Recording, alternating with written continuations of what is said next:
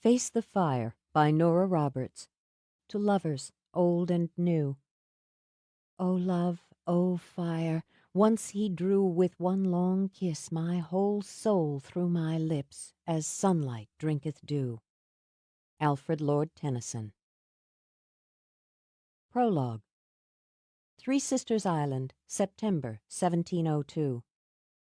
Her heart was broken. The jagged shards of it stabbed at her soul until each hour, each moment of what her life had become was a misery. Even her children, those she had carried in her body, those she carried for her lost sisters, were no comfort. Nor was she, to her great shame, any comfort to them. She had left them, even as their father had left them. Her husband, her lover, her heart, had returned to the sea, and the parts of her that were hope and love and magic had died that day. Even now he would not remember the years they'd had together, the joy of them. He would not remember her, or their sons, their daughters, the life they'd made on the island. Such was his nature, such was her fate. And her sisters, she thought as she stood on the cliff she loved, above a sea that boiled and bucked. They, too, had been fated to love and to lose. The one who was heir had loved a handsome face and kind words that had disguised a beast who had shed her blood. He had murdered her for what she was, and she had not used her power to stop him. And so the one who was earth had raged and grieved and built her hatred stone by stone until it had become a wall that no one could breach. She had used her power for vengeance, forsaken her craft, and embraced the dark. Now the dark closed in, and she who was fire was alone with her pain. She could fight it no longer, could find no purpose for her own life. The dark whispered to her in the night, its sly voice full of lies. Even knowing them for what they were, she was tempted by them. Her circle was broken, and she could not, would not, withstand alone. She felt it, creeping closer now, sliding along the ground in a filthy fog. It hungered. Her death would feed it, and still she could not face life. She lifted her arms so the flame of her hair snapped in the wind that she called up with a breath. She had such powers left in her, and the sea howled in response, the ground beneath her shuddered, air and earth and fire, and the water that had given her great love then had stolen it away again. This last time they were hers to command again. Her children would be safe, she had seen to that. Their nurse would tend them, teach them, and the gift, the brightness, would be passed down. The darkness licked along her skin, cold, cold kisses. She teetered on the edge, will straining against will as the storm within her, and the storm she'd conjured, raged. This island, she thought, that she and her sisters had conjured for safety from the ravages of those who would hunt and kill them, would be lost. All would be lost. "You are alone," the darkness murmured. "You are in pain. End the loneliness. End the pain." And so she would, but she would not forsake her children or the children that came from them. Power was still in her, and the strength and wit to wield it. 100 years times 3, this Isle of the Sisters is safe from thee. From her reaching fingers, light whipped, spun, a circle in a circle.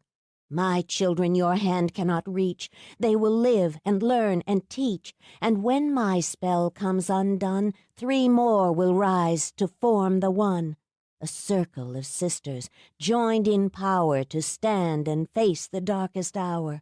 Courage and trust, justice with mercy, love without boundaries are the lessons 3. They must, by free will, join to face their destiny. If this they fail, 1, 2, or 3, this island will sink into the sea. But if they turn back the dark, this place will never bear your mark. This spell is the last cast by me. As I will, so mote it be. The darkness snatched at her as she leaped, but could not reach her. As she plunged toward the sea, she hurled her power around the island where her children slept like a silver net. 1. Three Sisters Island, May 2002. It had been more than 10 years since he'd stood on the island, over a decade since he'd seen, except in his mind, the wedges of forest, the scatter of houses, the curve of beach and cove, and the drama of the cliffs where the stone house stood beside the white lance of the island lighthouse. He shouldn't have been so surprised by the pull and tug, or by the sheer simplicity of pleasure. Sam Logan was rarely surprised, but the delight in seeing what had changed and what hadn't surprised him by its depth. He'd come home, and hadn't realized, not completely, what that meant to him until he'd gotten there. He parked near the ferry dock because he wanted to walk, to smell the salty spring air, to hear the voices from the boats, to see the life flowing along on the little bump of land off the coast of Massachusetts. And perhaps, he admitted, because he wanted a little more time to prepare himself before seeing the woman he'd come back for. He didn't expect a warm welcome. The fact was, he didn't know what to expect from Mia. Once he had. He'd known every expression on her face, every inflection of her voice. Once she would have been standing on the dock to meet him, her glorious red hair flying, her smoky eyes alight with pleasure and promise. He'd have heard her laugh as she raced into his arms. Those days were over, he thought, as he climbed the road toward High Street and the stretch of pretty shops and offices. He'd ended them and had exiled himself deliberately from the island and from Mia. Now he was deliberately ending that exile. In the time between, the girl he'd left behind had become a woman. A businesswoman, he thought, with a half-laugh. No surprise there. Mia had always had a head for business and a view for profit. He intended to use that, if need be, to wheedle his way back into her good graces. Sam didn't mind wheedling, as long as he won. He turned on High Street and paused to take a long look at the Magic Inn. The Gothic stone building was the island's only hotel, and it belonged to him. He had some ideas that he intended to implement there, now that his father had finally released the reins. But business would wait, for once, until the personal was dealt with. He continued walking, pleased to see that while traffic was light, it was steady. Business on the island, he decided, was as good as reported. He had a long stride, and it ate up the sidewalk quickly. He was a tall man, nearly 3 inches over 6 feet, with a rangy, disciplined build more accustomed in the last years to tailored suits than the black jeans he wore today. The long, dark coat he wore against the brisk breeze of early May billowed behind him as he walked. His hair was black as well, and, wind-blown now from the ferry ride from the mainland, swept past his collar. His face was lean, the long bones of his cheeks well defined. The planes and angles were softened somewhat by a full and sculpted mouth, and with those black wings of hair flying back, presented a dramatic picture. His eyes were alert as they scanned what had been and would be again his home. Somewhere between blue and green, they were the color of the sea that surrounded the house, framed by dark lashes and brows. He used his looks when it suited him, just as he used charm or ruthlessness. Whatever tools came to hand were employed to reach his goal. He'd already accepted that it would take everything at his disposal to win Mia Devlin. From across the street, he studied Café Book.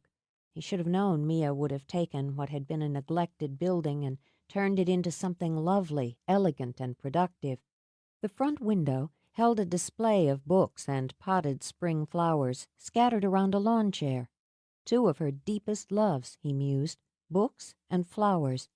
She'd used them both in a way that suggested it was time to take a break from the yard work, sit down, and enjoy the fruits of the labor with a ride in a story. Even as he watched, a couple of tourists, he hadn't been away so long he couldn't tell tourists from islanders, walked into the bookstore.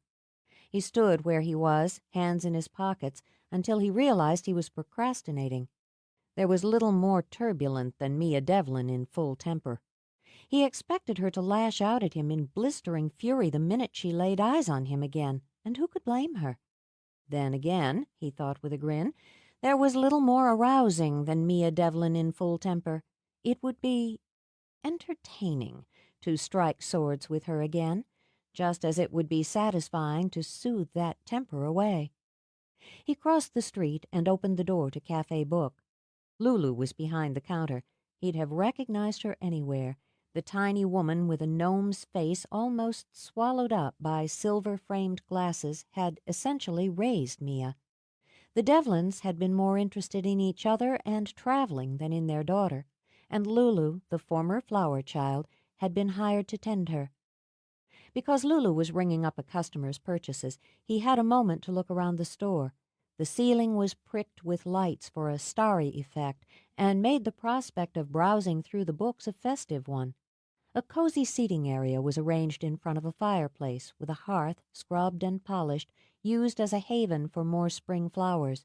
The scent of them sweetened the air, as did the pipes and flutes playing softly on the speaker system. Glossy blue shelves held books, an impressive array, he reflected as he wandered through, and as eclectic as he would have expected of the proprietor.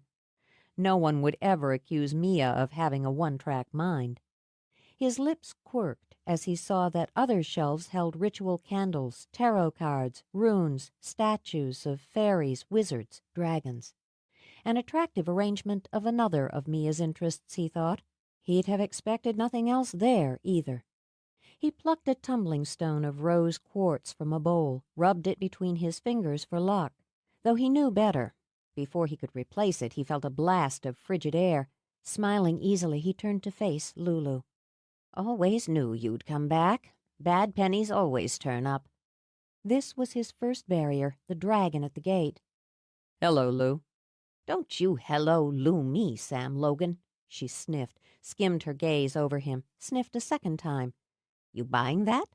Or do I call the sheriff and have you hauled in for shoplifting?" He laid the stone back in the bowl. "How is Zach?"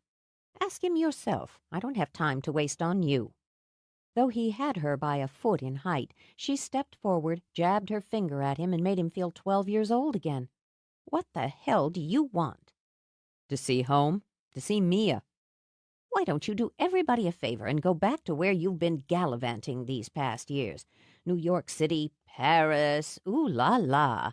We've all done fine without you taking up space on the sisters." "Apparently." He gave the store another casual look. He wasn't offended. A dragon in his mind was meant to be devoted to its princess. In his memory, Lulu had always been up to the job. "Nice place. I hear the cafe's particularly good, and that Zach's new wife runs it." "Your hearing's just fine. So listen up. Go on and git." Not offended, no, but his eyes turned edgy, the green in them deepening. "I came to see Mia." "She's busy. I'll tell her you stopped by." "No, you won't," he said quietly, "but she'll know in any case." Even as he spoke, he heard the sound of heels on wood. It could have been a dozen women descending the curving steps in high heels, but he knew. As his heart stumbled in his chest, he stepped around the bookshelves and saw her just as she made the last turn.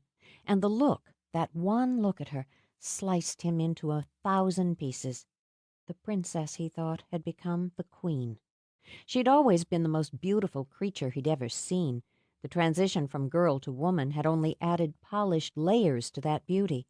Her hair was as he remembered it, a long tumble of flaming curls around a face of rose and cream.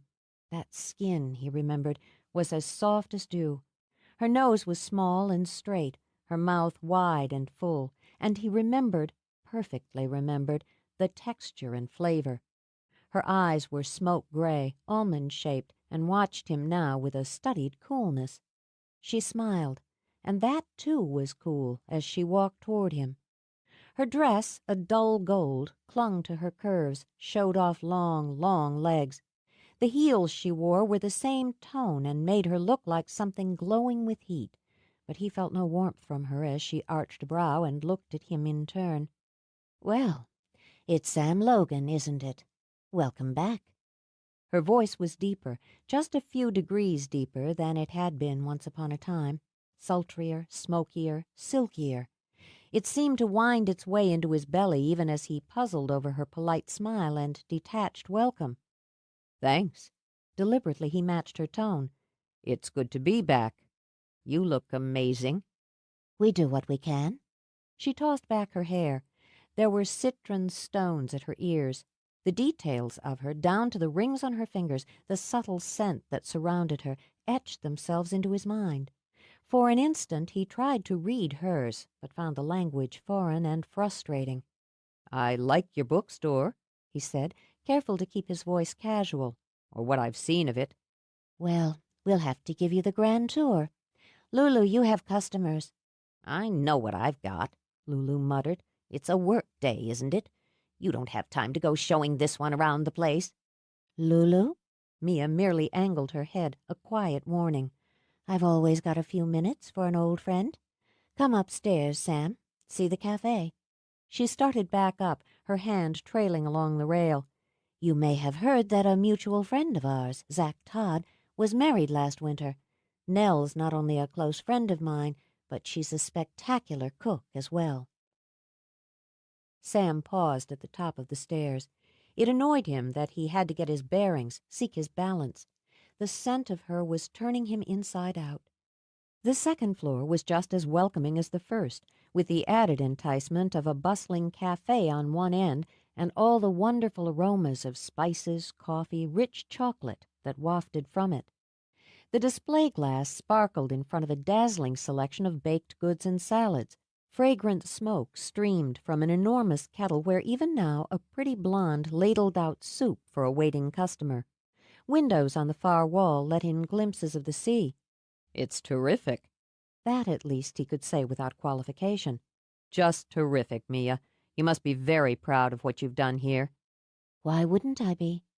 There was a bite, a quick, nasty nip in the tone that had him looking back at her. But she only smiled again, gestured with an elegant hand that sparkled with rings. "Hungry?" "More than I'd counted on." A glimpse of that bite snapped for an instant in those smoke-gray depths before she turned and led the way to the counter. "Nell, I have a man with an appetite." "Then he's come to the right place." Nell grinned, her dimples fluttering, her blue eyes friendly when they met Sam's. "Our soup of the day is chicken curry. Special salad is shrimp diablo, and the sandwich of the day is grilled pork and tomato on olive loaf, plus our regular fare," she added, tapping the counter menu, "with our vegetarian offerings." Zach's wife, Sam thought. It was one thing to realize that his oldest friend had taken the plunge, and another to see the reason why. It gave him yet one more jolt. "Quite a selection." "We like to think so." "You can't make a bad choice when Nell's prepared it," Mia told him. "I'll just leave you in her capable hands for the moment. I do have work. Oh, Nell, I should have introduced you. This is an old friend of Zach's, Sam Logan." "Enjoy your lunch," she said, then walked away. Sam watched surprise race over Nell's pretty face, then every bit of warmth drain away. "What can I get you?" "Just coffee for now. Black. How's Zach?" "He's very well, thank you." Sam drummed his fingers on his thigh. Another guard at the gate, he thought, and no less formidable than the dragon for all the soft looks. "And Ripley? I heard she got married just last month." "She's very well and very happy." Nell's mouth formed a firm, unwelcoming line as she set his coffee in a to-go cup on the counter. "No charge. I'm sure Mia doesn't want or need your money. They serve a very nice lunch at the Magic Inn, as I'm sure you know." "Yes, I know. A pretty kitten, and very sharp claws," Sam mused. "Do you think Mia needs your protection, Mrs. Todd?" "I think Mia can handle anything." She smiled now, thin as a blade. "Absolutely anything." Sam picked up his coffee. "So do I," he agreed, then wandered off in the direction Mia had gone. The bastard! Once she was behind the closed door of her office, Mia let out a splinter of the rage. Even that had books and knickknacks on her shelves rattling and jumping. That he would have the nerve, the insensitivity, the stupidity to waltz into her store, to stand there and smile at her as if he expected her to shout for joy and jump into his arms, and to look baffled when she hadn't. Bastard! She clenched her fists, and a thin crack snaked across the glass of her window. She'd known the moment he'd walked in, just as she'd known the instant he'd come onto the island. It had washed over her, flooded into her as she'd sat at her desk completing a stock order. Pain, shock, joy, fury, all so intense, all so immediate, she'd been dizzy from them. One stunning emotion slamming into another, leaving her weak and trembling. And she'd known he was back. 11 years! He'd walked away from her, leaving her hurting and helpless and hopeless. It still shamed her to remember the quivering mass of confusion and grief she'd been for weeks after he'd gone. But she'd rebuilt her life on the ashes of the dreams that Sam had burned beneath her. She'd found her focus and a kind of steady contentment. Now he was back. She could only thank the fates that her foreknowledge had given her time to compose herself. How humiliating it would have been if she'd seen him before she'd had a chance to prepare herself, and how satisfying it had been to see that flicker of surprise and puzzlement cross his face at her cool and casual greeting. She was stronger now, she reminded herself. She was no longer the girl who had laid her heart, bleeding and broken, at his feet. And there were more, many more important things in her life now than a man. Love, she thought, could be such a lie. She had no place and no tolerance for lies. She had her home, her business, her friends. She had her circle again, and that circle had a purpose. That was enough to sustain her. At the knock on the door, she blocked her feelings, her thoughts again, then slid onto the chair behind her desk. "Yes, come in." She was scanning the data on her monitor when Sam stepped inside. She glanced over absently with just the hint of a frown in her eyes. "Nothing on the menu to tempt you?" I settled for this. He lifted the coffee, then pried off the top and set it on her desk. Nell's very loyal. "Loyalty's a necessary quality in a friend, to my mind." He made some sound of agreement, then sipped the coffee. She also makes superior coffee. "A necessary quality in a cafe chef." She tapped her fingers on the desk in a gesture of restrained impatience. "Sam, I'm sorry. I don't want to be rude. You're more than welcome to enjoy the cafe, the store. But I have work." He studied her for one long moment, but that slightly annoyed expression on her face didn't waver. I won't keep you then. Why don't you just give me the keys and I'll go off and settle in? Baffled, she shook her head. "Keys?" To the cottage, your cottage. "My cottage? Why on earth would I give you the keys to the yellow cottage?" Because, Delighted to have finally broken through that polite shield, he drew papers out of his pocket. we have a lease. He set the papers on her desk, leaning back when she snatched them up to read. Celtic Circle's one of my companies, He explained as she scowled at the names. and Henry Downing's one of my attorneys. He leased the cottage for me. Her hand wanted to tremble. More, it wanted to strike. Deliberately, she laid it, palm down, on the desk. "Why?" I have attorneys to do all manner of things for me, Sam said with a shrug. Added to that, I didn't think you would rent it to me. But I did think, was sure, that once a business deal had been made, you'd keep your end. She drew in a long breath. "I meant, why do you need the cottage? You have an entire hotel at your disposal." I don't choose to live in a hotel, nor to live where I work. I want my privacy and my downtime. I won't get either if I stay at the hotel. Would you have rented it to me, Mia, if I hadn't gone through the lawyer?" Her lips curved now sharply. "Of course. But I'd have bumped up the monthly rent considerably." He laughed, and more on balance than he'd been since that first sight of her, drank more coffee. A deal's a deal, and maybe it was meant. Since my parents sold our house to Ripley's new husband, I can't set up housekeeping there. Things usually happen the way they're supposed to happen. "Things happen," was all she said. She opened a drawer, took out a set of keys.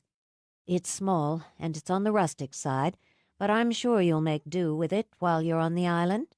She set the keys on the desk, on top of his copy of the lease. I'm sure I will. Why don't you have dinner with me tonight? We can catch up. "No, thank you." He hadn't meant to ask, not so soon. It irked him that the words had escaped. Some other time, then. He rose, pocketed the keys, the lease. "It's good to see you again, Mia." Before she could evade it, he laid his hand over hers on the desk. Something sparked, visibly. The air sizzled with it. "Ah," was all he said, and tightened his grip. "Take your hand off me." She kept her voice low, spoke slowly while looking directly into his eyes. "You have no right to touch me." "It was never about rights with us, and all about need." Her hand wanted to tremble. Sheer will kept it steady. "There is no us now, and I no longer need you." It hurt. A bright, swift pain twisted in his heart. "But you do, and I need you. There's more to be considered than old bruised feelings." "Bruised feelings." She repeated the phrase as if it were a new language. "I see. Be that as it may, you will not touch me without my permission. You don't have it." "We're going to have to talk." "That implies we have something to say to each other." She allowed some of the anger to surface and coated it with disdain. "Right at this moment, I don't have anything to say to you. I want you to leave. You have the lease, you have the keys, you have the cottage. That was clever of you, Sam. You always were clever, even as a boy. But this is my office and my store." "My island," she nearly said, but bit it back in time. "And I don't have time for you." When his grip loosened, she slid her hand free. The air cleared. "Let's not spoil your visit with a scene. I hope you'll like the cottage. If you have any problems with it, let me know." "I will. Enjoy it and let you know." He turned to the door, opened it. "Oh, Mia, this isn't a visit. I'm here to stay." He saw with vicious pleasure her cheeks go pale just before he shut the door. He cursed himself for that, and for bungling the first steps. His mood remained foul as he stalked downstairs and out of the store under Lulu's steely stare. He turned away from the docks where he'd parked, away from the cottage where he would live for a while, and headed toward the police station. He could only hope that Zack Todd, now Sheriff Todd, would be in. By God, Sam thought, he'd like one person, one goddamn person, to welcome him home and mean it. If he couldn't count on Zack for that, he was in a very sorry state. He hunched his shoulders against the brisk spring breeze, no longer appreciating it. She'd brushed him off like a fly, like a gnat. Not with a slash of temper, but with irritation. That snap of connection between them meant something. He had to believe that. But if anyone he knew could hold the line against fate, could press her will against it, it was Mia. Stubborn, prideful witch, he thought, then sighed. The fact that she was exactly that had always been part of her appeal for him. Pride and power were hard to resist. Unless he missed his guess, she had more of both now than she'd had at 19. That meant he had his work cut out for him, on a number of levels. He hissed out a breath and shoved open the door to the station house. The man who sat with his feet on the desk and a phone at his ear hadn't changed much. He'd filled out here, fined down there. His hair was still unruly, still sun-streaked brown. His eyes were the same sharp, pure green, and they widened as they studied Sam's face. "Hey, let me get back to you. I'll have the paperwork faxed over by the end of the day. Yeah. Right, I have to go." Zack swung his feet from desk to floor as he hung up the phone. Then he unfolded himself and stared, grinning, at Sam. "Son of a bitch, it's Mr. New York City.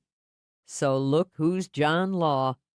Zack crossed the small office area in 3 strides on battered high tops and caught Sam in a bear hug. More than relief rippled through Sam, for here was welcome and the uncomplicated affection and bone-deep bond that had sprung from childhood. The years between the boy and the man fell away. "It's good to see you," he managed. "Right back at you." Zack eased away, took stock. Pure pleasure flashed in his grin. "Well, you didn't get fat and bald from sitting behind a desk." Sam shot a look at Zack's cluttered work area. "Neither did you, Sheriff." "Yeah, so remember who's in charge and keep your nose clean on my island." "What the hell are you doing here?" Want some coffee? If you're calling what's in that pot coffee, I'll pass, thanks. And, I've got business here. Long-term business. Zack pursed his lips as he poured muddy coffee into a mug. The hotel? For one thing. I bought my parents out. It's mine now. Bought them. Zack shrugged, eased a hip onto the corner of the desk. My family never did run like yours, Sam said dryly. It's a business, one that my father lost interest in. I haven't. How are your parents? Dandy. You just missed them. They came in for Ripley's wedding and stayed nearly a month. I almost thought they'd decided to move back permanently, but then they packed up their Winnebago and headed up to Nova Scotia. I'm sorry I won't get to see them. I've heard Rip's not the only one who got married. Yeah? Zack lifted his hand where his wedding ring glinted. I'd hoped you'd make it back for the wedding. I wish I could have. That was a real regret, one of many. I'm happy for you, Zack. I mean that. I know it. You'll be happier when you meet her. Oh, I met your wife. Sam's smile thinned. From the smell of that crap you're drinking, she makes better coffee than you. Ripley made it. Whatever. I'm just grateful your wife didn't pour hers over my head. Why would she? Oh. Zack puffed out his cheeks. Oh, well, then. Mia. He rubbed a hand over his chin. Nell and Mia and Ripley. The fact is... He broke off as the door swung open. Ripley Todd Book, vibrating from the brim of her ball cap to the toes of her scarred boots, glowered at Sam. Her eyes, the same green as her brother's, shot arrows of resentment. "Better late than never," she announced as she started forward. "I've been waiting for this for 11 years." Zack lunged toward her, caught her around the waist as she swung out. She had, he had reason to know, a keen right cross. Hold on, he ordered. Just hold the hell on. Hasn't mellowed, has she? Sam commented. He tucked his hands in his pockets. If she was going to plant a fist in his face, he'd just as soon she get it over with. Not a bit. Zack hefted her off her feet while she cursed at him. Her cap fell off, and her long dark hair tumbled over her furious face. Sam, why don't you give me a few minutes here? Ripley, cut it out, he ordered. You're wearing a badge, remember? Then I'll take it off before I punch him. She blew her hair out of her eyes, and they scorched the air between her and Sam. He deserves it. Maybe I do, Sam agreed, but not from you. Me is too much of a damn lady to bust your chops. I'm not. He smiled now. I always liked that about you. I'm renting the yellow cottage, he told Zack, and watched Ripley's mouth drop open in shock. Come on by when you have time. We'll have a beer. He decided the shock was complete when she didn't try to kick him as he walked to the door. He stepped outside again, took another long look at the village. He'd had a welcome from a friend, even if 3 women had formed a tight circle of resentment against him. For better or for worse, he thought, he was home. 2. The road to hell, Sam decided, was paved with intentions, and they didn't have to be good. He'd intended to stride back into Mia's life, face her fury, her tears, her bitterness. She was entitled to all of those, and he would be the last to deny it. He would have accepted her rage, her curses, her accusations. He'd intended to give her the opportunity to vent every drop of resentment she had harbored for him, and of course he'd intended then to sweep them aside and win her over. A done deal, in his calculations, in a matter of hours at best, days at worst. They'd been linked since childhood. What was 11 years compared to a bond of blood and heart and power? But he hadn't intended to face her cool indifference. Oh, she was angry with him, he thought as he parked in front of the cottage. But overlying the anger was a thick, icy shield. Chipping through that would take more than smiles, explanations, promises, even apologies. Lulu had blasted him, Nell had slapped at him, and Ripley had bared her teeth. Mia had done none of those things, but her response had leveled him as none of the others had or could. It stung to have her look at him with a kind of studied disdain, particularly since seeing her again had stirred all the memories inside him, churning them with fresh spurts of lust, longing, love. He had loved her, obsessively, outrageously, and that had been the root, or one of the many tangled roots, of the problem. As he turned it over in his mind, he tapped his fingers idly on the steering wheel. He refused to believe she didn't still care for him. There had been too much between them, too much of them, for there to be nothing left. And if there'd been nothing, that spark, that one instant of connection when their hands had touched, wouldn't have happened. He was going to hold on to that, Sam thought, as his hands tightened and released on the wheel. Whatever else came down, he was holding on to that one spark. A determined man could build one hell of a blaze from one good spark. Winning her back, doing what must be done, facing what must be faced would be a challenge. His lips quirked. He'd always enjoyed one. He would have to do more than chip through Mia's ice. He'd have to get past the dragon, and Lulu was no pushover. And he'd have to deal with the women who flanked Mia, Nell Todd with her quiet disapproval, and Ripley with her infamous temper. When a man had to wage a battle against 4 women, that man had best have a plan, and very thick skin, or he would be ground to dust in a heartbeat. He'd work on it. Sam swung out of the car, rounded back to the trunk. There was time. Not as much as he might have liked under the circumstances, but there was time. He hefted 2 suitcases out of the trunk, started up the walk, then stopped and took his first real look at what would be his home for the next weeks. Well, it was charming, he realized. Neither the photographs he'd studied nor his memory had done the cottage justice. It had been white once, as he recalled, and a bit run down. The yellow paint warmed it, and the flower beds, just sprouting with spring, cheered it.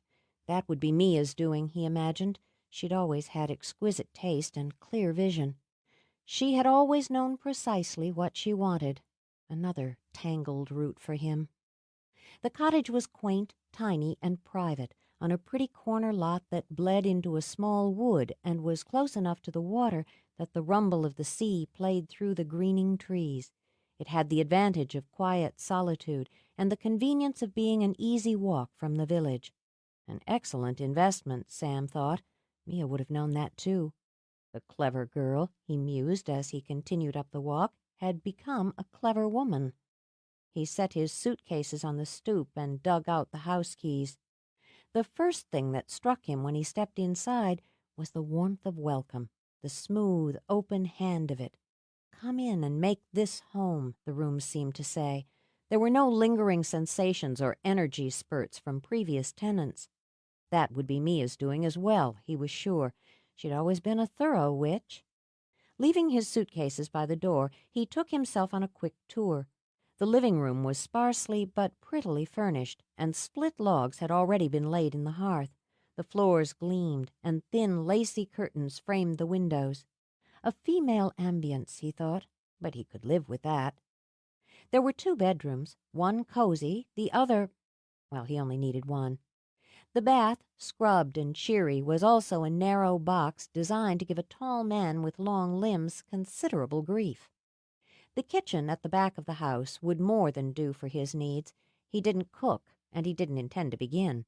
He opened the back door to find more flower beds, an herb garden already thriving, and a tiny patch of lawn that slid right into the spring woods. He could hear the sea and the wind and, if he listened carefully, the hum of a car heading to the village. Bird song and the playful yap of a dog.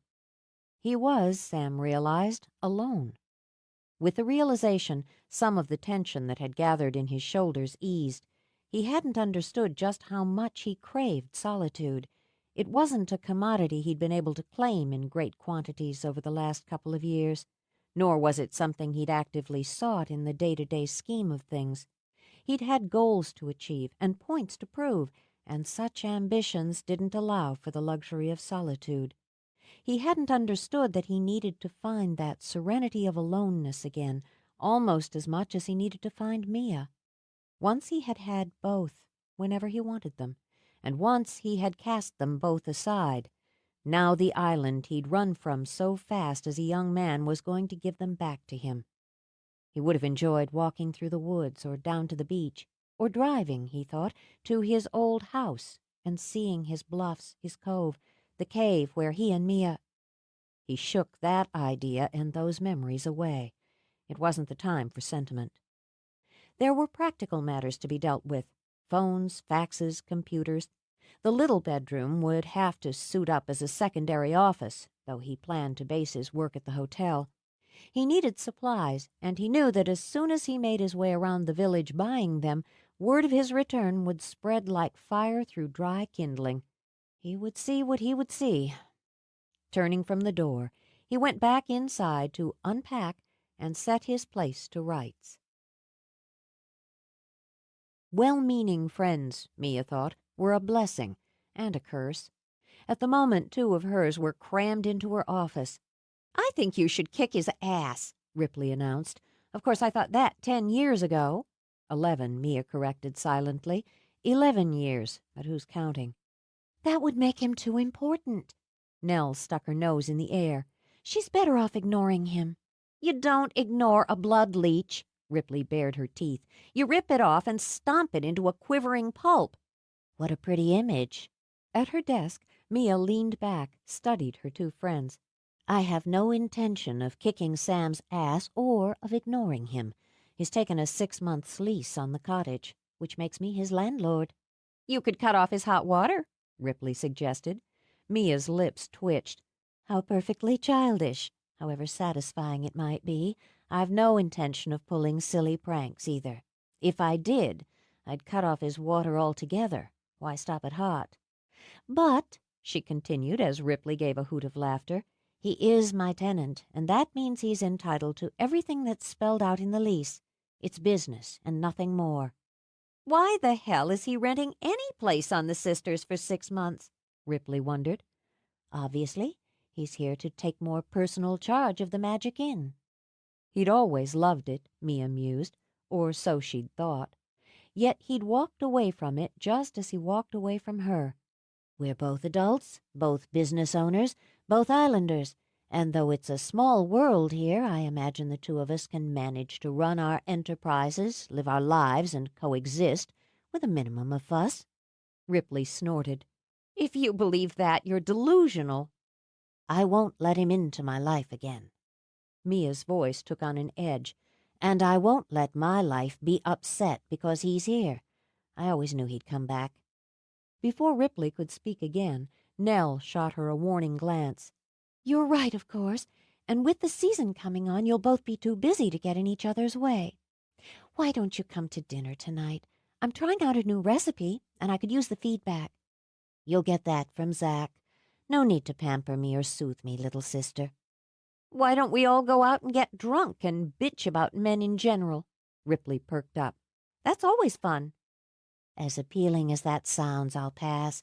I have a number of things to do at home. If I can get my work done here—" "She wants us to clear out," Ripley told Nell. "I get that," Nell sighed. It was hard, she thought, to want so badly to help and not know how. "All right. But if there's anything you need or want, I know.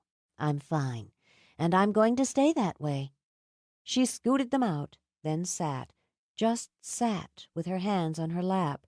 It was self-defeating to tell herself she would work or to pretend she could move through this particular day as if it were any other day.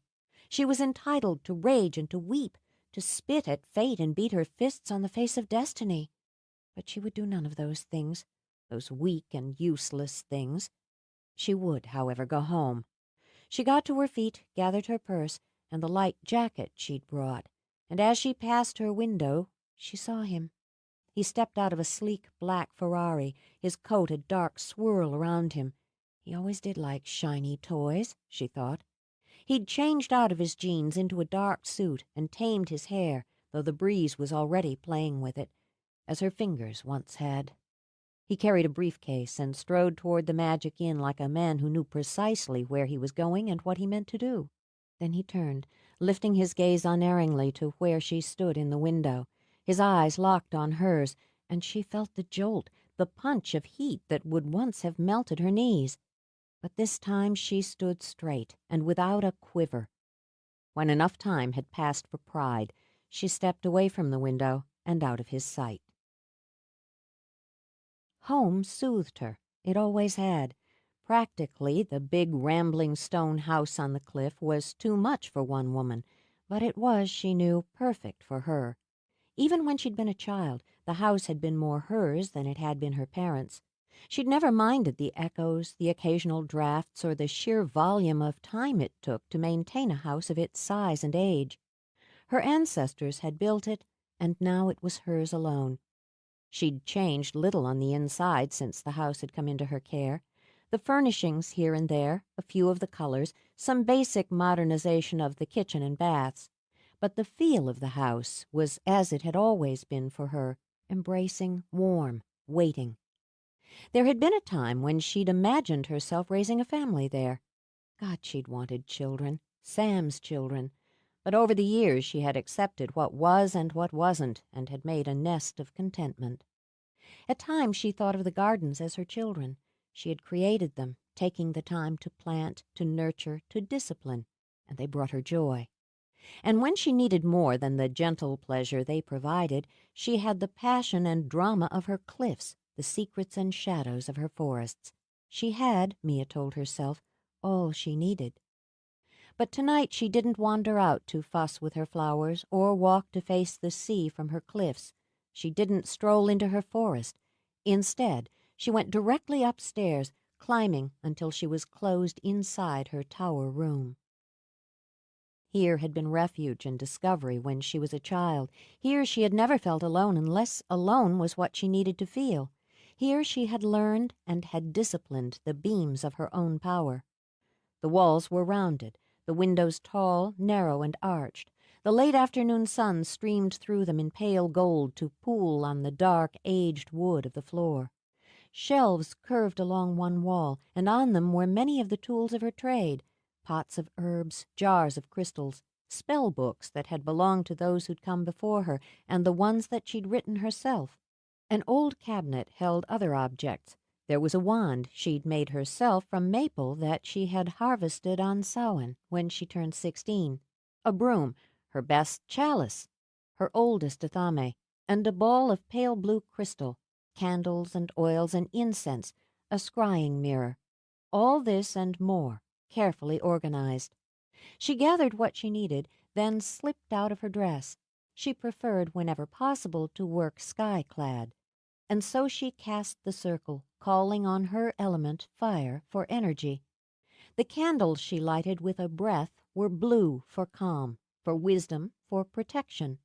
She had performed this ritual before, several times in the past decade. Whenever she felt her heart weaken or her purpose waver, she admitted that if she hadn't done so, she would have known Sam was coming back to the sisters before he'd arrived, so the years of relative peace had their price. She would block him again, block her thoughts and feelings from him and his from her. They would not touch each other on any level. "My heart and mind are mine to keep," she began, lighting incense, sprinkling herbs on still water. "When I wake and when I sleep, what once I gave with love and free will, I take back to me and hold calm and still. Then lovers, now strangers without joined destiny. As I will, so mote it be." With her cupped palms lifted, she waited for the cool flow of serenity, the stream of confidence that would indicate her ritual was complete. As she watched, the cup of herb-scattered water began to shiver. Water lapped against the rim in quiet, teasing waves. She fisted her hands, fought back her own temper. Focusing her energy, she punched magic against magic. "My circle is closed to all but me. Your tricks are foolish and bore me. Do not enter what's mine again without invitation." At the flick of her fingers, the lights from the candles streamed up, lancing to the ceiling. Smoke from them billowed, spread, and blanketed the surface of the water. Even then she couldn't find her calm or get a clean grasp of her temper. He would dare test his power against hers, and in her own home? So he hadn't changed, she decided. Samuel Logan had always been an arrogant witch, and his element, she thought, hating herself when the first tear escaped, was water.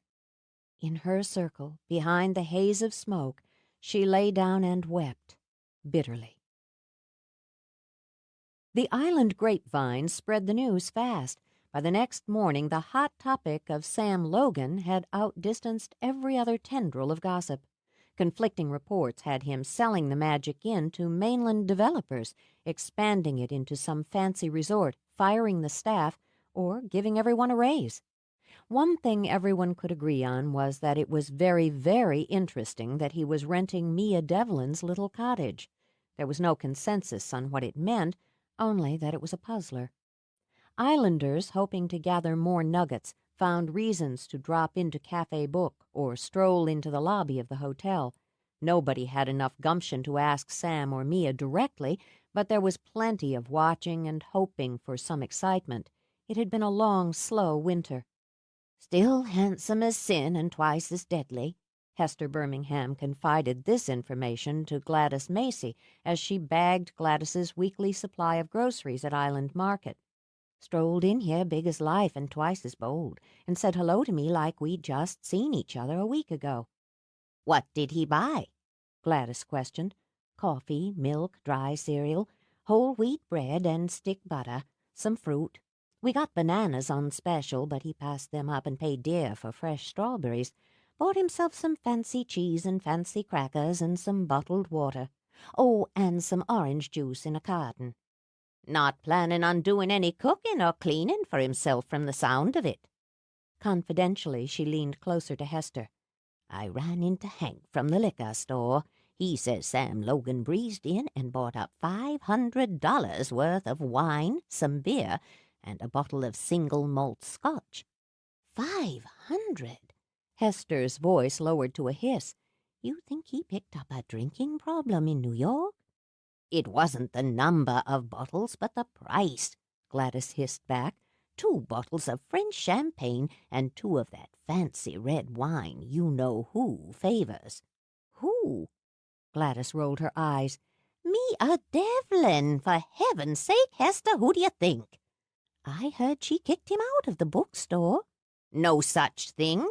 He walked in and out again under his own steam. I know that for a fact because Lisa Bigelow was in the cafe having lunch with her cousin from Portland when he was there. Lisa ran into my daughter-in-law at the Pump and Go and told her the whole story." "Well," Hester liked the first story better. "Do you think Mia will put a whammy on him?" "Hester Birmingham, you know Mia doesn't do whammies. What a thing to say." Then she laughed. "But it sure will be interesting seeing what she does do. I think I'll go put these groceries away, then go buy myself a new paperback novel and a cup of coffee." "You call me if anything develops." Gladys winked as she rolled her loaded cart away. "You can take that to the bank." Sam was well aware that tongues were wagging. He'd have been disappointed if they hadn't, just as he'd expected to read trepidation, resentment, and puzzlement when he called a morning meeting with all department heads at the hotel. Some of the trepidation eased when it became clear that a mass firing was not on the agenda, and some of the resentment increased when it became clear that Sam intended not only to take an active role in the running of the hotel, but to make some changes as well.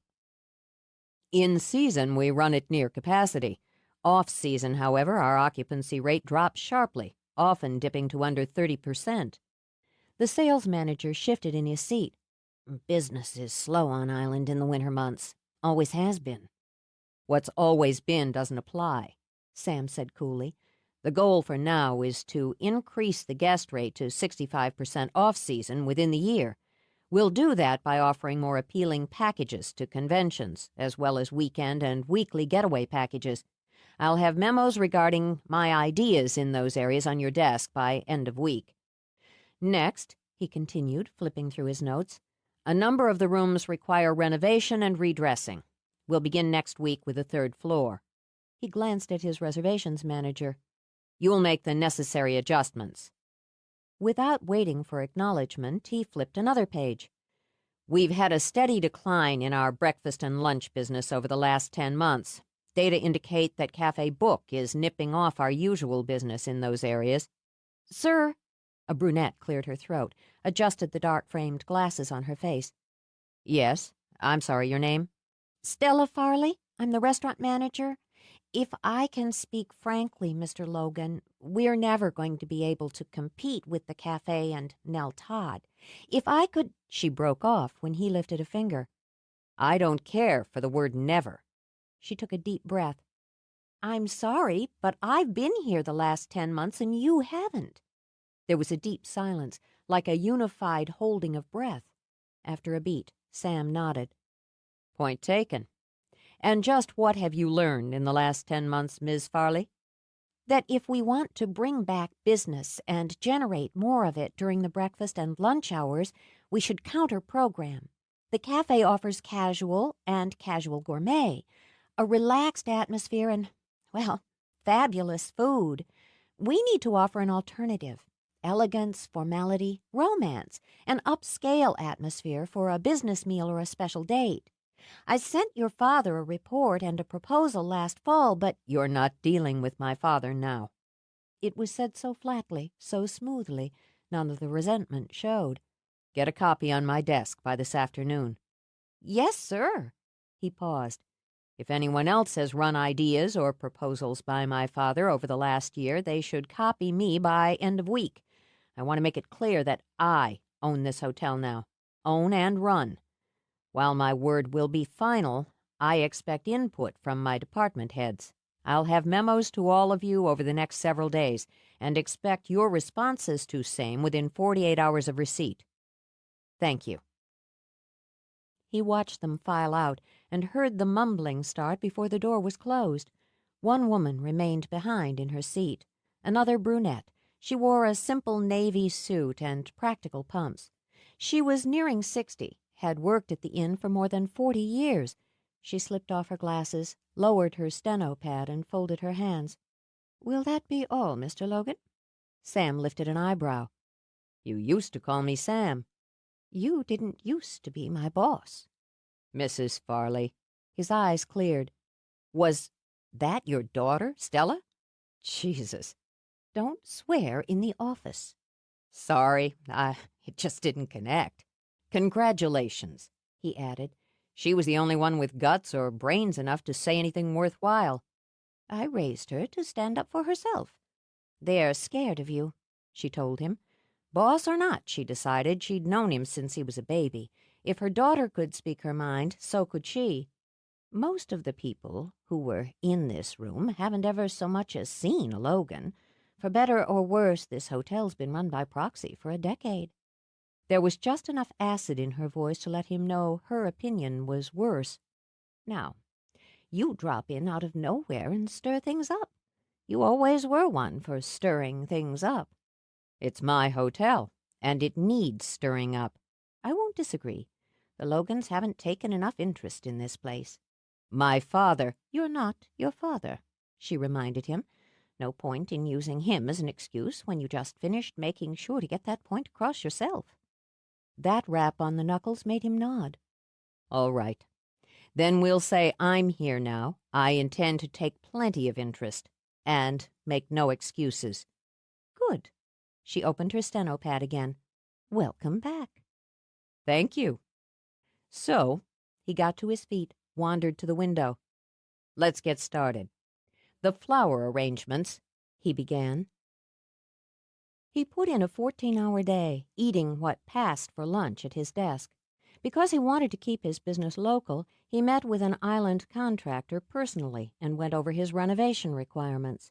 He instructed his assistant to order updated equipment for his office, then set up a meeting with the head of Island Tours. He reran figures, reviewed proposals, refined and solidified random ideas.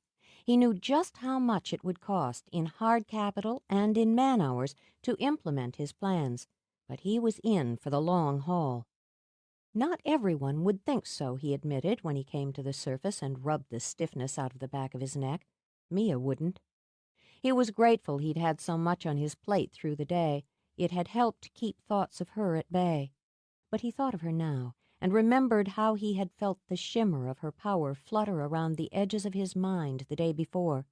He'd pressed back at it, poked through it momentarily, and had seen her clearly, kneeling in her tower room, her body washed by pale gold light, her hair a fiery fall to her shoulders. Her birthmark, the tiny pentagram high on her thigh, had shimmered. He had no doubt it had been that momentary jolt of desire that had allowed her to snap the link between them so quickly, so easily. No matter. It had been wrong of him to intrude on her the way he had. Rude and wrong, and he'd been sorry for it almost as soon as he'd done it. He would have to apologize for it, of course. There were rules of conduct that neither intimacy nor animosity could excuse breaking. No time like the present, he decided. He culled the most pressing paperwork and tucked it in his briefcase. He'd speak to Mia, then grab some takeout and finish his work at home over a meal. Unless he could convince her to have dinner with him as a peace offering, then work could wait. He walked out of the hotel just as Mia stepped out of the bookstore across the street. They stood where they were a moment, each obviously caught off guard. Then she swiveled on her heel and walked toward a spiffy little convertible. He had to dash across the street to catch her before she slipped into it. "Mia, a minute." "Go to hell." "You can send me there after I apologize."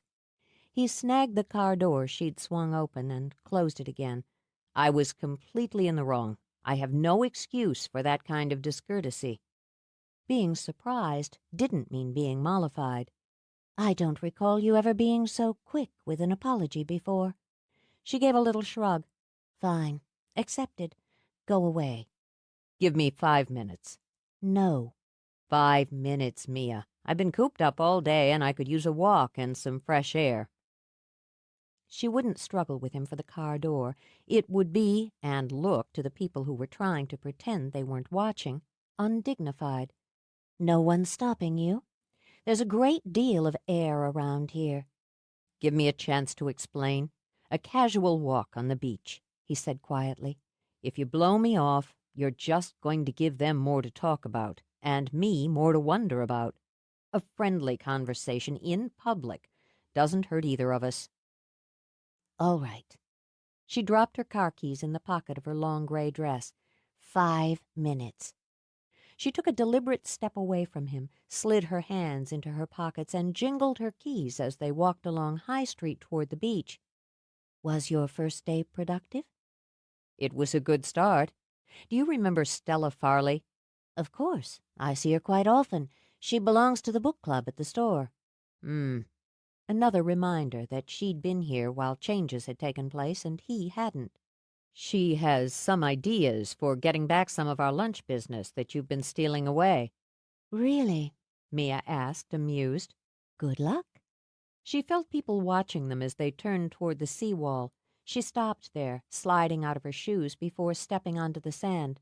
"I'll carry them." "No, thanks." The sea was warm blue, deeper toward the horizon. Shells heaved up by the last high tide scattered the shore. Gulls circled, wheeled, cried.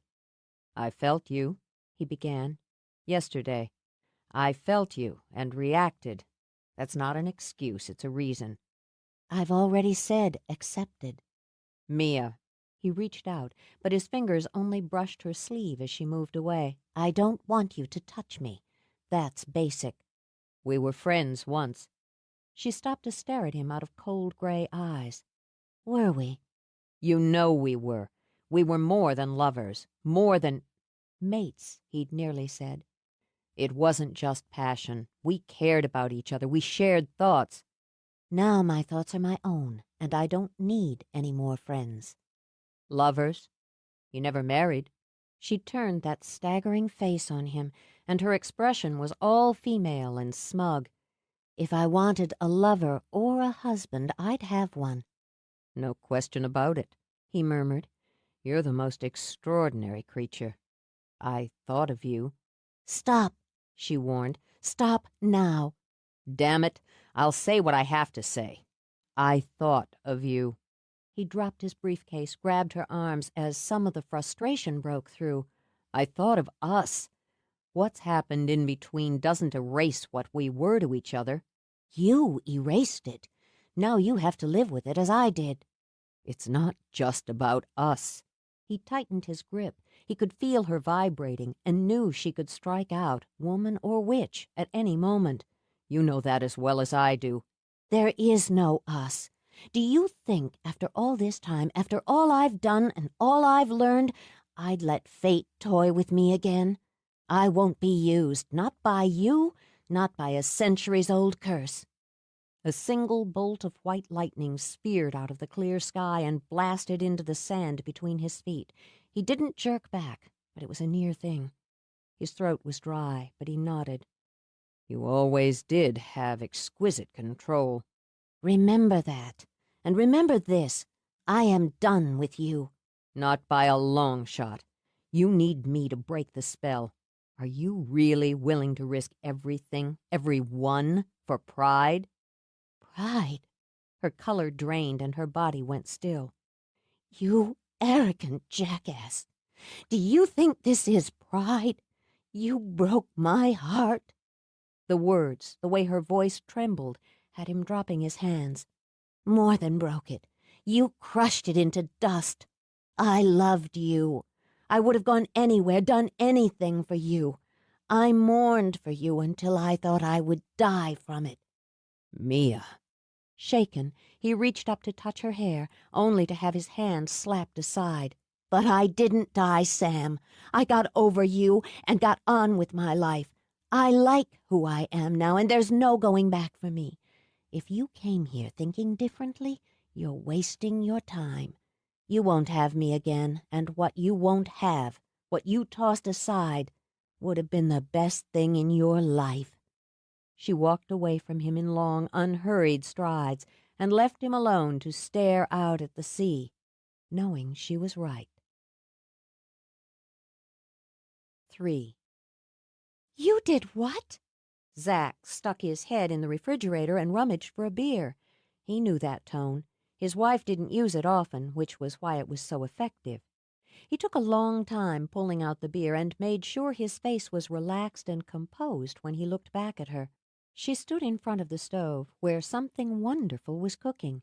She had a wooden spoon in her fist, and her fists on her hips. He thought she looked like an outraged and very sexy Betty Crocker, but he figured it wouldn't be healthy to say so just at the moment. I invited Sam to dinner. He smiled when he said it and twisted the top off the beer. You know how I like to show off my beautiful wife's incredible cooking. When she only slitted her eyes, he took a deep gulp from the bottle. Problem? You never mind company for dinner. I don't mind company, but I do mind sleazeballs. Nell, Sam might have been a little reckless as a kid, but he was never sleazy, and he's one of my oldest friends. And he broke the heart of one of my friends, and yours. He left her flat and went off to New York to do God knows what for more than 10 years. Then, she continued, working up a fine rage, he slithers back on island and expects everyone to greet him with open arms. She slapped the spoon on the counter. I, for one, am not interested in tuning up the brass band for Sam Logan. How about just one trumpet player? You think this is a joke? She swiveled on her heel and strode to the back door. He managed to get there in time to brace a hand on the door. No, sorry. Nell, he ran his hand over her cap of hair. Look, I'm sorry about what happened between Sam and Mia. I was sorry then, and I'm sorry now. The fact is, I grew up with Sam, and we were friends. Good friends. Isn't were the operative word? Not for me. And for Zack, it was just that simple. Mia matters to me, and so does he. I don't want to be put in the position of taking sides, not in my own home. More than that, more than anything, I don't want you and me at odds over it. But I shouldn't have asked him to dinner without talking to you first. I'll go head him off. She bit back a sigh, but couldn't quite master the pout. You're doing that to make me feel small and low. He waited a beat. Did it work? Yes, damn it. She gave him a little shove. Get out of my way. If we're having company for dinner, there's no point in burning it. But he didn't move aside. Instead, he took her hands and squeezed. Thanks. Don't thank me until I've gotten through the evening without giving him hives or warts. Gotcha. How about I set the table? How about you do? You want candles? Yeah, black ones. She smirked as she walked over to check her wild rice. To ward off negative energy. Zack heaved out a breath. Should be some evening. Sam brought a good wine and sunny yellow daffodils, but she wasn't mollified. She was polite, brutally so, and served the wine on the comfortable front porch with canapes that she'd tossed together at the last minute. Sam wasn't sure if she meant that to be friendly or to illustrate that he would be admitted to her home in stages.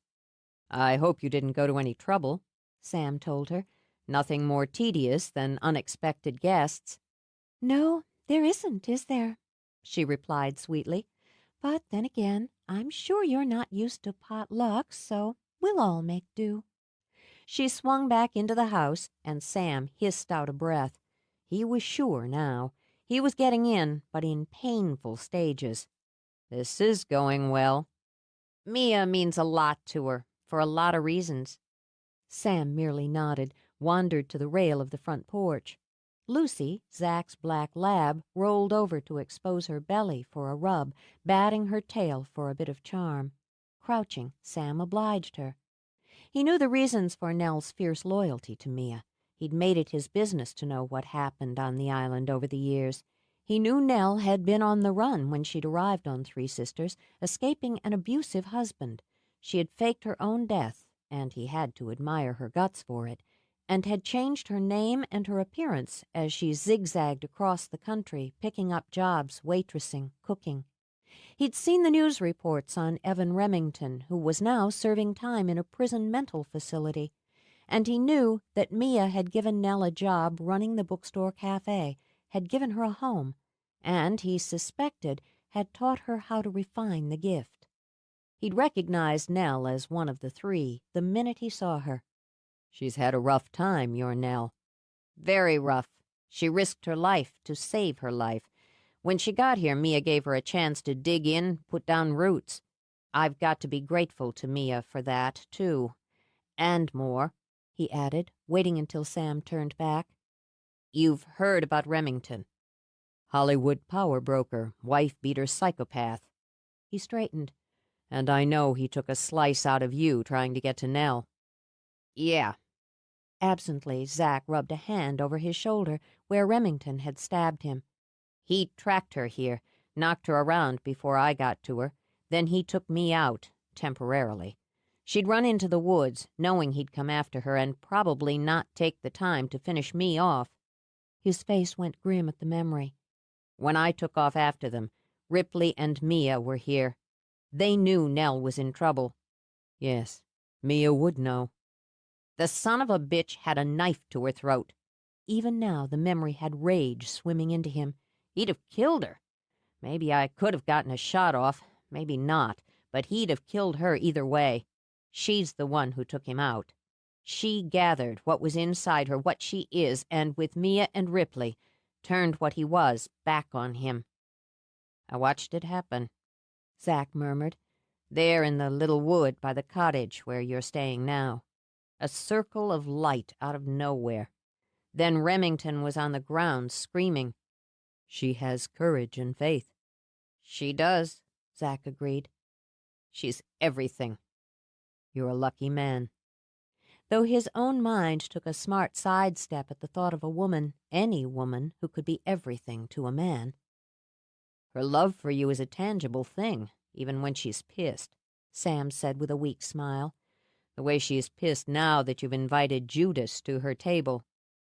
Why did you do it? Why did you leave? Sam shook his head. A lot of reasons. Some I'm still figuring out.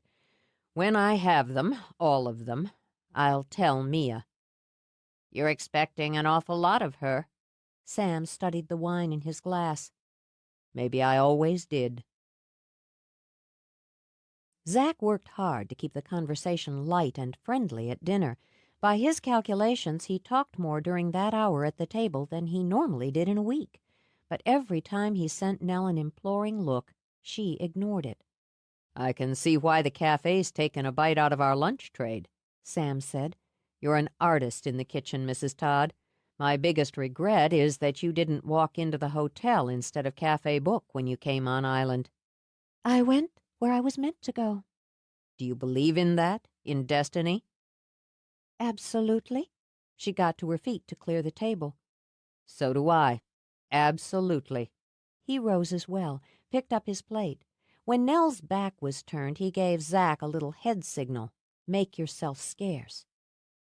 Weighing his wife's ire against the sheer exhaustion of playing buffer, Zack pushed away from the table. I need to round up Lucy, he said, and using his dog as an excuse, he hurried out. Nell sent a fulminating look at his retreating back. Why don't you go on with Zack? I'll make a pot of fresh coffee in a minute. Absently, Sam reached down to pet the gray cat that had uncurled from under the table to stretch. It hissed at him. I'll just give you a hand, he said, after barely saving his hand from a nasty swipe. He saw Nell give the cat he'd heard her call Diego a small, approving nod. I don't want a hand. You don't want my hand, Sam corrected. Zack's the best friend I ever had. Rather than spare him a look, Nell opened the dishwasher and began loading. You have an odd way of defining friendship. However I define it, it's a fact. He matters to both of us, so for his sake I hope we can call a truce. I'm not at war with you. He glanced at the cat again. It had plopped down beside its mistress to wash and watched Sam narrowly. You'd like to be. Fine. She slammed the dishwasher door, turned. I'd like to hang you by your toes for what you did to Mia, and while you're hanging by your toes, I'd like to start a nice, steady fire under you so you'd roast slowly and in great pain. And while you were roasting slowly and in great pain, I'd like to— I get the picture. If you do, you know just how useless it is for you to try to charm me. Did you make all the right choices? The best choices, the wisest choices when you were 20? She slapped on the hot water, squirted soap under the stream. I never deliberately hurt someone. And if you had, deliberately or otherwise, how long would you expect to be punished for it? Damn it! He swore as she ignored him, then switched the water off himself. She cursed right back, lifted a hand to turn it on again. Infuriated, he closed his hand over hers. Light, shimmering blue sparked between their meshed fingers. Nell went very still as her anger slid under shock. She left her hand in his as she shifted her body, angling it until they were face to face and she could look directly into his eyes. Why didn't anyone tell me? She demanded. I don't know. He smiled as the light mellowed to a glow. Sister. Baffled now, she shook her head. There are only 3 who form the circle. 3 who came from 3, but 4 elements. Yours is air, and she who was lacked your courage. Mine is water. You believe in destiny, in the craft. We're connected, and you can't change that. No. But she would have to think about it, hard and long. Slowly, she slid her hand from under his. I don't have to like it, or you. You believe in fate, in the craft, but not in forgiveness. I believe in forgiveness, when it's earned. He stepped away, jammed his hands in his pockets. I came here tonight planning on charming you, to scrape away a few layers of your resentment and dislike. Part of that was pride. It's tough having your oldest friend's wife detest you. He picked up the wine bottle, poured some into the glass she'd yet to clear. Part of that was strategy. He drank. I know very well that you and Ripley stand in front of Mia. I won't see her hurt again. And you're sure that's what I'll do? He brought his glass to the counter. Then I came into your home and felt what you and Zack have together, what you've made between you. I sat at your table and you fed me, though you'd rather have hung me by my toes. So instead of charming, I'm charmed. He glanced around the kitchen. It had always been a warm and friendly room. Once he'd been welcome there. I admire you for what you made out of your life, and I envy you your clear vision and your happy home. Zack's important to me. He looked back at her as she said nothing. "It's hard, I imagine, for you to buy that, but it's fact. I don't intend to do anything that complicates his relationship with you. I'll go out the back while he's busy with his Lucy." Nell dried her hands. "I haven't made coffee yet." He turned at the door, just looked at her, and she saw why Mia had fallen for him, not just the dangerous good looks, but in his eyes she saw so much power, so much pain. "I'm not forgiving you," she said briskly, "but if Zack considers you a friend, you must have some redeeming qualities, somewhere. Sit down, we're having trifle for dessert." She had humbled him, Sam thought later as he walked back to the cottage. The pretty blue-eyed blonde who'd been bitingly polite, then brutally frank, then cautiously understanding, all in one evening, had brought him to his knees. It was rare for him to want to earn someone's respect, but he now wanted badly to earn Nell Todd's. He walked to the beach as he had walked it as a boy, restlessly, and turned for home as he had as a boy, without any sense of pleasure. How could he explain that while he had loved the house on the bluff, it had never been his place? He'd had no regrets when his father had sold it. The cove, the cave, they had meant a great deal once, but the house itself had just been wood and glass, with so little warmth inside. Demands, yes, to be a Logan, to succeed, to excel. Well, he'd learned to do all three, but he wondered now what it had cost him. He thought again of the spirit in the Todd house. He'd always believed houses had spirits, and theirs was warm, affectionate.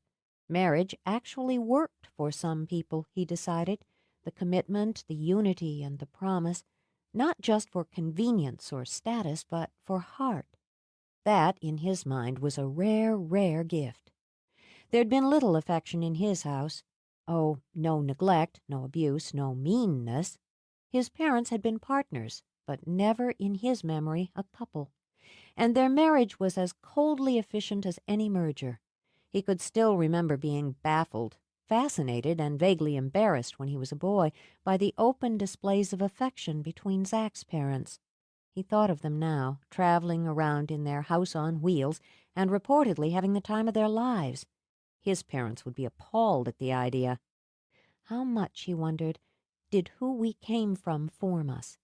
Did Zack's staggeringly functional childhood predispose him to create his own functional family?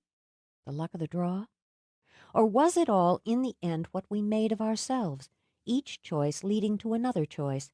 He paused now, looking out and watching the swath of white light sweep over the water. Mia's lighthouse on Mia's cliffs. How many times had he stood and studied that hopeful beam and thought of her, wanted her? He couldn't remember when it had started. There were times when he thought he'd been born wanting her, and it had been terrifying, that feeling that he'd been swamped by some tide that had begun forming before his existence.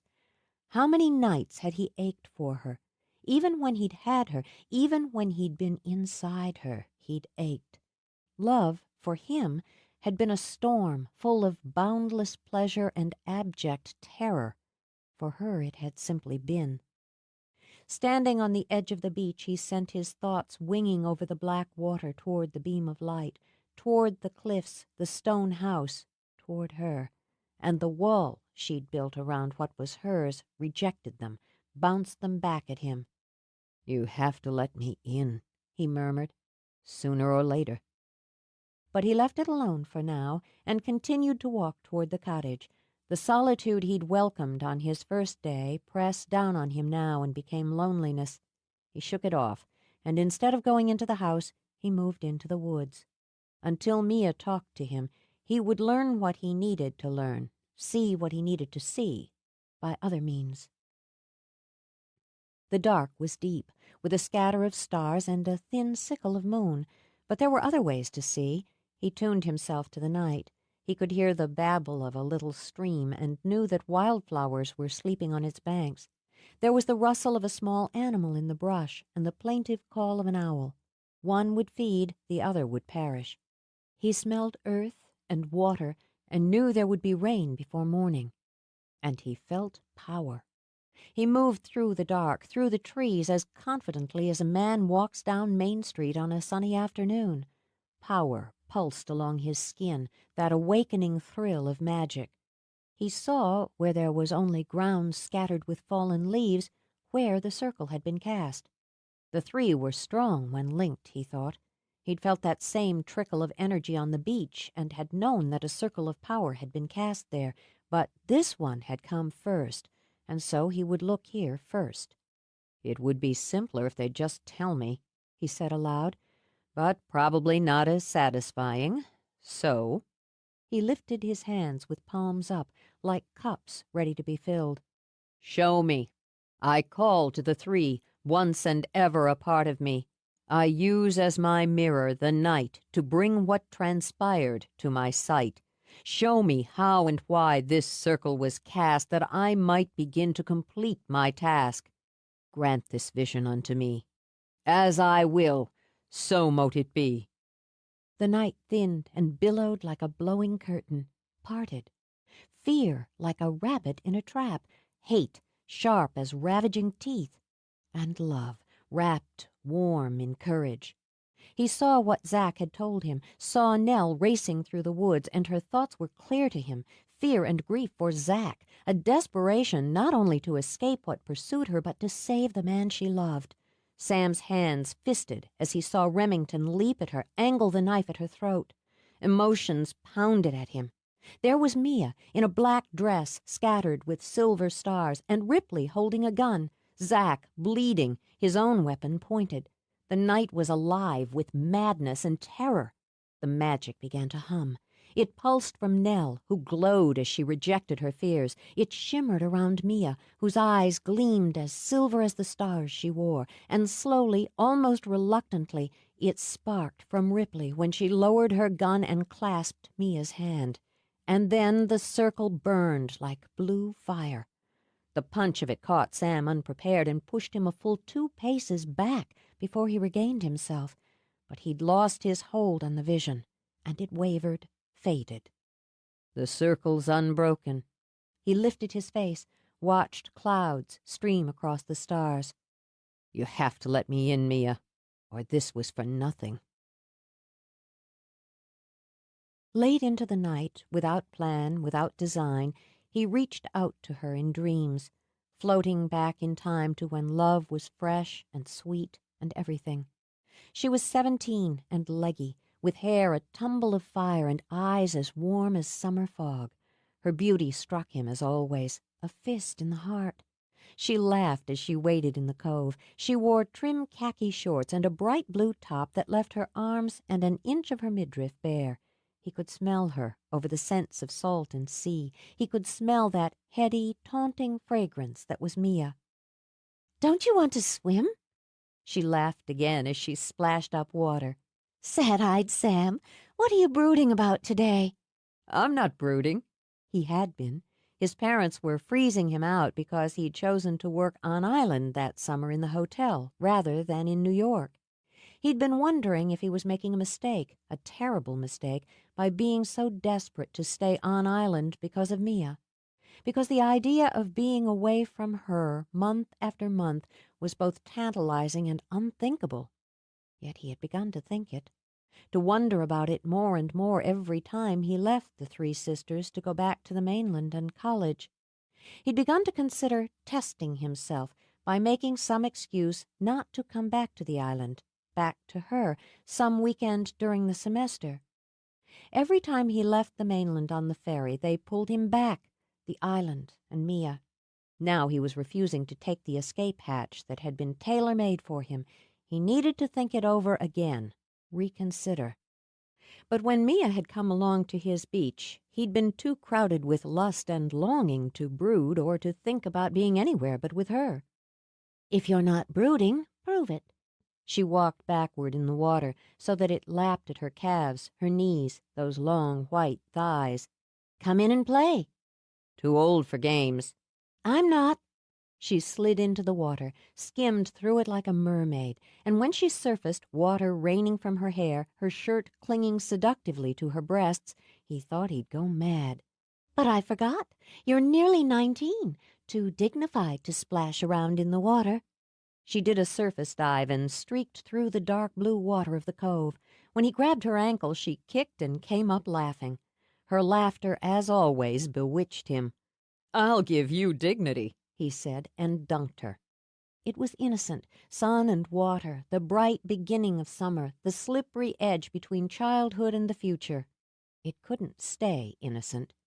They splashed, warred, swam as sleekly as dolphins, then came together as they always did, lips meeting first under the surface, then clinging when they burst through into the air. Need rose with them, strong and urgent, so that she trembled as she wrapped herself around him. Her lips, warm and wet, parted for his with a trust and acceptance that shook him to the bone. "Mia." Knowing that he would die wanting her, he pressed his face into the wet ropes of her hair. "We have to stop. Let's go for a walk." Even as he spoke, his hands were moving over her. He couldn't help himself. "I dreamed last night," she said softly. Cradled in his arms, she sighed. "Of you. It's always of you. And when I woke, I knew it would be today." She dipped her head back, and he all but fell into those great gray eyes. "I want to be with you and no one else. I want to give myself to you and no one else." His blood pounded for her. He tried to think of right and wrong, of tomorrow, but could only think of now. "You have to be sure." "Sam." She traced kisses over his face. "I've always been sure." She slid away from him, but only to take his hand. It was she who led him out of the water and to the cave tucked into the bluff. The cave was cool and dry, high enough at its heart for him to stand upright. He saw the blanket spread near the far wall and the candles scattered over the floor, and looked at her. "I told you I knew. This is our place." Watching him, she reached for the tiny buttons running down the front of her shirt, and he saw her fingers tremble. "You're cold." "A little." He stepped to her. "And afraid." Her lips curved. "A little. But I won't be either for long." "I'll be careful with you." She let her hands fall to her sides so that he could finish unbuttoning her shirt. "I know. I love you, Sam." He lowered his lips to hers as he peeled the cotton away. "I love you." The little niggle of fear inside her vanished. "I know." He'd touched her before and been touched. Glorious, frustrating caresses too often hurried. Now, as they undressed each other, the candles flickered into life. As they lowered to the blanket, a thin film seemed to coat the mouth of the cave, closing them in. Their mouths met, sweet and hot. Even as her pleasure began to rise, she sensed him holding back. His fingers, sometimes unsteady, skimmed over her as if he feared she would vanish. "I won't leave you," she murmured, then gasped when his mouth, suddenly urgent, found her breast. She arched beneath him, hands stroking, body as fluid as the water that scented it. When he looked at her, her hair damp and tumbled on the blanket, her eyes clouded with what he brought her, he shuddered with power, and made her fly. She cried out, a long, full-throated sound that rippled through him and made him feel invincible. When she opened for him, offering him her innocence, he trembled.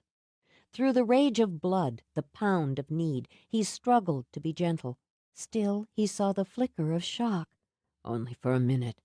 Delirious, he ran kisses over her face. "I promise. Only for a minute." Then he surrendered to the demands of his body and took her.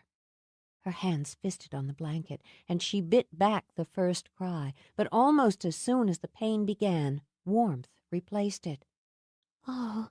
Her breath shuddered out again on a sigh. "Of course." She turned her lips to the side of his neck. "Of course," and began to move under him. She rose and took him deeper, fell and drew him with her. When warmth simmered to heat, their bodies grew slick. Clinging, they took each other. When she lay wrapped in his arms, half dreaming, the candlelight burned gold. "This is where she found him." Sam traced his fingers over her shoulders. He couldn't stop touching her. The lazy, sexual haze clouded his mind so he forgot all he'd thought of on the beach. "Hmm?" The one who was fire, the one who's mine.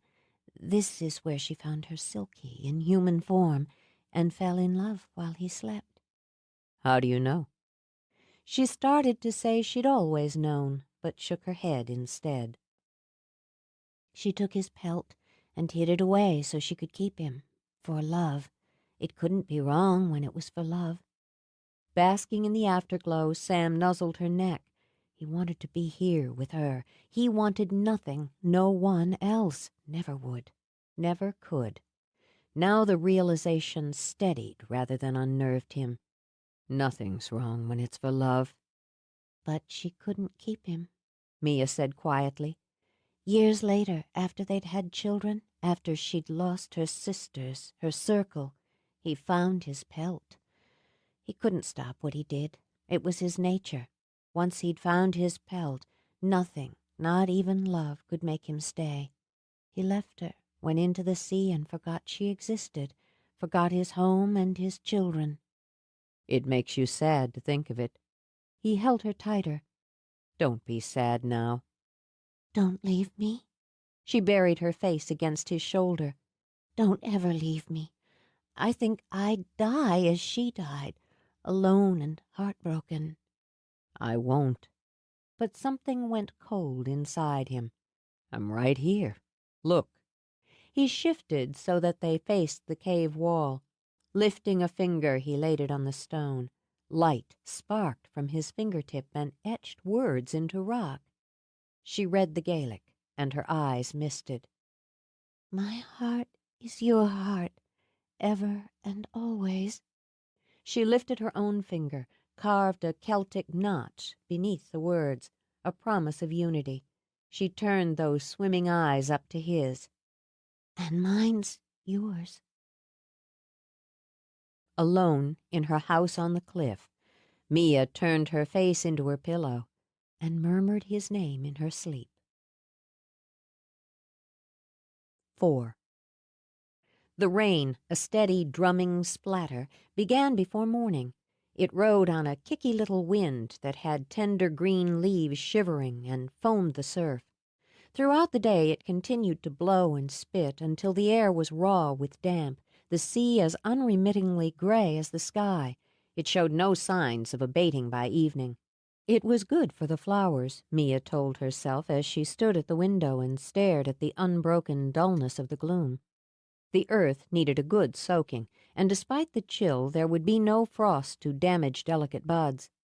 The first fine day she would take off work and spend hours gardening, an entire precious day with no company and no demands but her flowers. That was the beauty and privilege of owning her own business.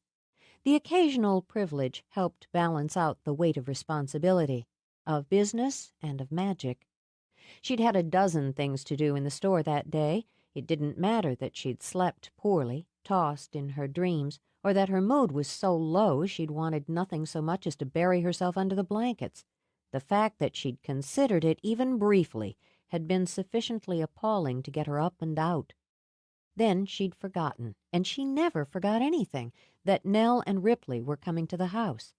At least they were a distraction, something to keep her mind off her memories and dreams, unwelcome intruders into the disciplined order of her life. He'd snuck into her dreams, the bastard.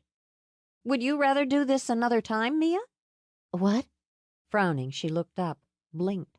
By the goddess, she wasn't even paying attention to her distraction. No, sorry. The rain's making me edgy. Right. Ripley slouched in her chair, hooked a leg over its arm. There was a bowl of popcorn in her lap, and she popped pieces in her mouth quickly, carelessly. Like it's a weather pattern that got under your skin. Saying nothing, Mia walked to the sofa, curled up. Tucking her bare feet under the spread of her skirt, she flicked a finger at the stone fireplace across the room. The logs burst into snapping, sizzling flame. There, that's better. She plumped one of her velvet pillows as if she had no concern other than her own comfort. Now, Nell, what did you want to talk to me about before we discuss our plans for the solstice? Get her.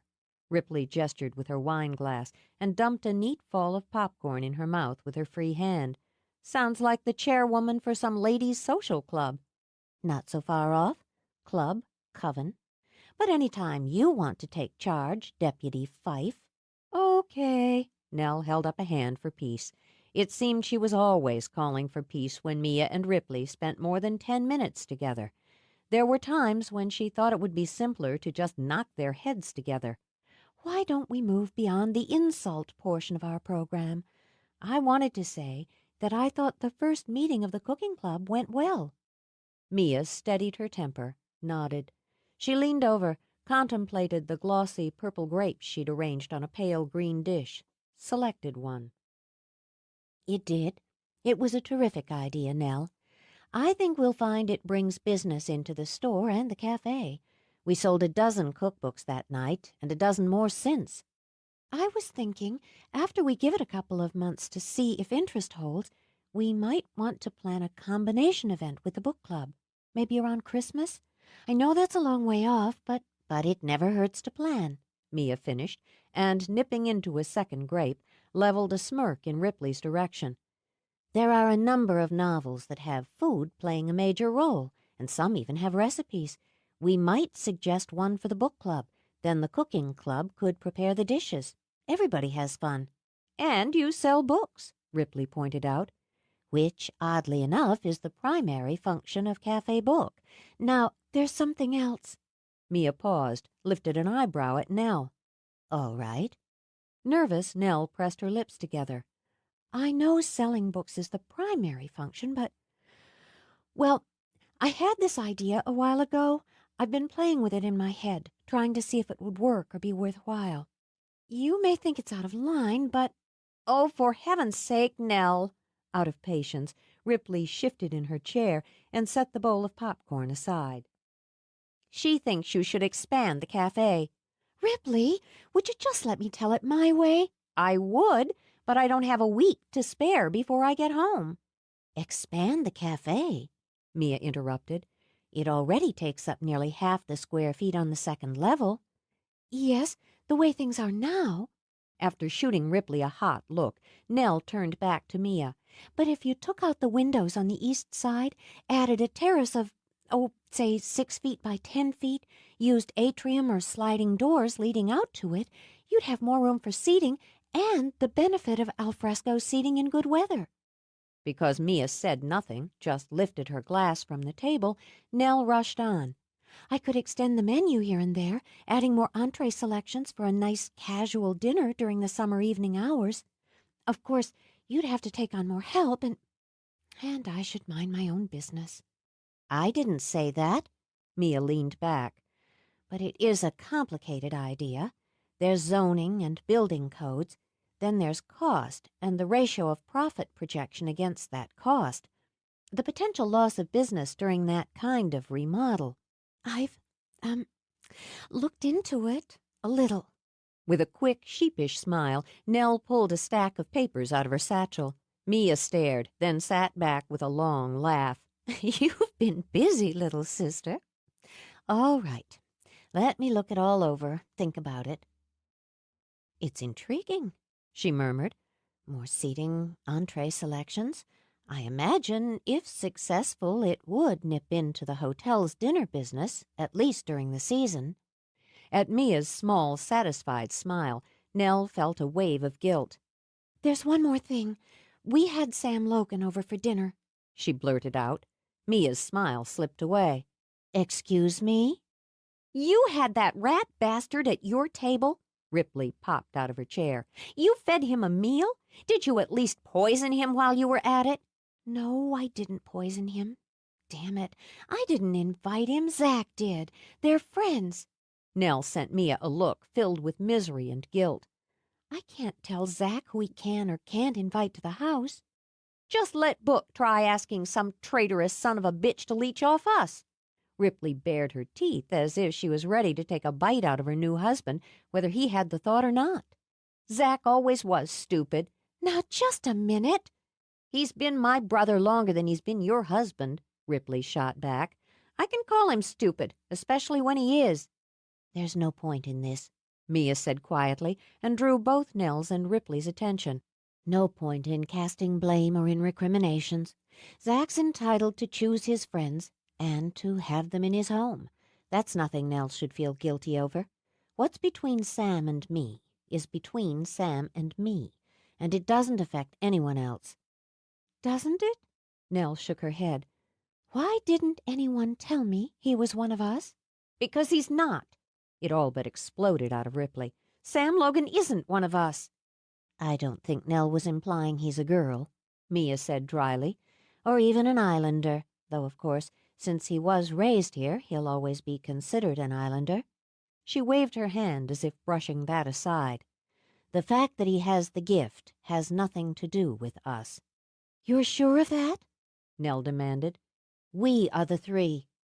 In the stone hearth, flames rose and snapped. We make the circle. It's for us to do what must be done, just because what was that lovely term of Ripley's? Oh, yes, just because some rat bastard has magic doesn't change anything. Deliberately calm, she stretched out her hand for another grape. Now, about the solstice. She wouldn't let it change anything.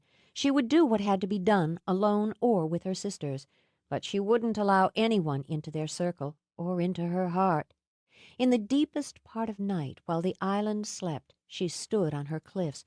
The cold rain poured, and the black sea lashed at the jagged rocks as if it would in one night wear them to nubs. All around her the irritable wind swirled, snapping at her cloak until it billowed up like wings. There was no light, no relief from the black except the single circling blade from the white tower behind her. It cut over her, the cliffs, the sea, then left her alone in the dark again. Fly, the canny voice whispered. fly out and let go, and it will all be over. Why do you fight the inevitable? Why would you live with the loneliness? How many times, she wondered, had she heard that voice? How many times had she come here testing herself against it? Even when her heart had been shattered, she'd come and had won. She would never give in. You won't beat me. She felt the cold as the dirty fog slithered over ground and rock, felt it like icy fingers wrapping around her ankles where it could tug and tempt. I'll never give up. She raised her arms, spread them wide, and the wild, whirling wind she called tore the fog to tatters. What's mine I serve and protect and keep. She lifted her face to the rain, let it wash over her like tears. Whether I wake or whether I sleep, to what I am I will be true in what I say, in what I do. Magic poured into her and pulsed like a heart. This vow I make and will not break. I will meet my destiny. As I will, so mote it be. With her eyes closed, she fisted her hands as if she could beat against the night, as if she could use them to rip through the veil that blinded her from what would come for her. Why don't I know? Why can't I feel? Why can't I do anything but feel? Something shivered on the air, like warm hands brushing her cheeks. It wasn't comfort she wanted, or the urges to be patient. So she turned from them, from the cliffs and the sea. Her cloak whipped behind her as she ran toward the lights of home.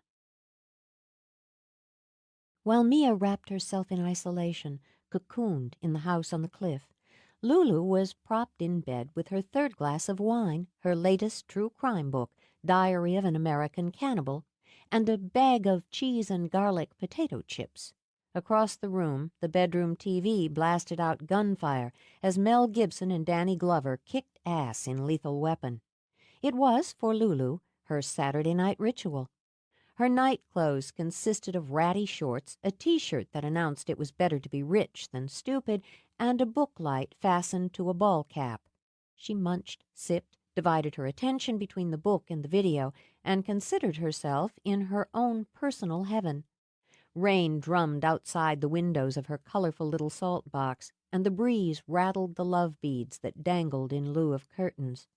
Content, marginally tipsy, she sprawled under the spread she'd quilted from squares of Madras, paisley, and tie-dye scraps. You could take the child out of the 60s, but you couldn't take the 60s out of this child, she often thought. The words on the page began to blur. so she adjusted her glasses, boosted herself up in bed a little more. She just wanted to finish one more chapter and find out if the young prostitute was going to be stupid enough to get her throat slit and her internal organs gutted. Lulu was banking on it. But her head dipped. She jerked it back up, blinked. She could have sworn she heard someone whisper her name. Hearing things, she thought in disgust. Getting old was God's big rip-off. She polished off the glass of wine, glanced toward the TV, and there was Mel, his pretty face filling the screen, his eyes brilliantly blue as they grinned at her. Hey, Lou, how's it going? She rubbed her eyes, blinked rapidly, but the image was still there. What the hell? That's what I say. What the hell? The image drew back, far enough for her to see the gun. Its barrel looked to be the size of a cannon. Nobody wants to live forever, right? The explosion boomed out of the set, flashed hot red light into the room. The sharp pain in Lulu's chest had her crying out, frantically pressing her hands between her breasts. Chips flew as she scrambled up, looking for blood. She found nothing but her own wildly beating heart. On the screen, Mel and Danny were arguing about police procedure. Shaken and feeling like an old fool, Lulu staggered to the window. A little fresh air, she thought. Clear her head. Must have fallen asleep for a minute, she decided as she pushed the rattling beads aside and shoved her window all the way up. She shivered. It was cold as winter. Colder, she realized, than it should have been. And the mists swirling out of the ground had an odd tone to them, like floating bruises, all dull purples and sickly yellows. She could see her calliope of flowers and the moonball rising up through them. Her rude little gargoyle who stuck his tongue out of a grinning mouth at passers-by. The rain sounded icy now, and when she reached out the window, cold, sharp shards of it stabbed into her palm. Her glasses slid down as she jerked her hand back, and when she shoved them back into place, she'd have sworn the gargoyle was closer to the house, turned so that instead of his profile she could see 3/4 of the homely face. Her chest began to hurt from the racing of her heart. Need new glasses, she thought. Eyes are going. As she stared, frozen in shock, the gargoyle swiveled to face her and bared long, vicious teeth. Jesus H. Christ! She could hear them, actually hear the greedy snap of them as he inched through the fog toward the house, toward the open window. Behind him, the little flute-playing frog she'd bought the week before began to hop closer, and the flute he held was now a long, jagged-edged knife. Nobody will care. Reeling, she snapped her head around. On TV, a huge cartoon snake with Mel Gibson's handsome face leered at her. Nobody will give 2 shits if you're dead. You've got nobody, do you, Lou? No man, no kid, no family, nobody to give a rat's ass about you. That's bull! Terror screamed through her as she saw that the gargoyle and his companion had come within a foot of the house while she was looking away. Teeth snapped, a hungry sound, and the knife swished through the thick fog like a deadly metronome. That's just horse shit. Her shaking hands fumbled at the window, her breath panting out in puffs as she fought to find a grip on the sash. As she slammed down, she fell backward and hit the floor with a jar of her bones. She lay there, struggling to catch her breath, struggling to find her nerve. When she managed to get to her knees, she crawled whimpering toward her sewing basket and grabbed 2 knitting needles as weapons. But when she managed to find the courage to go back to the window, the rain was falling, warm and gentle. The mists had cleared, and the gargoyle, homely and harmless, squatted in its usual spot, ready to insult the next visitor. Lulu stood in the bedroom while yet another firefight broke out on television. She rubbed her hand over her clammy face. "That must have been some bottle of Chardonnay," she said aloud. But for the first time since she'd moved into the little house, she, armed with her needles, walked through it, locking all the doors and windows. A man, however dedicated, was entitled to some time off. That's what Sam told himself as he drove away from the village. He'd spent hours at his desk, in meetings, doing inspections, reading reports. If he didn't clear his mind, it was going to fry. And it was Sunday. The rain had finally blown out to sea, leaving the island sparkling like a jewel. Getting out, seeing what on this little clump of land had changed and what hadn't, was as important to his business as ledgers and projections. That sensibility, he knew, had skipped a generation in the Logan family.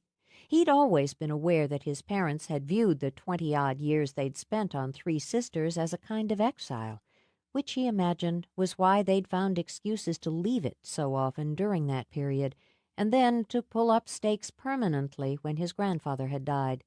It had never been home for them.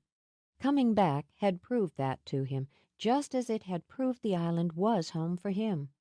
One answer he'd come back to find was clear to him now. Three Sisters was his. Pleasure boats were skimming along the water, motors humming or sails fat with wind. It brought him a steadying kind of pleasure to see them. Buoys bobbed, orange, red, white, against the cool blue surface. The land jutted or curved or tumbled out to meet the water. He saw a family clamming and a young boy chasing gulls. There were houses that hadn't been there when he'd left, and the time between came home to him as he noticed the weathered silver of cedar and the thick clumps of vegetation. Growth, he thought, man's and nature's. Time didn't stand still, not even on Three Sisters. As he approached the north point of the island, he turned onto a narrow shale road, listened to his wheels crunch. The last time he'd driven this stretch, he'd had a Jeep with its top off so the air had streamed over him, and his radio had been going full blast. He had to smile at himself as he realized that while he might be in a Ferrari, he still had put the top down, and turned the stereo up to scream. "You can take the boy off the island," he murmured, then pulled off the side of the road opposite the bluffs and the house that rose from them. The house hadn't changed, he decided, and wondered how long it would take the islanders to stop referring to it as the Logan place. 2 stories, it rambled over the bluff, jutting out, shooting up as if on its own whim. Someone had recently painted its shutters a dark blue to contrast with the silvered wood. The screened porch and the open decks offered stunning views of the cove and the sea. The windows were wide, the doors glass. He remembered that his room had faced the water, and how much time he'd spent staring out at it. How often its changing and unpredictable moods had reflected his own. The sea had always spoken to him. Still, the house didn't bring him any tug of sentiment or any lovely haze of nostalgia. The islanders could call it the Logan place for another decade, but it had never been Sam's. It was, in his opinion, a good property in a prime location that had been well maintained by its absentee owners. He hoped the man who owned the Land Rover parked outside it felt he'd gotten his money's worth. Dr. McAllister Book, Sam thought now, of the New York books, a man with a brilliant mind and an unusual bent. Paranormal science. Fascinating. He wondered if Book had felt like a round peg in the square hole of his family, as he himself had. Sam got out of his car, walked toward the bluff. It wasn't the house that called him, but the cove and the cave. It pleased him more than he'd expected to see a bright yellow sailboat tied to the dock below. And it was a honey, he mused, studying its lines. He'd had a boat tied there, too, for as long as he could remember. For that, at least, he felt the tug, the soft haze. Sailing had been the single real interest that father and son had shared. The best times he'd had with Thaddeus Logan, the only times there had ever been that click of kinship between them, Sam remembered, had been when they were sailing. They'd actually communicated, connected, during those hours on the water, not just as 2 people who happened through circumstance to occupy places in the same family, the same house, but as father and son who shared a common interest. It was good to remember that. "Pretty, isn't she? I just got her last month." Sam turned and through the lenses of his shaded glasses watched the man who had spoken walk toward him. Dressed in faded jeans and a gray sweatshirt ragged at the hem, he was tall, with a strong, lean face shadowed by a night's growth of beard.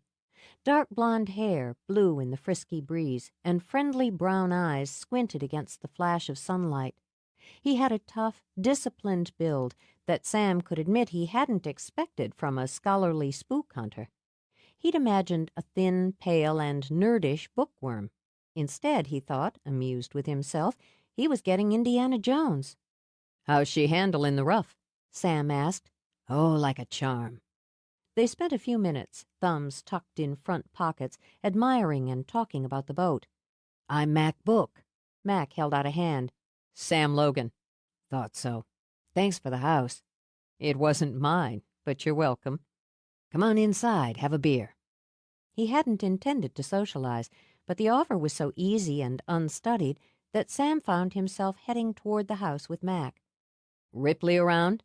No, she's on duty this afternoon. Did you want to see her about something? "Absolutely not." Mac only laughed, and after they climbed the steps to the main deck, opened the door. I guess that feeling's going to be mutual for a while, until it all settles in. The deck led to the living room. Sam remembered it as being polished, full of pastels and pale watercolors.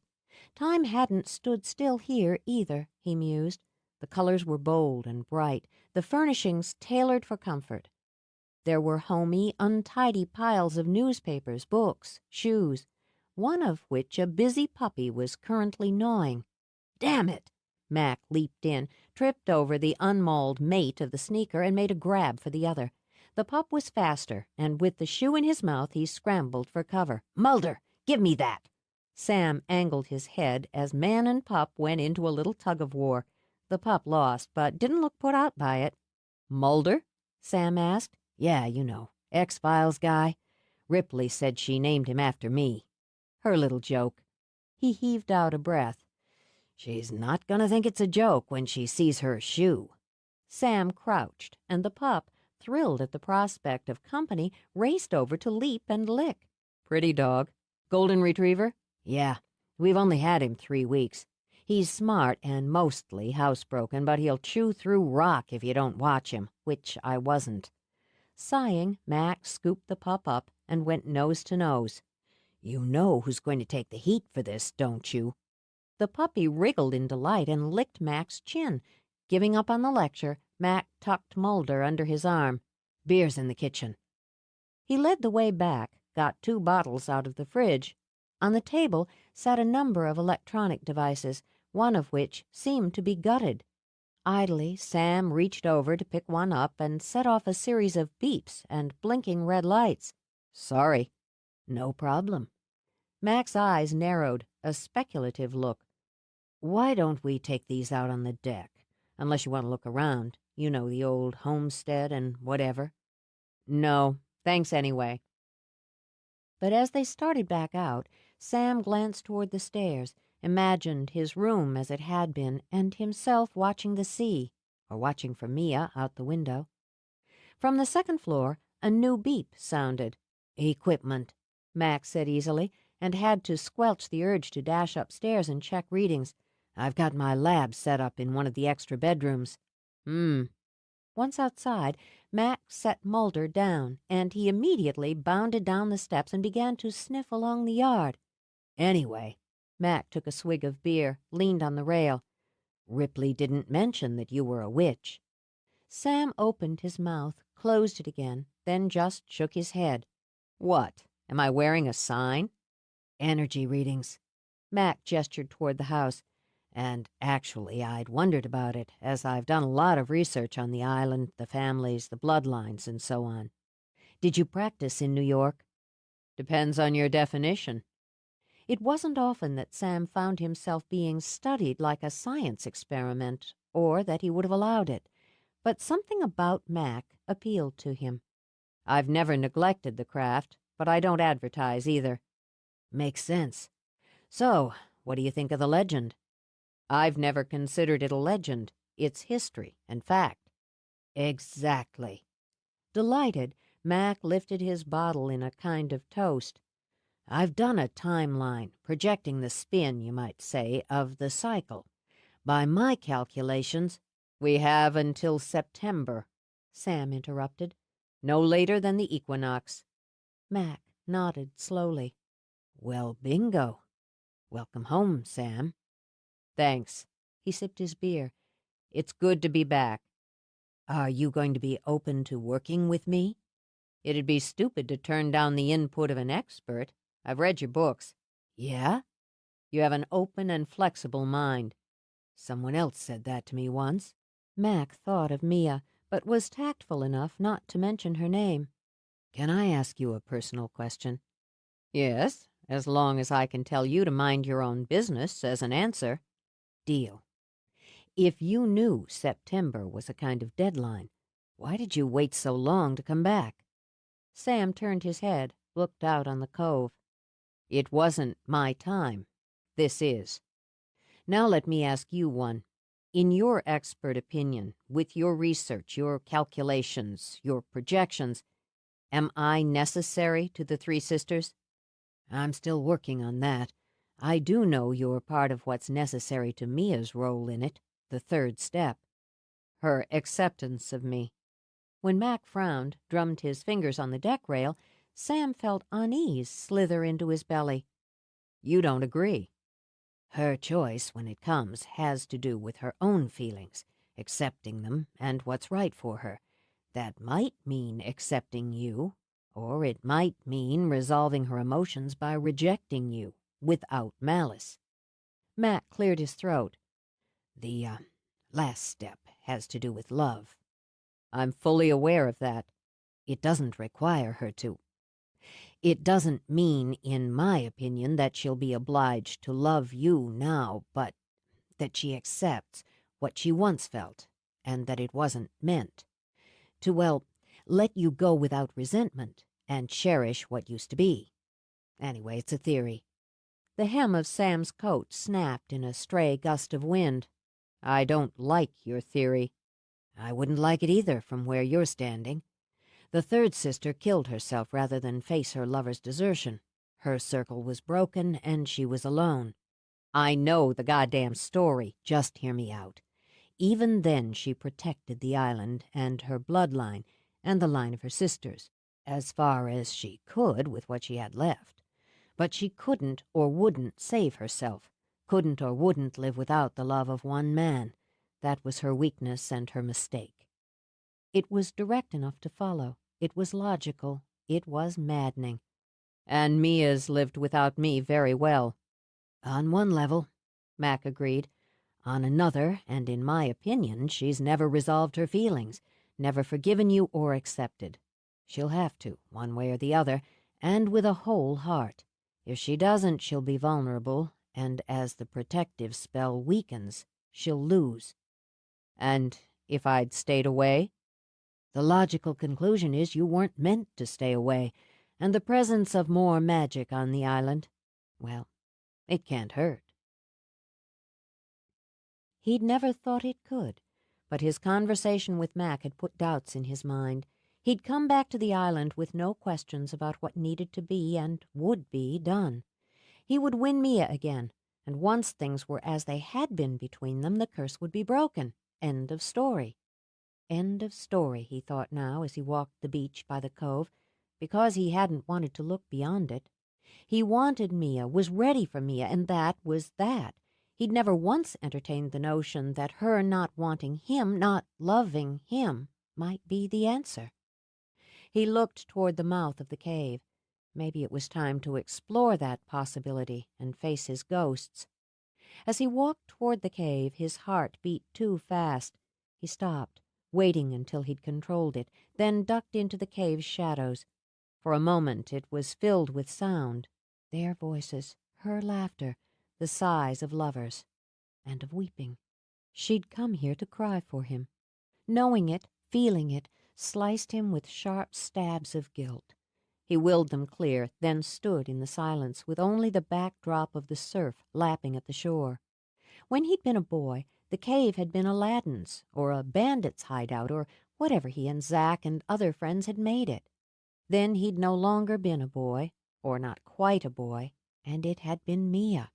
His legs felt weak as he moved to the far wall, knelt, and saw the words he'd carved for her. She hadn't scored them out. Until that moment, until a fist released its squeezing grip on his heart, he hadn't realized he'd been afraid she might, that she could, and if she could, that her heart would be lost to him, ever and always. He reached out, and light filled the words, seemed to drip from them like tears of gold. He felt in that light everything the boy had felt when he'd carved them, with magic and utter faith. It rocked him, staggered him, that there had been so much bursting inside that boy that the man he was could still reel from it and ache for it. The power was still there. Why would it be if it meant nothing? Was it only his will, his wish, that brought back to life what had been? They'd loved here, so wrapped up in each other that the world could have ended without them knowing or caring.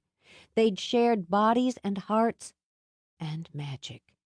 He could see her now, rising above him, her hair like wildfire and her skin golden, her arms lifted as she rode them both past reason, or curled against him in sleep with her mouth curved in contentment, or sitting close while they talked, her face alight with excitement, so full of plans, so young. Was it his fate to let her go before he had her again, to be forgiven, then forgotten? The idea stabbed at him, left him shaken as he got to his feet. Unable to bear the press of memories any longer, he turned away from them and walked out of the cave, into the sunlight, a flash like fire, where she stood, with her back to the sea. 5. For a moment he could only look at her as old memories and old needs tangled with new.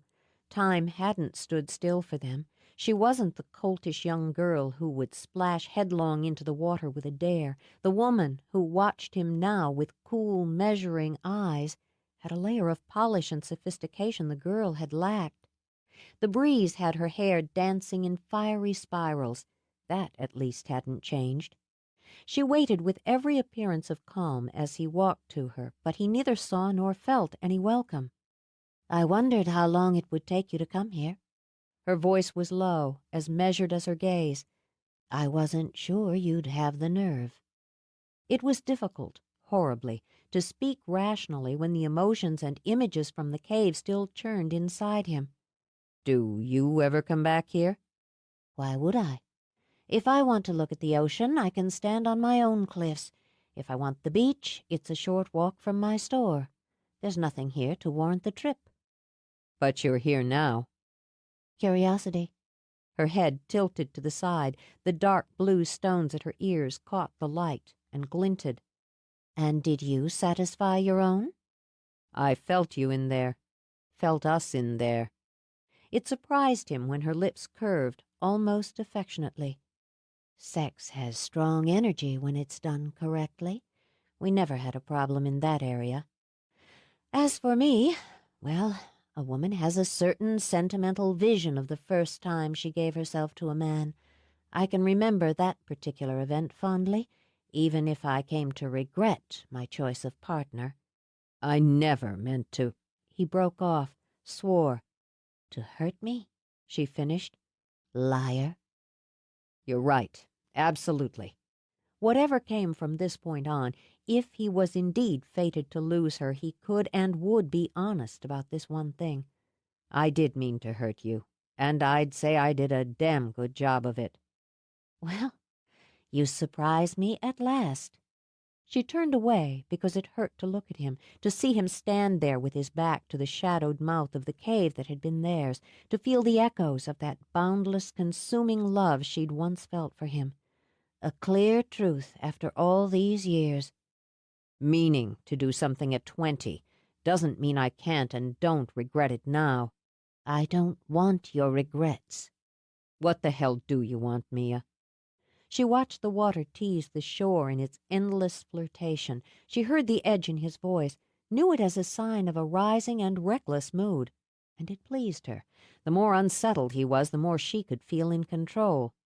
"A truth for a truth, then," she said. "I want you to suffer, to pay, and to go back to New York. Or to hell, or wherever you choose, so long as it isn't here." She looked back over her shoulder at him, and her smile was cold as winter. "It seems so little to ask, really." I mean to stay on Three Sisters. She turned back to him. He looked dramatic, she thought, romantic, dark and broody, full of anger and turmoil. Because of it, she indulged herself and gave him yet another push. For what? To run a hotel? Your father managed to run it for years without being here. I'm not my father. The way he said it, that small verbal explosion triggered more memories. He'd always had to prove himself to himself, she thought. The constant internal war of Samuel Logan. She shrugged. Well, in any case, I imagine you'll be bored with island life soon enough and escape, as you did before. Trapped, I believe was your term. You felt trapped here, so it's just a matter of waiting you out. You'll have a long wait, he warned. He hooked his hands in his pockets. Let's get something straight so we can avoid going around the same loop again and again. I have roots here, just as you do. The fact that you spent your 20s on island and I didn't doesn't change the fact that we both come from the same place. We both have businesses here, and beyond that we have a purpose, one that goes back centuries. What happens on and to Three Sisters matters to me as much as it matters to you. An interesting speech from someone who walked away so casually. There was nothing casual about it, he began, but she had already turned her back on him, was already striding toward the bluff. Let her go, his mind ordered, just let her go.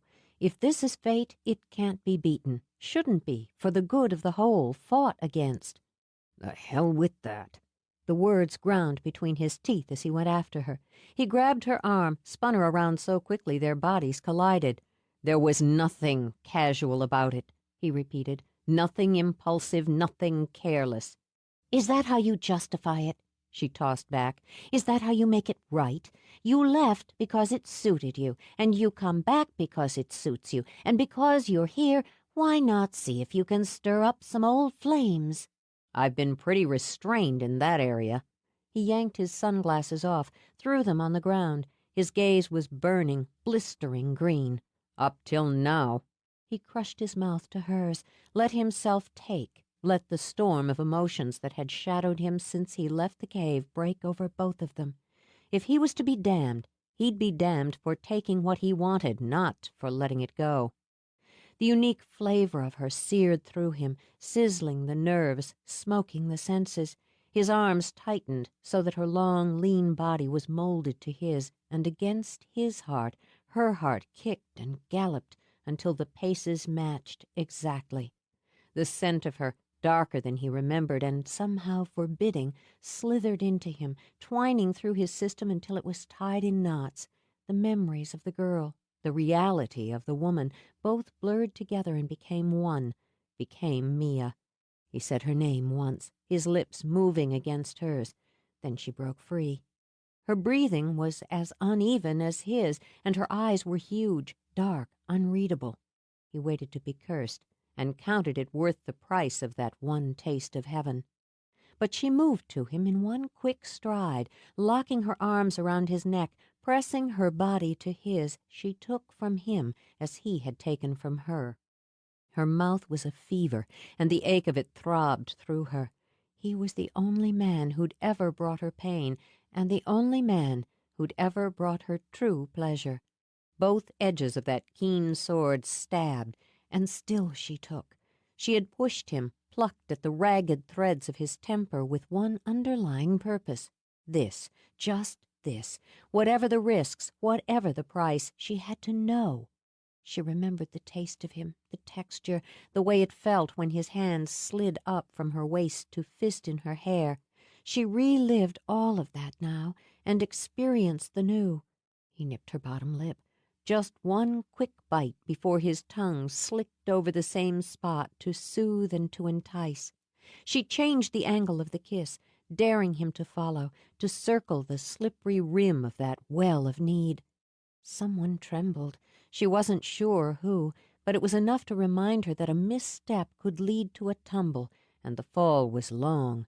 She drew back, then away. The reverberations of that mating of mouths tossed her emotions. So she knew. He was still the only one who could meet and match her passions. His voice was hoarse and far from steady when he spoke. That proves something. It helped somehow, knowing he was as undone as she. Proves what, Sam? That we still have heat between us? She waved her hand, and a duet of clear blue flames danced on her palm. Fire is easily lit. She curled her fingers, opened them again, and her palm was empty. Easily extinguished. Not so easily. He took her hand, felt the pump of energy, and knew she felt it too. Not so easily, Mia. Wanting you with my body means so very little. She drew her hand from his, looked toward the cave. It makes me sad to be here, to remember how much more we both expected of each other and ourselves once. Don't you believe in fresh starts? He reached out to touch her hair. We've both changed. Why not take the time to get to know each other again? You just want to get me into bed. Oh, yeah. That goes without saying. She laughed, surprising them both. More honesty. Soon I'll be speechless. I'd seduce you eventually, but— Seduction's overrated, she interrupted. I'm not a jittery virgin. If I decide to sleep with you, then I'll sleep with you. He blew out a breath. Well, then, it so happens I have an entire hotel at my disposal. If is the key word, she said mildly. On the occasion if becomes when, I'll let you know. I'll stay available. To give himself a moment to steady, he bent down to pick up his sunglasses. But what I was going to say was that while I'd seduce you eventually, I'll settle for a friendly dinner. I'm not interested in dating you. She turned to walk back up the bluff to the road, and he fell into step beside her. A civilized meal, intelligent conversation, that chance to see who we are. If you don't like calling it a date, we can call it a meeting of two of the island's prominent business owners. Semantics don't change reality. She stopped beside her car. I'll think about it. Good. He opened the door for her, but blocked her from getting in. Mia. Stay with me, he wanted to say. I've missed you. What? He shook his head, stepped back. Drive safe. She went straight home, ruthlessly keeping her mind turned off as she changed into gardening clothes.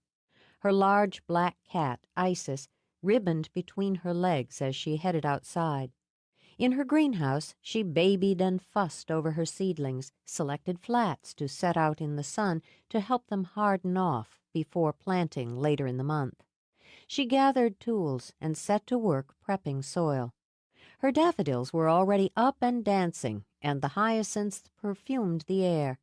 Warm weather was beginning to tease her tulips open, and soon she imagined they'd be parading in their candy colors. She had manipulated him into kissing her, Mia admitted as she turned the earth. Once a woman knew a man's buttons, she didn't forget where to push. She'd wanted him to hold her. She'd wanted to feel his mouth on hers. It wasn't a crime or a sin, or even a mistake, she thought now. She'd had to know, and now she did. There was still a charge between them. She couldn't claim it surprised her. Between the last kiss and this, no man had truly moved her.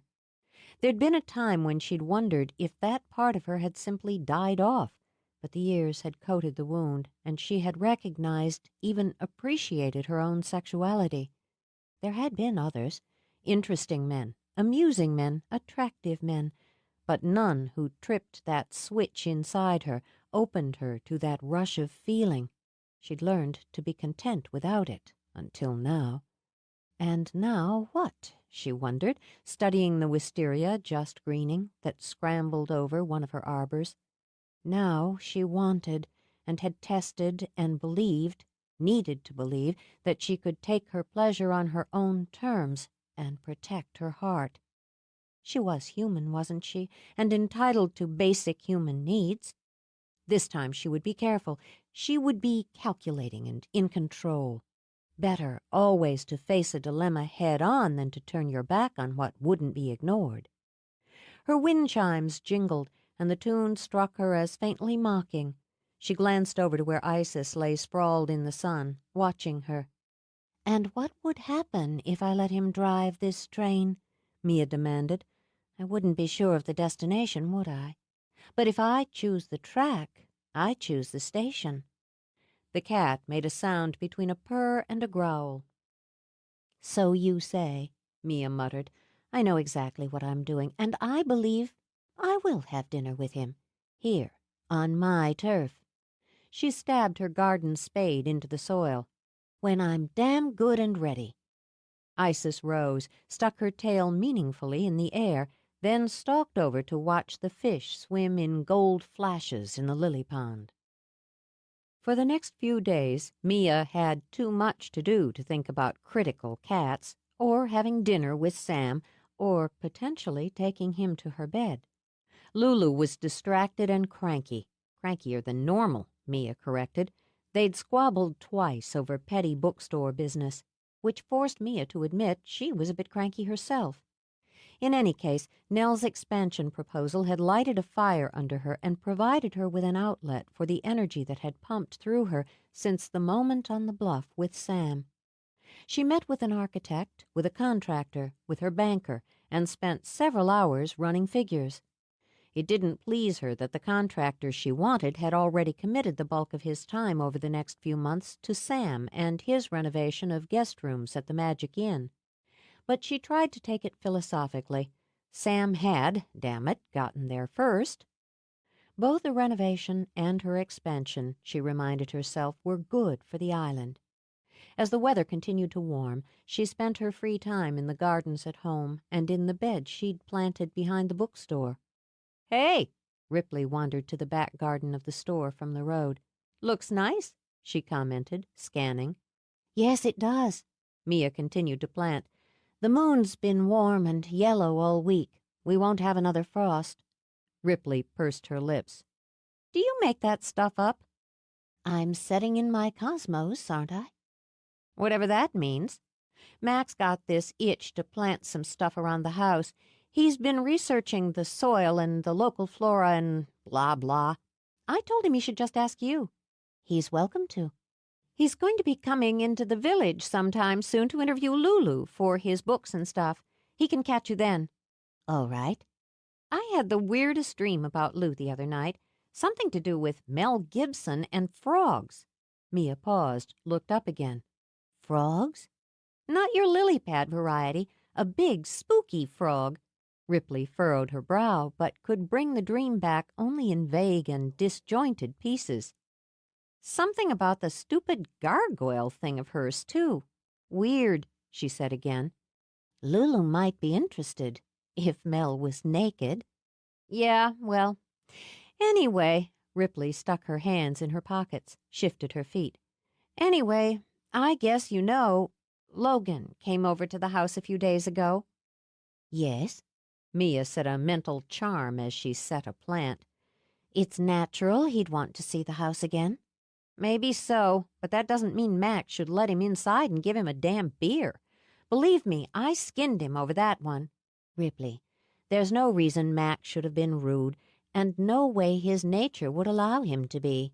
Yeah, which was, she thought, just where her argument with him had ended up. "But I don't have to like it. He's got this whole mumbo about Sam's place in the Destiny deal and your step toward holding the circle intact." Mia's stomach clutched, but her hands remained steady as she selected another plant. "I've never considered Mac's theories or opinions mumbo." "You don't live with him." But on a sigh, Ripley crouched down beside Mia. There was a time, not so long before, when such a gesture would have come hard to her. It still took her a moment to find what she wanted to say and how she wanted to say it. "Okay. Mac's stupendously smart, and he's thorough, and 9 times out of 10 he's right, which is really irritating in the day-to-day course of things." "You're crazy about him," Mia murmured. "Well, sure. Sexiest geek on the planet, and all mine." But even the amazing Dr. Book has to miss sometimes.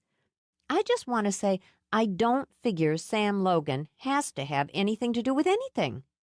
Succinct and sentimental. Well, why the hell should he?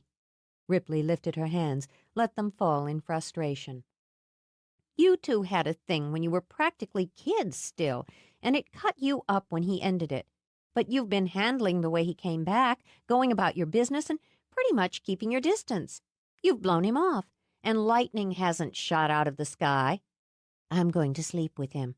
So I say, chances are he's irrelevant to your part of the— What? What? Ripley's mouth dropped open as she goggled. Sweet Jesus Christ! Even as Mia's lips twitched, Ripley leaped to her feet and headed into a full-blown rant. What are you thinking? Have you lost your mind? Sleep with him? You're going to give the guy sex as a reward for dumping you? All amusement fled. Carefully tugging off her gloves, Mia got slowly to her feet. I'm thinking I'm an adult and capable of making my own decisions. That I'm a single, healthy 30-year-old woman who is free to have a physical relationship with a single, healthy man. It's not a man. It's Logan. Perhaps you could shout just a little louder. I don't believe Mrs. Bigelow across the street heard you clearly. Ripley set her teeth, rocked back on her heels. I gave you too much credit. I see that. I figured you'd kick his ass one way or the other, then dust your hands off and walk away. I don't know why I thought you had it in you. You never did. What does that mean? Just what I said. You want to cozy up with Sam? Go right ahead. Don't look for me to pick up the pieces when he breaks you again. Mia bent to set down her garden trowel. Even a controlled and civilized woman had to take care when she had a weapon in her hand. You needn't worry. I've had experience in that area with you. You cut me off every bit as coldly, as completely as he did. Cut yourself off for 10 years from the gift we share and all its joys and responsibilities. Yet I still manage to join hands with you when it's necessary. I didn't have a choice. Convenient, isn't it? How when one devastates another, it's always because there wasn't a choice. I couldn't help you. You could have been there. I needed you to be there. Mia said quietly, and turned to go.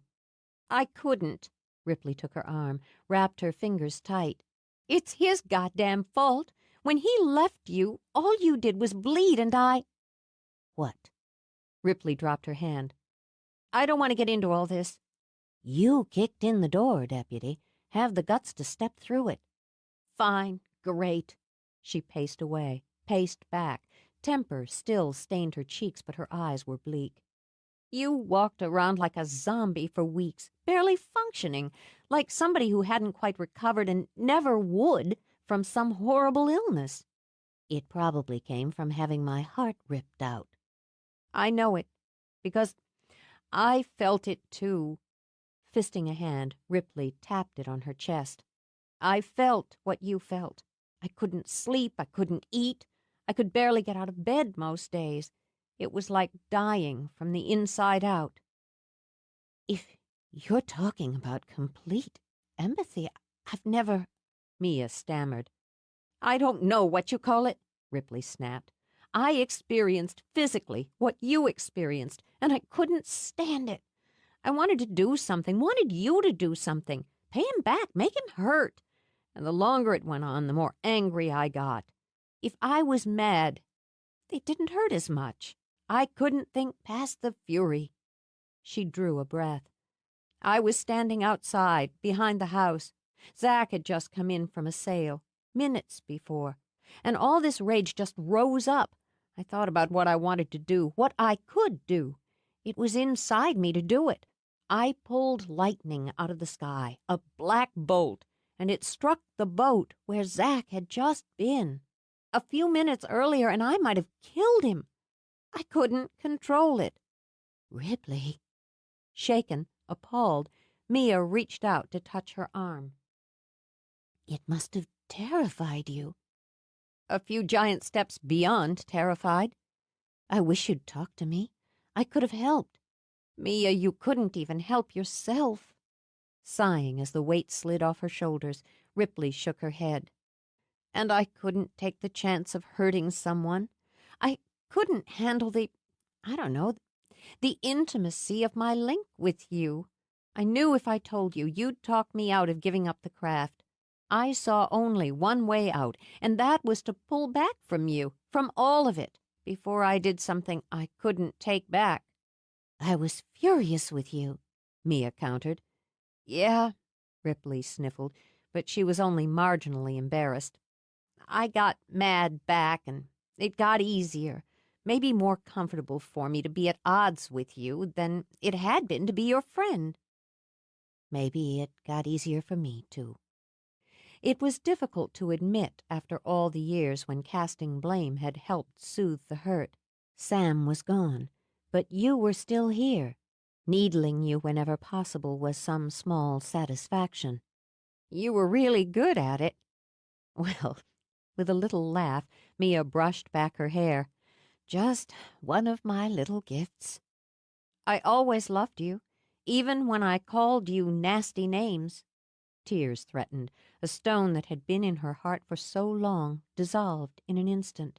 She took the 2 steps that separated them, slid her arms around Ripley's waist, and held on, held tight. Okay, Mia's voice caught. Ripley patted her back. okay. I missed you so much, so much. I know. Me too. She let out an unsteady breath, then blinked when she saw Nell standing just outside the door, crying silently. Sorry, I came out in the middle of that, and, well, by the time I'd decided whether I should mediate or just slip back inside, I was caught up. She handed tissues all around. I'd apologize for eavesdropping, but I'm just so happy. What a trio, Ripley sniffled. Now I'm going to finish my rounds with red eyes. It's embarrassing. For heaven's sakes, do a glamour and get rid of them. Mia finished wiping her eyes, then closed them, murmured a chant. When she opened them again, they were sparkling and clear. Always the show-off, Ripley muttered. I still can't do it that quickly, Nell began. Do you think if I— Let's not get into a damn coven here, Ripley waved a hand. Since you're here, Nell, I need some weight. Get this, Mia's going to shag Sam. You have such a way with words, Mia said. It never fails to impress me.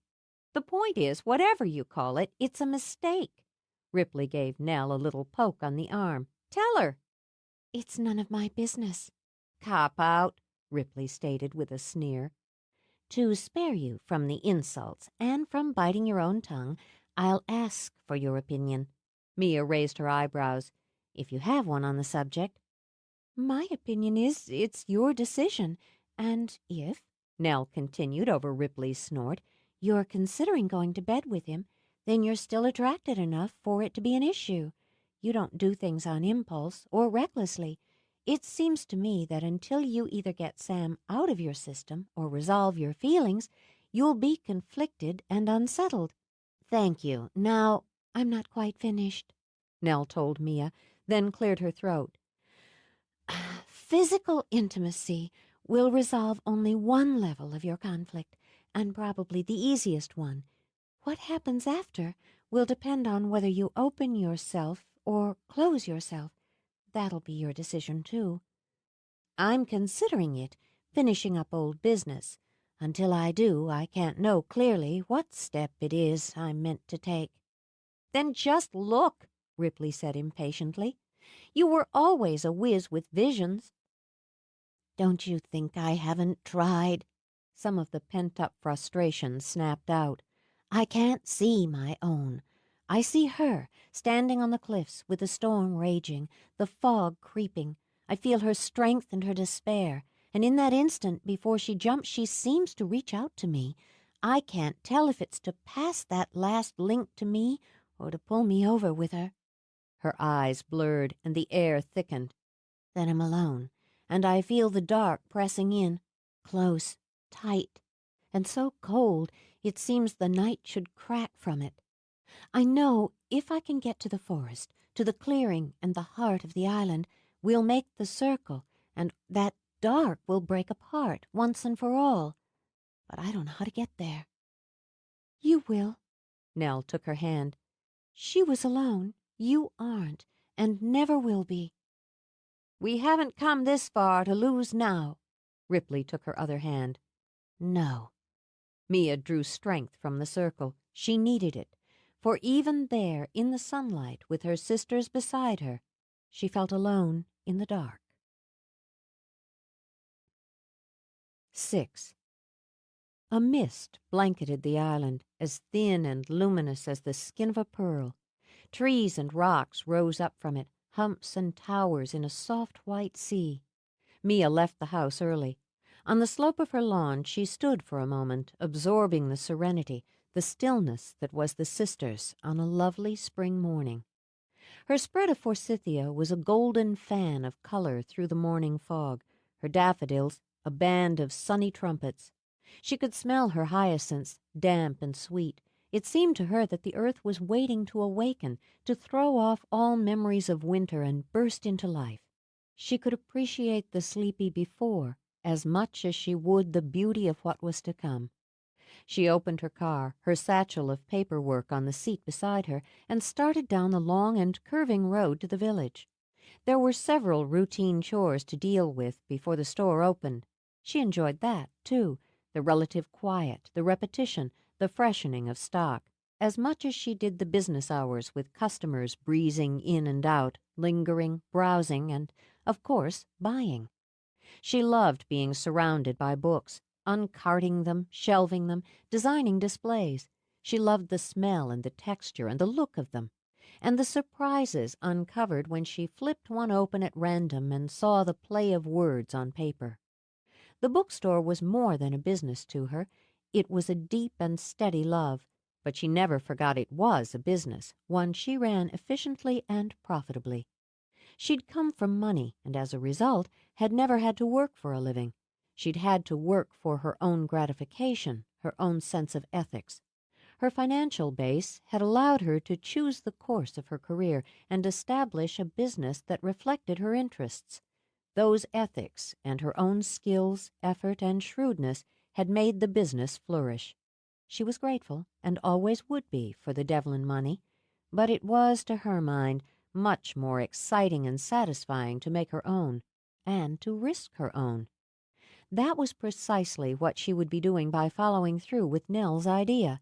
Expanding the cafe would change things. As much as Mia trusted and respected tradition and continuity, she was also a proponent of change, as long as the change was smart. And this one, she thought, as she wound her way through the mist, could be. Expanding the cafe could mean tucking in a more appealing and roomier event area. Her monthly book club was popular on the island, and the new cooking club already showed potential. The trick would be to make the best use of space and still maintain the intimacy the store was known for. But since Nell had planted the seed in her mind, the idea had taken hold. Mia could see exactly what she wanted and how it would be. When it came to Cafe Book, she knew precisely what she was doing. Too bad she wasn't quite as confident at the moment about the rest of her life. It was as if a curtain had been lowered dead center of her vision. She could see peripherally, but straight ahead was blocked. It worried her more than she was willing to admit. Behind the curtain were choices, she understood that, but how could she make the right one if she didn't know the options waiting for her?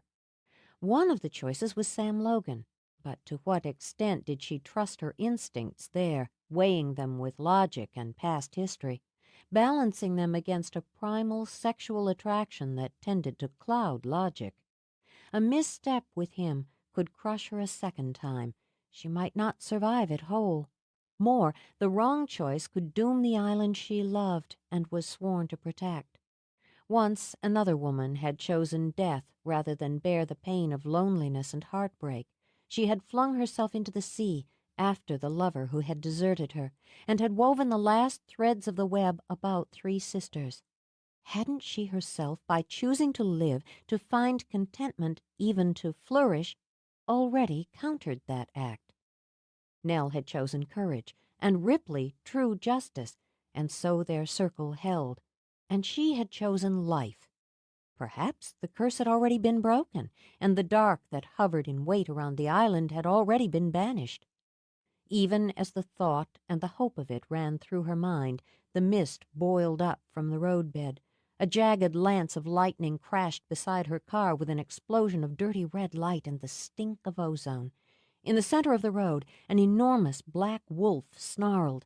Instinctively, she slammed on the brakes, jerked the wheel. The car skidded, spun, giving her a dizzying view of rocks, fog, and the dull glint of the guardrail that stood between the narrow edge of the road and the sheer drop to the sea. Fighting back the panic that gushed into her throat, she yanked the wheel again. The eyes of the wolf glowed like embers, and its teeth were long. On its muzzle was a white pentagram sliced through the black hide like a scar. Her mark, and her heart slammed painfully against her ribs at the sight of it. Through the roar of blood in her head, over the scream of her own tires, she felt the cold of its breath on the back of her neck. She heard the sly, coaxing voice whispering in her mind. Let go. Just let go and you won't be alone. It's so hard to be alone. Tears blurred her vision. For a moment her arms went weak, trembling as the urge to let it end nudged at her will. In that moment she saw herself quite clearly, flying over the edge of the cliff. She bore down even as she struggled to control the car and pulled her power up from the gut. "Go back to hell, you son of a bitch!" As the wolf threw back its head to howl, she spun the car forward, punched the gas, and drove through it. She felt the shock, not from impact, but from the explosion of greed that pounded the air as her car rammed through the image. The fog lifted, and the mist, thin and pearly in the strengthening sun, sparkled over Three Sisters. Mia pulled over to the side of the road, laid her forehead on the wheel, and gave in to the shakes. Her own breathing was too loud in the closed car, so she fumbled for the window control. The cool, damp air and the steady chant of the sea revived her. Still she closed her eyes, made herself sit back until she began to calm again. "Well, I guess that answers my question about this being over and done." She inhaled, exhaled slowly until her chest no longer hitched with every breath. Then, opening her eyes, she scanned the road behind her in the rearview mirror. Her tires had left wild, sinuous trails over the pavement, trails she noted with one quick shudder that had veered perilously close to the edge. The wolf was gone, and the mist was already as sheer as gauze. "An obvious ploy," she said aloud for herself and whatever listened. "Black wolf, red eyes. Obvious and cliched." And, she thought, very, very effective.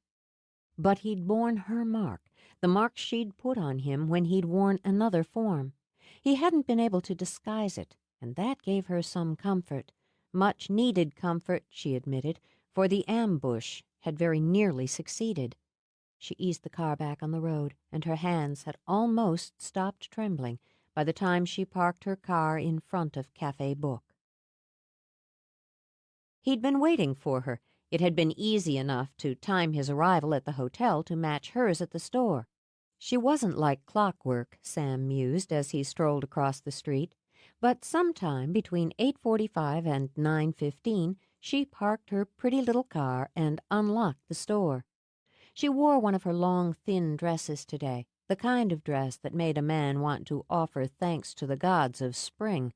It was a soft, pale blue, the color of quiet pools skimmed fluid as water down her body. She wore sexy high-heeled sandals, hardly more than a series of buff-colored straps and a long, thin spike. He'd had no idea shoes could make the mouth water. She'd tied her hair back, his only complaint about her appearance that morning. He liked it best wild and loose, but the binding did leave an intriguing spill of red down the center of her back. He'd like to lay his lips there, beneath the spill of hair, beneath the soft, thin dress, and onto the smooth skin at the center of her back. "Good morning, gorgeous." She jerked when he spoke and turned away from the door. His opening grin faded instantly, and his eyes went dark at the shock still mirrored in hers. "What is it? What happened?" "I don't know what you're talking about." Damn it, her hands were going to shake again. "You startled me." She angled her body enough to hide the tremor in her hand as she unlocked the door. "Sorry, Sam. No time for a neighborly chat. I have work." "Don't pull that on me." He moved through the door with her before she could attempt to shut it and lock it in his face. "I know you." "No, you don't." Her voice wanted to rise, and she refused to allow it. As casually as possible, she set her satchel on the front counter. "You don't know me." "I know when you're upset. Christ, Mia, you're shaking. Your hands are like ice," he said as he snatched one and held it between his own. "Tell me what happened." "It's nothing." She'd thought she was calm. She'd thought she was steady again, but her legs wanted to give. Pride made her lock them stiff. "Damn it, let me go." He nearly did. "No," he decided, moving closer. "I did that once. Let's try something new." He scooped her off her feet. "What the hell do you think you're doing?" "You're cold and shaking. You need to sit down. Put on a little weight, haven't you?" She sent him one withering look. "Oh, really?" "It looks good on you." He carried her to the sofa, set her down. He pulled the bright throw off the back and tucked it around her. "Now, tell me." "Don't sit on the—" She bit off a sigh because he'd already lowered himself to the coffee table facing her. "I see you never have figured out the difference between a table and a chair." "They're both in the furniture family. There. You've got some color coming back. Good thing I came along to annoy you." "Just my lucky day." He took her hand again, warming it in his. "What scared you, baby?" "Don't call me that." He had only used that term, she remembered, when he was being particularly sweet. She let her head rest back against the cushions. "It's just, I had a near miss on the drive down. A dog jumped out in the road. The roads were damp with the mist, and I skidded." His grip tightened on hers. "I don't think so." "Why would I lie?" "I don't know." He held on until she stopped trying to pull her hand free. "But something's off. I imagine I could find out for myself if I took a drive up the coast road." "Don't." Fear grabbed her by the throat so that the single word was thin and urgent. "Don't," she repeated with more control. "It isn't for you. But at this point I can't be sure it won't take what it can get. Let go of my hand and I'll tell you." "Tell me," he countered, knowing the value of the link. "And I'll let go of your hand." "All right," she managed after a vicious internal struggle. "Your way this time." She told him, sparing none of the details, but keeping her tone even, almost conversational. Even so, she saw his expression change. "Why aren't you wearing protection?" he demanded. "I am."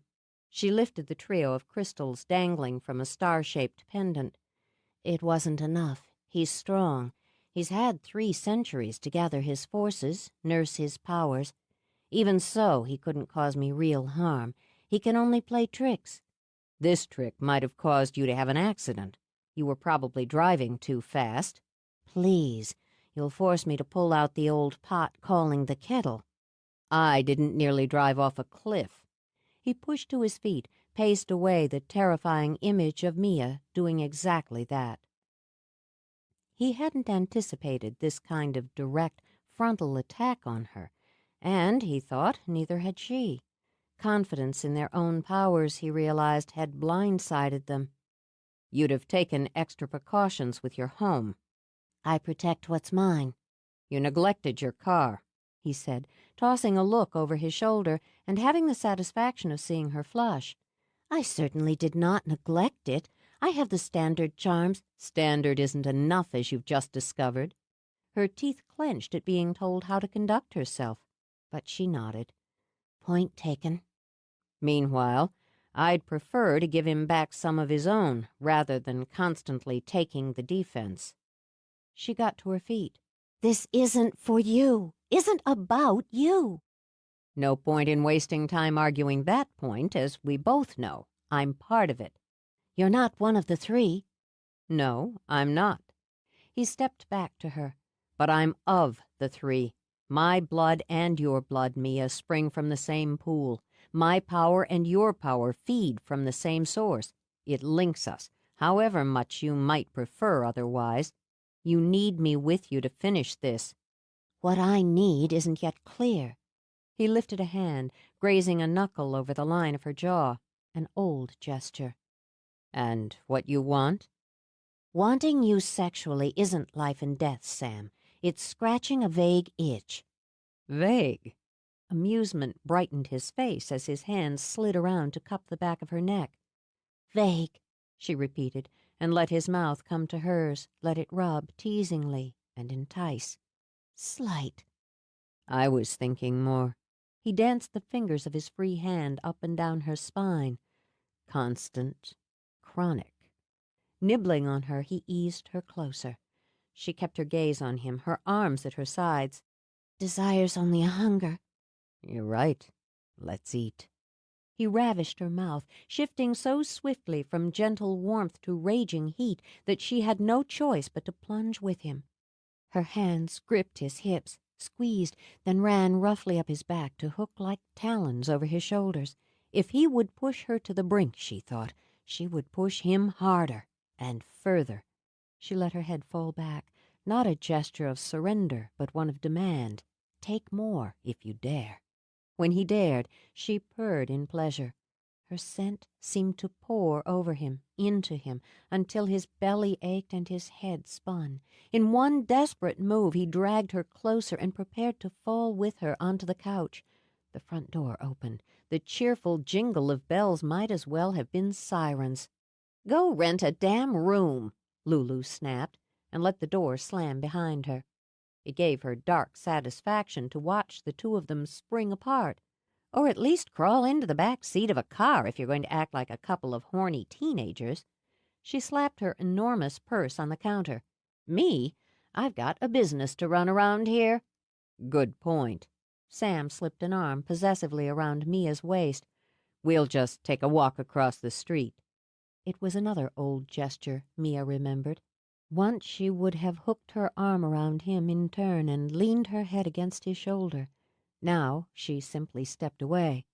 That's a charming offer, really, but I'll just take a rain check. The business that Lulu so helpfully pointed out needs to be run is mine, and we're opening in less than an hour, she said after a glance at her watch. "Then we'll make it fast." Another delightful offer. Isn't that sweet, Lou? It's not every day a woman gets an invitation for a quick roll before operating hours. "Adorable," Lulu said sourly. She felt sour and preferred blaming it on Sam rather than on not being able to sleep well since her Saturday night hallucination. But be that as it may. Mia patted Sam's cheek absently, then started to turn away. He took her chin in a firm grip. "You're playing me," he said softly. "You want to make this a game, then I should warn you. I don't always play by the rules now." Neither do I. She heard the back door open, close. Ah, there's Nell. You'll have to excuse me, Sam. I have work, as I'm sure you do. She nudged his hand away, then walked over to meet Nell as she came in. I'll take that up. Mia scooped the first box of baked goods out of Nell's arms. Smells fabulous. She sailed up the stairs with the scent of cinnamon rolls floating behind her. Nell cleared her throat. Walking into the tension had been like walking into a wall. Hello, Sam. "Nell?" Well, I've got more, she managed, then escaped out the back again. "In case you haven't noticed," Lulu said, "we're not open for business, so get." He could still taste Mia. With his mood hot and ripe for trouble, he walked to the counter and leaned over close to Lulu's scowl. "I don't give a damn if you approve or disapprove. You won't keep me away from her." "You did a good job of that yourself these past years." "Now I'm back, and we're all just going to have to deal with it." He strode to the door, yanked it open. "If you want to play guard dog, there's something a hell of a lot more dangerous than me you should be snapping at." Lulu watched him stalk across the street. She wasn't sure there was anything more dangerous to Mia than Sam Logan. No family. The wine and junk food-induced hallucination had been wrong about that, she thought. She had family. She had a child. Lulu glanced up the stairs where Mia had gone. She had a child, she thought again. He canceled his first meeting. A man had priorities. He drove up the coast road. Through sheer will he held his temper and his speed in check. But he could do nothing about the shock and horror that careened into him when he saw the skid marks. Inches, he thought as he got out of his car on rubbery legs. Just inches more, and she'd have been into the guardrail. The right speed, the right angles, and her little car would have toppled right over it and down the unforgiving face of the cliff. He followed the pattern, scanning the road, scenting the air for anything that lingered. He knew she liked to drive fast, but she'd never been reckless. To go into a spin, such as the one indicated by the tire marks smeared over the pavement, she'd have had to be doing 90, unless she'd had help. Cold fingers ran over his spine because he was certain now that was what had happened. Something had shoved that spin along, pushing her toward the edge. If she hadn't been strong enough, smart enough, fast enough, she might not have come out of it whole. He studied the roadbed where a black scar marred it, like an old, festering burn. It oozed like oily blood as he watched, and as he watched, he felt the dark energy that emanated from it crawl over the air. Mia had been more shaken than either of them had realized, he thought, to have left this. Going back to his car, he popped the trunk, selected what he needed. With his tools in hand, he took a long look up and down the road. It was deserted. A plus, he thought, as what he needed to do would take a little time. He circled the scar 3 times with sea salt, and the ooze smoked where it spilled into the ring. With his power cold and clear inside him, he used a birch wand for cleansing. As he sprinkled both bay and cloves for protection, the scar bubbled and hissed, and began, slowly, to shrink. No one who passes now need fear.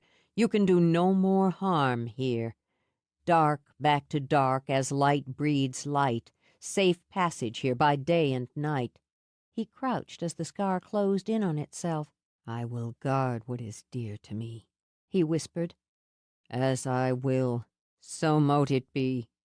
He returned to his car and drove over the shadow of the scar toward Mia's house. He needed to see it, and had resisted, but he couldn't afford to wait for her invitation now. It was so much what it had been, he thought as he studied the gorgeous ramble and spears of stone, and so much more. More Mia, he realized as he again got out of his car. The flowers, the budded shrubs and great trees, the gargoyles and fairies. The breeze stirred wind chimes and strings of crystal into constant music. The white tower of the lighthouse stood like an ancient sentinel, guarding both island and house, and she'd planted purple pansies at its feet. He followed the winding path of stepping stones around the side of the house.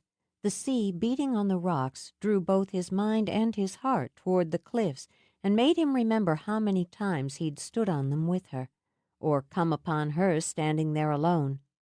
But as he walked, he glanced around, then stopped, staggered. Her gardens were a world. Arches and arbors, slopes and flows, stone paths, softened by moss spreading through the cracks, meandered through rivers and floods of flowers. Some were tender with spring, some already rained. Not just blooms, he realized, but the green. There were so many tones and textures of it that each spill or shimmer of pink or white, yellow or blue against it added a wonder. There were pools of water, the glint of copper from a sundial, the charm of a dancing fairy twirling in the shrubbery. He could see benches tucked here and there, some in sun, some in shade, inviting visitors to sit, to enjoy. He couldn't imagine what it would be like when the young plants burst into full summer bloom, when the vines finished their climb up the arbors, couldn't conceive of the color and shape, the perfume. Unable to resist, he wandered along some of the stone paths, trying to imagine how she had done it, How she had turned what had been a pretty, if pedestrian, garden, a stretch of manicured lawn, and the single formal terrace he remembered, into a celebration.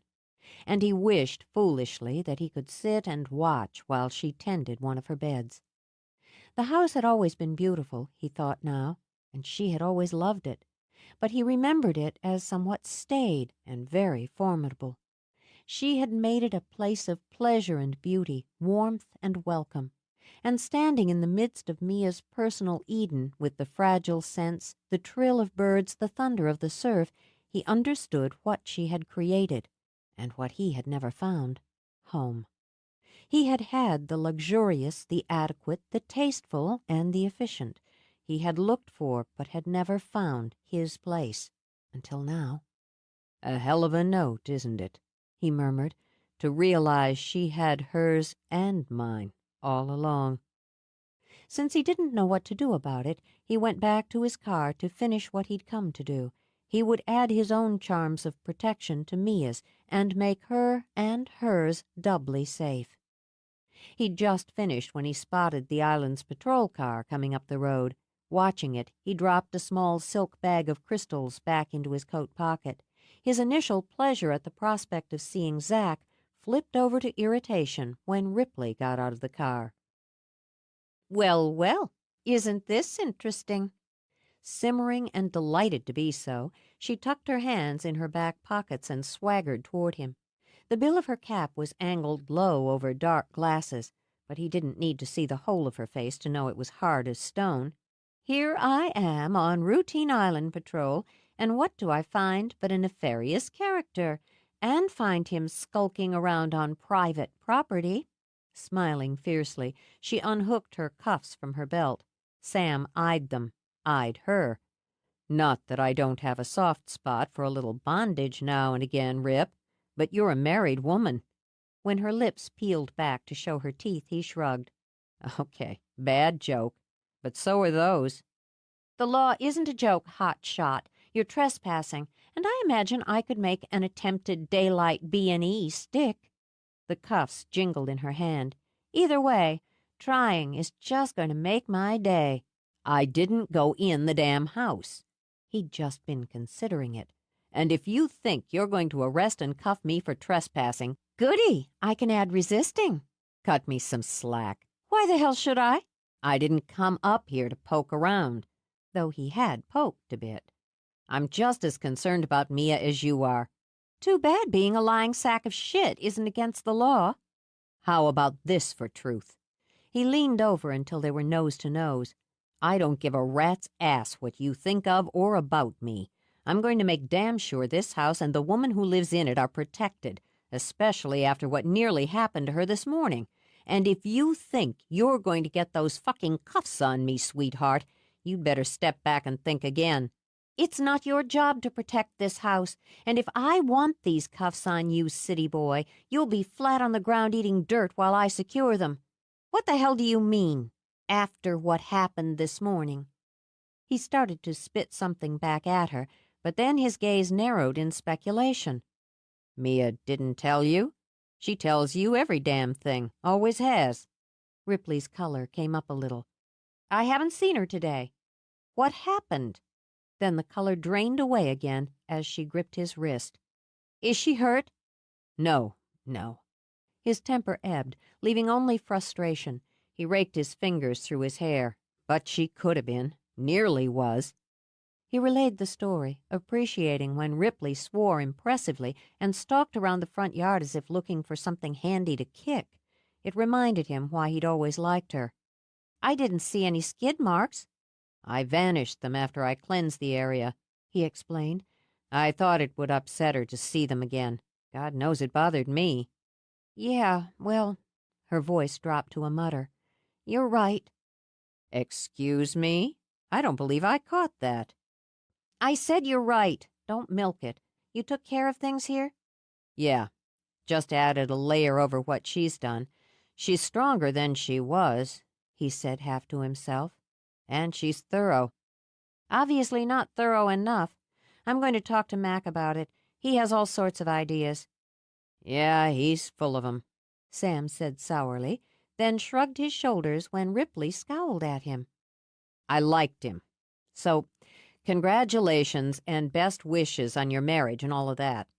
Gee, thanks. That was so heartwarming. That made him smile.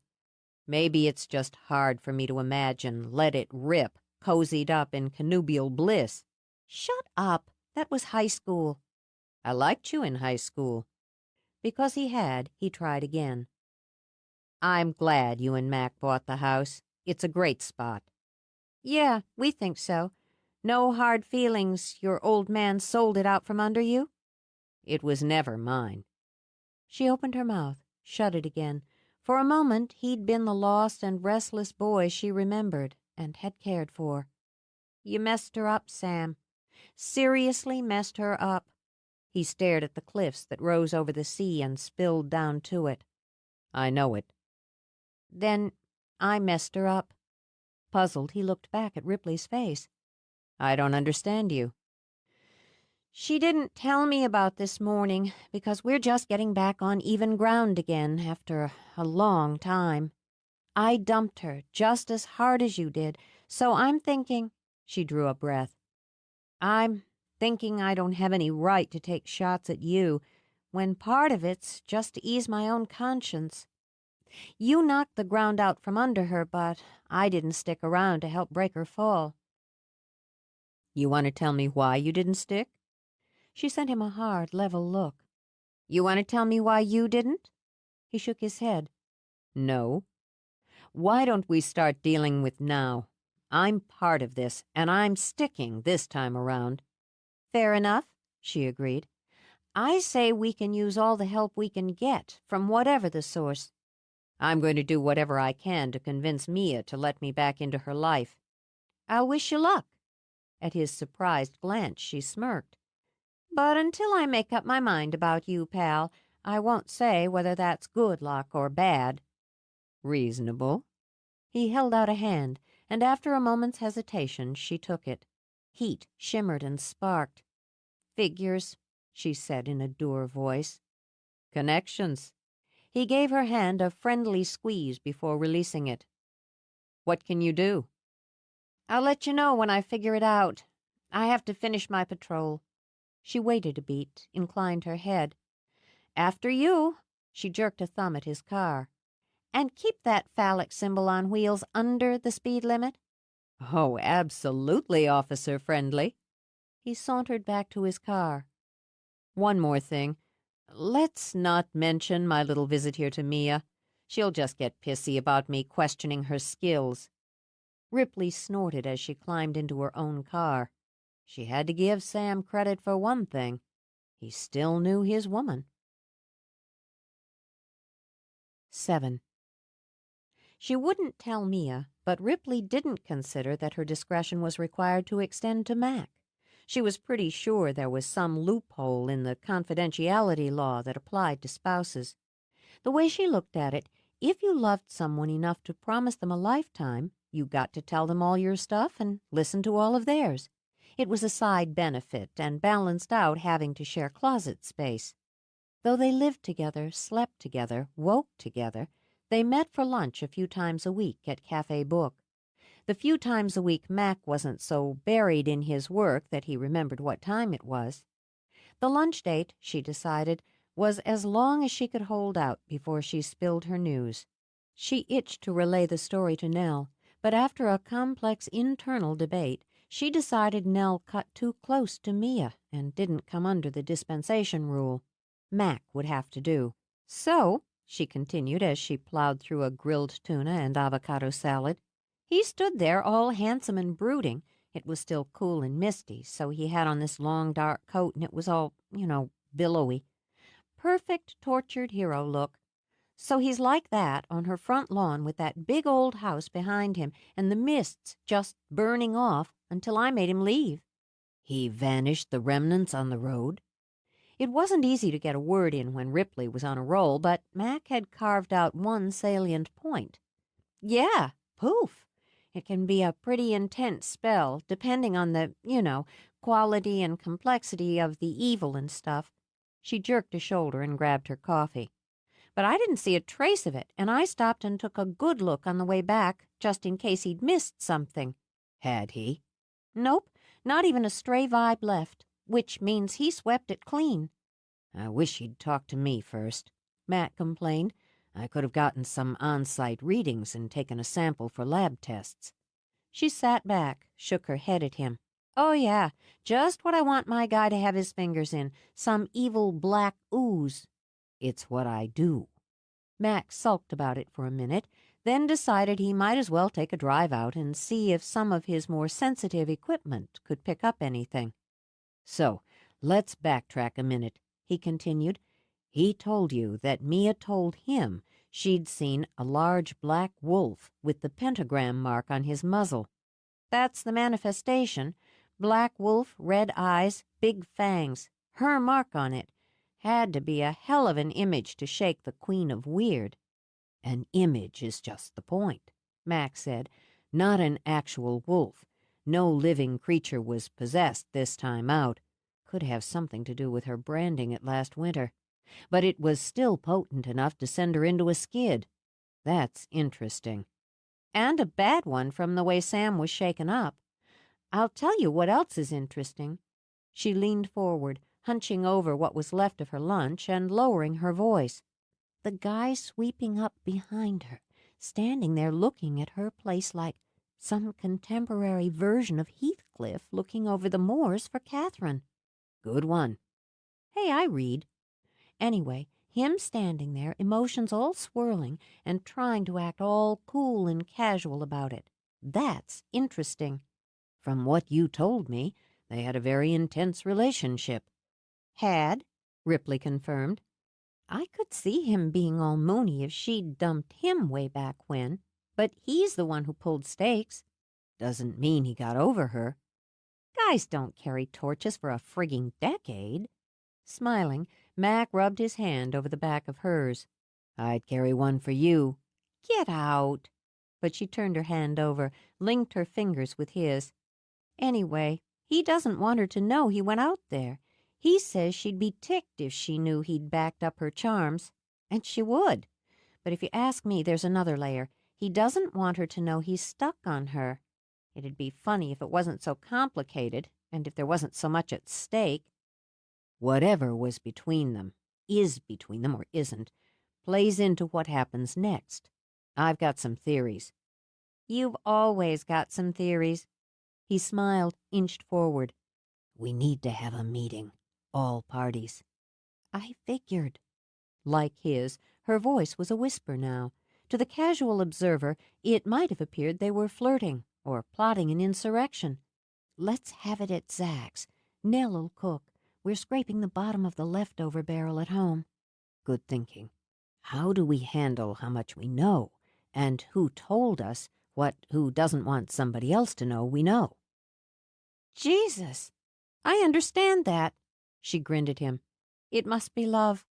Well, if it isn't Bill and Coo. Mia stepped up to the table, ran an affectionate hand over Mac's shoulder. Don't the two of you look adorable? Yeah, we're thinking about entering a contest. Ripley eased back, studied Mia's face. She had to give the woman credit. Nothing showed but bone-deep beauty. So, what's up with you? Oh, this and that. Mia left her hand on Mac's shoulder. Something about him always comforted her. Actually, there is something I need to speak with you about. And Nell. A shadow of worry crossed her face as she glanced back at the cafe counter. It'll have to wait a bit, though, Mia decided. She's pretty tied up with customers at the moment. Ripley considered how to play it, then went with instinct. If this is about your dances with wolves, I know about it. It was a toss-up, she thought. Who looked more stunned, Mia or Mac? But at least Mia didn't kick her under the table. She shifted, which gave her the opportunity to kick Mac back as she reached toward a neighboring table and dragged over a third chair. Sit down a minute.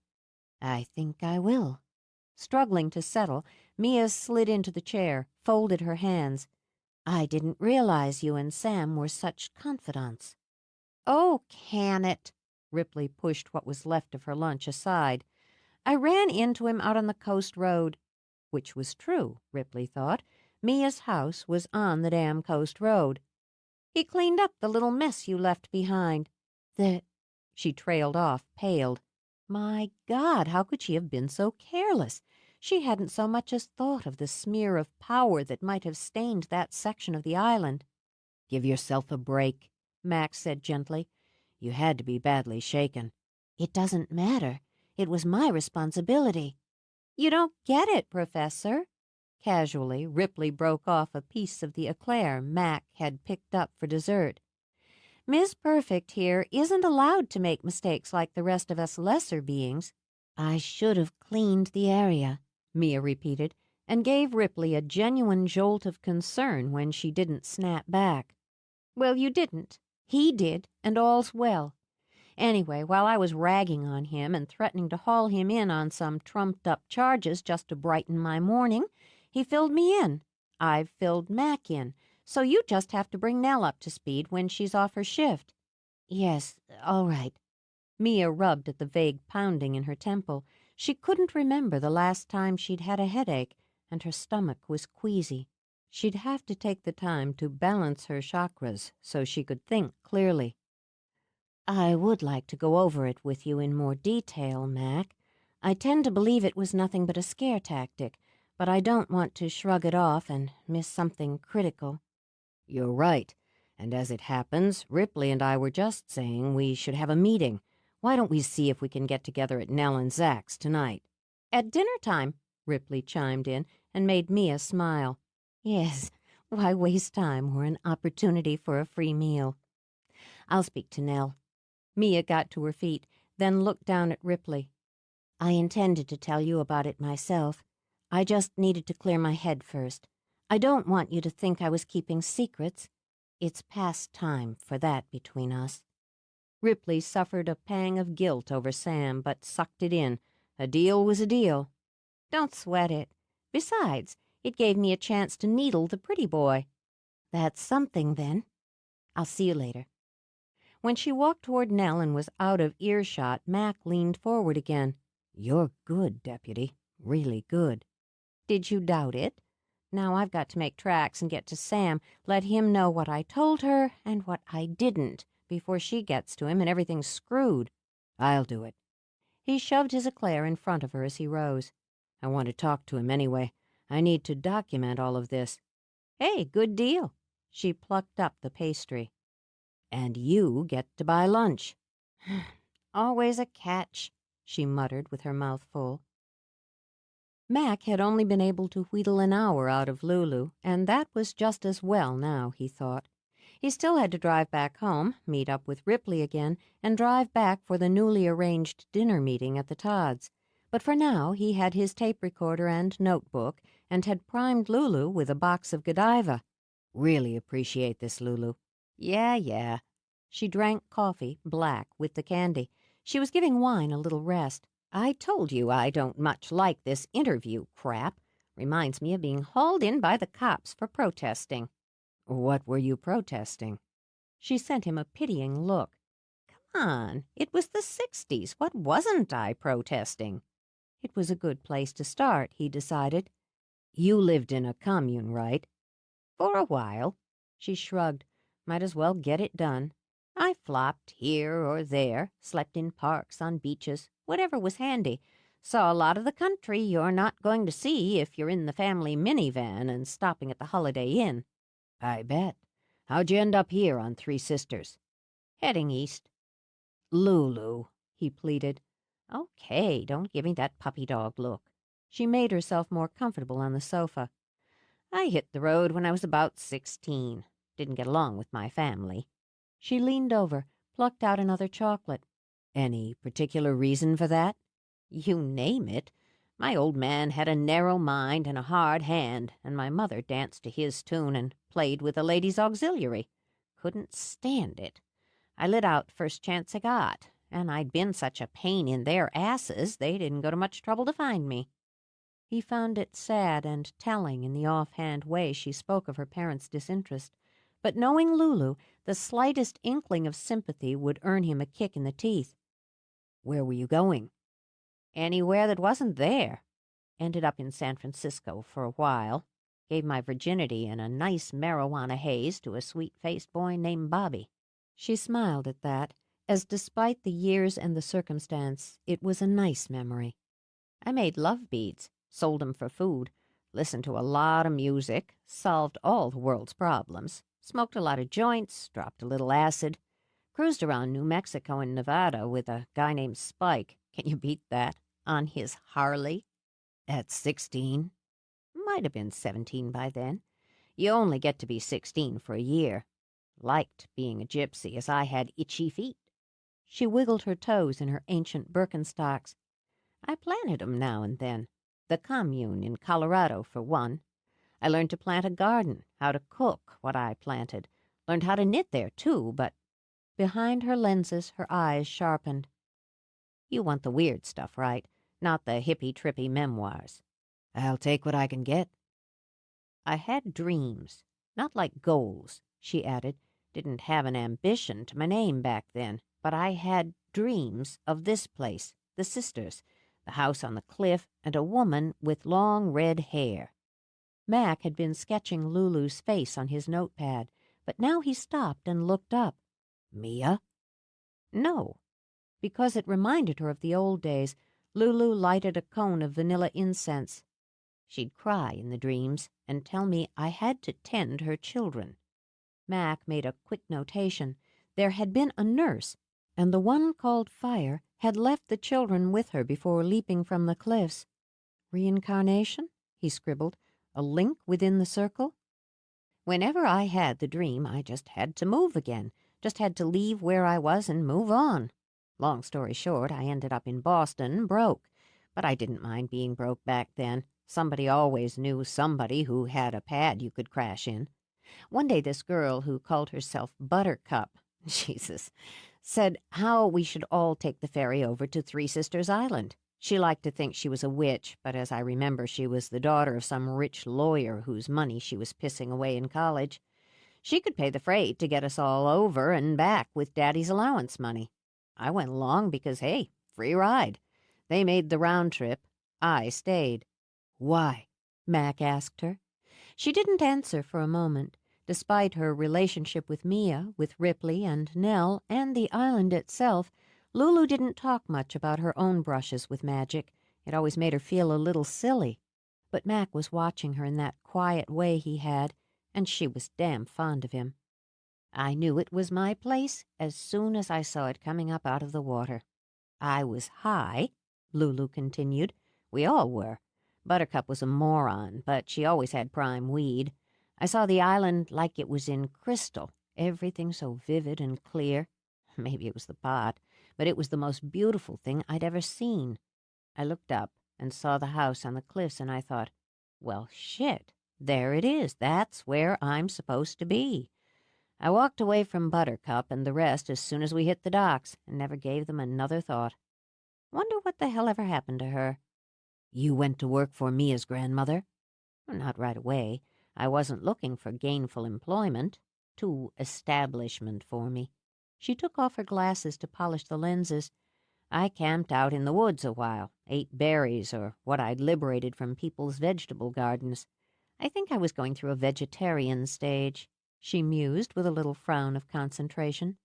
It was interesting to look back and see herself, young, careless, smooth. Didn't last long. Born a carnivore, die a carnivore. So, one day I was hiking, and this woman came by in a fancy car. Stopped. She leaned out, looked me up and down. I guess she was on the shy side of 60, but when you're figuring 30's the end of it all, that's really old. She stopped, laughed now as she put her glasses on. "What the hell? I'm having a glass of wine. Want one?" "No, thanks. I've got driving to do."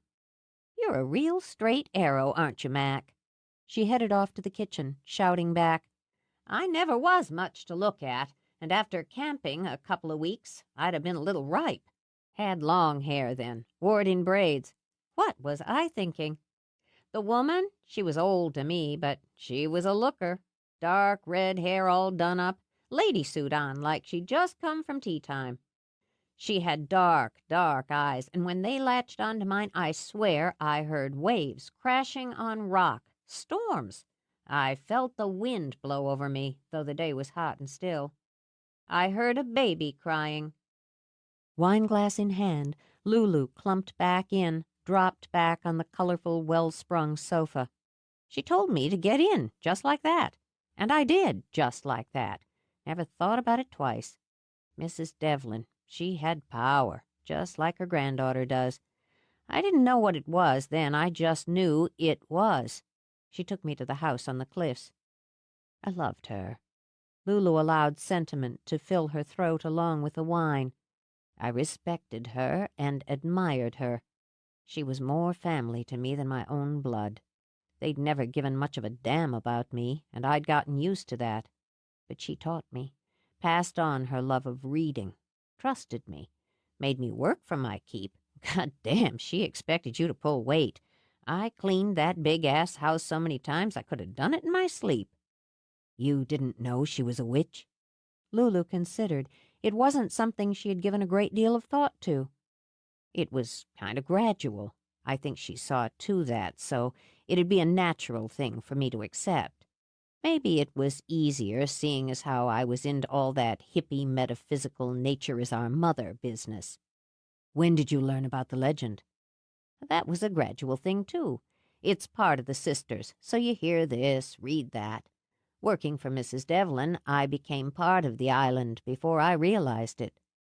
Then by the time Mia came along, it was natural for you to accept power in her. If I had to analyze it, I'd say Mrs. Devlin saw to that, too. She knew the way things would be before they were. When Mia was born, her son and his wife moved into the house. I figured out pretty soon they'd done it so they'd have themselves a couple of live-in sitters. Selfish twits. She paused, took a deep gulp of wine. The night they brought her, they went down to the hotel to have dinner, and Mrs. Devlin took me into the nursery. Mia was a beautiful baby, red-headed, bright-eyed, long arms and legs. Mrs. Devlin, she picked her up out of the crib, cuddled her for a minute. Then she held her out to me. Scared me boneless. It wasn't just that I'd never held a baby before, or that this one looked like something made of precious glass.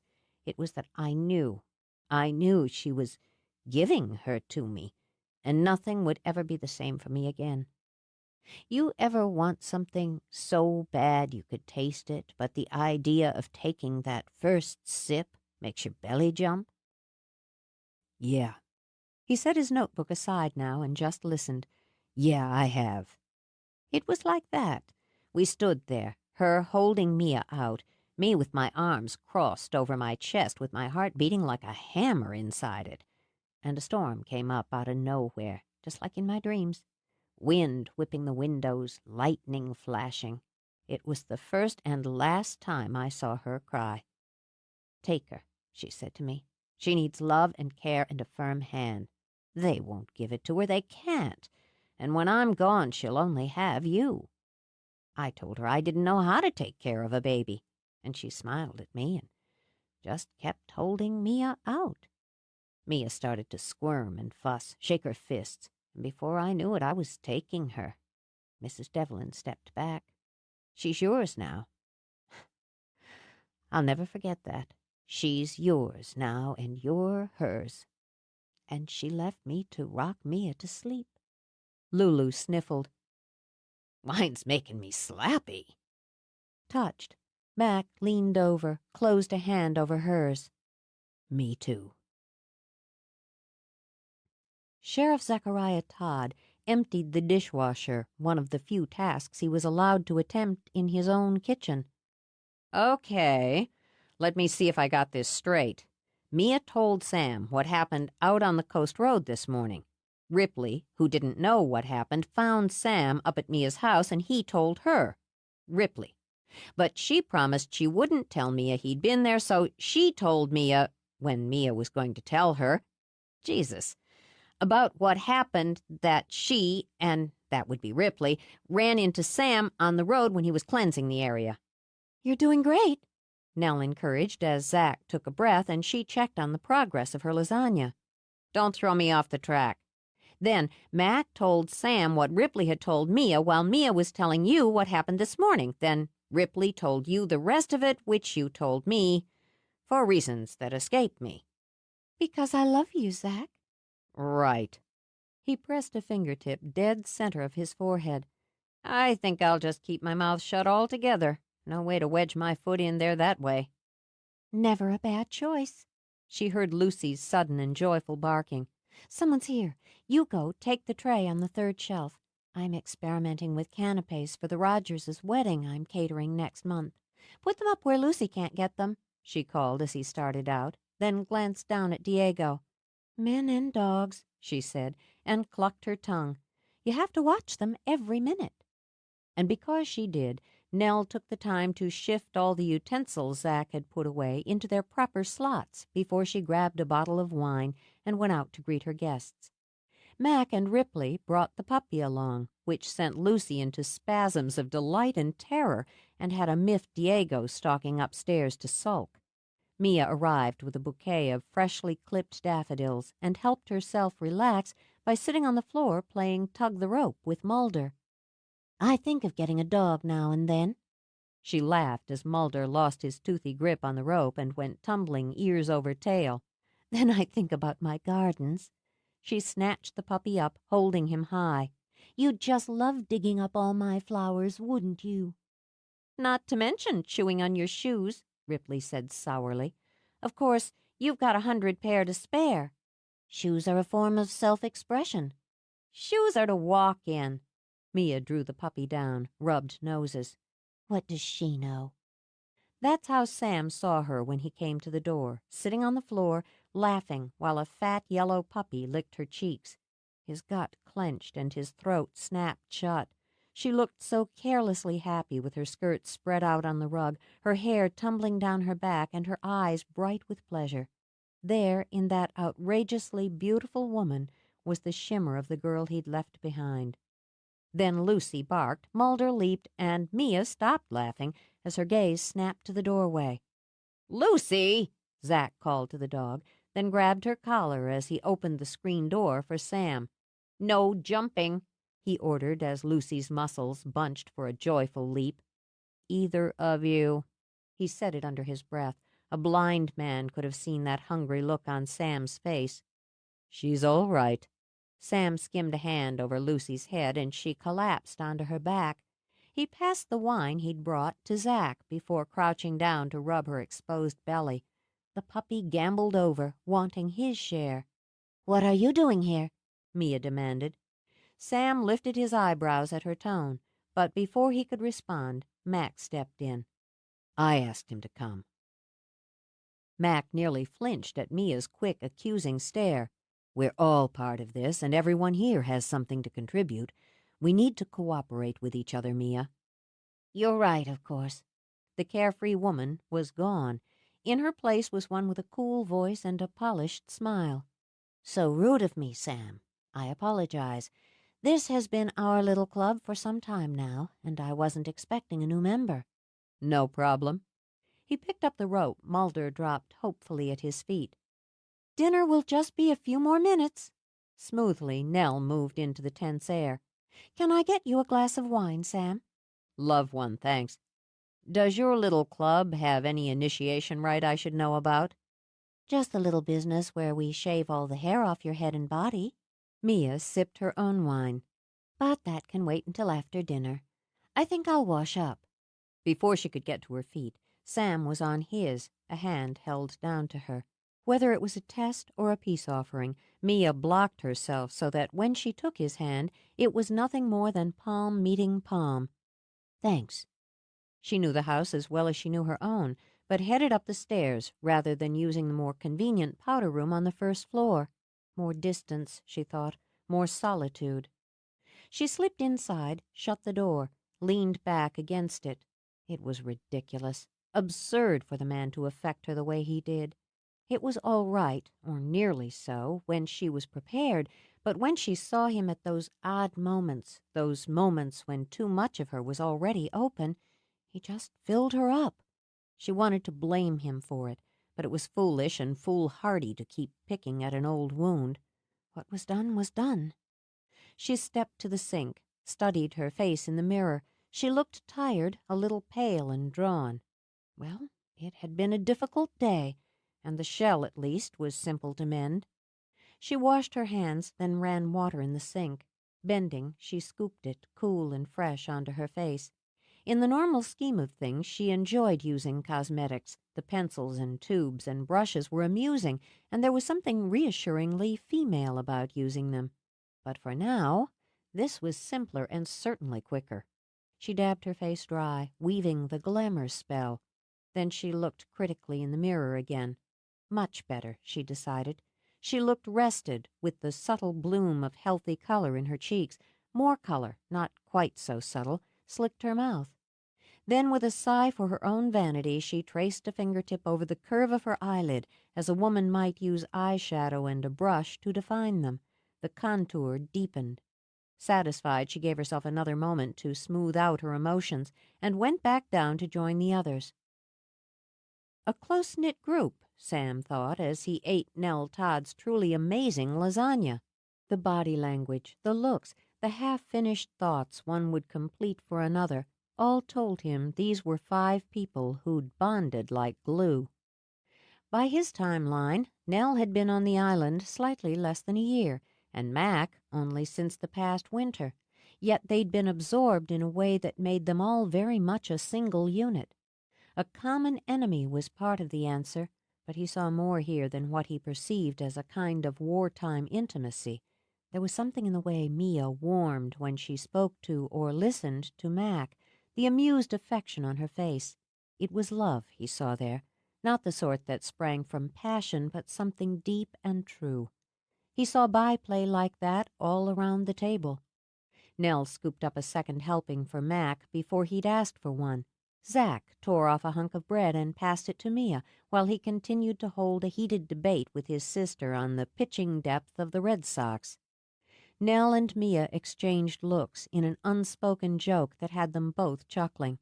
And all of it, all the ease, made it clear to Sam that building a bridge over his years away would take more than time and proximity. "I think my father and yours played in the same foursome for some charity golf tournament," Mac commented. "Just last month in Palm Springs or Palm Beach, or something with a palm in it." "Really?" Sam had never been interested in his father's pseudo-charity events, and it had been years since he'd had to bow to the pressure of participating in any of them. "I met your parents at various functions in New York." "Yeah, same circles." "More or less," Sam agreed. "I don't recall meeting you at any of those various functions." Mac only grinned. "Well, there you are. So, do you play golf?" Now Sam smiled. "No. Do you?" "Mac's pretty much a spaz," Ripley put in. "If he tried to tee off, he'd probably slice his big toe into the woods." "Sad but true," Mac agreed. "Last week he tripped going down the deck steps. 6 stitches. "The dog tripped me," Mac said in his own defense. "And it was only 4 stitches." "Which you could have avoided if you'd come to me instead of going to the clinic." "She rags on me every time I get a bump or a bruise." "Which is daily. On our honeymoon—" "We're not getting into that." The flush started creeping up Mac's neck. "When we were using taking a shower as an excuse to have some hot, steamy sex—" Cut it out. Mac spread his hand over Ripley's face and gave it a nudge. "And that towel bar was not properly installed." "He ripped it right out of the wall in the throes." She batted her lashes at him. "My hero." Anyway," Mac said on a long breath, "seeing as you're in the hotel business, Sam, you might want to make sure your towel bars are secure." "I'll make a note, particularly if the 2 of you decide to take a weekend at the Magic Inn." "Well, if Nell and Zack make a reservation," Ripley continued, "you'd better check the stability of the bathroom sinks. They knocked the one upstairs out of alignment when—" "Ripley!" Nell hissed it, horrified. "Do you have to tell her everything?" Zack demanded. "Not anymore." Ignoring Ripley's laughter, Nell pushed to her feet. "I'll get dessert." "I had no idea bathrooms had become such erogenous zones," Mia commented as she rose to clear her plate. "I'll be happy to show you mine," Sam said, and was given a shrug as she strolled into the kitchen. She didn't eat. She only pretended to. Sam kept his voice low.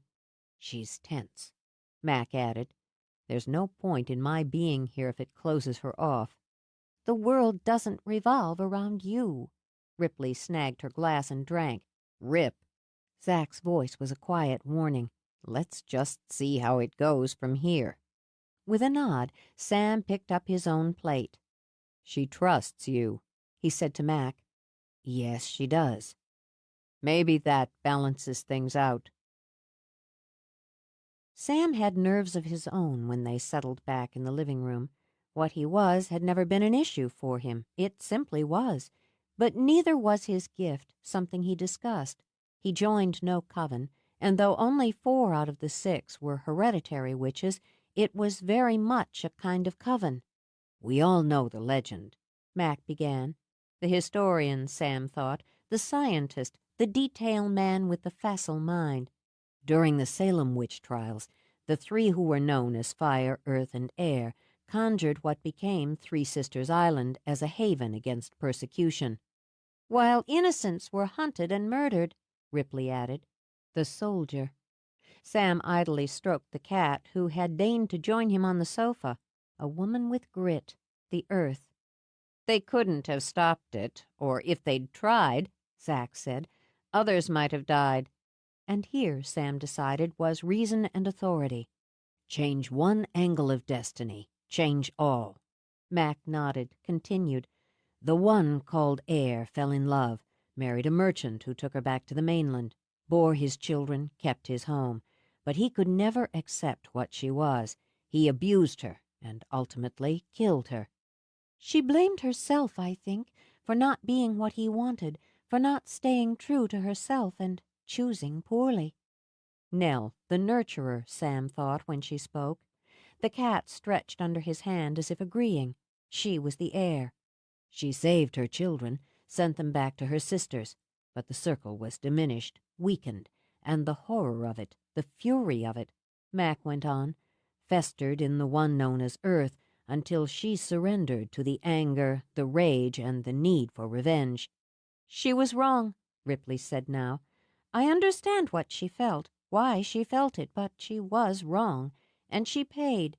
Using her power to kill the one who'd killed her sister destroyed her and came back threefold. She lost her husband, a man she loved, and was never able to see her children again, and shattered what was left of the circle. There was one left. Mia's voice was clear, her gaze level. One left to hold it. Intellect, pride, and passion. Was it any wonder she stirred him? Sam thought. She was the fire. Despair can crush even the strongest. Nell laid a hand on Mia's. But even alone, even heartbroken, she wove a web of protection 300 years strong. She made certain her children were taken care of. Mac thought of Lulu. Which brings us to now. He frowned into his coffee. A still unbroken circle. You're worried I'll fail when my time comes. Nell faced her demons, and Ripley hers. In what seemed an idle gesture, Mia stroked Mulder with the side of her foot. Of the 3 of us, my knowledge and practice of the craft is the most extensive. Agreed, but... She lifted a brow at Mac. But... I wonder if on the other side of the scale, what you'll have to deal with is more, well, insidious. Nell had Evan Remington, a man. He was a piece of shit, Ripley corrected. Be that as it may, he was human. She had to find the courage to face him, to defeat him and embrace her gift. I'm not saying any of that was a walk on the beach, but it was pretty tangible, if you're following me. A man with a knife. Sam spoke for the first time since Mac had begun, and drew everyone's attention. A sociopath, psychopath, whatever the term might be for that kind of evil in the woods in the dark of the moon. No, not a walk on the beach. It took great courage, deep faith, and a formidable power to do what Nell did. But it was an evil whose face she knew. Exactly. Mac beamed as if Sam were a prized student. In Ripley's case, Ripley repeated, I had to accept a power I'd rejected and walk the line when part of me wanted to cross it. Emotional turmoil, Sam agreed. It can affect the tone of power in the same way it can affect the tone of your voice, the tone of your actions. The gift doesn't protect us from flaws or mistakes. That kind of turmoil, tailored toward you as Nell's was turned toward her as a potent weapon, with— He broke off, glanced at Mac. No, keep going. Mac waved a hand. It's good to hear it from someone else's point of view. All right. The force that was unleashed centuries ago used Remington as a conduit and fed itself into the reporter who followed Nell's cross-country route to the sisters. You've kept up? Mia said quietly. Yeah, I've kept up. Holding the line, power against power, without crossing that line isn't a simple matter. It requires conviction, compassion, strength. Even so, in the end, Ripley, like Nell, faced a man. Whatever was inside him, he was flesh and blood. It looks like Sam and I have circled around to the same theory. Then why the hell don't you punch through to the point of it and stop circling? Ripley complained. Okay. Since Sam gestured the go-ahead, Mac took over. What came at Mia today wasn't flesh and blood, not a living thing, but a manifestation. That tells me a couple of things. Maybe, just maybe, because the circle's intact, because twice now it's been defeated, its power's diminished. It can't possess, but can only deceive.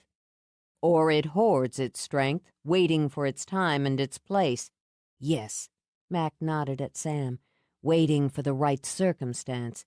There isn't that much time, when you measure by 3 centuries, left on either side. It's going to keep pushing, trying to weaken the circle, and Mia most specifically, undermining the bedrock of your power. It'll use your fears, doubts, any weaknesses that trickle through the chinks, tailored to you. He added with a nod to Sam. That's just exactly right. It'll try to prey on you as it did on her 3 centuries ago, through her loneliness and loss, her despair at the thought of living without the people she loved and needed most. I'm aware of that, Mia acknowledged. But I'm not lonely, and I've lost nothing. My circle holds. Yes, but I don't believe the circle can be considered complete and whole until your step is taken. Since this was tricky ground, Mac took his time. Until then, there's a vulnerability, and that's where the pressure will be the greatest. It only needed to break Nell, and it failed. To seduce Ripley, and it failed. With you, It needs to cause my death, Mia finished calmly. Yes, I know. I've always known. When she started to leave, Nell held on to her. Don't worry so, little sister. Mia pressed her cheek to Nell's hair. I know how to protect myself. I know. I just wish you'd stay. I know how stupid that sounds, but I wish you'd stay with one of us until this is really over. I need my cliffs. I'll be fine, I promise. She gave Nell one last squeeze. Blessed be. She'd lingered longer than the others, hoping to avoid any more conversation, but when she stepped outside, she saw Sam leaning against her car. I walked over. How about a lift back? It's a pleasant night for a short walk. Give me a lift, Mia. He took her wrist as she started to move past him. I want to talk to you, for a minute anyway, alone. I suppose I owe you a favor? Do you? She circled the car, slipped in behind the wheel. She waited until she'd started the car. For cleaning up my mess on the coast road this morning, she said as she eased into a U-turn. Ripley told me she ran into you. Thank you. You're welcome. Well, that didn't hurt too much. Now, what did you want to talk to me about? I wondered about you and Mac. There's something there. Really? Deliberately, she took her attention away from the road, long enough to bat her lashes. Do you think I'm trying to tempt my sister's husband into a wild, illicit affair? If you were, he'd already be there. She laughed. What a lovely compliment, even if you're wrong.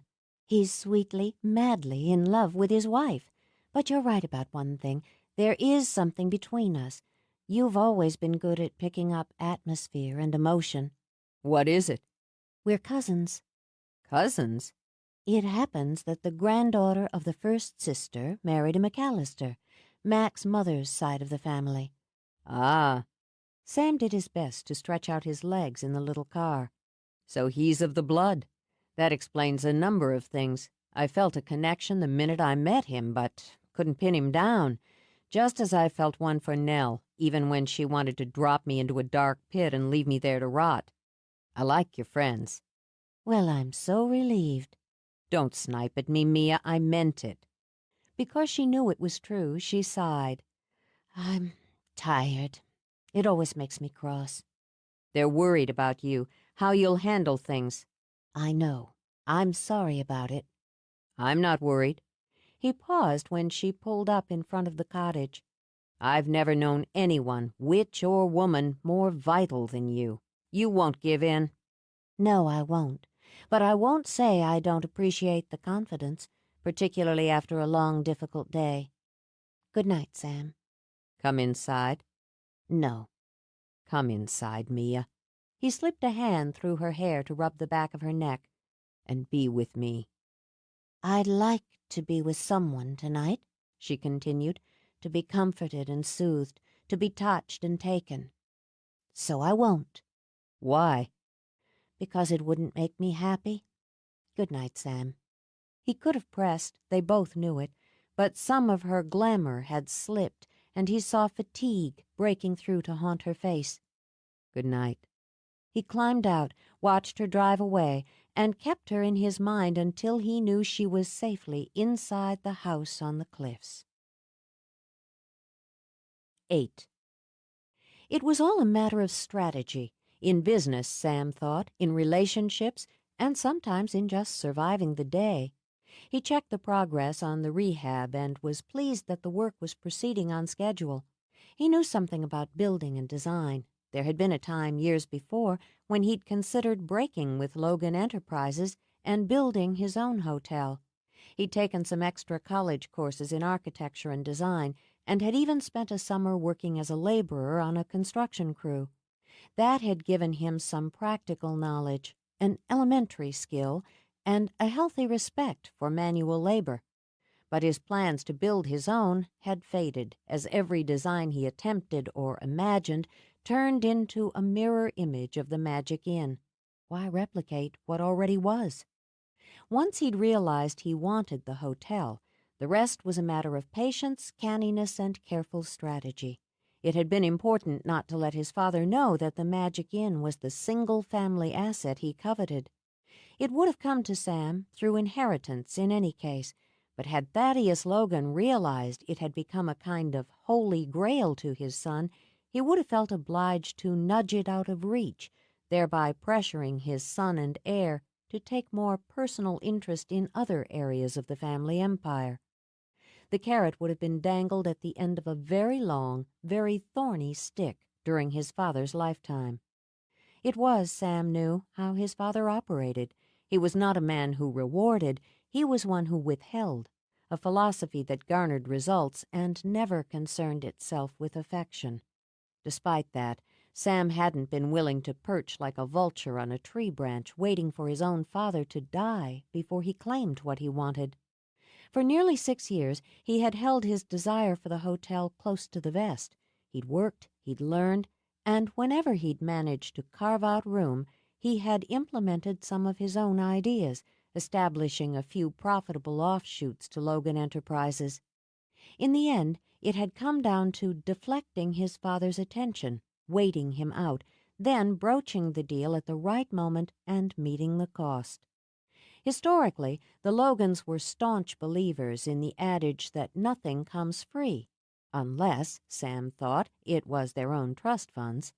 So he had paid fair market value for his father's share of the hotel. Sam didn't count the cost, not when he had what he wanted. He was going to try not to count the cost with Mia. He intended to be patient, within reason. He would, of course, be canny, but he had yet, he was forced to admit, to outline a clear-cut strategy. His direct approach, "Honey, I'm home," hadn't worked, and why he'd been brainless enough to think it would was currently beyond him. "Let's kiss and make up" hadn't done much better. She wasn't freezing him out at every opportunity, but neither was she softening. He wanted her safe, he wanted his island secure, and he wanted her back. The idea that he might not be able to have all three didn't sit well with him, but the fact was that the responsibility of cleaning up a disaster 300 years in the making was in their laps, and it couldn't be ignored. Mac hadn't mentioned his theory in the meeting at the Todds the other night, but Sam imagined he had discussed it, or would, with Mia in private. In the end, rejecting him might be her answer, might be the answer. But going down without a fight went against nature. So, strategy, he thought, and scanned the parlor area of the currently empty suite where the walls had been newly papered in pale green moire silk and the woodwork sanded down to its natural oak and varnished golden. Thinking, he wandered through the bedroom and to a doorway where a second bedroom had been sacrificed to expand the bath and the master closet space. The fixtures had yet to be installed, but he'd selected the generous jet tub himself, the ripple glass on the multi-head shower unit, the curving ribbon of counters. He'd used warm colors, a lot of polished granite and copper, luxurious amenities in old-fashioned apothecary jars, a blend of tradition, comfort, and efficiency. Just the sort of thing, he mused, that appealed to Mia. Business, steady profit, and exquisite service. He smiled to himself as he took his cell phone out of his pocket, then just as quickly replaced it. A personal call wasn't the way to conduct some business discussions. He headed down to his office to tell his assistant to get Ms. Devlin on the phone. He puzzled her. The boy she'd thought she knew so well had become a man full of unexpected turns and missing pieces. A business dinner? Mia mused when she hung up the phone. At her convenience. She frowned at the receiver she'd just replaced, and he'd sounded as if he meant it. Very cool, very professional. A business meeting over dinner at the hotel to discuss a proposal he hoped would be of benefit to both of their establishments. Just what did the man have up his sleeve? Sheer curiosity had pushed her to agree to the meeting, though she was wily enough not to be available the same night. She graciously agreed to rearrange her schedule to fit him in the following evening. It wouldn't hurt to see if there was anything she should be ready for. She took a ball of crystal from her shelf and set it at the center of her desk. With her hands cupped around it, she focused her mind, gathered her power. The glass began to warm. Mists swam inside it, shimmering with a light that seemed to come from deep within the globe. Visions swirled into the mists and into her eyes. She saw herself as she had been, young, so young, lying naked in the cave, wrapped only in Sam's arms. "Not yesterday," she whispered, "but tomorrow. Clear the future from the past so I can see what may be." Her garden lush with summer under a bright white moon. As she looked, the air in her office was perfumed with the vanilla scent of heliotrope, the spice of dianthus. She wore white, a long flow of it to echo the moon. He stood with her in that ocean of flowers and held out a hand. In his palm he held a star, a slice of colored light that beat like a pulse. He was smiling when he tossed it high, when a shower of light and color exploded over their heads. As it streamed down, she felt the thrill, the utter joy that the woman inside that ball of glass felt. It swelled inside her own heart like a song. And in a flash, she was alone on the cliffs while a storm screamed. Lightning struck around her, burning arrows of it. Her island was enveloped by a fetid fog. The chill of it reached out to where she stood in her quiet office and iced her bones.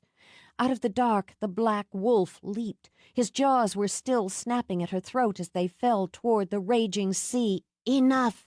She passed a hand over the globe, and it was only a pretty glass ball. She replaced it and sat. Her hands were steady, her breathing even. She had always known that looking into what might come could mean seeing her own death, or worse, the death of a loved one. It was the price that power demanded. The craft didn't ask for blood, but still it squeezed the heart to a throbbing bruise at times. So, she thought, which would it be for her, love or death? Or by taking the first, would she ensure the second? She would see. She'd learned much in 30 years as a witch, Mia thought as she turned back to her computer, back to the work of the day. And one thing she knew. You did what you could to protect, to respect, taking the joys and the sorrows. Then, in the end, you accepted your destiny. I thought you said it wasn't a date. Mia secured the back of her earring. It's not a date. It's a business dinner. Lulu sniffed loudly.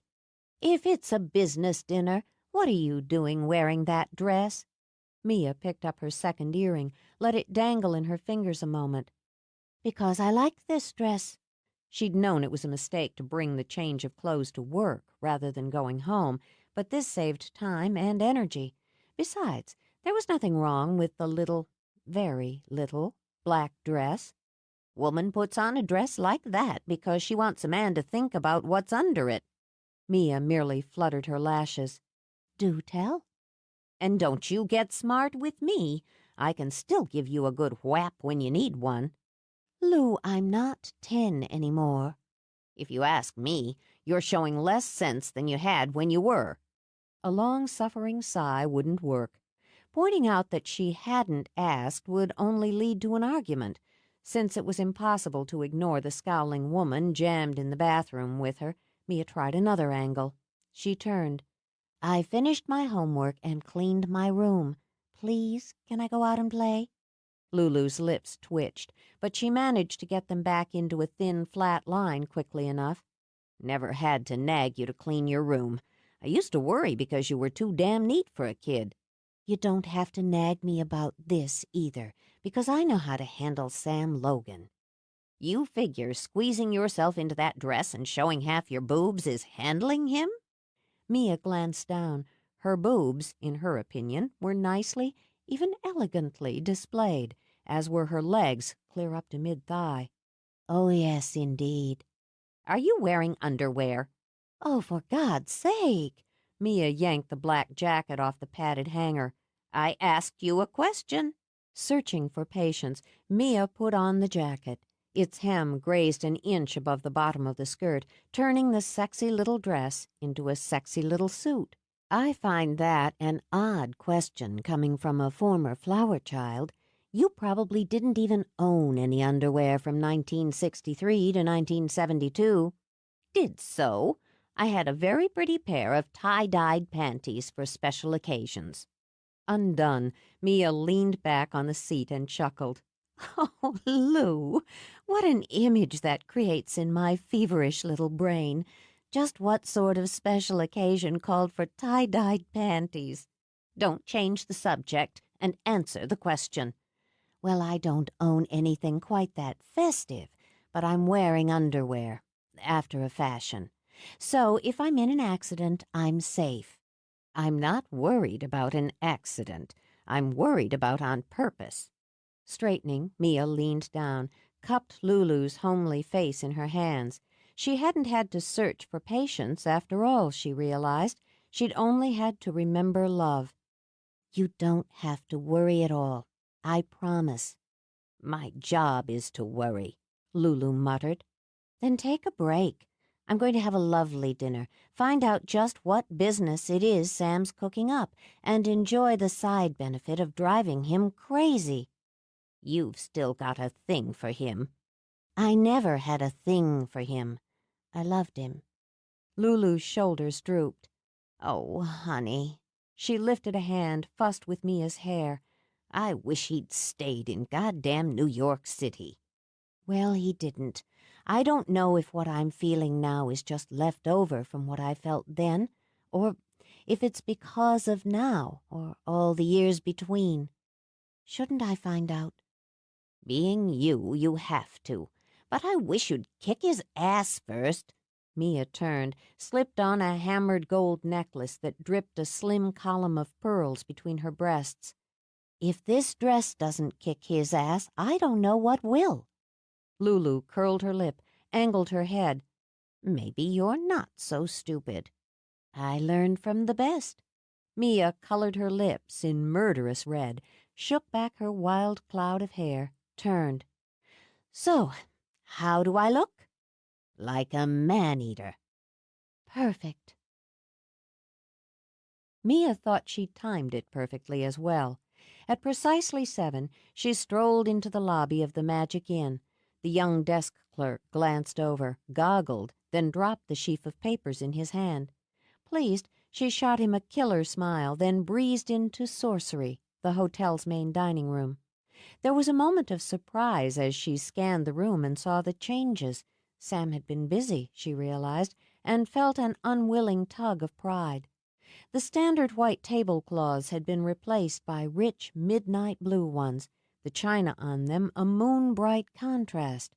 The old clear glass vases had been removed, and now brass and copper pots rioting with white lilies formed ribbons of glint and fragrance. The crystal glassware had a heavy, almost medieval look. Each table was graced with a small copper cauldron. Candlelight flickered through the cutouts in the shapes of stars and crescent moons. For the first time in her memory, the room reflected and honored its name. Impressed, approving, she stepped in and experienced a fast, hard jolt. There on the wall was a life-size painting of 3 women, the 3 sisters, backed by the forest and the night sky, looked down at her from a frame of ornate antique gold. They were robed in white, and the folds of those robes, the tendrils of their hair, seemed to move in an unseen wind. She saw Nell's blue eyes, Ripley's green ones, and her own face. "Like it?" Sam said from behind her. She swallowed so that her voice would be clear. "It's stunning." I had it commissioned nearly a year ago. It just arrived today. "It's beautiful work. The models—" There were no models. The artist worked from my descriptions, from my dreams. "I see." She turned to face him. "He or she is very talented." She, a Wiccan artist living in Soho. I think she captured. He trailed off as he shifted his gaze from the portrait to Mia, every thought in his head scattered in pure primal lust. You look amazing. "Thank you. I like very much what you've done with the restaurant." It's a start. He started to take her arm, then realized his palms had gone damp. I'm having new lighting designed, something in brass, more lantern-like, and I want— Well, why don't we sit before I bore you with all my plans? "On the contrary." But she let him guide her to an intimate corner booth where, she noted, a bottle of champagne was already chilling. She slid in, then deliberately slipped out of her jacket. She watched his eyes blur, but to his credit, his gaze stayed primarily on her face. "Warm in here," she said, then nodded to the waiter when he poured her champagne. "What are we drinking to?" Sam sat, picked up his own glass. One question before we get to that. Are you trying to kill me? "No, just kick your ass." Done. I don't think a woman's made my hands sweat well, since you. Now, if I can just get some of the blood back into my head." When she laughed, he tapped his glass to hers. To mutual business. "Do we have any?" That's what this is about. First, regarding dinner. I pre-ordered. I think I remember your taste. If that doesn't suit you, I'll get you a menu. Smooth, she thought, very smooth. The man had learned how and when to polish over all those dangerous edges, when it suited him. "I don't mind the occasional surprise." She sat back, let her gaze drift around the room. "Business is good." It is, and I intend for it to get better. The first floor of renovation should be complete in another 2 weeks. The new presidential suite rocks. "So I hear. Your contractor is my contractor." So I hear. When do you plan to start your expansion? "Soon." She glanced at the variety of appetizers placed on the table by silent waiters. She sampled a bit of lobster pâté. I hope to keep the inconvenience to my customers at a minimum. Still, during the main part of the work, I imagine you'll pick up some of my lunch crowd. She paused for a beat. Temporarily. Improvements to your business only benefit mine, and vice versa. I can agree to that. Why not exploit it? I want to stock some local interest books, maybe some current bestsellers in the luxury suites. A discreet card or bookmark could advertise your store. And? She waited for the catch. You get a lot of day trippers. Again, using the local interest angle, what if they bought a particular book you've selected, a book on the island's history, whatever? A purchase of that book gives them a chance to win a free weekend stay at the hotel. They fill out a form with their name and address. We pull a ticket out once a month during the season, and somebody gets lucky.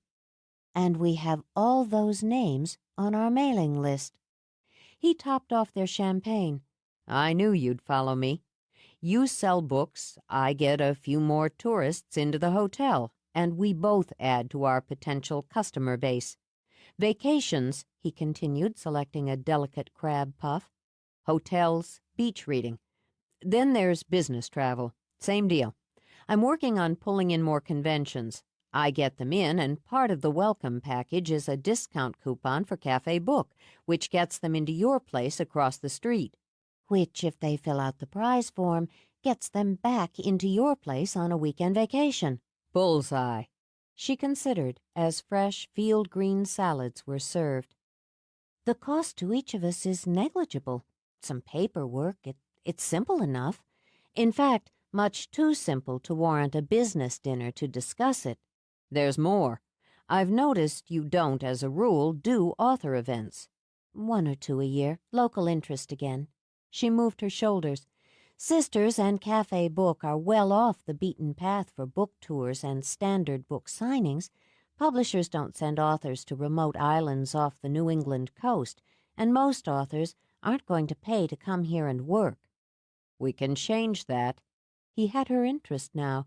She accepted the bread he'd buttered for her, unaware that he'd been nudging food on her since she'd sat down. Can we? I made a number of contacts in New York. I've still got some buttons to push, but I'm working on convincing a few key people that sending a touring author to Three Sisters would be well worth the time and money, particularly since the Magic Inn will offer a generous corporate rate and first-class accommodations. Then there's the convenience of having a classy independent bookstore right across the street. What you have to do is put together a proposal detailing just how Cafe Book would host an author, how you'd pull in the warm bodies and have books moving out the door. We pull it off once, just once, and others will be hopping on the ferry. She felt the quick twist of excitement by the idea, but weighed it from all angles. Filling a room a few times a year at a corporate rate will hardly make a difference to you. Maybe I'm just trying to help my neighbor, so to speak. Then you should know your neighbor isn't gullible or naive. No, she's just the most beautiful woman I've ever known. Thank you. Now, what's the point in these ideas for the hotel? Okay, so much for charm. He leaned toward her. There are a lot of publishers with a lot of authors with a lot of books to hype. That's one. 2, publishers have sales conferences. If I snag the interest of one publisher because of a successful author event, it's going to add to the weight I'm putting on to cop a major conference. I get that. I'm going to get in a lot of repeat business. He lifted his water glass. So will you, if you can handle an author event. I know how to host a signing. She ate without thinking because her mind was already on the details. If you can push those buttons for, say, July or August, even into September the first time around, I'll get plenty of warm bodies. Give me a novel, a mystery, a romance, a thriller, and we'll sell 100 minimum on the event day and half that many during the follow-up week. Write the proposal. You'll have it tomorrow by the close of the workday. Good. He ate some salad. How would you like John Grisham? Enjoying herself, enjoying him, she picked up her glass again. Don't toy with me, smart guy. He doesn't tour. His books come out in February, not the summer, and even you aren't that good. Okay, just testing. How about Caroline Trump? Mia's lips pursed. She's very good. I've read her first 3 books, solid romantic thrillers. Her publisher's been building her well, and they're moving her into hardcover this summer. A July release. She considered, studying Sam's face. Can you get me Caroline Trump?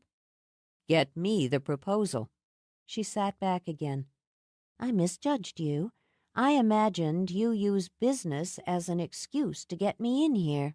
I figured you'd have some little scheme to spring off a seduction attempt, but nothing really viable. If I hadn't had something viable, I'd have settled for a scheme to get you here. He brushed his fingers over the back of her hand. Even if it only meant I could look at you for an hour. And I thought, she continued, that sometime during the conversation you'd remind me that you had a number of rooms upstairs, and why didn't we make use of one? I thought about it. He remembered what she'd said to him as they'd sat in her car outside of the yellow cottage. But it wouldn't make you happy. Her breath caught for an instant. Oh, I wish I knew if that was sincere or just fucking clever. Mia. No. I don't know what's between us. I can't see it, and I've tried to. Why is it that even knowing better, we can fool ourselves into believing we'd be all right if we just knew what happens next? I don't know. I can't see it either. When she looked at him, he nearly sighed. I was never as good as you at clearing away the now to see the what-ifs, but I had to try. She looked to the portrait of the sisters. The only thing set in stone is yesterday. I can promise you I have no intention of letting what they began be destroyed. This is my home. Everything that matters to me is on this island. I'm more than I was when you left. Less than I will be when I'm done. That I do know.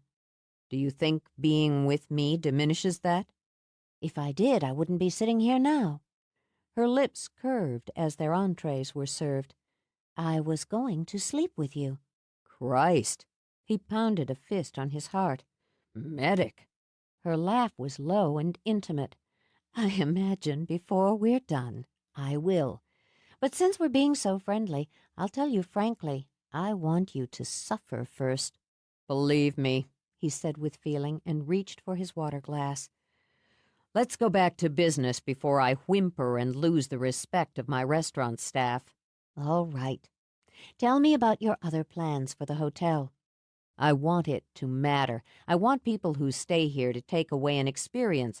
I spent 6 months in Europe a few years ago, touring and studying and dissecting the smaller hotels. It's about service first, but overall, it's about the details, color schemes, the thread count on the sheets. Can you reach the phone without getting out of bed? Can I get a damn sandwich at 2 in the morning or get this spot cleaned off my tie before my afternoon meeting? How thick are the towels? Mia commented. How firm is the mattress? And so on. In-room faxes and internet access for the business traveler. Complimentary champagne and roses for the honeymooners. A staff that clues in and greets guests by name. And fresh flowers, fresh linens, fresh fruit.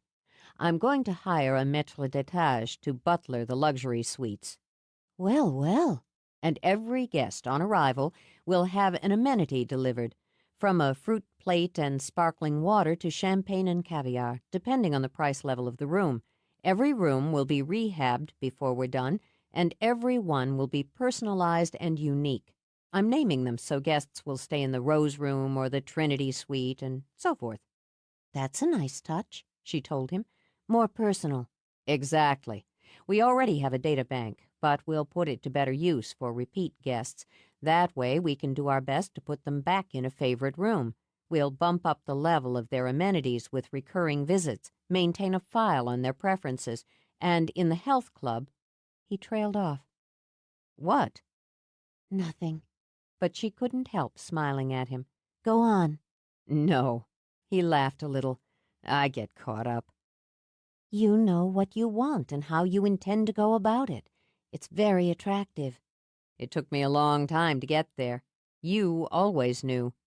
Maybe I did, but wants and intentions change. And sometimes they circle back around. He laid his hand on hers, and then she gently slid hers free. And sometimes they just change. He went back to work after she'd left the restaurant, but he couldn't concentrate. He went home, but he couldn't settle. Being with her was both torture and pleasure, watching the expressions cross her face when she became interested enough not to close herself off from him, pure fascination.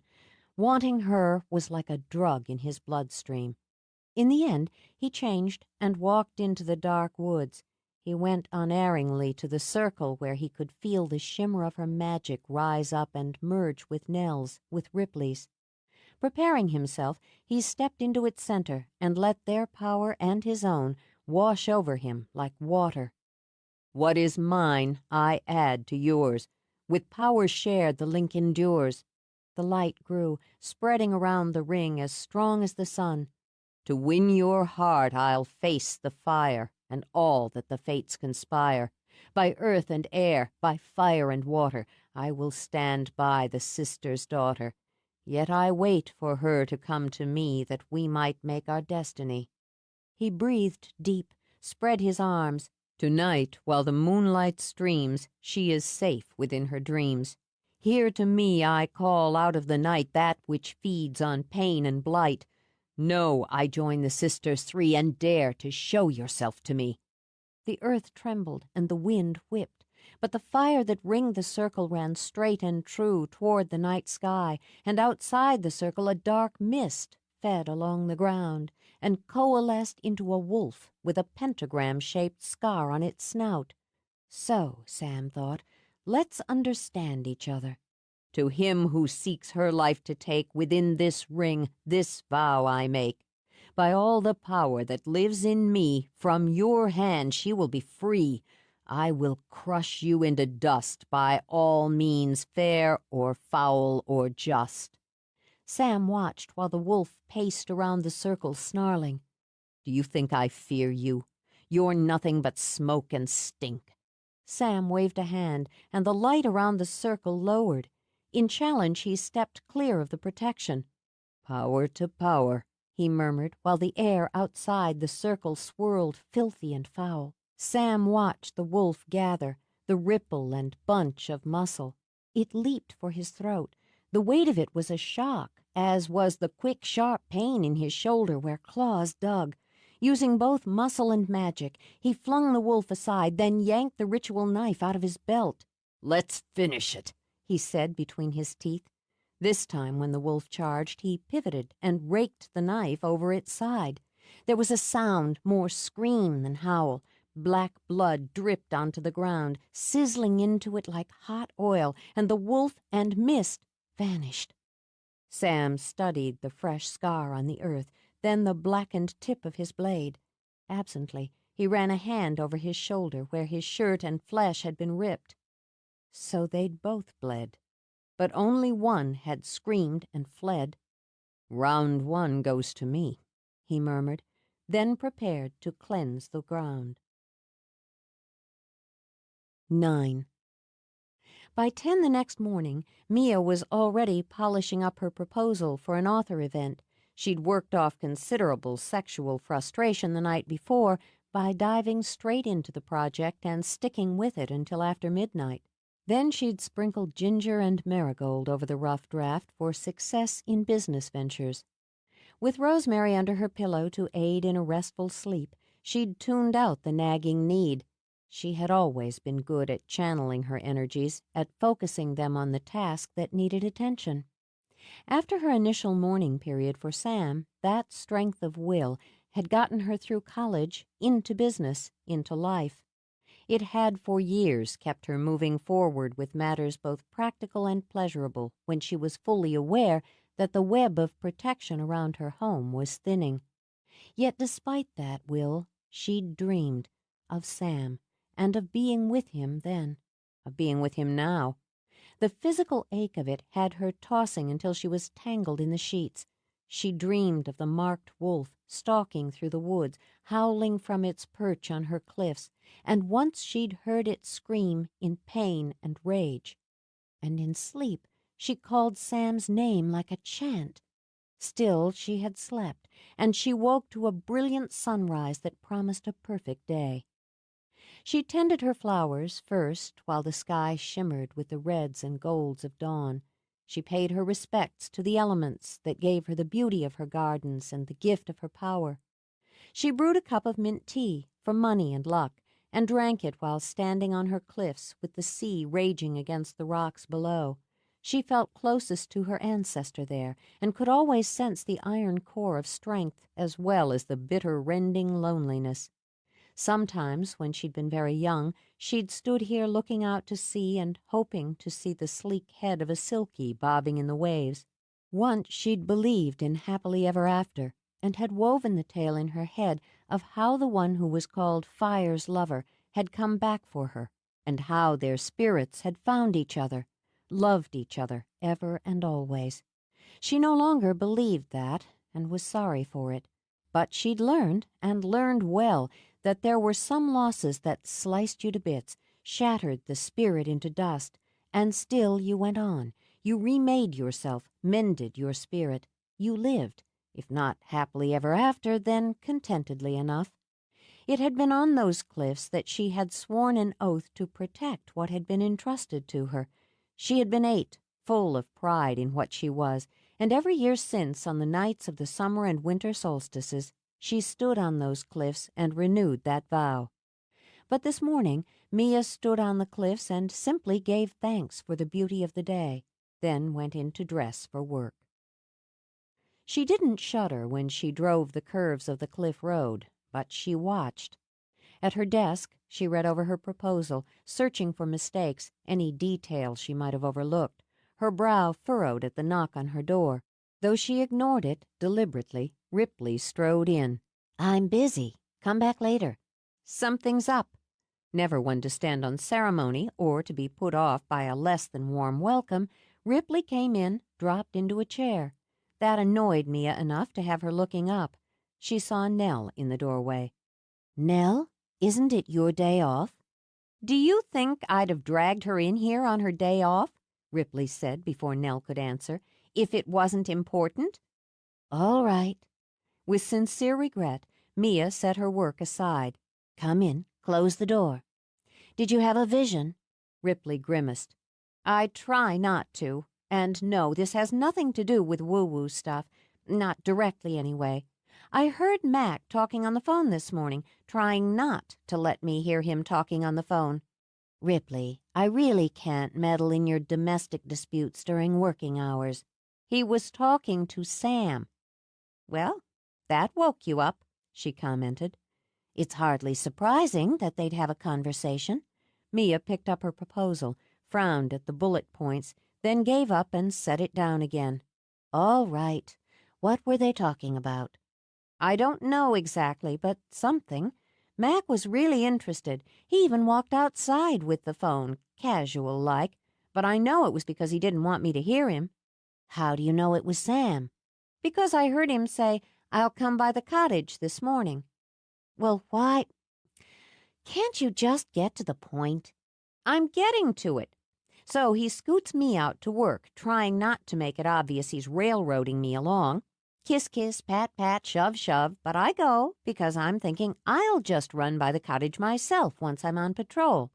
But first I check in at the station house, and Zach's on the phone, and he stops talking in the middle of a sentence when I walk in, then says hello to me, using my name really definitely."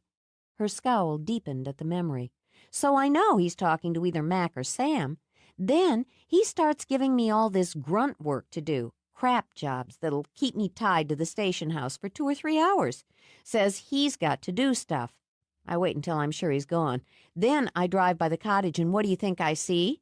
"I hope," Mia said, "you're about to tell me and put an end to this play-by-play." "The patrol car and Mac's Rover," Ripley announced. "I grabbed Nell, and now I'm grabbing you, because I'm telling you they're not playing poker or watching dirty movies in there." "No, they're putting something together without us." Mia agreed. Too manly for the little women. If they are, Nell said, Zach's going to be very sorry. Let's just go find out, shall we? Mia yanked her car keys out of her desk. I'll tell Lulu I've got to go out, and I'll be right behind you. Mac hunkered down on the ground, ran his portable scanner. Positive energy all the way, he muttered. Any negativity has been thoroughly cleansed. Next time, call me first. I could really use a sample. It was a little late for science experiments, Sam told him. Never too late for science. Can you sketch the manifestation? I can't sketch a stick figure. It was the same image Mia described, the black wolf, massive size, with the mark of the pentagram. It was smart to brand him when they had him down on the beach last winter. Mac sat back on his haunches. Makes ID simple, and it's diminished his power. Sam rolled his shoulders. Sure as hell wasn't any pussy cat last night. He sucked the extra punch out of something. Probably you. Bet you were pissed, huh? The fucker tried to drive Mia off a cliff. What do you think? I think the emotional turmoil we discussed the other night is a primary element of the equation. If you'd— I think, Zach interrupted, Sam should get that shoulder looked at. Then we should stop jerking off with theories and go after this bastard. If it can hurt Sam, it can hurt somebody else. I'm not having it run loose on my island. You're not going to be able to track it down and shoot it like a rabid dog, Mac told him. I can sure as hell try. It won't go after anyone who's not connected. Sam frowned at the unscarred ground. He'd spent most of the night thinking it through. Fact is, I don't think it can. No, exactly. Mac straightened. This entity needs to feed off the power and the emotions of those of us who are tied to the original circle. A lot of islanders have ties to the original circle, however diluted, Zach pointed out. Yes, but it doesn't want them or need them. He's right, Sam told Zach. It has only one focus, one purpose now, and it can't waste time or energy by scattering it. Its magic is limited, but it's canny. It fed on Ripley's emotions before. This time it fed on mine. It won't happen again. Oh, yeah, you've always been a real even-tempered sort, Zach muttered. You wanted it to go for you. It worked, Sam pointed out. The thing is, I didn't hurt it that bad. It should have come at me again. Another charge, and I could have gotten it into the circle. I could have held it there. It's not for you, Mac said simply. Fuck that. I'm not standing back while it waits for a chance to go for Mia's throat. That's what it wants. That's what I felt from it. It'll have to get through me first, and that's not going to happen. She can make whatever the hell choice she's going to make, but in the meantime, I'm going to rip its goddamn heart out. See? Zach said after a beat. Real even-tempered. Kiss ass. Okay, okay. Mac stepped between them, patted the tensed shoulders of each man for peace. Let's just keep our heads. Isn't this sweet? Mia's voice dripped honey. The boys are out playing in the woods. Shit, Zach muttered after one look at his wife's angry eyes. Busted. Ripley hooked her thumbs in her belt, tapped her fingers on her pockets, and strode forward, and got up in Mac's face. Lucy, you got some splainin' to do. No point in hassling them. I asked them to come. Oh, we'll get to you, Ripley promised Sam. But there's a natural pecking order here. Mia stepped forward and felt the ripples of power. What happened here? You might as well spill it, Zach advised Sam. Take my word for it, I've dealt with these three more than you have. Let's go inside and— Mia simply slapped a hand on Sam's chest before he could move past her. What happened here? She repeated. I took a walk in the woods. Her gaze shifted, rested briefly on the ground. You used the circle. It was there. Part of her resented that he'd been able to use what was hers, what belonged to the three. It tightened the connection, made his link to her, to Nell, and Ripley unarguable. All right, she said calmly enough. What happened? I ran into your demon wolf from hell. You... She held up a hand, more to stop herself than to keep Sam silent. Because her first reaction was gut-wrenching fear, she willed it aside, not away, that was beyond her, and made herself think, and felt fury rise up and strangle fear. You called him.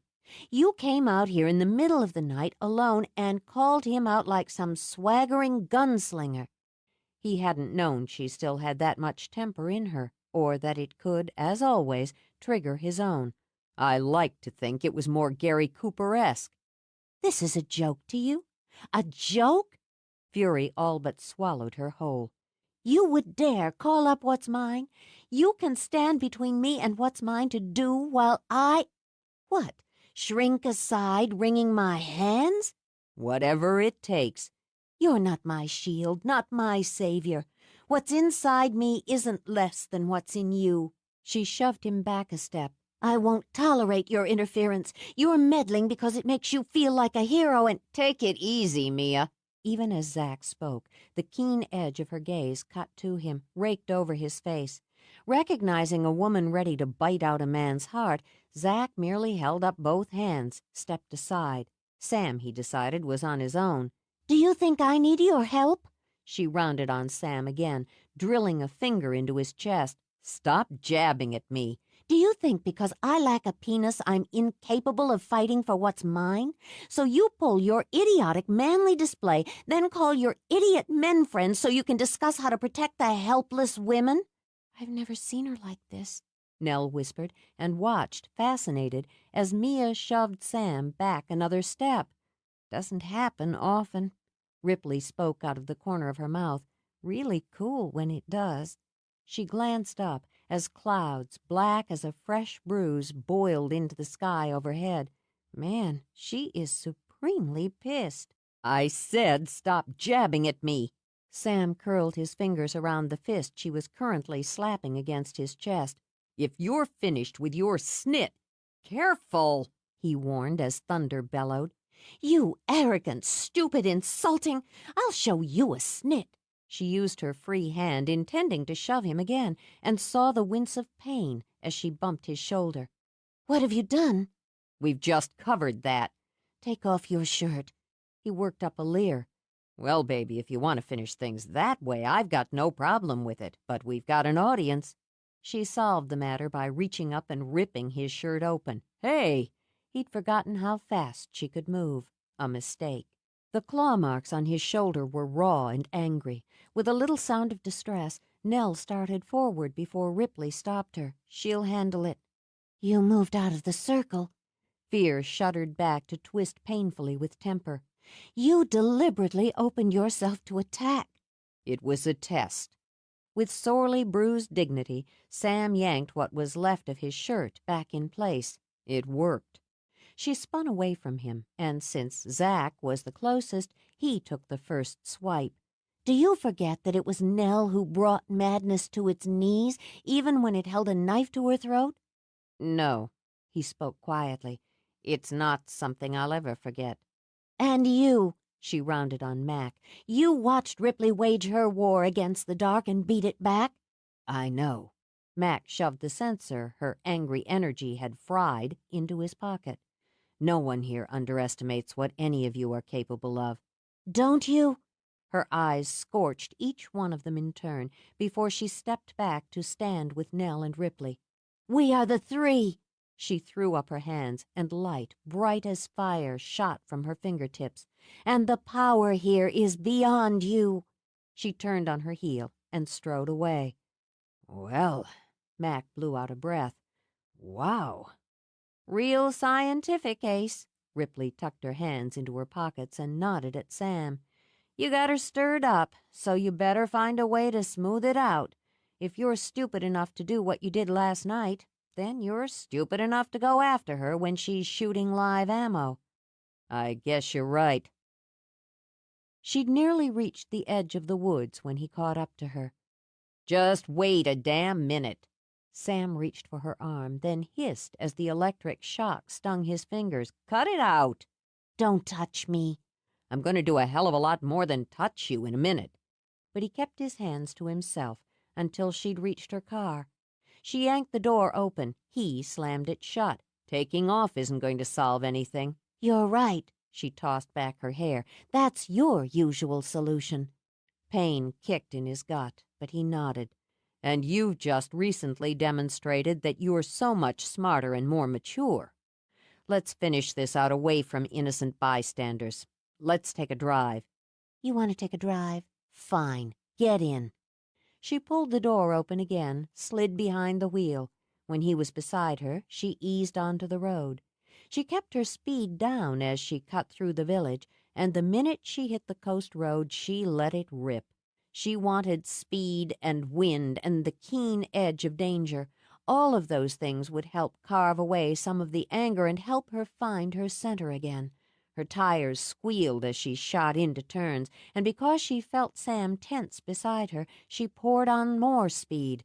She whipped the wheel, and the car shuddered as it clung to the road inches from the edge of the island. He made some sound in his throat. Deliberately, she sent him an icy look. "Problem?" No. Not, he thought, if you considered driving at 90 on a road that curved off into nothing with a very pissed-off witch behind the wheel your idea of fun. As the road climbed, he kept his eyes trained on the stone house on the cliff. It was, at the moment, his nirvana. All he had to do was live to get there. When she pulled into the drive, he had to take a few deep breaths to get his lungs working again. Point taken, he said, and resisted wiping his damp hands on his jeans. You're capable of handling yourself even when your control meter's shaky. "Thank you so much." Sarcasm dripped like acid as she stepped out of the car. "Come inside." She snapped it out. "That wound needs tending." Though he wasn't sure it was wise to put his flesh and blood in her hands at the moment, he followed her up the walk. The place looks great. "I'm not interested in small talk." Then don't say anything back," he suggested. He went inside with her. The colors were rich, the wood polished, and the air alive with warm, fragrant welcome. She'd made changes, he noted, subtle ones, Mia ones, mixing elegance with charm, exquisite taste with simplicity. Though she strode straight back toward the kitchen, he took his time. It might give both of them a chance to cool off. She'd kept the heavy carved furniture that had been passed down for generations, but she'd added plush, sink-in textures. There were rugs he didn't recognize, but their age told him they'd been rolled up in some attic and had been unearthed when the house had come under Mia's control. She used candles and flowers generously, bowls of colored rocks, chunks of glittering crystals, and the canny little mystical figures she'd always collected. And books. There were books in every room he passed. When he stepped into the kitchen, she was already taking jars out of a cupboard. There were gleaming copper pots, hanks of drying herbs in their delicate faded tones and scents. The broom by her back door was very old, the restaurant-grade range very new. You had some work done in here. He tapped his fingers against the surface of the dove-gray counter. "Yes. Sit down, take off your shirt." Instead, he walked to the windows, looked out over her gardens. It's like an illustration out of a book of fairy tales. "I enjoy flowers. Sit down, please. We both have work to get back to, and I'd like to see to this." I did what I could with it last night. It just has to heal. She merely stood staring at him, a jar the color of poppies in her hand. All right, all right. Maybe you'll rip a bandage off your petticoat." With little grace, he shrugged out of his torn shirt and sat at her kitchen table. The sight of those raw wounds knotted her stomach. She hated seeing anything, anyone, in pain. "What did you use on it?" She bent down, sniffed, wrinkled her nose. "Garlic, obvious." It did the trick. He'd have sawed his tongue in half before admitting the wound was throbbing like a bad tooth. "Hardly. Be still. Open up," she ordered. "I've no intention of hurting you until after I've healed you. Open."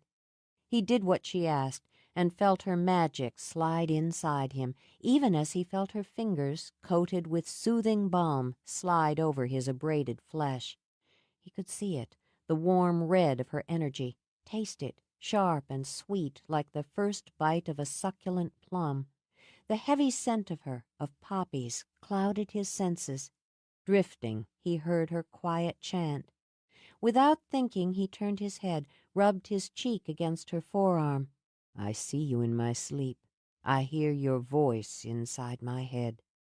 As he slid along the silk of her power, he spoke in Gaelic, the language of his blood. I ache for you, even when I'm with you. Always you. When he felt her slipping out of him, he struggled to hold on, but she slid away, and he was left blinking in confusion and swaying in the kitchen chair. Shh! Her fingers were gentle as she stroked his hair. Take a moment. As his mind cleared, he fisted his hands on the table. You took me under. You had no right. It would have been painful otherwise. She'd never been able to stand back from someone's pain. Turning from him, she capped her jars carefully, gave herself time to settle. Easing his pain had brought on her own. His Gaelic words had bruised her heart. And you're hardly one to throw rights in my face now. I can't fully erase the wounds. That's beyond my capabilities, but they'll heal quickly enough now. He angled his head to look at his shoulder. He could barely see the marks, and there was no discomfort. The surprise of that had him studying her. You've improved. I've spent considerable time exploring and refining my gifts. She replaced her jars, then simply lowered her hands to the counter. I'm so angry with you, so I need the air. She crossed to the door and walked outside. She went to the pool, watched the fish dart gold beneath the lily pads. As she heard him come up behind her, she cupped her elbows with her hands. Then be angry, spit and swear. I won't change a thing. I have a part in this, Mia. I am part of this, whether you like it or not. Impulse and machismo have no part in this, whether you like it or not. If she thought he would apologize for what he'd done, she was going to have a long wait. I saw an opportunity, a possibility, and I took a calculated risk. She spun around again. It's my risk to take. Mine, not yours. So damn sure of everything. You've always been so damn sure. Don't you ever consider there might be another way? I don't question what I know here. She pressed fists to her belly. And what I know here, and to her heart. You can't take what's mine to do, and if you could— If I could? I wouldn't permit it. It's my birthright. And mine, he countered. If I had been able to end it last night, Mia, it would be done. She was more weary than angry now. You know better. You know. She pushed at her hair, wandered away down a garden path where spearing blades of iris fanned out, waiting for the blooming time. Change one thing, potentially change 1,000 others. Move one piece of the whole indiscriminately and destroy the whole. There are rules, Sam, and reasons for them. You were always better at rules than I was. There was a sting of bitterness in the words, and she could taste it even as he did. How can you expect me to stand to the side? Do you think I can't see you're not sleeping or eating well? I can feel you fighting off the fear, and it rips at me. She'd turned back as he spoke. How well she remembered that dark anger in him, that restless passion. It had drawn her to the boy, and God help her, it drew her to the man. If I wasn't afraid, I'd be stupid, she pointed out. I'm not stupid. You can't go behind my back this way. You can't challenge again what comes for me. I want your word. You can't have it. Let's try to be sensible. No. He took her arms, yanked her against him. Let's try something else. Hot and nearly brutal, his mouth took hers, and it was like a branding. She'd pushed and scraped at his feelings even as she'd eased his wound. She'd opened him, tangled herself inside him, only to leave him empty again. Now he needed something, would take something back. His arms pinned hers, leaving her unable to struggle or accept, leaving her helplessly trapped in a kiss that was all hunger, little heart. The thrill of that, her own pleasure in it, shocked and shamed her. Still, she could have stopped him. She needed only her mind for that, but it was so crowded with him, just as her body was crowded with need. I can't stand it. He tore his mouth from hers to race his lips over her face. Be with me or damn me, but do it now. She lifted her head until their eyes met. And if I told you to go, to take your hands off me and go? He ran his hand up her back, into her hair, fisted it there. Don't. She'd thought she wanted him to suffer. Now that she could see he was, she couldn't bear it, for either of them. Then come inside, and we'll be with each other. 10. They made it to the kitchen before they dived at each other. Pressed against the back door, she let her system rage under his hands. Oh, to be touched again, stroked by hard hands so foreign and familiar. The wild and wicked freedom of it gushed into her, flooded away questions, worries, doubts. To be wanted like this again, devoured by desperation, to have her own needs matched by equally insatiable ones. She pulled his tattered shirt aside and filled her own hands with hot, smooth flesh. She bit at him, craving the taste. Fueling herself on it, she whispered half-crazed demands as they stumbled out of the kitchen. Something fell, a musical tinkle of glass, as they bumped a table in the hall. Little shards of what had been a crystal fairy's wings were crushed to glittery dust under his feet. She couldn't breathe, couldn't think. Her lips skimmed over the wounds on his shoulder. Neither of them noticed when the marks faded away. Touch me. Don't stop touching me. He'd have cheerfully died first. He filled his hands with her, curves, slender lines, felt his own primitive thrill when she quivered against him. His blood surged, a primal beat, when her breath caught, then released on a moan. He slid his hands up her legs, groaning at the glorious length of them, at the heat that gathered around the witch mark that rode high on her thigh. With no thought of finesse, he tugged impatiently at the thin barrier of silk. I have to. And plunged his fingers into her. Oh, God. Sweet God. His face was buried in her hair when she erupted. Again, again, again. Savagery took over so that he fixed his teeth on her throat, driving her while her body bucked and shuddered. Impossibly hot, wonderfully wet, gloriously soft. He found her mouth again, swallowed her sobbing breaths. They dragged each other up the stairs with fast and urgent fingers. He fumbled with, tore at the tiny buttons that ranged down the back of her dress. Snapped threads, exposed flesh. I need to see you. To see you. The dress slithered to the floor and was left behind. At the top of the steps, he started to pull her to the right. No, no. Nearly sobbing with desperation, she dragged at the button of his jeans. This way now. She circled him to the left, shivering when he snapped open the clasp of her bra, when he filled his hands with her breasts, and his mouth, hot and hungry, replaced his hands. Let me. Just let me.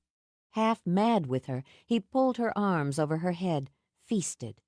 Mia let her head fall back and relished the helpless and heavy sensation of being ravished. Alive. She was so brutally alive. Even as her heart raged against his greedy mouth, her body wept for more.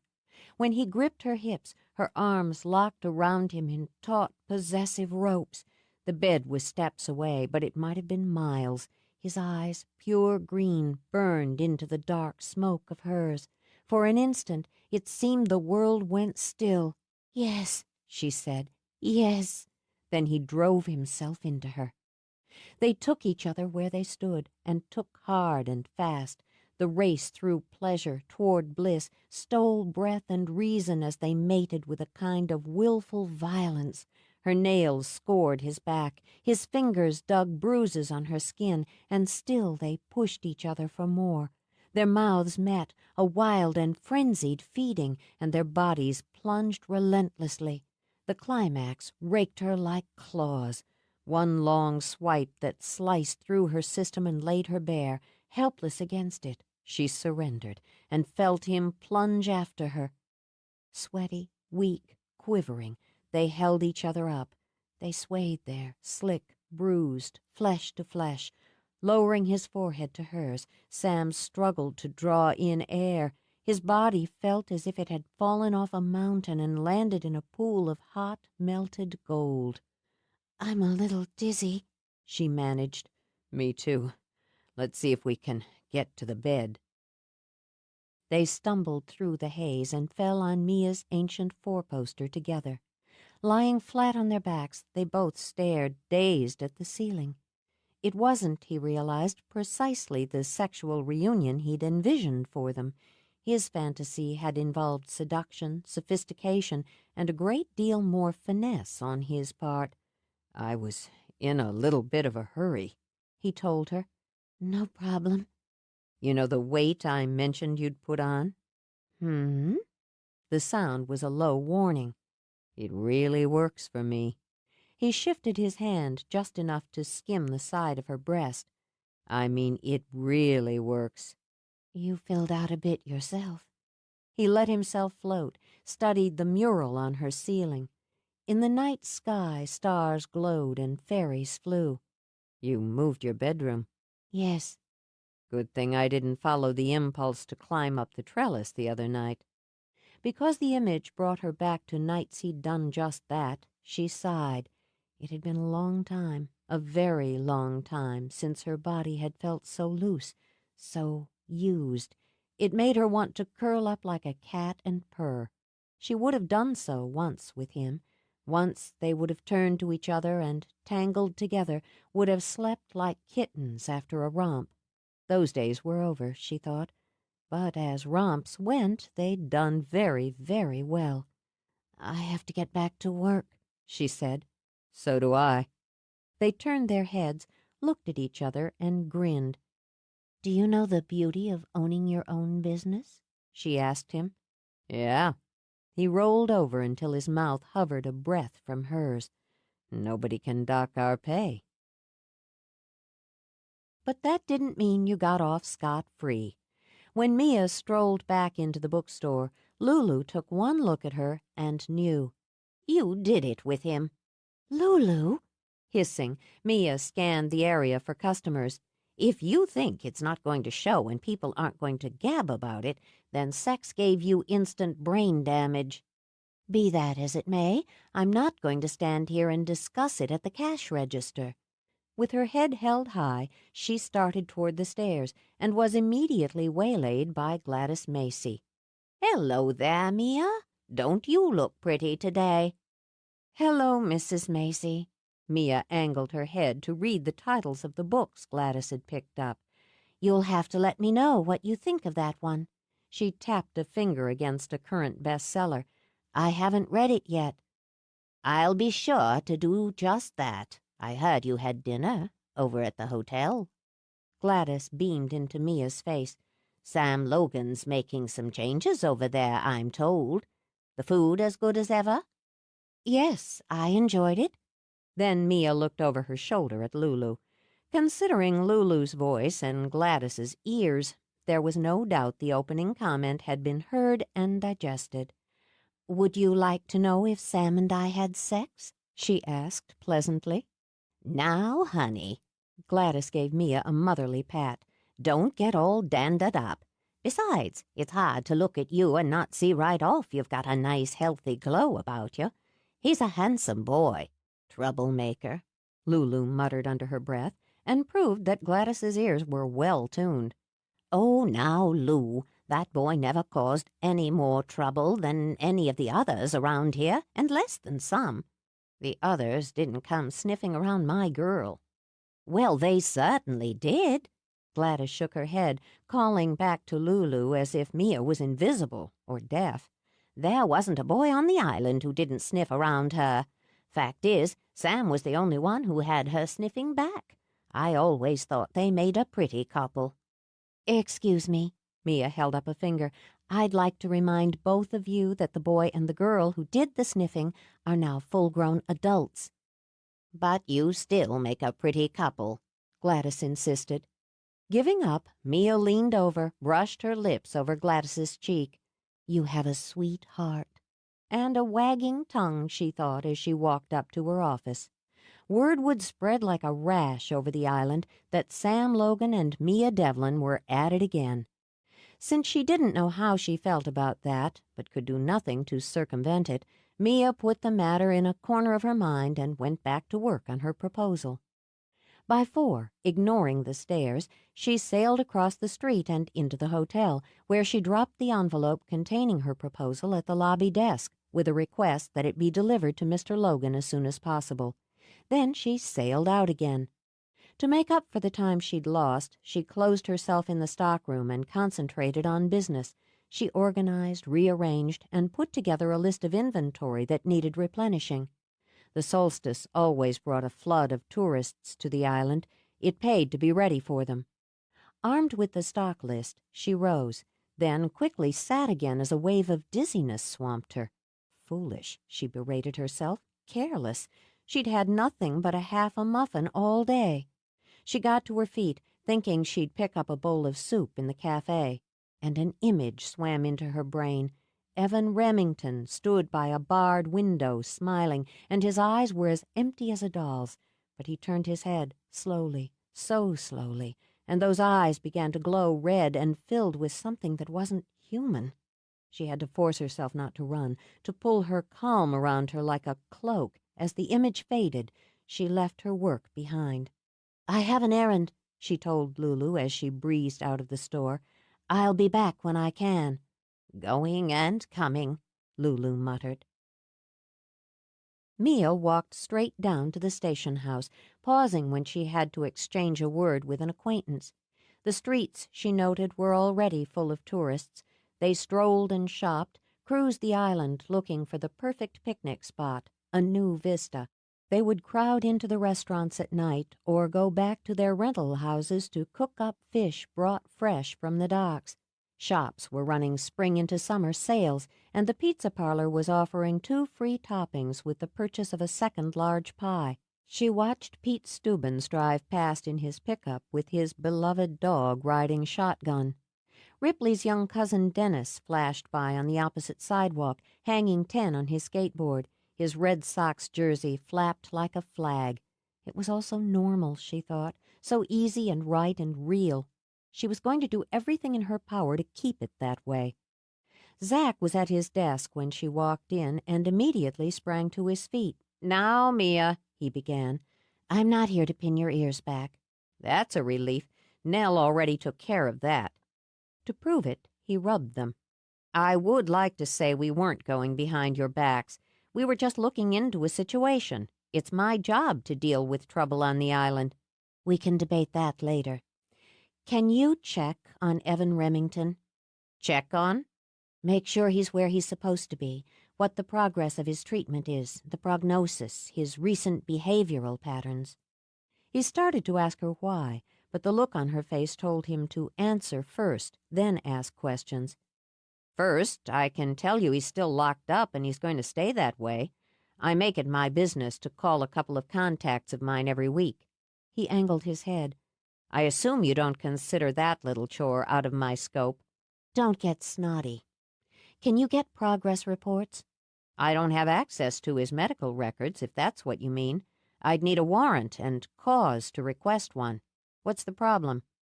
"He's still part of this padded cell or not?"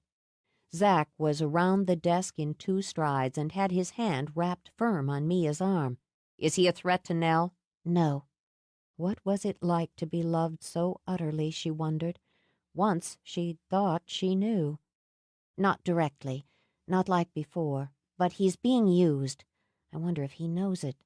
It was essential to find out. "Where's Ripley?" "Out doing her job?"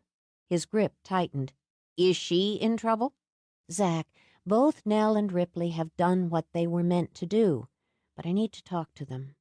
Would you tell them both to come up to the house tonight? By 7 if they can." Now Zach's grip lightened to a caress and ran up to her shoulder. "You're in trouble." "No." Her voice was clear and calm. "I'm in control."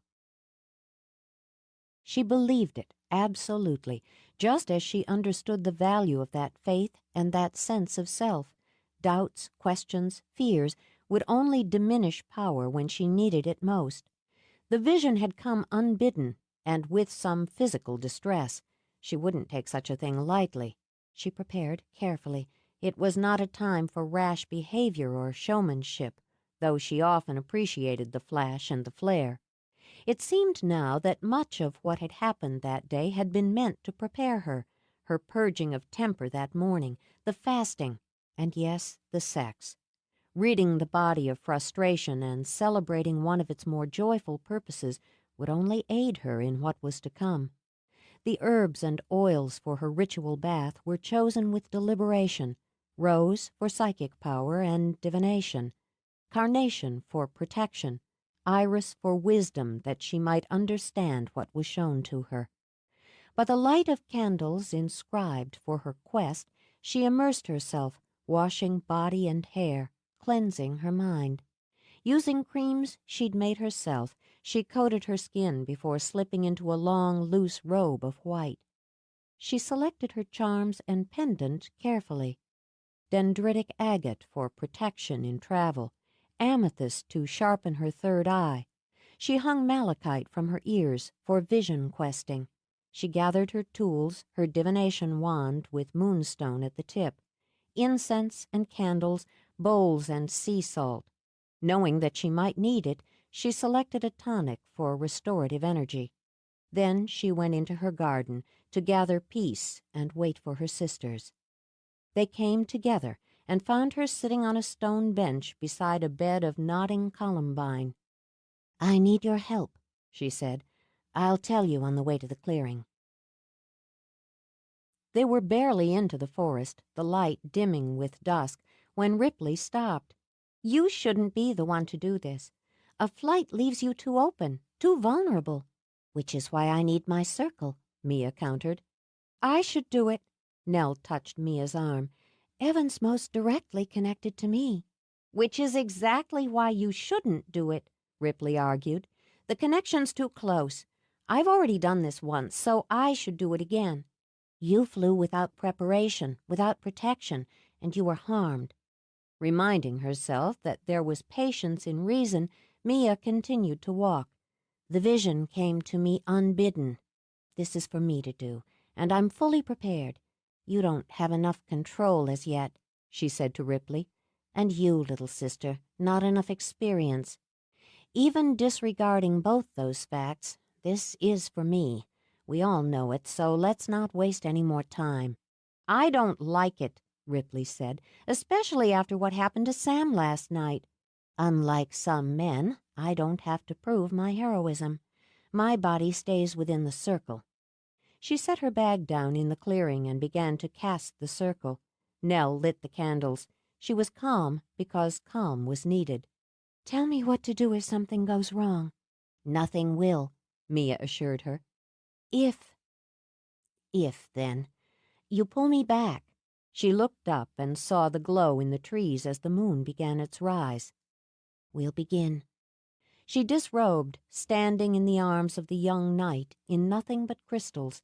Holding out her hands for her sisters, she began the chant that would free her consciousness from the shell of her body and let her fly. "Open window, open door. I seek to see, I seek to soar. Over sea and into sky my spirit lifts, my senses fly. It is within my gift of power to command this airy hour, and to ask that what I see bring no harm to them or me. As I will, so mote it be." There was a slow and lovely sense of weightlessness, of lifting out of the shell that held the spirit bound to the earth. She floated free of it, a bird rising on the wing, and for a moment only allowed herself to embrace the glory of it. Such a gift was golden, but she knew the ribbons that tethered her to the earth could be carelessly snapped. Even for the thrill of flight she wouldn't trade her reality. She beamed over the sea where the starlight was reflected like bits of sparkling glass scattered on black velvet. From deep within its depths came whale song, and the music carried her to the far shore. The buzz of traffic, conversations within houses, The scent of trees and of dinners cooking all swirled below her as life drove forward. She heard the outraged cry of a newborn pushed into life, and the last sigh of the dying, the quick, soft brush as souls passed on their way. She kept the light of them around her and sought the dark. He had such hate in him. The breadth of it was infinite and layered, and not, she realized as she drew closer, all his own. What was in Evan Remington was a rancid mix, one that offended the senses, but she could see as she watched the orderlies, the guards, the doctors move through the facility where Remington was imprisoned that none of them caught the underlying stench. She let the thoughts, the voices of the others, bleed away and focused on Remington and what used him. He was in his room for the night, a cell far removed from the plush surroundings he'd once commanded. She saw he had changed considerably from the night in the woods when Nell had defeated him.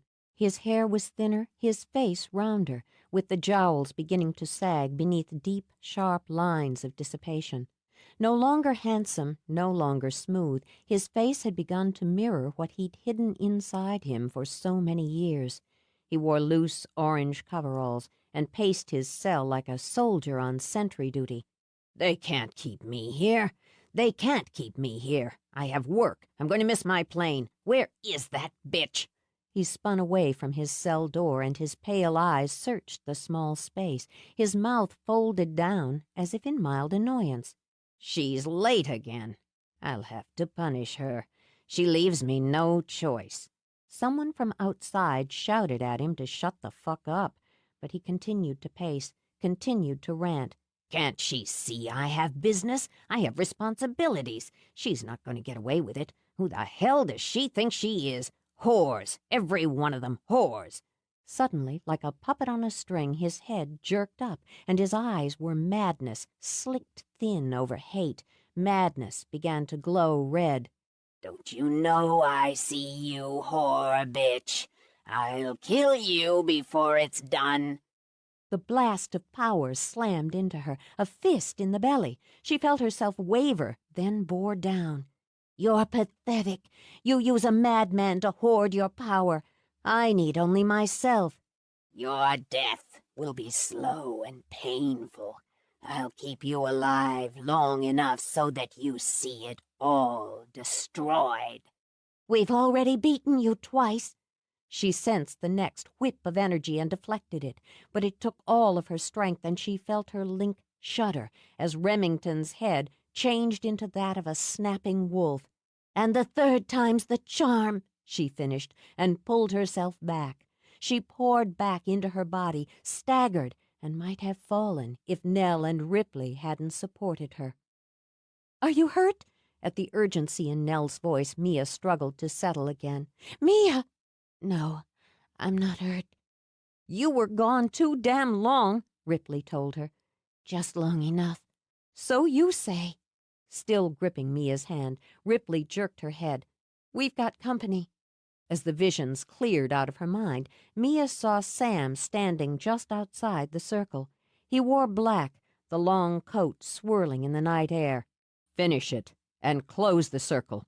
His voice was brisk, businesslike. Before you collapse. I know what to do.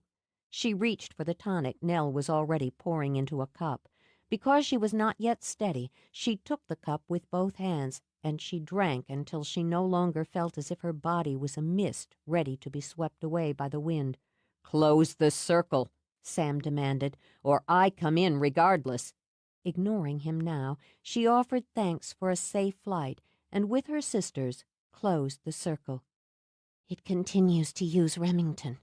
She slipped into her robe and belted it, though her skin felt as thin, as fragile as the silk. More like a vessel than a source, but still some of both. It fills him up with hatred of women, of female power, then uses the mix to feed its own energy. It's potent, but not without vulnerability. She reached down for her bag, and when she straightened, swayed. That's enough. In one motion, Sam swept her into his arms. She needs to sleep this off. I know what to do for her. He's right. Ripley put a hand on Nell's shoulder as Sam carried Mia out of the clearing. "He knows what she needs." Mia's head spun, infuriating her. "I just need to get my balance. I can't get it unless I'm on my feet." "There was a time you weren't so twitchy about needing help." "I wouldn't be twitchy if I needed help, and I don't need you to—" She bit off the words. "I'm sorry. You're right." "Boy, you must be shaky." She let her head rest on his shoulder. "I'm queasy." "I know, baby. We'll fix it. How's the headache?" "It's not bad. Really. I'd have come back sturdier, but I had to come back fast. Damn it, Sam. This dizziness is—" Gray began to swim at the edges of her vision. "It's not passing off. I'm going under." "That's all right. Go ahead." For once, she did exactly as he suggested and didn't argue. When she went limp in his arms, he continued to carry her toward the house. He would curse her later, he told himself, when she could fight back. For now, he took her inside and up to her bed. Knowing she had to sleep long and deep didn't make it any easier for Sam to see her, so pale, so still in the shadowy light of her bedroom. He knew what could be done, and tending to her at least helped keep his mind on the practical. He knew what protective oils and creams she'd used. He could smell them on her skin. After he laid her in bed, he gathered the proper incense and candles to bolster what she'd already used. She always had been an organized soul, he thought, as he checked the shelves and cupboards in her tower room for the supplies he needed.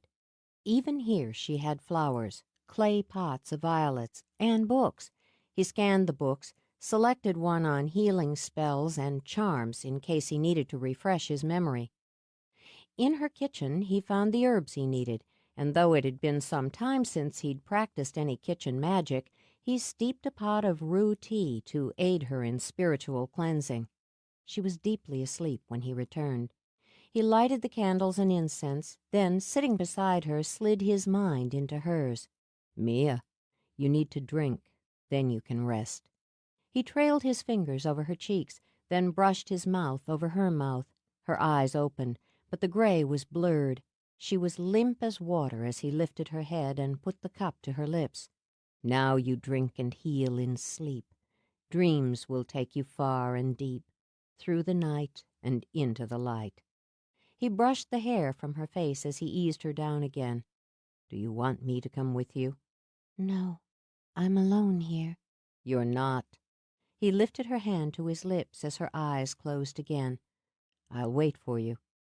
She let go of him and slid into dreams. She saw herself, a child, sitting in the rose garden her parents had neglected. Butterflies fluttered in the palms of her upturned hands as if her fingers were petals. She and Ripley, so young and eager, lighting the Beltane fire in the clearing. Sprawled on the floor in front of the fire while Lulu sat in a chair, knitting. Walking on the beach with Sam on a hot, close summer night, and the beat, beat, beat of her heart as he drew her up, drew her in. The world standing still, holding its breath in that magical instant before their first kiss. The feel of tears, the hot flood of them as they gushed out of her shattered heart. He'd walked away so carelessly, left her broken and grieving as she stood by a pretty pool of early spring violets. "I'm not coming back." With that one statement, he'd broken her to pieces. Dreams floated in and out, and she with them. She saw herself standing in her summer garden, teaching Nell how to stir the air. She felt the joy of clasping hands at last with both of her sisters in a circle of unity and power. She saw the soft colors and sweetness of Nell's wedding, the bright promise of Ripley's. She watched as they began yet another circle without her, as was meant to be. And she was alone. Fate moves us, and then we choose. She stood on the cliffs now, with the one who was called Fire. Mia turned, looked into the face so like her own. "I regret no choice I've made," Mia said. "Nor did I, nor can I now. To die for love is a poor choice." The one called Fire lifted her brows, and there was an innate arrogance in the gesture. In the night wind, her hair streamed like flames. Yet it was mine. If I had chosen differently, daughter, perhaps you would not be here now, would not be what you are. So I have no regrets. Will you say the same at the end of your time? I cherish my gift and bring no harm. I live my life and live it well. As did I. She spread her arms. We hold this place, but the time grows short. See? She gestured to where the fog boiled along the edge of the rocks. It craves most what it cannot have, and what it cannot have will, in the end, defeat it. What is there to do that I haven't done? Mia demanded. What's left for me? Everything. With that last word, she vanished, and Mia was alone. Lulu was alone, sleeping deeply under her hodgepodge quilt, floating on dreams, unaware of the dark mists gathering outside her house, rising up to slither around her windows and through the cracks. She stirred, she shivered, when that cold mist slid over her, snuck under the covers to crawl over her skin. With a little sound of protest, she burrowed deeper under the quilt, but found no warmth. She heard the baby crying, long wails of misery. In a mother's automatic response, she tossed the covers aside, rose in the dark, and started out of the bedroom. Okay, I'm coming. In the dream, she walked sleepily down the long corridor of the house on the cliff. She felt the smooth wood under her feet, and not the rough grass of her own yard as she left her house, moving through the thickening fog. Her eyes were open, but she saw the door to the baby's room, and not the street where she walked, the quiet houses she passed. She didn't see or sense the black wolf stalking behind her. She reached out, opened the door that wasn't there as she trudged around the corner toward the beach.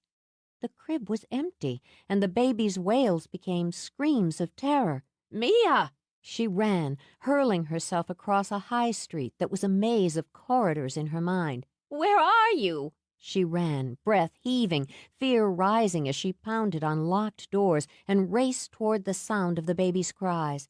She fell, scoring her hands on the sand of the beach and feeling her fingers dig into thick carpet. She was weeping, calling for her baby as she pushed herself to her feet, swayed, then raced on. In the dream, she flew down the main staircase and out into the black night, then plunged into the sea. The surf knocked her back, knocked her down, but in a blind fury to find and protect her child, she fought her way up again, pushed her way through the waves. Even as the water closed over her head, her eyes were open, and the baby's screams pounded in her ears. There was a great weight on her chest and the sharp taste of vomit in her throat. She gagged, heaved again. She's breathing. It's okay, Lulu. Take it easy. Her eyes burned, refused to focus. Through the haze over them, she made out Zach's face. Water dripped from his hair and onto her cheeks. What the hell is this? She demanded, and her voice came out in a croak that hurt her throat. Oh, God, Lulu. Nell knelt on the sand beside her, grabbed her hand, and pressed it to her own cheek. Thank God. She's still in shock. Ripley nudged her brother aside and spread a blanket over Lulu. Shock my ass.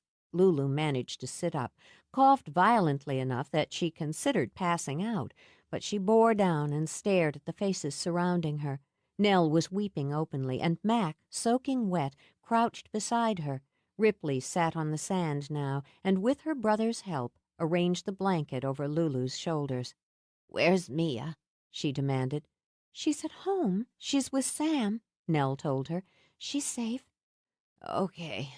Lulu began to draw slow and careful breaths. What the hell am I doing out here, soaking wet in the middle of the night? Good question. Zach considered a moment, then decided flat truth was best. Nell woke up and knew you were in trouble. So did I, Ripley added. I'd barely fallen asleep when I heard you shouting in my head for Mia. Then the vision hit like a freight train. She glanced at Nell then. I saw you walking out of your house, saw the fog closing in. And the black dog, Nell murmured and waited for Ripley to nod. Stalking you. I was afraid we wouldn't get to you in time. Lulu held up a hand a moment, trying to clear her head. I walked into the water? For Christ's sake. It lured you there, Mac replied. Do you know how? I had a dream, that's all. A nightmare. Walked in my sleep. Let's get her home and warm, Nell said, but Ripley shook her head. Not yet. You damn near drowned in your sleep. Her tone turned sharp and angry. So don't pull the stubborn crap on me. If Nell and I hadn't linked in, we'd have found you dead in the morning, washed up in the fucking tide. Because Ripley's voice broke, she clenched her teeth and spoke through them. My brother and my man pulled you out, and Zack pumped life back in you. Don't you dare brush this off. Stop it now. Stop that crying. Shaken, Lulu gave Ripley's arm a little shake. I just had a bad spell, that's all. Nothing more than that to it. It lured you here, Mac repeated. That's just bull. But she started to shiver again from a cold inside her bones. Why would this thing want to hurt me? I've got no power. It hurts you, Max said. It hurts Mia. You're a part of her, Lou, so you're a part of this. What would have happened to the island, to the children the sisters left behind if they hadn't had the nurse to tend them? And we should have taken that into account before. It was stupid not to. Careless. We won't be careless any more. Nell wrapped her arm around Lulu's shoulders. She's cold. We need to get her home. She let herself be carried, let herself be pampered, even tucked into bed. She felt her age, and then some, but she wasn't done yet. I don't want Mia to know about this. What? Ripley jammed her fists onto her hips. A near-death experience rattle your brain? Think about what your man said back on the beach. Hurt me, hurt her.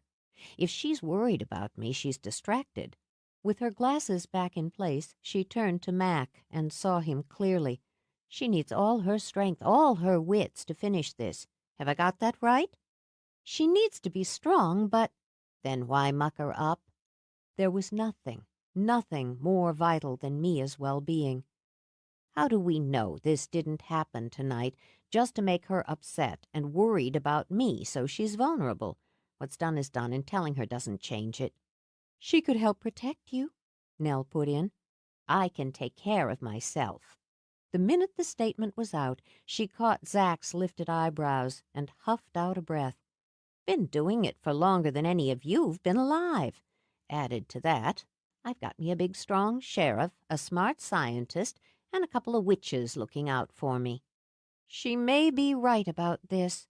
Ripley thought of how pale, how fragile Mia had been when she'd come back from the flight. Let's at least agree to keep it to ourselves until telling Mia has a purpose. Nell and I can put protection around the house. You go right ahead, Lulu invited. I can set up a sensor, Mac put in, so if there's any energy change, you'd be alerted. Sounds like a plan. Lulu firmed her jaw. Mia's the target. Nothing and no one's going to use me to hurt her. That's a promise. 11. The candles burned low, and the air was full of fragrance and soft light when she woke. She felt him there almost before she felt herself, the warmth of his hand over hers, the weight of his worry. For an instant only the years vanished, and her heart was light with love. What she'd felt once, what she felt now, collided and dissolved before she could hold either. Here, drink this. As he had hours before, he lifted her head, held a cup to her lips. But this time she sniffed speculatively before she sipped. Hyssop. Good choice. How do you feel? Well enough. Better, I'd say, than you. There was no need for you to sit up all night. The cat, who had curled beside her, now slithered under her hand for stroking. What time is it? Sunrise. Sam rose now, began to extinguish the candles. You only had about 9 hours. You could probably use more. No. She sat up, shook back her hair.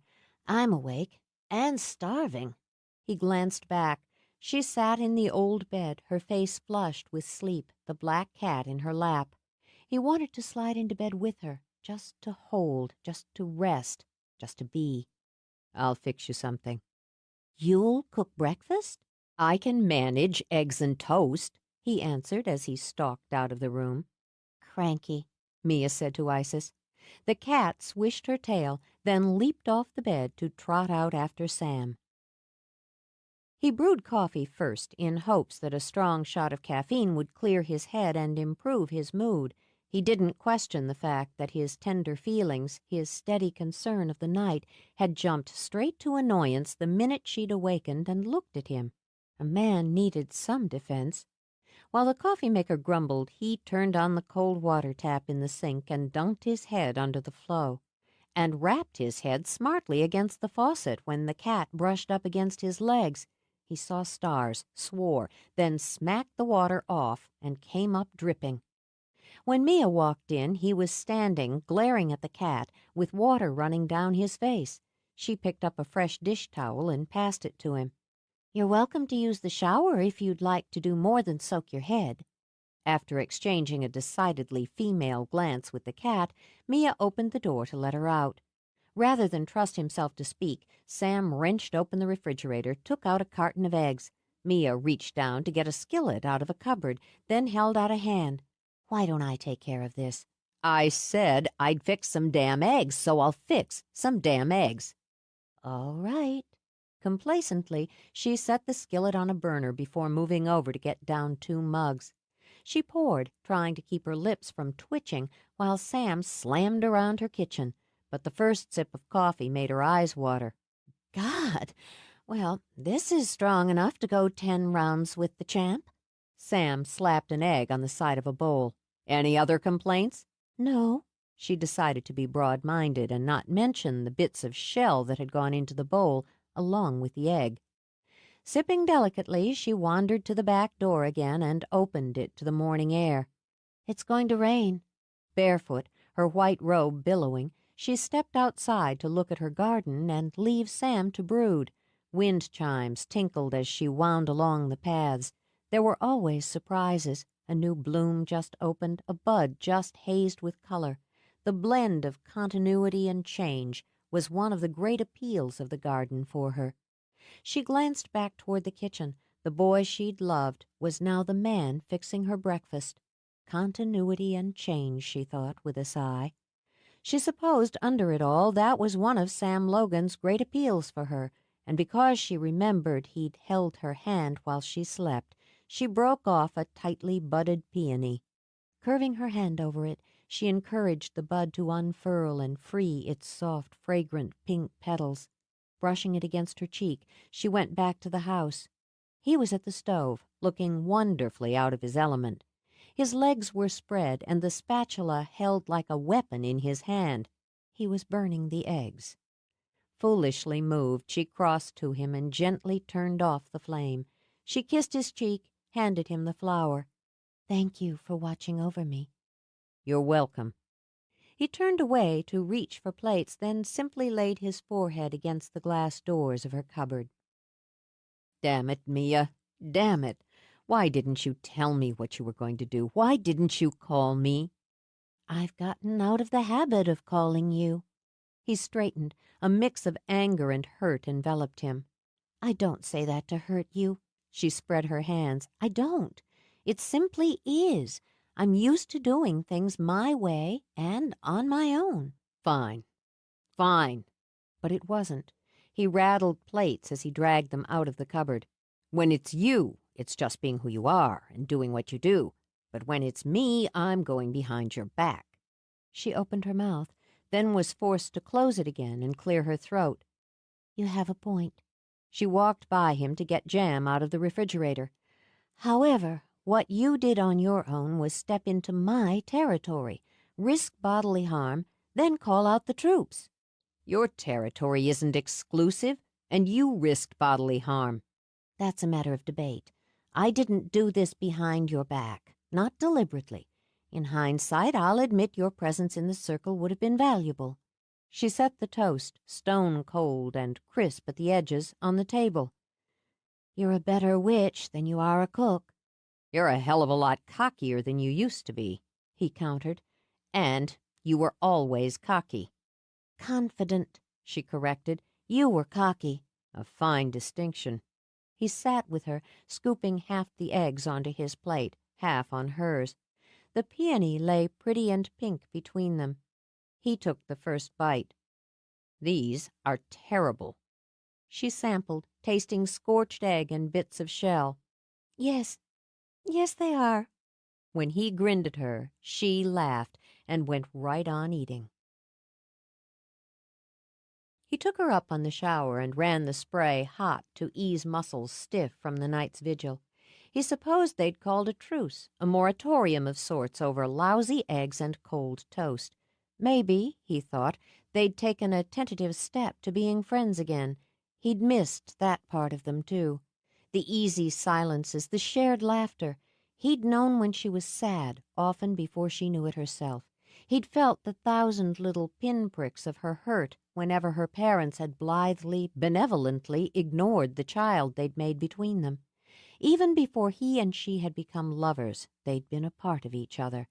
And how could he explain to her that it had been the link, the absolute and unquestioned link in the chain of their destinies, that had driven him to break the tie? She didn't ask, and he didn't say. He thought that was for the best, at least for now, at least until they were friends again. The muscles in his belly contracted when she stepped in behind him, slipped her arms around him, pressed her wet body against his back. "I thought you might share." She nipped playfully at his shoulder. This time they were fated to reverse the process. Lovers first. He turned, and fisting his hands in her hair, dragged her with him under the pounding spray. "You have the water too hot," she told him, turning her head as his mouth rubbed along the side of her throat. I needed hot. She picked up a bottle, squirted some of the pale green liquid over both their heads. Wait, what is that? Girl stuff? Amused, she reached up to lather it in his hair. God, she'd always loved his hair. So black and thick and untamed. Wet, it fell nearly to his shoulders, a dark rain of silk. "My own blend. The rosemary promotes hair growth, not that you need it, and smells good, even for manly men." He worked it into her hair as well, sniffed at it. "It's not just rosemary." "Not just. Some calendula, linden flowers, nasturtium." Girl stuff. Suds slid down their bodies, slicking them. "It works on you." "So do you," she said when his mouth covered hers again. Steam, fragrant with herbs and flowers, rose as they washed each other, teased each other. Slippery hands over slippery skin, aroused in slow beats that savored each moment, each touch and taste.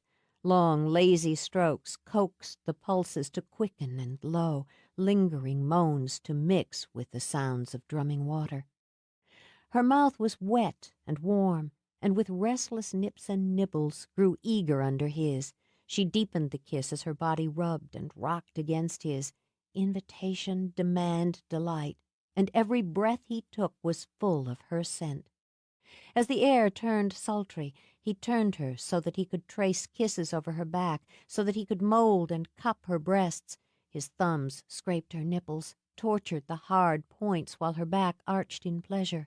When his hands skimmed lower, she reached back, hooking her arms around his neck and holding on to him when he sent her flying. "Now," she turned to him. "fill me now." He slid into her, achingly slowly, and she felt herself open and give. She gripped his shoulders while the water sluiced over them, tuned her body to his. Long, silky strokes, so that pleasure was a low, sustained beat.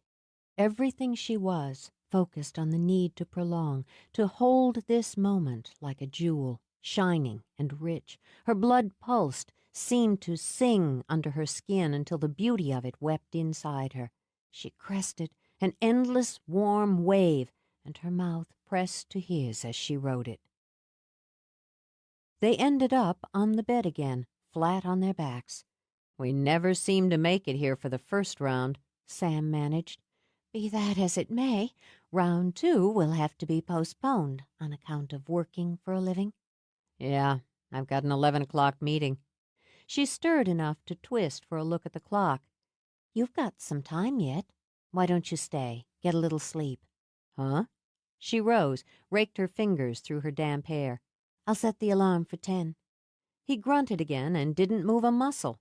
Nor had he moved when, 30 minutes later, she was groomed and dressed for the day. Obligingly, she set the alarm clock, tugged the sheet over him, then just stood looking at him. "How did it happen you've ended up sleeping in my bed again?" She wondered. "Does it make me weak, stupid, or just human?" With no answer, she left him sleeping. Nell pounced the minute she walked in the door. "You're all right? I was worried." "I'm fine." "Don't look any the worse for wear," Lulu commented after a careful study. All the tension balled in her stomach, loosed and smoothed out. "I told Lou," Nell explained, and struggled with the hitch in her conscience. She wasn't being as forthcoming with Mia as she was about her. "I thought I should." "Of course. Is the coffee up? I'm desperate for a decent cup. And to economize time and effort, we'll go upstairs and have some while I save the two of you the trouble of poking at me about what happened." "You were so pale." Nell went up the steps first. "Ripley and I were about to pull you back when you came on your own, but you were as white as a sheet." Guarding her province, Nell hurried behind the counter to pour the coffee. "You were gone for nearly an hour." "An hour?" Mia was surprised. "I didn't realize. It didn't seem like—" "His power's crafty," she said quietly. "He blocked my sense of time. I wasn't prepared to stay so long, which explains why I was so weak when I came back." She took the coffee Nell offered, sipped, considered. "It won't do to forget that a second time." "You look a little peaked, Lou. Aren't you well?" "Up late watching a Charles Bronson marathon," Lulu lied glibly, and behind the counter Nell flushed with guilt. "That Logan boy took good care of you?" "Yes, Lulu, that Logan boy took good care of me. You sound like you're catching a cold." The surefire way to distract her girl, Lulu knew, was to poke at her. "I didn't see his fancy car in front of the cottage this morning." "Because it's still parked in my driveway. He sat up all night with me, then fixed me a nearly inedible breakfast this morning, after which I seduced him in the shower. As a result, I'm feeling very rested, very serene, and just a little hungry. Now, how about one of those apple muffins?" "He sold his condo in New York City," Lulu stated, and had the satisfaction of seeing Mia blink. "Really?" "I keep my ear to the ground. Signed the papers on it just yesterday. Got a bunch of stuff going into storage. Doesn't sound like he's planning on going back there any time soon." "No, it doesn't." She couldn't think about that, Mia told herself. Not just now. "And as fascinating as that is, we've more immediate concerns than where Sam stores his living room furniture." "Smart money says he sells it." In any case," Mia continued, "we have to decide what to do, if anything, about Evan Remington. I don't think the authorities would sanction a coven of witches attempting a casting out on an inmate." She nibbled her muffin as she considered. "And to be honest, I don't think it would work, not the way it did with Harding last winter. Harding was a pawn, unaware and largely unwilling. Remington isn't unwilling, and my sense is that he knows. He not only accepts, but revels in what comes into him. He welcomes it." "I could get in to see him."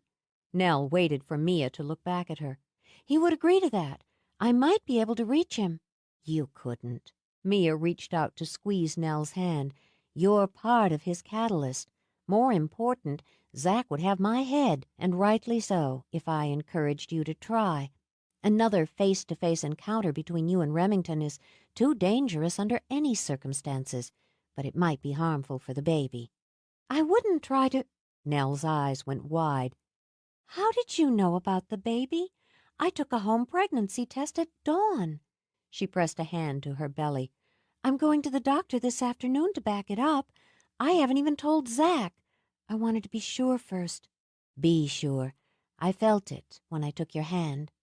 Joy swam into Mia's heart, over her face. New life. Oh, Nell. I knew the night when I conceived. I knew. I felt a light inside. Tears spilled over. I was afraid to believe it, to get my hopes up. We're having a baby. She pressed her hands to her cheeks, spun in a circle. We're having a baby. I have to tell Zach. Go, tell him now, right now. We can handle things here until you get back, can't we, Lou? Lou? Mia turned, saw Lulu digging a tissue out of her pocket. Got allergies, Lulu announced in a strangled voice.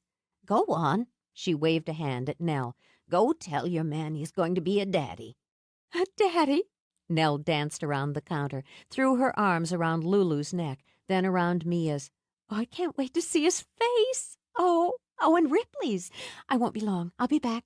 She raced for the stairs, then spun around with her face glowing. I'm having a baby. You'd think no one ever managed to get knocked up before. After a last sniff, Lulu stuffed the tissue back in her pocket. Guess I'll have to knit some booties. A blanket. She shrugged. Somebody has to step in and play Grandma. Mia slid her arm around Lulu's waist, rested her cheek on the older woman's hair. Let's sit down a minute and have a good cry. Yeah. Lulu dragged the tissue back out. Good idea. Nothing, Mia was determined, was going to smear this window of joy. Not a 300-year curse, not the inconvenience and confusion brought on by the early stages of expansion, and most certainly not her own prickles of envy. Whatever had to be done, Nell would have these thrilling days of happiness and discovery. Because of the hammering and the blocked view from what had been the cafe windows, the lunch crowd had dwindled down to the adventurous ones and the diehards. To Mia's way of thinking, the timing couldn't have been better. The smaller crowds allowed Nell a few more hours off a week and the luxury of being distracted. By the solstice, the bulk of the job would be done, and if the cafe wasn't yet picture perfect, her customers would be able to dine al fresco on her new little terrace. From the sidewalk outside the bookstore, Mia measured the progress. The cantilevered overhang would, when all was said and done, blend well with the rest of her building. She intended to hang baskets of flowers from either end. She'd already ordered the curving ironwork for the banister and had selected the slate for the terrace floor. She could visualize it completed, decked with cafe tables, pots of summer flowers, and paying customers. Coming right along. Zach stopped beside her. Better than I could have hoped. We'll try it out during solstice week and be 100% by the July 4th holiday. She let out a deep, satisfied breath. How are you, Sheriff Daddy? Couldn't be better. It's been the best year of my life. You'll be a good father. I'm going to work hard to be. You will, she agreed, but the core of it will just be there. Do you remember when we were kids and I used to come to your house? Sure. If you weren't there with Rip, she was up at your place. I always loved coming there, watching your family. Sometimes I'd pretend they were mine. She leaned into him when he stroked her hair. Just wondering what it would be like to have that kind of focus, I suppose, from my parents. That interest and amusement and pride, all those things that were so much a part of your house. I guess they were. Oh, Zach, sometimes I'd see your mother look over at you or Ripley and just grin. I could hear her thinking, just look at those kids, aren't they great? And they're mine. Your parents didn't just tend you, didn't just love you. They enjoyed you. We were lucky. We enjoyed them right back. I know. Lulu gave me that, so much of that. So did my grandmother when she was alive, so I understood what it was, and because I did, my parents' innate disinterest in me was such a puzzle. In some ways it still is. Well, because he thought she needed it, he pressed a kiss to her hair. There were times growing up when I'd think you were lucky because you could get away with more than I could. You just had Lou running herd on you, and I had 2 people. She did the work of 2 people, Mia said dryly. 2 sneaky people.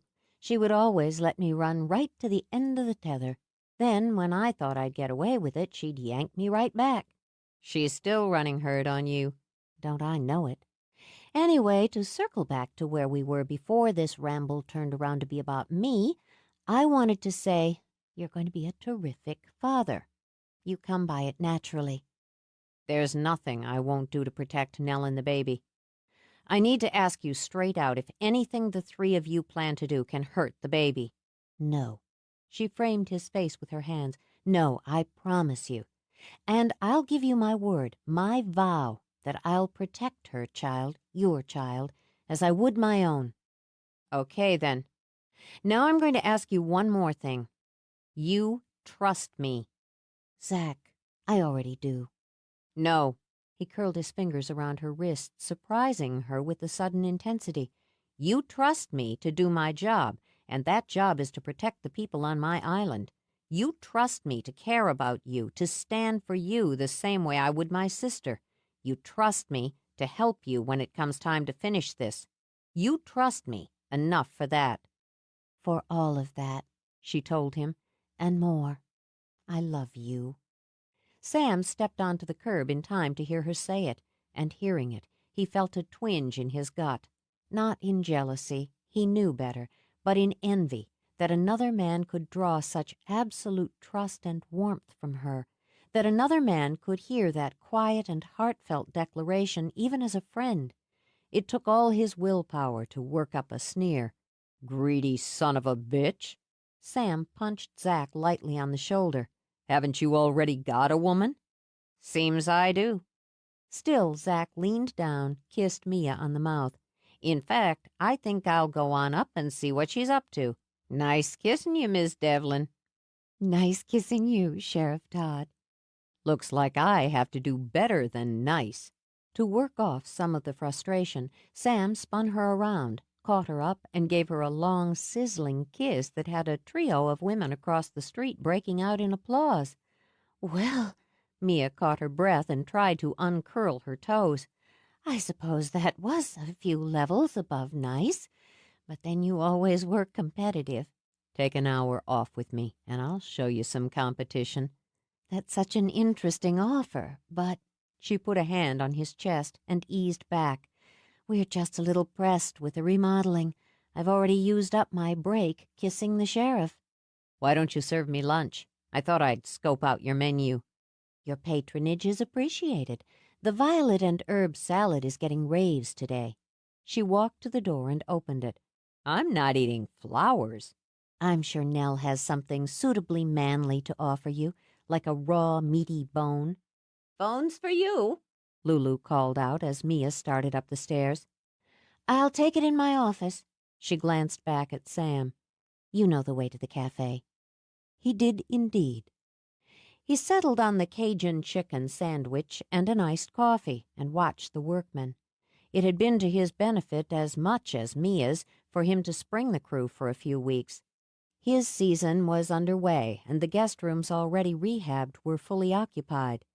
After the 4th, he intended to put the workers on half-days so as not to disturb his guests during the early morning or early evening hours. That would take them into September, and by September, he thought, he'd know what to do with the rest of his life. She wasn't letting him get any closer. She welcomed him into her bed, but wouldn't sleep in his. She would talk about work, about the island, about magic, but she'd made it clear that an entire decade of their lives was off limits. Once or twice he'd tried to bring up his time in New York, but she'd simply closed down or walked away. Though they were both aware that everyone on the island knew they were lovers, she wouldn't go out with him. She hadn't had dinner with him in public since that first business meeting. His suggestions that they take an evening on the mainland and have dinner or go to the theater had been brushed away. The underlying message came through clear enough. She was telling him she would sleep with him, enjoy him, but they weren't a couple. Brooding over his sandwich, he wondered how many men would celebrate finding themselves in his position. He had an extraordinarily beautiful woman who was willing to share sex with him and expected, indeed permitted, little else. No strings, no expectations, no promises. And he wanted more. That, he admitted, had been the root of the problem from the beginning. He'd wanted more, but he'd been too young, too stupid, too stubborn to see that the more was all Mia. When she sat down across from him, he found his heart was in his throat and ready to spill out. Mia, I got Caroline Trump. She snatched his iced coffee, drank deep. I just got off the phone with her publicist. I have her for the second Saturday in July. You should have heard how cool and professional I was on the phone. She'd never have guessed I was turning cartwheels. in that dress? Ha ha. Sam, she reached over to take his hands. I know your influence is largely responsible for this. I'm grateful. I want you to know how much I appreciate you putting in a good word for the store. That part was easy. Now don't screw up. I won't. I already designed the ad in anticipation. I have to talk to Nell about food. She started to spring up, then hesitated. So, do you have any plans for the solstice? He met her gaze, kept his voice as casual as hers, though they both knew she was offering to take another step, one that was, for her, a big one. No, no formal plans. You do now. 12. Mia closed and locked the door behind the last straggle of customers, then leaned back against it and looked at Lulu. Long day. I thought that last group was going to make camp in here. Lulu shut down the cash register for the night, then zipped the cash bag. You want to take this moolah home, or should I make a night deposit? How much moolah? Because they both enjoyed it, Lulu unzipped the bag, pulled out the stack of bills, and flipped her thumb over the ends. Lots of cash customers today. God bless them, every one. I'll do the deposit. Credit card receipts? Right here. Rolling her shoulders, Mia crossed over, scanned the stack. Business is good. Solstice week sucks 'em right in. I had 2 teenagers in here today, summer girls. Wanted to know if they could see the witch and get some love potion. Amused, Mia leaned on the counter. And what did you tell them? I told them, sure, and how well the beauty potion worked for me. That sent 'em scurrying. Well, they have to learn not to look for life cures in a pretty bottle of potion. You put out some fancy jars full of colored water during solstice week, and customers would trip over themselves to buy them. Mia's magic mix for love, beauty, and prosperity. Terrifying thought. Mia angled her head. In all these years, Lou, you've never once asked me for a spell or a charm, for luck, love, fast money. Why is that? I get on well enough on my own. Lulu hauled her enormous purse from behind the counter. Besides, don't think I don't know you look out for me anyway. Better start looking out for yourself. What an odd thing to say. I always look out for myself. Sure, you've got your house and you live well. Live the way you see fit to live. You've got your looks and you're healthy. Got more shoes than a Vegas chorus line. Shoes separate us from the lower mammals. Yeah. You just like having men look at your legs. Mia trailed a hand through her hair. Well, naturally. Anyway, Lulu focused in. She knew her girl, and she knew when that girl was trying to distract her. You run things pretty much as you want to. Got good friends, and you've made this place into something you can be proud of. We made it, Mia corrected. Well, I didn't sit on my hands, but this is your place. Lulu gave a decisive nod that took in the entire store. And it shines. Lou. Touched, Mia brushed Lulu's arm as she came around the counter. It means a lot to me that you'd think that, say that. It's fact. And there's another fact, one that worries me some nights. You're not happy. Of course I am. No, you're not. And worse, you don't think you're ever going to be. Not deep down in the gut happy. You want to give me a spell. You fix that. That's all I have to say. Now I'm going to go put my feet up and watch my video of Die Hard. I like seeing Bruce Willis kick ass.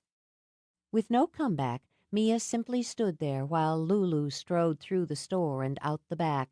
Unsettled now, she took the cash and receipts and wandered through the store. It did shine, she thought.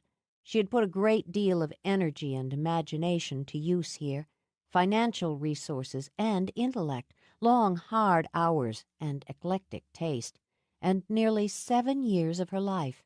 It made her happy, she insisted as she walked up the stairs. It challenged and fulfilled her. That was enough. She'd made it be enough. Maybe she had once assumed she would have a different kind of life, a life that included a man who loved her and the children they made together. But that had been a young girl's fantasy, and she had put away such dreams. Just because she didn't have those things didn't mean they were missing, she thought as she went into her office to fill out the deposit slips. It only meant she'd taken another path, ended up at a different destination. In the gut, happy, she mused and sighed. How many people were when it came right down to it? Wasn't it just as important to be satisfied, fulfilled, and successful? And wasn't it essential to any level of happiness to feel in control of your life? She heard, as clearly as fingernails scraping against glass, the dark pressing against her windows. She looked outside. The sky was still glowing with the light of a summer evening, but the dark was there, just at the edges, trying to find a crack, a chink in her will. "You won't use me to destroy." She said it clearly, so her voice carried through the empty store. "Whatever else I do in my life, I won't be used. You are not welcome here." And there at her desk, with the day's receipts and paperwork neatly stacked, she spread her arms, palms up, and called the light. It shimmered in her hands like gilded pools, then flowed out in golden rivers as it spilled from her. The dark slithered back. Pleased, she gathered what she needed to make the deposits. Before she left the store, she detoured to her new terrace. The door walls had been installed that day, and she unlocked the glass, slid it open, stepped out into the evening. The ironwork railing was exactly as she'd wanted, fussy and female. She laid her hands on it, gave it a quick, testing shake, and was satisfied at its unyielding strength. Beauty, she thought, never had to be weak. From her vantage point she could see the curve of beach, the roll of the sea, and the first sword of white from her lighthouse as the dusk faded toward night. The dark that crept in now was benign, full of hope. Below her, High Street was still busy. Tourists were out for strolls, wandering into the ice cream parlor for a treat. The air was so clear she could hear bits of conversation and the shouts and squeals of young people on the beach. As the first stars glimmered to life, she felt her throat go tight with a longing that she refused to recognize and couldn't resolve. "If you had a trellis, I'd climb up." She looked down, and there he was, dark and handsome and just a little dangerous. Was it any wonder the girl she'd been had fallen so pathetically in love with Sam Logan? Climbing up into business establishments after hours is discouraged on the island. I've got pull with the local authorities, so I'd risk it. But why don't you come down? Come out and play, Mia. It's a hell of a night." There had been a time when she would have run to him, because she remembered just how easy it had been for her to forget everything and anything but him. She simply leaned out over the railing. "I have an errand to do and another long day tomorrow. I'm going by the bank, then home." How can anyone so beautiful be so stuffy? Hey, he grabbed the arm of one of 3 men walking by, then pointed up. Isn't she spectacular? I'm trying to hit on her, but she's not cooperating. Why don't you give the guy a break? One of the men called to her, only to be elbowed aside by one of his companions. The hell with him. Give me a break. He laid a hand dramatically on his heart. I think I'm in love. Hey, Red. "Hey yourself." Let's get married and move to Trinidad. "Where's the ring?" she demanded.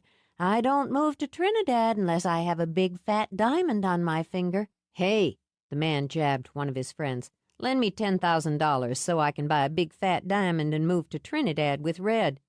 If I had $10K, I'd move to Trinidad with her. Now see what you've done, Sam chuckled. Destroying friendships, inciting riots. You better come down here and go with me before my new pals and I have to beat the crap out of each other.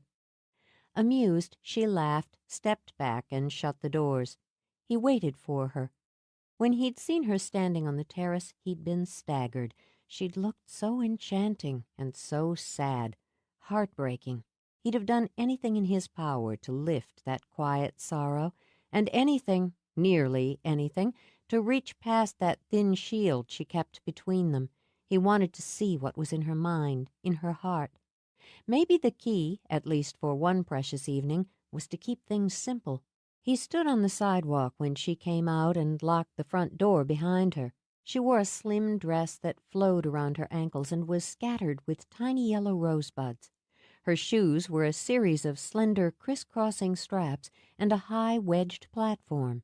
He found the thin chain of gold around her left ankle ridiculously sexy.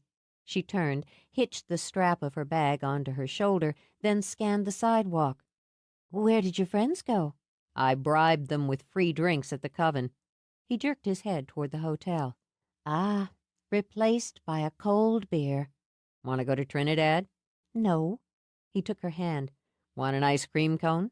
She shook her head. "I have to go to the bank, make a night deposit, which, I'll point out, isn't being stuffy, but responsible." Uh-huh. I'll walk with you.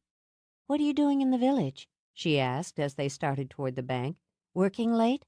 Not particularly. I went home about an hour ago. I was restless. He shrugged his shoulders. Came back. And, he thought, had timed it exactly as he'd planned, just as she'd be closing. He glanced over, studied a small group of people on the opposite side of the street. They were decked in flowing robes and weighed down with silver chains and crystal pendants. Amateurs, He commented. "They're harmless." we could call up a storm, turn the street into a meadow, give 'em a real thrill. "Stop it." She drew out her key for the deposit slot. See? Stuffy. He heaved a sigh. It's painful to see such a bright hope turn into a rule book. "Really?" Efficiently, she made her deposit, tucked her copy of the transaction into her cash bag. "I don't recall you ever so much as looking at a rule book." When they look like you, I study them in depth. His moods, she thought, were many and varied. Tonight's seemed to be foolish. She could do with some foolishness. And as the group of would-be witches approached a window box filled with struggling dahlias, she gave a graceful turn of her hand. The flowers sprang up like jewels, full and bright. And the crowd goes wild. Sam acknowledged the reaction across the street, the shouts, the gasps. Nice touch. "Stuffy my butt. I'll take that ice cream now." He bought her a frothy swirl of orange and cream and talked her into enjoying it during a walk on the beach. The moon was nearly full. It would be fat and round by the weekend and the solstice. And a full moon on the solstice meant bounty and promise and the rites of fertility that lead to harvest. Last year I went to Ireland for the solstice, he told her. There's a small stone dance there in County Cork. It's more intimate than Stonehenge. The sky stays light until nearly 10, and when it begins to fade, toward the end of the longest day, the stones sing. She said nothing, but paused to look out to sea. Over it, she thought, thousands of miles away, was another island, and the stone circle where he had been a year ago. She had been here, where she always was, a solitary witch, a solitary celebration. You've never gone, he said. Never gone over to Ireland. "No." There's magic there, Mia. Deep in the soil, bright in the air. She continued to walk. "There's magic everywhere." I found a cove on the rocky western coast, and a cave nearly hidden by the tumble of the rocks, and I knew it was where he'd gone when he left her here. He waited until Mia stopped again, turned to him. 3,000 miles across the Atlantic.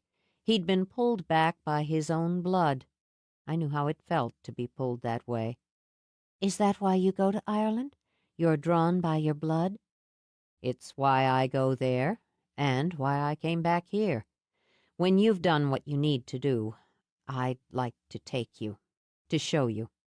She licked delicately at her ice cream. "I don't need to be taken anywhere." I'd like to go with you." You learn fast, don't you? Mia said. I may go one day. She shrugged and wandered closer to the surf. We'll see if I want company. I will say, though, you were right about one thing. It's a hell of a night.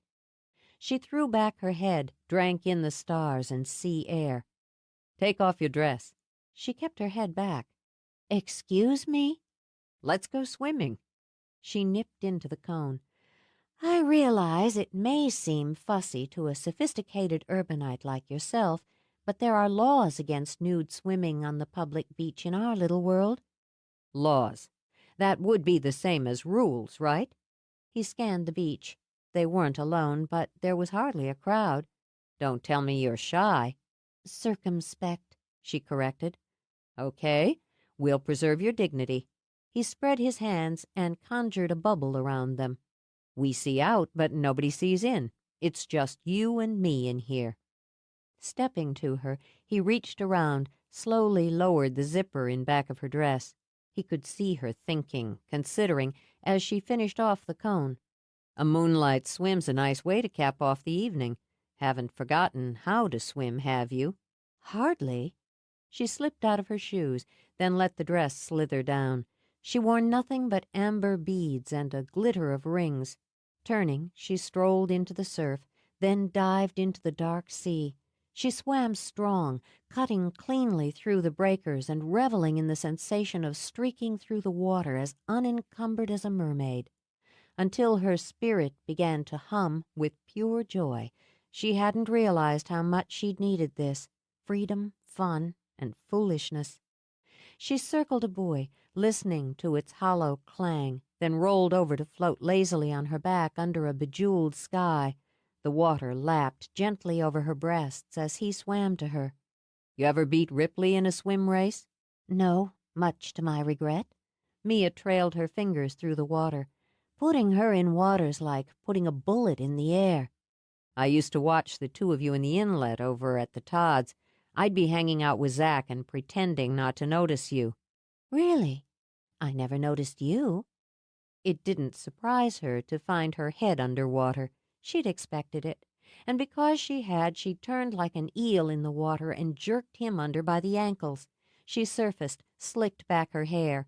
You always were a sucker for that move. It got your hands on me, so who's the sucker? He treaded water in circles around her, his hair black and glossy as a seal. I remember the first time I maneuvered you into wrestling with me wet. You had on this blue number, cut so high up on the hips that I speculated your legs went clean up to your ears. That sexy pentagram birthmark like gold on your thigh, driving me nuts. You were 15. I remember the suit. I don't recall being maneuvered. You were cooling off with Rip in the water. Zach was fooling around with his boat at the dock. He had just gotten that boat. Fast little 14-footer. She remembered that well enough, remembered perfectly how her heart had slammed into her ribs when Sam, long and tanned as summer gold, had sauntered out onto the dock wearing nothing but cut-offs and a teenage smirk. There were a number of times I swam with Ripley in the inlet while Zach tinkered with his boat, and you came along. This particular day, Sam continued, I bided my time, fiddling on the boat with Zach, plotting out my moves. I got him to take a break, and we went in.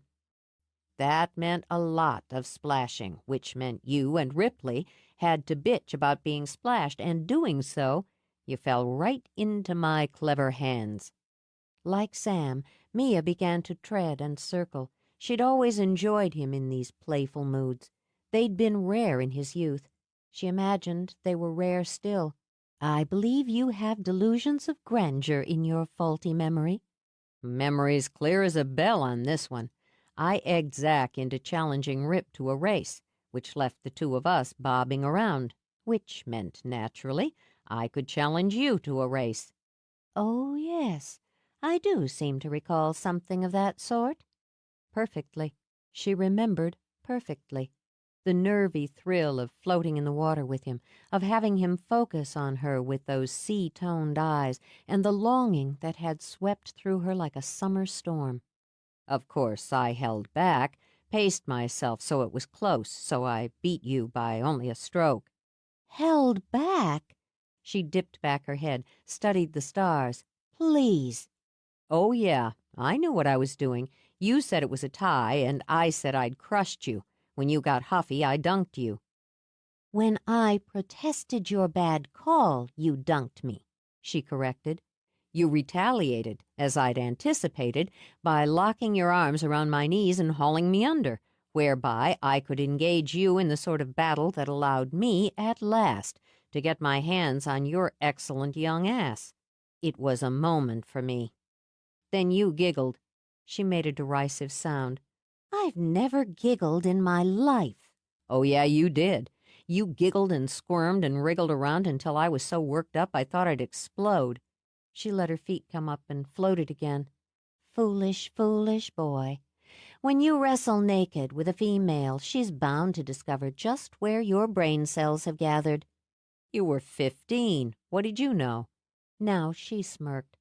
Enough to wriggle and squirm until I obtained a satisfactory result. "You did it on purpose?" Of course. Then Ripley and I discussed it in some detail. "That better be a lie." He reached across the water, grabbed a handful of her hair. We were both fascinated and amused, and if it soothes your ego, I'll finish this walk down memory lane by telling you I had hot, disturbing, and imaginative dreams for a week afterward. He tugged at her hair until their bodies bumped. Then he skimmed his hand over the wet white slope of her breast. "So did I." He trailed a fingertip down her torso, back up again. "Mia, I bet I can still make you giggle." Before she could evade, he nipped her by the waist and turned her face down in the water. Taken by surprise, she flailed for a moment, then rolled when his fingers moved unerringly up her ribs. "Stop it!" Her hair was in her face, salt water in her eyes. "Giggle," he insisted, tickling ruthlessly, "and squirm and wriggle." "You idiot!" She couldn't see or catch her breath. Despite her struggles, the helpless and foolish laughter escaped. It rolled out of her and over the waves as she slapped at him and tried to wriggle free. She managed to get a grip on his hair and yank while trying to shove her own out of her face, but he only rolled them over and over into the waves until she was dizzy, disoriented, and brutally aroused. "Damn octopus!" His hands were everywhere. "You've got a hell of a squirm, and it still works. Only this time," he gripped her hips, "why just dream?" and plunged into her. He went home with her, and they ate bowls of cold pasta like ravenous children. With hunger unabated, they fell into bed and fed off each other. Tangled with him, she slipped into sleep and into dreams of floating in a dark sea as peacefully as the moon sailed the night sky.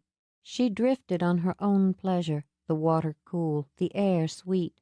In the distance, the shadows and shapes of her island rose out of the sea. It slept, with only the beam from the cliff light guarding it from the dark. The music of the waves lulled her until she too slept, and the stars erupted into bolts of lightning, stabbing down at the shadows and shapes of her island. Around her the sea began to thrash and heave, pulling her helplessly away from home. She fought, striking out with hard, desperate strokes toward the fog that had begun to build a dirty wall at the shore.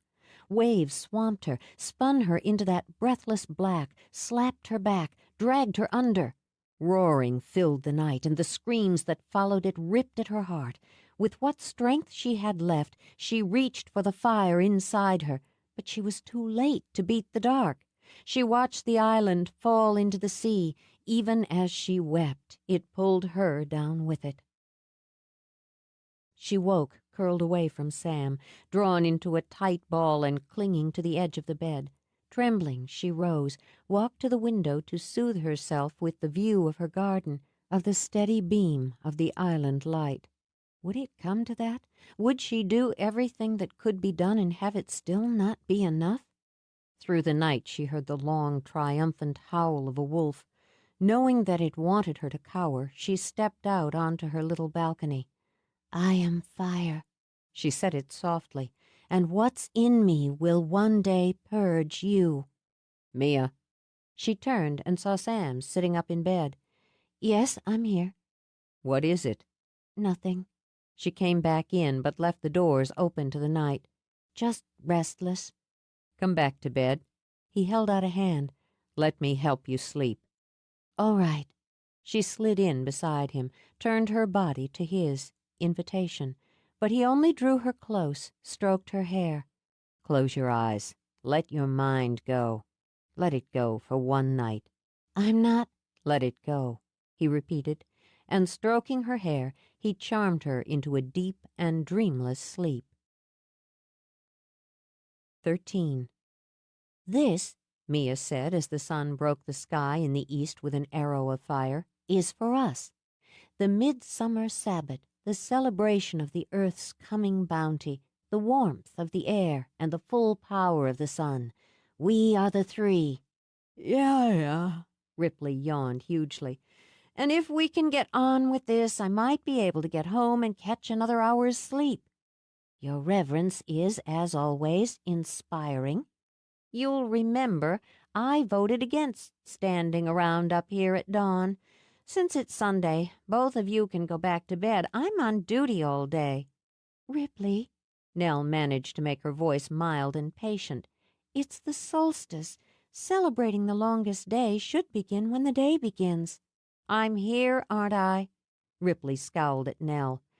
"You're awfully bright and chipper for a pregnant woman. Why aren't you flat out with morning sickness?" "I've never felt better in my life." "Or looked happier," Mia said. "We'll celebrate fertility today, the Earth's and yours. The first bale fire has burned since sunset. The dawn fire is for you to light." She lifted a circlet she'd woven from lavender and set it on Nell's head. "You're the first of us to carry life and to take what we are to the next generation. Blessed be, little sister." She kissed Nell's cheeks, then stepped back. "Okay, that gets me misty." Ripley moved up, kissed Nell in turn, then linked her hand with Mia's. Nell lifted her arms and let the power ripple into her. "From dawn until the day is done, this fire we make glows bright as the sun. As light grows strong across the sky, I call the flames from air to fly. Burn no flesh, no feather nor tree. As I will, so mote it be." Fire spewed up from the ground, bright as gold. Mia lifted another circlet from the white cloth on the ground, set it on Ripley's head. Though she rolled her eyes for form, Ripley lifted her arms. The power was warm and welcome. "In the earth we sow our seed, that she may grant us what we need.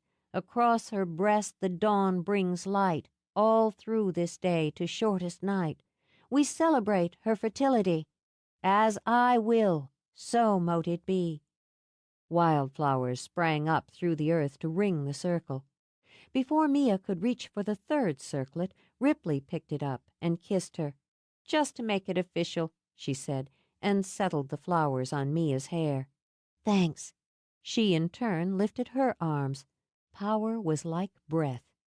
"Today the sun holds its full power. Its strength and light grow hour by hour. Its bright fire warms the air and earth. Its cycle sustains us, birth to death to birth. I celebrate the fire in me. As I will, so mote it be." From her fingertips beams shot to the sun, and from the sun to her, until the circle in the clearing shimmered with the birth of the day. She lowered her arms, joined hands with Nell, with Ripley. "He watches," she told them, "and he waits." "Why don't we do something about it?" Ripley demanded. "The three of us are here, and like both of you keep hammering home, it's the solstice. That's a lot of punch. It isn't the time to—" Mia broke off when Nell squeezed her hand. "Mia, a show of force, of solidarity and strength. Why not make a point? Our circle is whole." A point, Mia thought. Perhaps the unbroken circle was the point, at least for the moment. She could feel, through the link, Nell's determination, Ripley's passion. "Well then, let's not be subtle." She gathered herself and the pooled strength of her sisters. "We are the three and of the blood," Ripley began, moving like her sisters in a ring within the ring. "From us the force and light will flood." "With might that strikes the waiting dark," Nell's voice rose to echo on the air. "An arrow of light toward what bears our mark." "Here we stand, so you can see." With hands still joined, Mia lifted her arms. "And beware the wrath of the sisters three." Light spewed up from the center of the circle like a funnel, whirling, roaring as it geysered up. Like the arrow Nell had called, it shot out of the circle, out of the clearing, and into the shadows of the summer trees, and from those shadows came a single, furious howl. Then there was only the quiet breeze and the musical call of crystals hanging from branches. "So he slinks away," Mia remarked. "That felt good." Ripley rolled her shoulders. "It did. It felt positive." Letting out a long breath, Nell looked around the clearing. "It felt right." "Then it was right. Today he can't touch us or ours." Whatever came after, Mia thought, they had made a stand. They had made their point. She lifted her face to the sun. "It's a beautiful day." She intended to spend it in her garden, away from the crowds that would pack into the village and the traffic that would stream along the roads. She intended to spend it on simple things, the tasks that gave her pleasure. A day without worry, she thought, a clean and clear day with all shadows brushed away like dust with a broom. She gathered the herbs and flowers she'd selected for her midsummer harvest with a boline, the curved, white-handled knife she saved for that purpose alone. The scents and shapes and textures never failed to delight her. The variety of their uses never failed to satisfy. Some she would dry by hanging them in her kitchen, some in her tower room.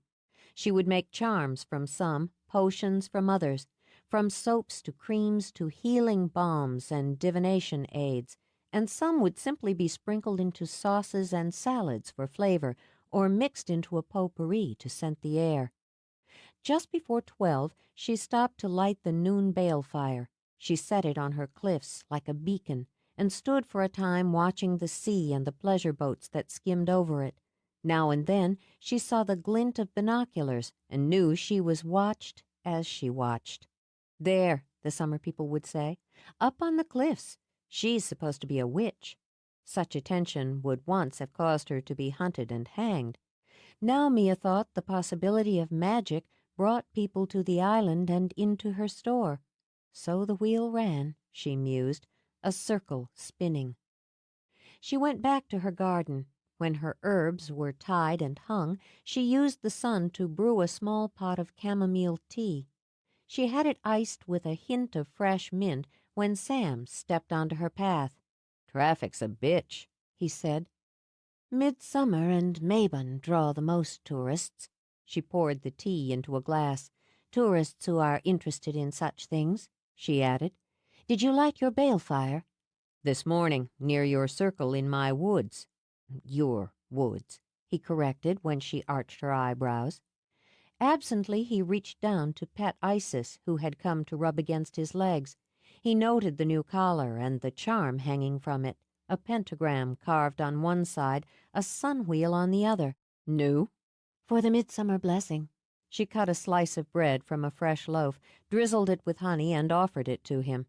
"I made more than the fairies need." He took a bite, but she noticed that his restless gaze roamed her garden. It was rich and ripe with summer, the tall spires dancing in the breeze, the mobs of color tumbling over the ground.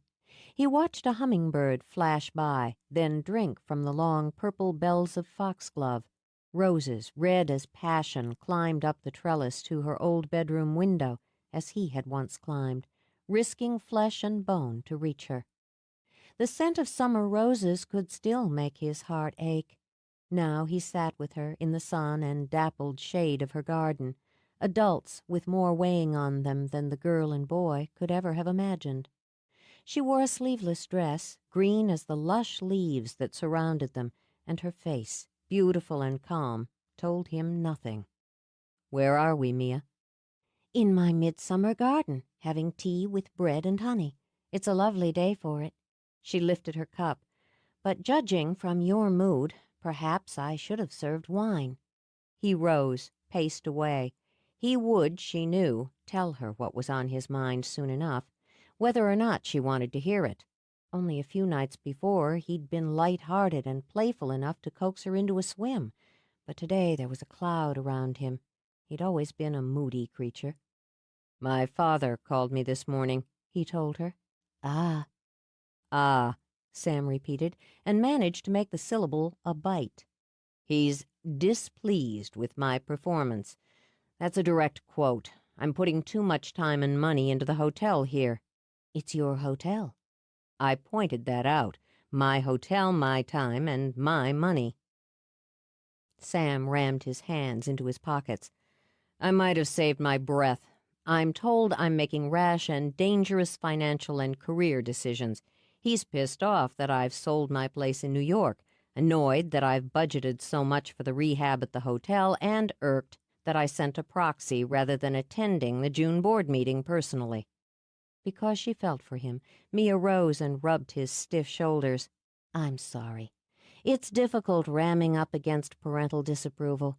It doesn't matter how old we are. It stings when they don't understand us. The Magic Inn is our first and oldest asset. He's figured out that I finessed it from him. Now it's like a bone he wants to drag back from me." "And you're just as determined to keep your teeth in it."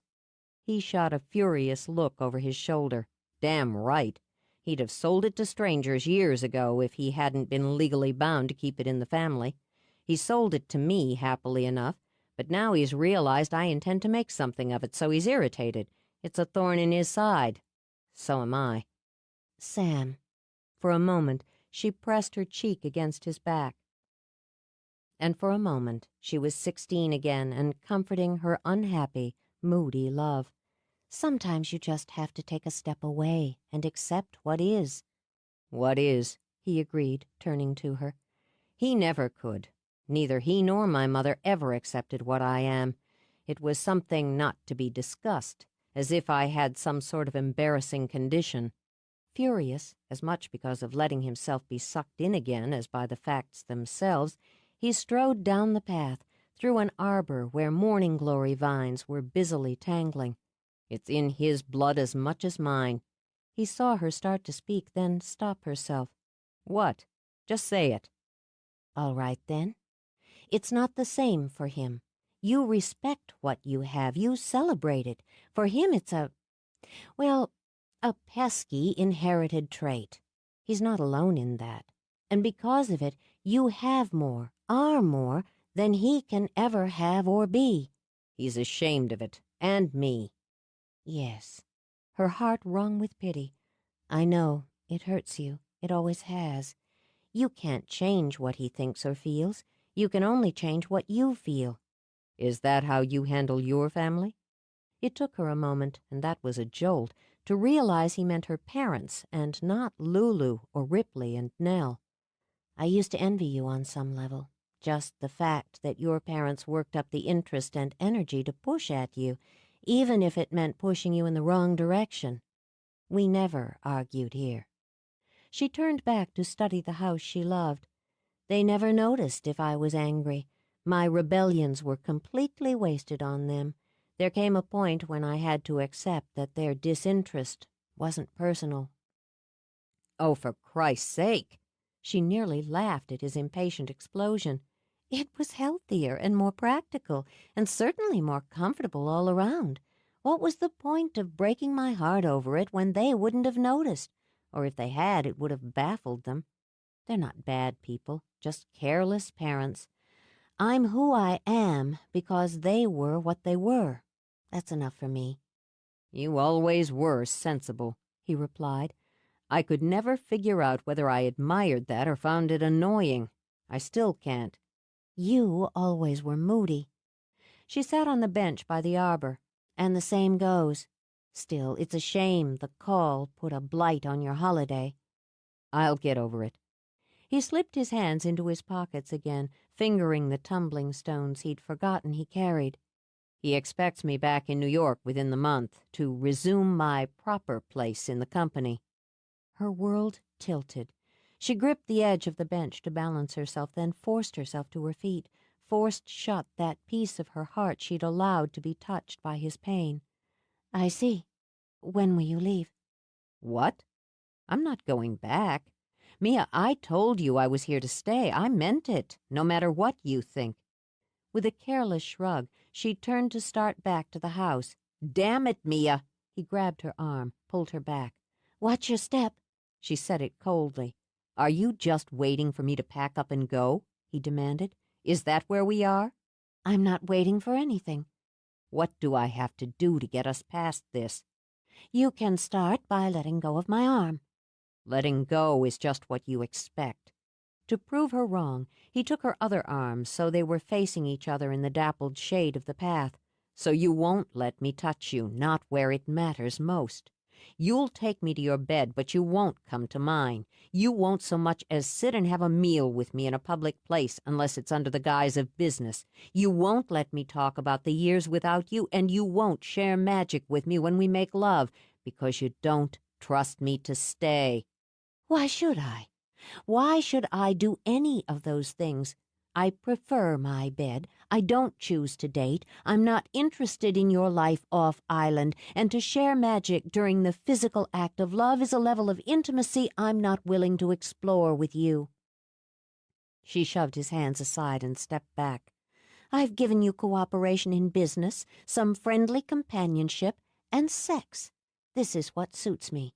If it doesn't suit you, find someone else to play with. "This isn't a goddamn game." Her voice was sharp. "Oh, isn't it?" He stepped toward her, and she held up her hands, light, spitting red, shot between them. "Be careful." He merely held up his own hands, and a wash of searing blue water struck the light until there was nothing but the sizzle of vapor between them. "Was I ever?" "No, and you always wanted too much." "Maybe I did. The problem was I didn't know what I wanted. You always did. It was always so fucking clear to you, Mia, what you needed, what you wanted. There were times when your vision choked me." Stunned, she dropped her hands to her side. "Choked you? How can you say that to me? I loved you." Without questions, without doubts.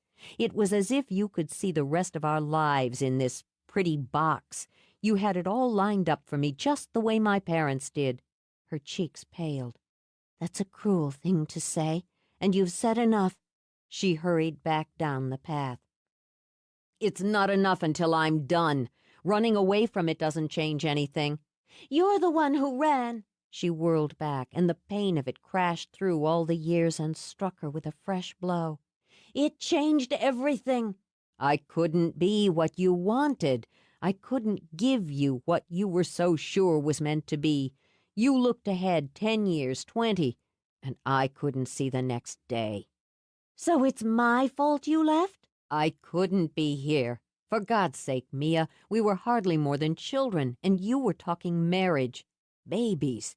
You'd lie beside me when my head was so full of you I couldn't think, and talk about how we'd buy a little cottage by the woods and—" He trailed off. It seemed to strike both of them at once. The little yellow cottage by the woods, where she hadn't come since he'd moved in. "Young girls in love," she said, and her voice trembled. "Dream about marriage and babies and pretty cottages."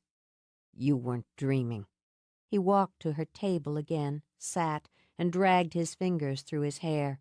"It was destiny for you. When I was with you, I believed it. I could see it, too. And at that point, it smothered me." "You never said it wasn't what you wanted." "I didn't know how. And every time I tried, I'd look at you. All that confidence, that utter faith that this was the way it would be. Then I'd go home and I'd see my parents and what marriage meant. I'd think of yours and what family meant. It was hollow and airless. The idea of the two of us moving in that direction seemed insane. I couldn't talk to you about it. I didn't know how to talk to you about it." "So instead, you left." I left. When I started college, it was like being torn in two. The part that wanted to be there, the part that wanted to be here, be with you. I thought about you constantly." He looked at her now. He would say to the woman what he'd never been able to say to the girl. When I'd come home on weekends or breaks, I'd be half sick until I'd see you waiting on the docks. That whole first year was like a blur. "Then you stopped coming home every weekend," she remembered. "You made excuses for why you needed to stay on the mainland, to study, to go to a lecture." It was a test. I could go without seeing you for 2 weeks, then a month, stop thinking about you for an hour, then a day. It got easier to convince myself that staying away from you and the island was the only way I was going to escape being trapped into that box. I didn't want to get married. I didn't want to start a family or be in love with one girl my entire life or root myself on a little island when I'd never really seen the world. I got a taste of the world in college, the people I met there, the things I learned. I wanted more. Well, you got more. And the lid's been off the box for a number of years. We're in different places now with different goals. He met her eyes. I came back for you. That was your mistake. You still want more, Sam, but this time I don't. If you'd told me this 11 years ago, I would have tried to understand. I would have tried to give you the time and the room you needed. Or I'd have tried to let you go without bitterness. I don't know if I would have succeeded, but I know I loved you enough that I would have tried. But you're not the center of my life any longer. You haven't been for some time. I'm not going away or giving up. Those are your decisions. Ignoring the headache brewing, she gathered up the tea things. I enjoy having you for a lover. I'll regret having to end that, but I will if you insist on pressing for a different dynamic in our relationship. I think I'll get that wine after all. She carried the dishes inside, rinsed them. The headache was going to plague her, so she took a tonic before selecting a bottle of wine, taking out the proper glasses. She didn't allow herself to think, couldn't allow herself to feel. Since there was no going back, no crisscrossing over paths that were already long overgrown, the only direction was forward. But when she stepped outside, he was gone. Though her stomach fluttered once, she sat at the table in her midsummer garden and toasted her independence, and the wine was bitter on her tongue. He sent her flowers at the bookstore the next day, simple and cheerful zinnias, which in the language of flowers meant he was thinking of her. She doubted he knew the charming meaning of a bouquet of zinnias, but puzzled over them nonetheless as she selected a suitable vase. It wasn't like him to send flowers, she mused. Even when they'd been madly in love, he'd rarely thought to make such romantic gestures. The card was explanation enough, she supposed. It read, "I'm sorry, Sam." When she found herself smiling over the flowers instead of getting on with her work, she carried the vase downstairs and set it on the table by the fireplace. Aren't those sweet and cheerful? Gladys Macy slipped up beside her to coo over the bouquet. From your garden? No, actually. They were a gift. Nothing perks a woman up more than getting flowers, unless it's getting something sparkly, Gladys added with a wink. She slid a discreet glance over to Mia's left hand, but not discreet enough. I've found that a woman who buys herself something sparkly ends up with something that suits her own taste. Not the same, though. Gladys gave Mia's arm a quick squeeze. Carl bought me a pair of earrings on my last birthday. Ugly as homemade sin, no question about it, but I feel good every time I put them on. I was just on my way up to the cafe to see how Nell's getting on. She's getting on beautifully. When she tells you she thinks she's started to show, just go along with her. It makes her happy. Will do. I just pre-ordered Caroline Trump's new book. We're all excited about her coming here. I've been delegated by the book club to ask if she would agree to doing a book discussion just before the official signing. I'll see if I can set it up. Just let us know. We're going to give her a real Three Sisters welcome. I'm counting on it. Mia made the call to New York herself. Once the wheels were set in motion, she checked her book orders, called her distributor to nag about a delay in a selection of note cards, then picked up the newest batch of email orders. As Lulu was busy, Mia filled them herself, slipping in the notice that signed copies of Trump's book would be available. Then she carted them down to the post office. She ran into Mac as she came out again. "Hello, handsome." "Just the woman I was looking for." Smiling, she slid her arm through his. "That's what they all say. Are you on your way to the cafe to meet Ripley for lunch?" "I was on my way to the bookstore to talk to you." He glanced down, noted that she was wearing heels. "No point asking you to take a walk on the beach with me." "Shoes come off." "You'll ruin your stockings." "I'm not wearing any." "Oh." He flushed a bit, delighting her. "Well, let's walk then, if you've got a few minutes." "I always have a few minutes for attractive men. How's your book going?" "Fits and starts." "When it's finished, I expect Cafe Book to host your first signing." Non-fiction books with academic bents on paranormal science don't exactly draw in the crowds for book signings." "They will at Cafe Book," she retorted. They crossed the street, winding through the pedestrian traffic. Families returning from the beach, their skin pink, their eyes blurry from the sunlight, trudged into town for lunch or a cold drink. Others, loaded with coolers, umbrellas, towels, sunscreen, walked toward the sand and surf. Mia slipped off her shoes. "By the time the solstice crowd thins out, the 4th of July crowd will stream in. We're having a good summer on the Sisters." "Summers go fast." "You're thinking of September. I know you're concerned, but I have it under control." When he didn't speak, she tipped down her sunglasses and peered over the tops. "You don't think so?" He struggled with the guilt of keeping Lulu's incident from her, weighing it against her peace of mind. "I think you can handle just about anything that gets tossed at you." "But—" "But," he laid a hand over the one she'd curled around his arm, "you play by the rules." "Not honoring the rules is what put us here." "Agreed. I care about you, Mia." She leaned her head on his shoulder. Something about him made her want to cuddle. "I know you do. You added to my life when you came into it. What you and Ripley have together adds to it." "I like Sam."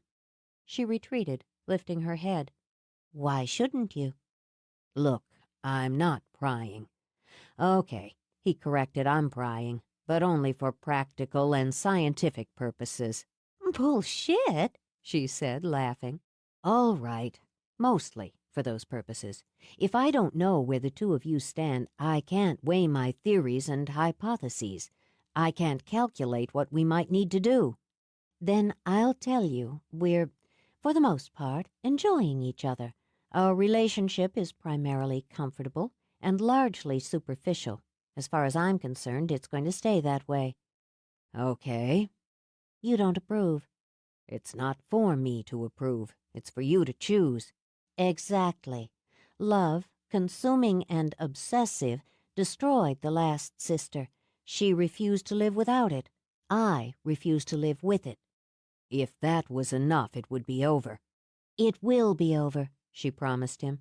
"Look, Mia, there was a time when I believed it could be that simple." "And now you don't?" "No, I don't," he confirmed. "I was up at your place this morning. You said I could go up and take readings after the solstice." "And?" "I went up, took Mulder with me so he could get some exercise. To keep it simple, I'll say I started getting snags in the readings right at the edge of your front lawn. Positive and negative spikes, like a—" he slammed the heels of his hands together to demonstrate, "one ramming against the other. I got similar readings around the verge, straight toward the cliffs on the other side of the lighthouse and into the forest." "I haven't been lax in protection." "No, you haven't, and it's a damn good thing. We followed the readings away from the clearing, away from the heart. My sensors started going wild, and so did Mulder. He damn near snapped the leash. There's a path of negative energy. I could follow it, the way it circled around, like an animal might stalk prey." "I know it's there, Mac. I don't ignore it." "Mia, It's gaining strength. There were places along that path where everything was dead. Brush, trees, birds. The pup stopped straining at the leash and just curled up, crying. I had to carry him, and he didn't stop shaking until we'd come out again. We came out, following that path at the north end of your cliffs. Have Ripley do a cleansing spell on the puppy, and on you. If she doesn't remember the ritual, Mia! Mac grabbed her hand in a tight grip. Don't you understand what I'm saying? It has you surrounded. 14. What did she say when you told her? As Sam paced his office, Mac lifted his hands. That it has surrounded her all her life, but is just being more blatant about it now. Yeah, I can just hear her saying that. Before I left the island, we talked about it a couple of times. She'd read up on it more than I had at that point. That's probably still true. The woman can absorb a book before most of us get to chapter 2. She was so confident about it all. Good would overcome evil, as long as good was strong and faithful. She's both of those. What I didn't tell her was that my readings picked up several different, let's call them fingerprints, on her side of the line. I'm assuming they'd be yours. Just because she doesn't want my protection doesn't mean she isn't going to get it. Whatever you're doing, keep it up. Sam wandered to the window, looked out on the new terrace across the street. She had taken in the tables she'd put out for the weekend, and the crew was setting the slate in place. How did she look today? Spectacular. You should see her when she uses real power. Then he glanced back at Mac. But I suppose you have. Late last winter, a call to the 4 elements. It took me half a day to come to my senses. I wonder if she uses the Wiccan equivalent of a dimmer switch on that face of hers for the everyday. No, the power punches it up as if it wasn't enough already. Beauty like that blinds a man, muddles the brain. I've asked myself if it's that pulls me to her. I can't answer that. I can, now. I've loved her all my life, before I knew what love meant, after I tried to redefine it.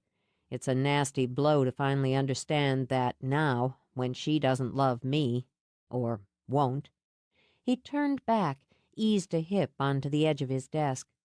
All right, scientifically speaking, or theoretically, academically, whatever you like, is my being here, no, loving her now, putting her at greater risk? Your feelings don't count. As soon as he said it, Mac winced. I didn't mean that the way it sounded. I get it. It's her feelings that tip the scale, one way or the other. In that case, I'm going to assume that trying to rekindle her feelings or change them won't hurt her. If you think otherwise, I'll hold off on that until after September. I can't tell you. Then I'm going with a gut. If nothing else, I intend to be as close to her as I can when it comes to the sticking point. Even the Circle can use a guard dog. He called her that night at home, just as she was settling in with a book and a glass of wine. I hope I'm not catching you at a bad time. No. Mia pursed her lips as she studied the play of light and liquid in her glass. Thank you for the flowers. They're lovely. I'm glad you liked them. I'm sorry we argued yesterday, that I took my mood out on you. Accepted. Good. Then I hope you'll have dinner with me. We can call it a business meeting to discuss the details of Caroline's tour stop. Would tomorrow night suit your schedule? So pleasant, she thought, so smooth. That was when you had to watch him most carefully. Yes, I suppose. I'll pick you up then. Say 7:30? There's no need. I can easily walk across the street. I had somewhere else in mind, and you usually take the late afternoon and evening off on Tuesdays. No point in you changing your routine just for this. I'll pick you up. We'll keep it casual. She'd nearly asked for specifics before she decided he wanted her to. Casual's just fine. I'll see you tomorrow. She hung up, went back to her book, but found it hard to concentrate. The day before, she thought, They'd raked up the past with all its wounds and bitterness. Had she trapped him by being so blindly in love, so sure of her own feelings and so confident of his? Could he have been so selfish, so cold, that he had cast her aside rather than share his own mind and heart, rather than give her a chance to understand? How foolish and short-sighted of both of them, she thought now. Still, blame, excuses, reasons, none of that changed what had happened. None of it changed, nor would she have it change, who each of them had become. It was best to bury it again and go on as they were, cautious friends, careless lovers, with no plans to be more. From his current attitude, it seemed he agreed with her on that one point. And yet, after setting it aside, Mia said to her cat, "He's up to something." On the other side of the village, Sam made a hurried second call. "Nell, it's Sam Logan. I have an emergency, a confidential emergency." It was a matter of sharpening the details. To hone some of them, he had to wait until Mia left the store the next afternoon. He also concluded that the only way to deal with Lulu was to be direct. Inside Cafe Book, he gestured her over to a display of CDs. A jewel case titled Forest Serenity was tucked in a slot labeled Playing Now. "Which one's her favorite?" Lulu adjusted her glasses. "Why?" "Because I'd like to buy her favorite." Always ready for a sale, Lulu ran her tongue around her teeth. "You buy 5, you get the 6th half price." "I don't need half a dozen." He broke off, hissed, "Okay, I'll buy 6. Which ones are her favorites?" "She likes them all, or they wouldn't be in here." "It's her store, isn't it?" "Right." He started to pluck some at random. "Don't be in such a damn hurry." She brushed his fingers aside. "When she gets in before me, she tends to put one of these 3 on." "Then I'll take these 3. And these." "We sell books, too." "I know you sell books. I'm just—" "What would you recommend?" She hosed him, but Sam decided it was money well spent, or well enough. It wasn't as if he couldn't use a $100 coffee table book on Renaissance art, or this week's top 10 bestsellers, or the 6 CDs and the 3 audio tapes, and the rest of it. At least when Lulu had rung him up, she'd laughed and meant it. He left Cafe Book several $100 poorer, and with a great deal left to do in a short amount of time. Despite that, he arrived at Mia's door at exactly 7:30.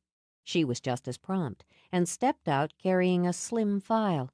"Notes," she said, "on the event, and copies of the flyer that went out, the store's newsletter, and the ad that will run for the next 2 weeks." "Can't wait to see them." He gestured toward his car. "Want the top up?" "No, let's keep it down." She noted he'd meant casual. He wore dark trousers and a blue T-shirt. Once again she had to suppress the urge to ask him where they were going for dinner. "By the way," he gave her a light kiss before he opened the car door for her, "you look wonderful." All right, she thought, smooth and lightly flirtatious. She could play that game. "I was just thinking the same thing about you," she replied as she slid into the car. "It's a lovely evening for a drive down the coast." "My thoughts exactly." He walked around to the driver's side, got behind the wheel. "Music?" "Yes." She settled back, calculating how much time she would allow him to seduce her, then lifted her eyebrows in surprise as flutes played on the speakers. "An odd choice for you," she commented. "You were always more fond of rock, particularly if it was loud enough to slam the eardrums." "No harm in changing the pace now and then, exploring different avenues." He lifted her hand, kissed it. "Broadening horizons. But if you'd prefer something else—" "No, this is fine. And aren't we accommodating?" She shifted, her hair flying around her face. "The car handles well." "Want to try it out?" "Maybe on the way back."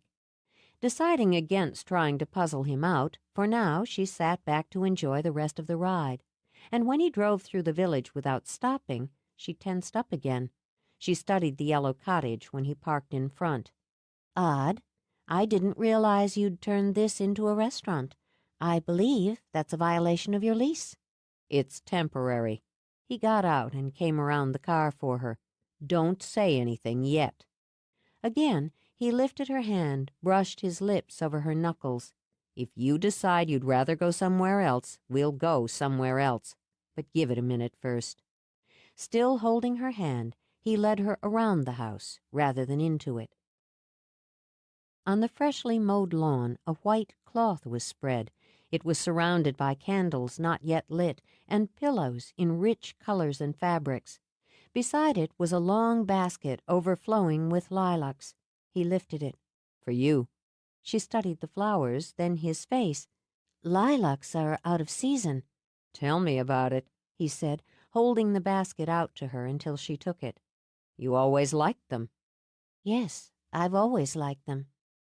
What is all this, Sam? I thought we'd have a picnic, a compromise between business and pleasure, public and private. A picnic. You always liked them, too. He leaned forward to brush his lips over her cheek. Why don't we have a glass of wine, and you can think about the idea? To refuse would be both cold and ungracious, and, she admitted, cowardly. Just because she'd once imagined them happily married and having picnics on the lawn by their own little cottage was no reason to slap at him for trying to give her a pleasant evening. I'd love some wine. I'll be right back with it. She let out a little sigh when he was out of earshot, and when the back door swung shut behind him, she lifted the basket of lilacs and buried her face in them. Moments later, she heard the music of harp and pipe drifting from the house. With a shake of her head, she sat down on one of the pillows, put the basket of flowers beside her, and waited for him to come back. He brought not only wine, but caviar. Some picnic. He sat, and in an almost absent gesture lit the candles. Sitting on the grass doesn't mean you can't eat well. He poured the wine, tapped his glass to hers. Sláinte. She nodded in acknowledgment of the Irish toast. You've been tending the little garden. In my limited capacity. Did you plant it? Some of it, and some is Nell's doing. I can feel her in the house. He heaped beluga on a toast point. Her joy in it, he said, and offered the caviar to Mia. Joy is one of her greatest gifts. When you look at her, you don't see the horror she's been through. It's been an education to watch her finish discovering herself. How do you mean? With us, it always was, the knowing. With Nell, it was finally unlocking a door, then stepping through it and finding a room full of fascinating treasures. The first magic I showed her was how to stir the air. Her face when she did it, it was wonderful. I never taught anyone. I did attend a weekend seminar on Wicca a few years ago, though. Really? She licked caviar off her thumb. And how was that? It was earnest. I went on impulse and actually met a few interesting people, some of them with power. One of the lectures dealt with the Salem trials and segued into Three Sisters Island. He helped himself to the caviar. They had most of the facts, but not the spirit, not the heart. This place. He skimmed the woods, listened to the beat of the sea. It can't be summed up in a 50-minute lecture. He looked back at her. Will you stay? I never left. No. He brushed her hand with his. For dinner. She picked up another toast point. Yes. He topped off her wine before he rose. It'll take me a minute. I'll give you a hand. No, it's under control. Under control, he thought, as he went back to the kitchen, thanks to Nell. Not only had she prepared everything and delivered it, but she'd left him a detailed list of instructions, one, he'd discovered, that even the culinary retarded could follow. Blessing Nell, he managed to serve the tomato slices in oil and herbs and the cold lobster. It's lovely. Mia stretched out comfortably as she enjoyed the meal. I had no idea you were such a whiz in the kitchen. Untapped talents, he said, and smoothly changed the subject. I'm thinking of buying a boat. Are you? John Bigelow still makes wooden boats to order, though he only does one or two a year now. I'll go see him. Do you do any sailing now? Occasionally, but it was never a passion of mine. I remember. He touched her hair. You preferred watching boats to being on one. Or being in the water rather than on it. She glanced over as a group of teenagers raced by, using the shortcut from one of the neighboring summer rentals to the beach. Mr. Bigelow rents boats, too. But if you want to try your hand again before you buy, you're better off talking to Drake at Seafarer.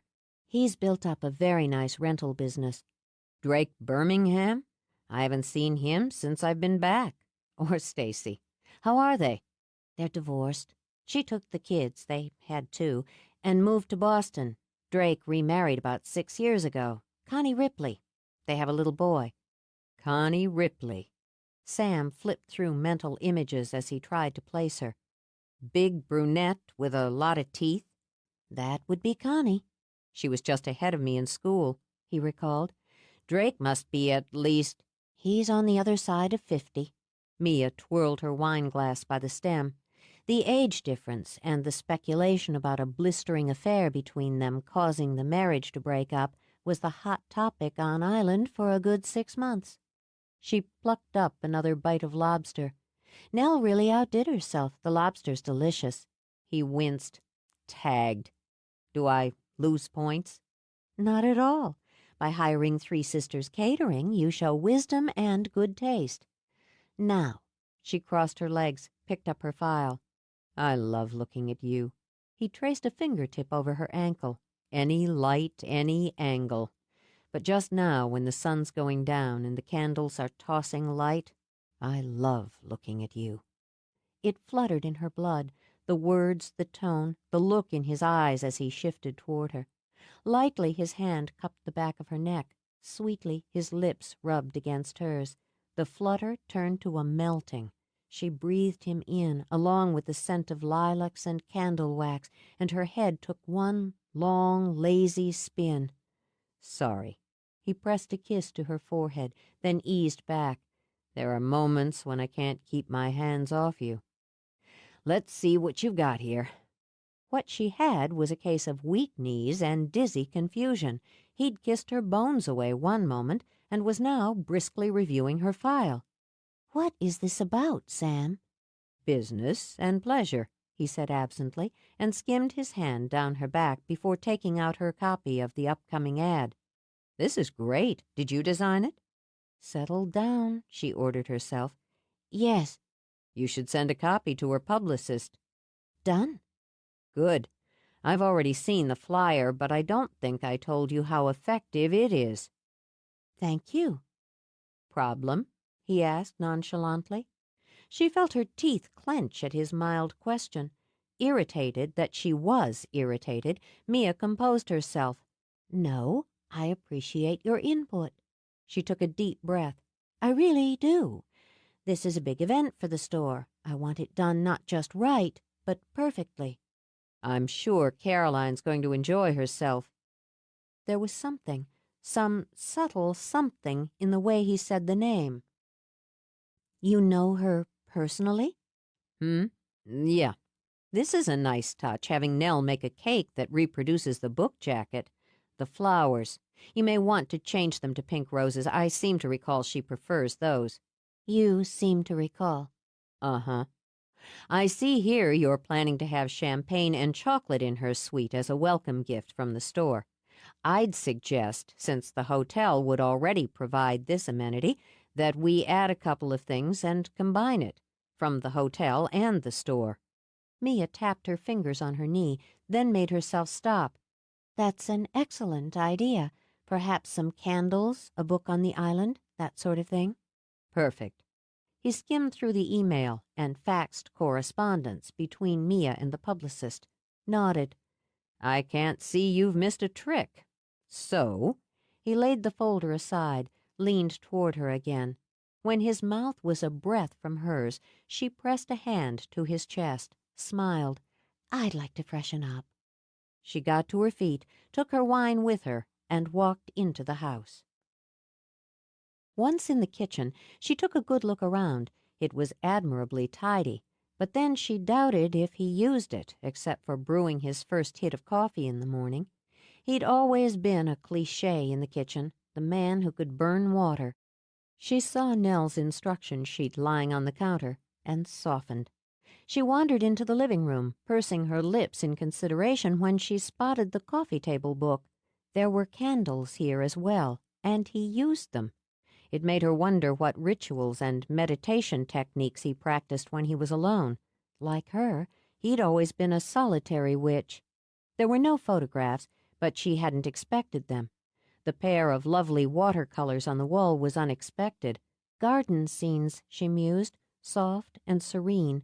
It surprised her that he hadn't selected more dramatic and bold images. Other than the candles and paintings, and the obviously new and unread book, there was little of Sam Logan in the living area of the cottage. He hadn't surrounded himself with the bits of comfort that were so essential to her. No flowers or little pots of plants, no bowls of colorful stones or glass. Since she had pried this far, and she reminded herself she was both his lover and his landlord, she didn't scruple to walk into his bedroom. There was more of him here, the scent, the feel. The old iron bed she'd bought for the cottage was made up in an almost militarily efficient dark blue spread. The floors were bare, but there was a book on his nightstand, a thriller that she'd enjoyed herself, marked with one of his business cards. The single painting here was bold and dramatic. An old stone altar rose out of rocky ground into a sky vivid with the triumphant red streaks of sunrise. On his dresser was a large and lovely chunk of sodalite that she imagined he used for meditation. His windows were open, and she could smell the lavender she'd planted herself. Because it made her yearn, the simplicity, the fragrance, that almost ridiculously masculine sense of him, she turned away from it. In the tiny bathroom, she freshened her lipstick, dabbed the perfumed oil she had made herself on her throat, her wrists. Since Sam was priming her for a seduction, she would accommodate him, but not until she was home again on her own ground.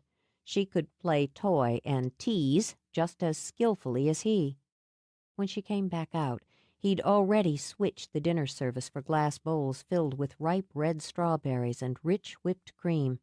"I wasn't sure if you wanted coffee or more wine." Wine. A confident woman, she thought, could afford to be just a bit reckless. Night was sliding in. She sat beside him, letting her fingers dance through his hair before she reached for a berry. "I had no idea." Deliberately watching him, she ran her tongue over the berry, then nipped in, "that you were interested in Renaissance art." Some circuit in his brain seemed to cross wires. He could almost hear it fizzle. "What?" "Renaissance art." She dipped her finger into the cream, licked it off. "The book in your living room?" "The... oh." He managed to tear his gaze away from her mouth. "Yes, it's a fascinating period." She waited until he'd coated a berry with cream, then leaned over playfully and took a bite of it. "Mmm," she purred and slid her tongue over her top lip. "Do you prefer Tintoretto's depiction of the Annunciation or Erte's?" Another circuit snapped. Both are brilliant." "Oh, absolutely. Except, of course, Erte was a sculptor, Art Deco, and born centuries after the Renaissance." "I assumed you were referring to Giovanni Erte, an obscure and impoverished Renaissance artist who died tragically of scurvy. He was very underappreciated." The laugh rolled out of her and tightened every muscle in his stomach. "Oh, that Erte. I stand corrected." This time she nipped his bottom lip instead of a berry. "You're awfully cute, aren't you?" "I paid through the nose for that book. I imagine Lulu's still cackling about it." He let her feed him a berry. "I went in to buy some music and came out with 50 pounds of books." "I like the music." She lay back across the white cloth, her head on an emerald green pillow. "It relaxes me, makes me think about floating in a warm river in a shady wood." My head's full of wine." She stretched lazily so the thin fabric of her dress slithered over her curves. "I don't suppose I'll be able to drive your sexy car tonight after all."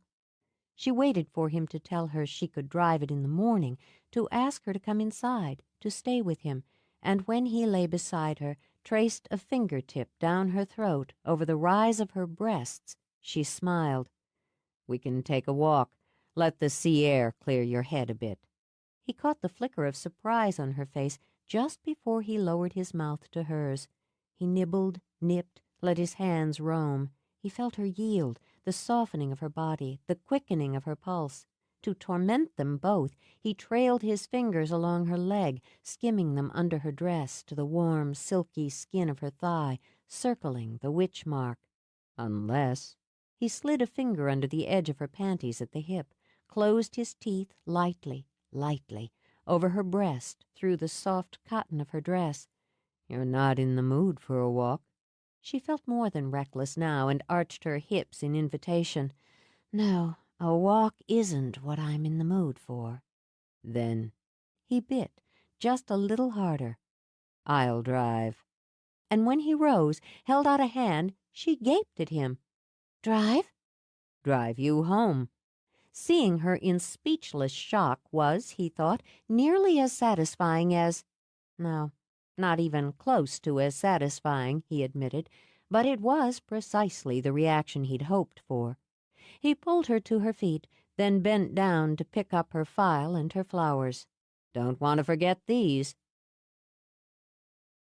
She recalculated on the drive home. He assumed, correctly, she thought, that she wouldn't stay with him at the cottage, and he'd decided, also correctly, that in order to complete the seduction he would need to maneuver her into her own bed. And that, Mia thought as she leaned back to watch the stars, was exactly where she wanted him. Since he'd gone to so much trouble, and it had been sweet of him, she would let him persuade her. Once they'd had sex, her mind and her body would be back on an even keel. When they pulled up at her house, she felt fully in control of the situation. It was a lovely evening, absolutely lovely. The look she sent him was as warm as her voice as he walked with her to the door. "Thanks again for the flowers." "You're welcome." At the door, with her wind chimes singing and the lamplight glowing against the windows, he ran his hands up her arms, down again. "Come out with me again. I'll rent a boat, and we can spend a lazy day on the water. Swim." "Maybe." He cupped her face in his hands, tangled them in her hair as he kissed her, going deeper when she made a quiet sound of pleasure. When she pressed invitingly against him, he reached behind her, opened the door. "Better go in," he murmured against her mouth. "Yes, better." Nearly dizzy with need, she stepped into the house and, turning, caressed his cheek. He thought she looked like a siren. "I'll call you." With a hand that he considered admirably steady, he pulled the door closed between them. They had, he thought as he walked to the car, just had their first official date in 11 years, and it had been a doozy. 15. Sneaky bastard! No one had managed to get her so churned up since... Well, Mia admitted, no one had managed to get her so churned up since Sam Logan, and he was better at it now. Then again, she was better at banking her sexual urges than she'd once been. She'd had lovers over the years, but they'd been few and far between. As time had passed, she discovered that while she enjoyed the casual flirtation, she very rarely felt satisfied or content after having a man in her bed. So she'd stopped at flirtations. It was something she considered a practical rather than an emotional decision. The energy and power she might have channeled into that area of physicality had gone instead into her craft. There was no doubt in her mind that she was a better witch for the period of self-imposed celibacy. There was no reason whatsoever why she couldn't apply the same habit now. Since Sam hadn't been in her bed for more than 2 weeks, it seemed the most logical choice. In any case, she was much too busy to worry about Sam or sex, or just why he wasn't following through on any of that maddening foreplay. "You didn't have to come back for this," she said to Nell as she rearranged the cafe tables. "I wanted to come back. I'm as excited about the signing tomorrow as you are. I'll get the chair for that." No, you won't. No lifting. Period. As she set the chairs herself, Mia kicked the one Ripley was slouched in. You could get off your ass and help. Hey, you don't pay me. I'm just hanging out here so I don't have to hang out at home while this male bonding barbecue ritual is going on. I hope to hell Mac doesn't blow something up. It's a charcoal grill, Nell reminded her. Charcoal doesn't explode. You don't know my guy like I know my guy. Between the three of them, they should be able to get it going and grill some steaks. The image of Zack grilling burgers on their own deck flashed in Nell's mind and made her shudder. But God help your poor kitchen. Least of my worries. Ripley crossed her feet at the ankles, legs stretched out, and watched in amusement as Mia continued to change the table arrangement. Now, that one there, she jerked her thumb toward Mia. She's got plenty of worries. See the line she gets between her eyebrows? Means she's feeling bitchy. I don't have a line between my eyebrows. And vanity had Mia smoothing it out. Nor am I feeling bitchy. Slightly stressed, perhaps. Which is why the barbecue's such a good idea. Nell walked over to the display table and began to toy with the design for the featured author's book. You'll relax, have an evening with friends, and be clear-headed for tomorrow. I'm glad Sam thought of it. He's always thinking, Mia concluded, but Ripley and Nell could hear the underlying edge to her statement. So, how did you like the concert on the beach the other night? Ripley asked her. It was fine. And the moonlight sail after the fireworks on the 4th? Dandy. See? Ripley nodded toward Nell. Told you she was feeling bitchy. I am not feeling bitchy. Mia set down a chair with an ill-tempered little slap. Are you looking for a fight? Nope, I'm looking for a beer, Ripley replied, and sauntered into the cafe's kitchen to help herself. It's going to be a wonderful event, Mia. Ready to soothe, Nell continued to stack books. It'll be beautiful when you get the flowers in here tomorrow, and the refreshments are completely under control. Wait until you see the cake. I'm not worried about the flowers or the refreshments. When you see how many customers start lining up, you'll feel better. I'm not worried about the customers, or not any more than I should be. Mia dropped into a chair. For once, Ripley is right. I am feeling bitchy. Is that a euphemism? Ripley asked as she came out with her beer. Oh, shut up. Mia dragged her hands through her hair. He's using sex, or rather using the lack of sex, to keep me edgy. Candlelight picnics, moonlight sails, long walks. He sends flowers every couple of days. But no sex? Mia leveled a look at Ripley. There's considerable foreplay, Mia snapped. Then he dumps me at my front door and walks off. The next day I get flowers. He calls every day, and twice I've gone home and found a little gift at the front door. A pot of rosemary trained in the shape of a heart, a little pottery dragon. When we're out, he's absolutely charming. The bastard! Ripley slammed her hand on the table. Hanging's too good for him. He's using sex, Mia complained. No, he's not. With a dreamy smile, Nell brushed a hand over Mia's hair. Sex has nothing to do with it. He's using romance. He's courting you. He is not. Flowers, candlelight, long walks, thoughtful little gifts. Nell ticked the list off on her fingers. Time and attention. That spells courtship to me. Sam and I passed the courtship stage a number of years ago, and that courtship didn't include flowers and little gifts. Maybe he's trying to make up for that. He doesn't have to make up for anything. I don't want him making up for anything. Jittery, she got to her feet, walked over to shut the terrace doors. He doesn't want the traditional package any more than I do. Now, he just wants... And that was the trouble, Mia realized. She had no clear idea what he wanted this time around either. He's got you scared, Ripley said quietly. He doesn't. He absolutely does not. He never scared you before. You always had your course plotted. It's still plotted. I know what I'm doing. I know where I'm going. That hasn't changed. Even as she said it, she felt a sly chill whisper over her skin. Mia, There was both sympathy and patience in Nell's voice. "Are you still in love with him?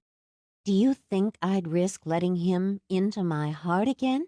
That I'd risk that, not knowing the cost?" Steadier now, Mia crossed over to finish the display. "I know my responsibility to this island, its people, to my gift. Love for me is an absolute. I couldn't survive it again. And I have to survive to fulfill my destiny." "And if he is your destiny?" "I thought that once. I was wrong. When the time comes, the circle will hold." At the house on the bluff, 3 men watched the flames spurt from the charcoal grill with the same intense fascination as the cavemen watched their tribal fire. "Going good," Zack commented and nodded at Sam. "See? I told you we could do it with good old Yankee know-how. We didn't need any hocus-pocus crap." "Good old Yankee know-how," Sam drawled. "An entire bag of charcoal and a half-gallon of lighter fluid." "I can't help it if his grill's defective." "This is a brand-new grill," Mac protested. "This is its virgin run." "Which is why it needs the hot flame. Has to be cured." Zack tipped back his beer. Mac looked on sadly as the inside of his shiny red grill blackened. "If this sucker melts, Ripley's going to kill me." "It's goddamn cast iron." Zack gave it a little boot with his foot. "Speaking of Rip, where the hell are they?" "They're on their way," Sam replied as Zack frowned at him. "A little hocus-pocus crap. I like knowing where Mia is. Since Mr. Science here clued us in on those readings around her house, I've been keeping tuned to her." "She finds out, she'll kick your ass," Zack pointed out. "She won't find out. She doesn't see clearly when it comes to me. She doesn't want to, and it's damn hard getting Mia to do anything she doesn't want. How are things, going between you?"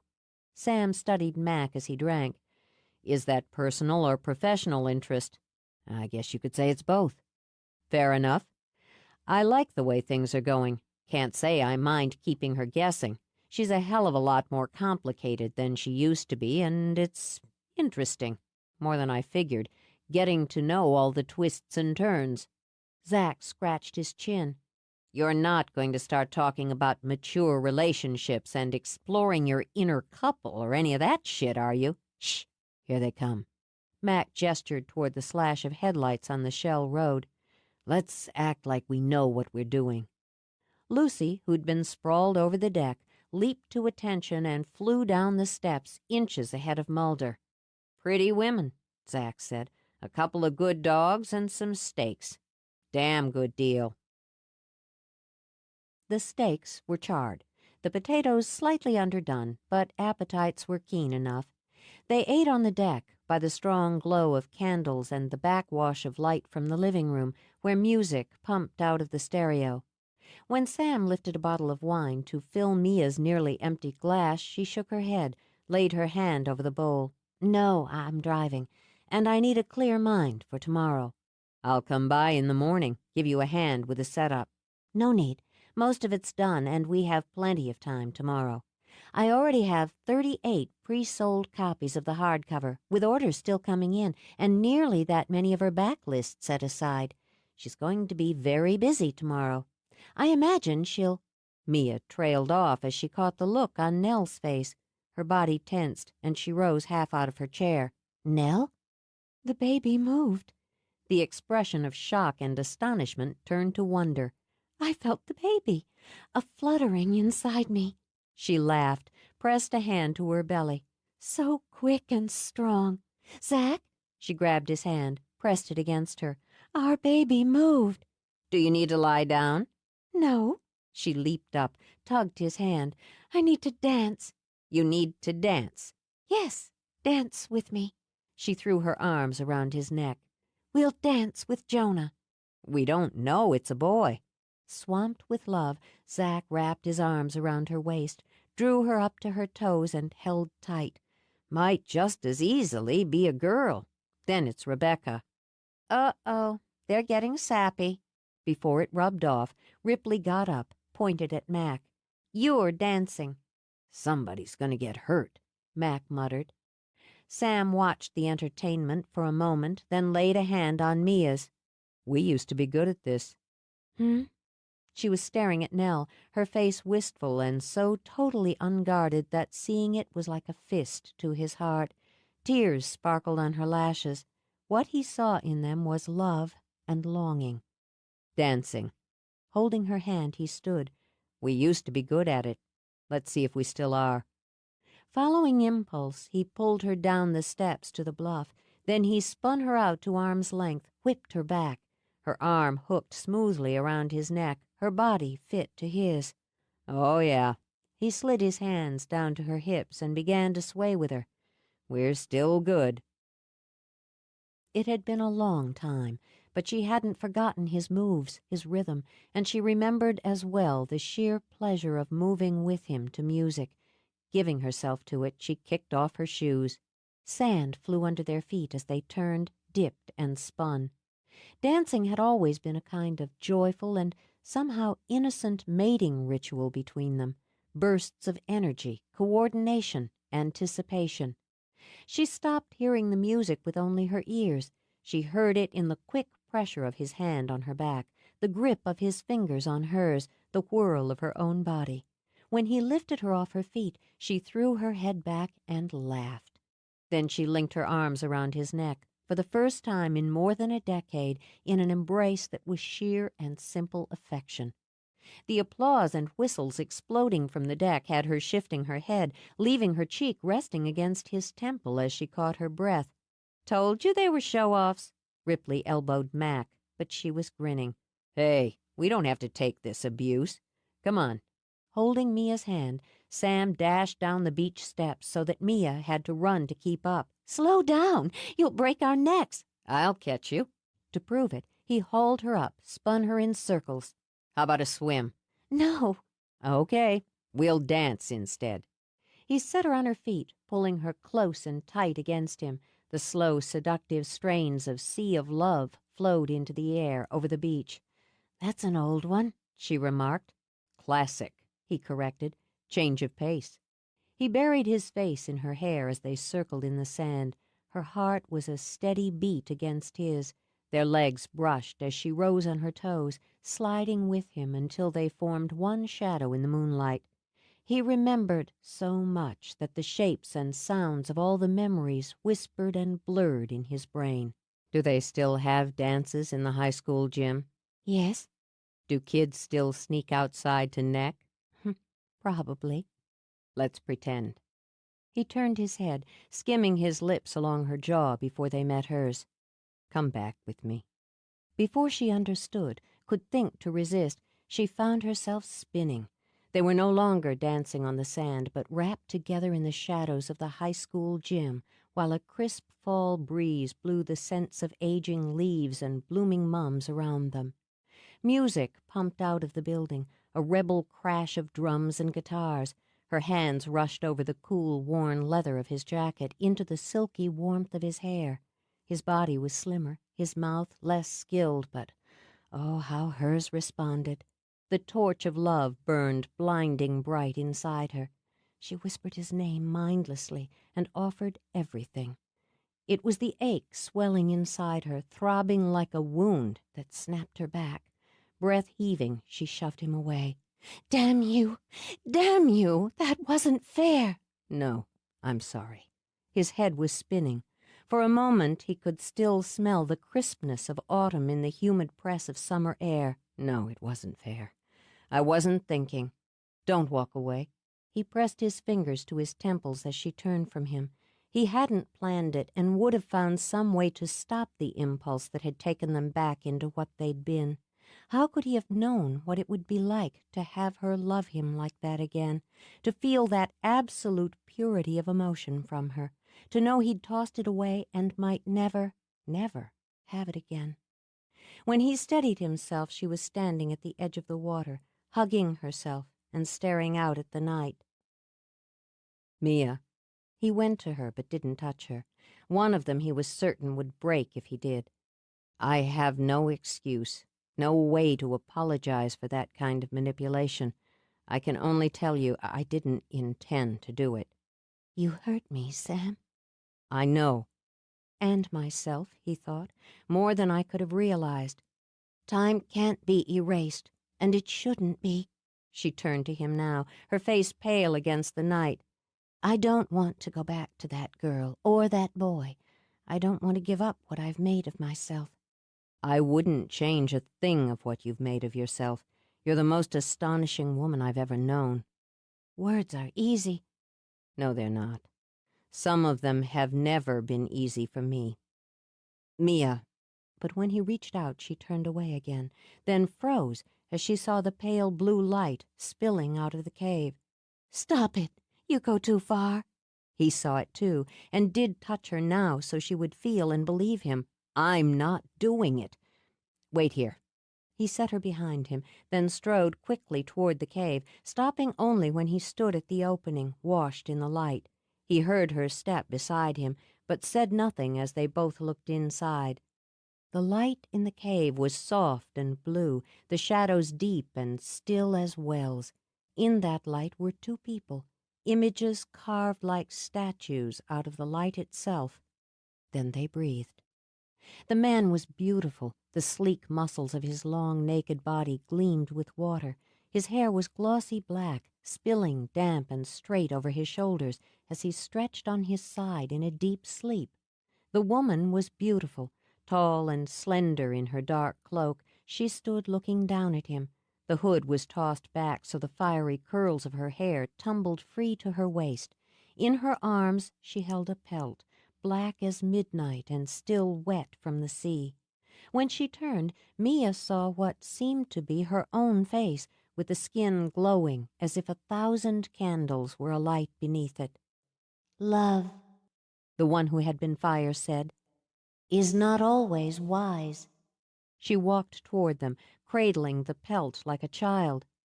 It has no conditions and no regrets. She rubbed her cheek against the pelt as she stepped out of the cave. Time is shorter than you think. Mia lifted a hand, a gesture of comfort and command. Mother? The one who was fire stopped, and her beauty shimmered when she smiled. Daughter.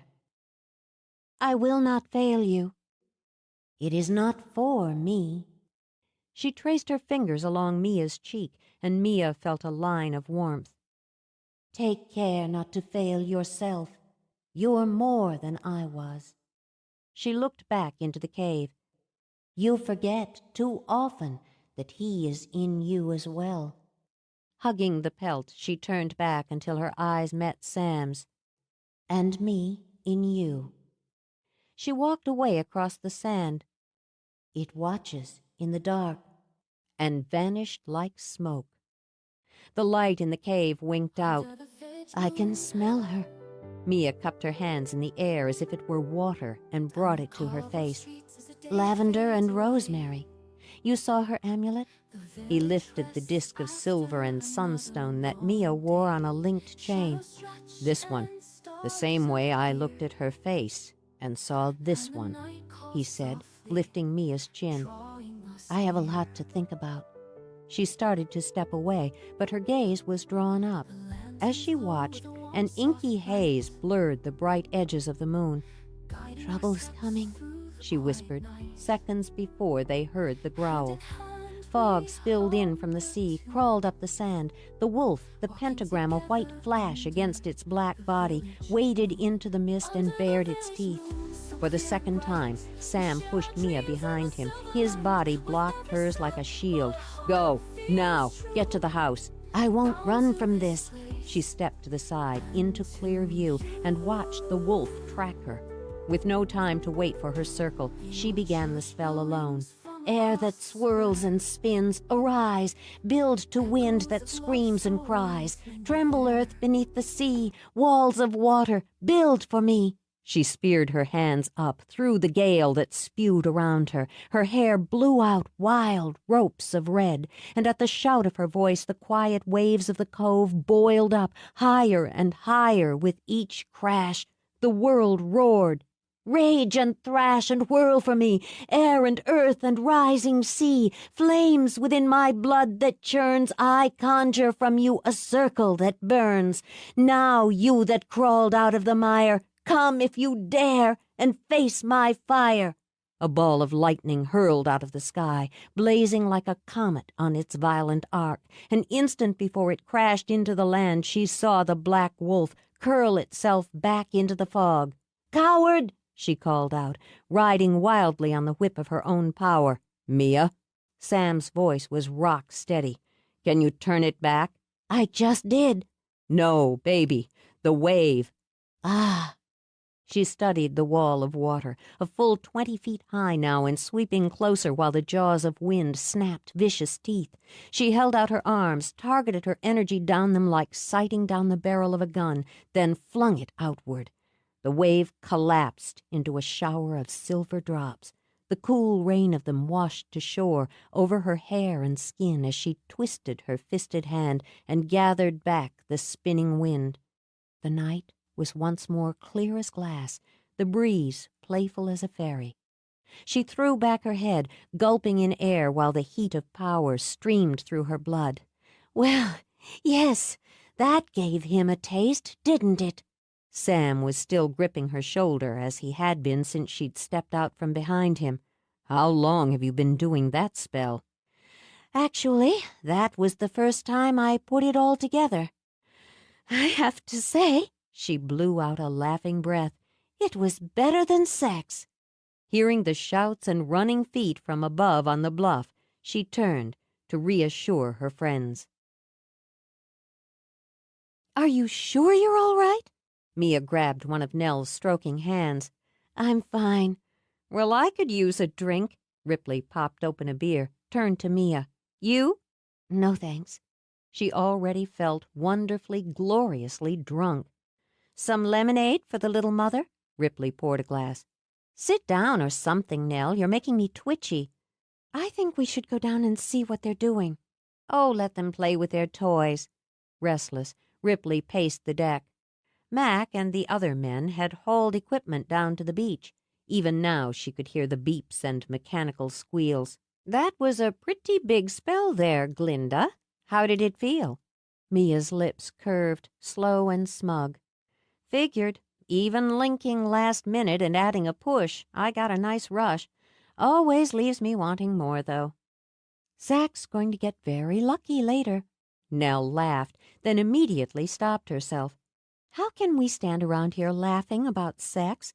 That was terrifying, Mia. We couldn't get down to you. Your wind came up like a tornado." "A nice summer breeze wouldn't have done it. And you did get to me. I felt you." With her hands braced on the rail, she leaned out, her face lifted to the sky. "It was like 1,000 hearts beating inside me, 1,000 voices in my head, and every cell, every muscle, every drop of blood was so alive. When it looked at me," she whirled back, "when it looked at me, it was afraid." "Maybe it's finished." Mia shook her head. "No, not yet." "Whether it's done or not, I've got to say one thing." Ripley tipped back her beer. "I didn't know you had that much, and I've known you all your life. And seeing what I saw tonight, I've got a better handle on why you've always been so picky and careful. That's a lot of firepower to cart around." "Is that a compliment?" "It's an observation, with a warning tagged on. Wait for us next time, okay?" She gathered up 3 more beers. "Playtime's over. Let's go see what Mac and his pals have come up with."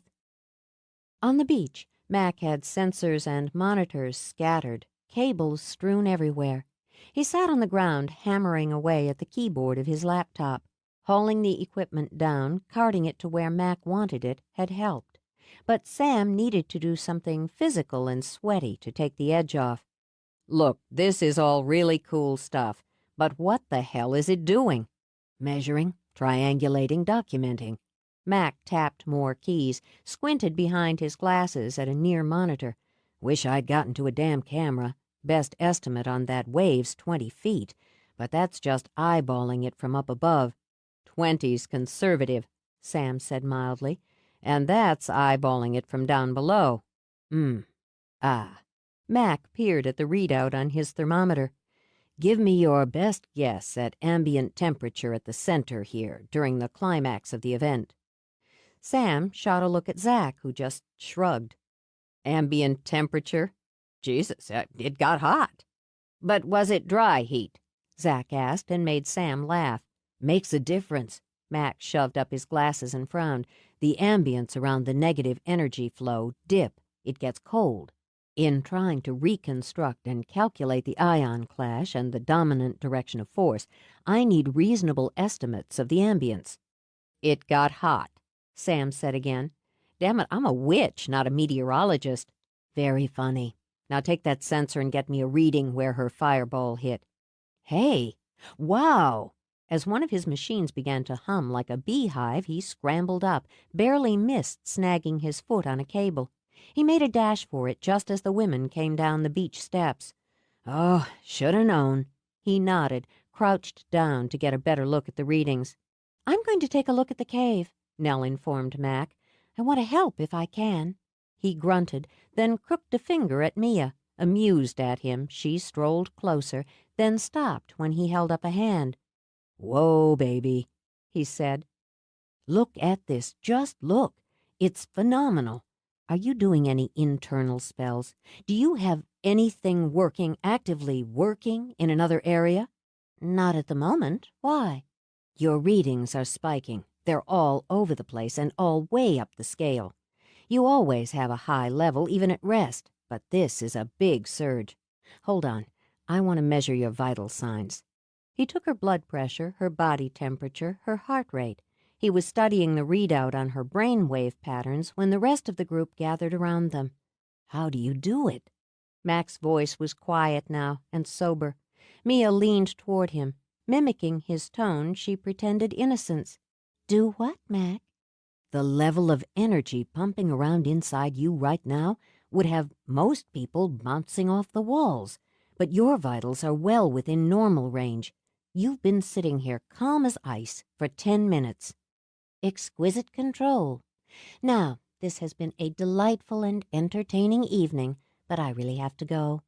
She rose, one smooth movement of grace, and brushed the sand from her skirts. "I have a busy day tomorrow." "Why don't you stay here in the guest room?" "You don't have to worry about me, Mac." "It's not finished." "No, it's not finished. But it's done for tonight." 16. She didn't sleep, nor had she expected to. Instead, she put the bubbling energy to good use. She worked on kitchen magic, put together some pocket charms. She polished furniture, scrubbed floors, then gave herself a manicure. At dawn, she was in the gardens, selecting and clipping the flowers she wanted for store decoration. When she arrived at Cafe Book at 8, her energy level showed no signs of waning. Nell, dependable as sunrise, arrived at 9, loaded with supplies. "You look incredible," Nell said, as Mia helped her transport boxes and containers. "I feel incredible. It's going to be a good day." "Mia," Nell set the cake box on the refreshment table, "I trust you, but it's just not like you to be so casual about what happened last night. That level of magic, that scope, was like having a dragon by the tail," Mia finished. "I take what happened very seriously. I have to ride this wave, little sister. Physically, I really don't have a choice. It doesn't mean I'm not aware or that I'm glib or that I don't know that what's coming is more potent yet. I saw what you were able to call last night. I felt the edge of it whip through me, just the edge, and it was staggering." A dragon by the tail, Nell thought, more like a herd of them.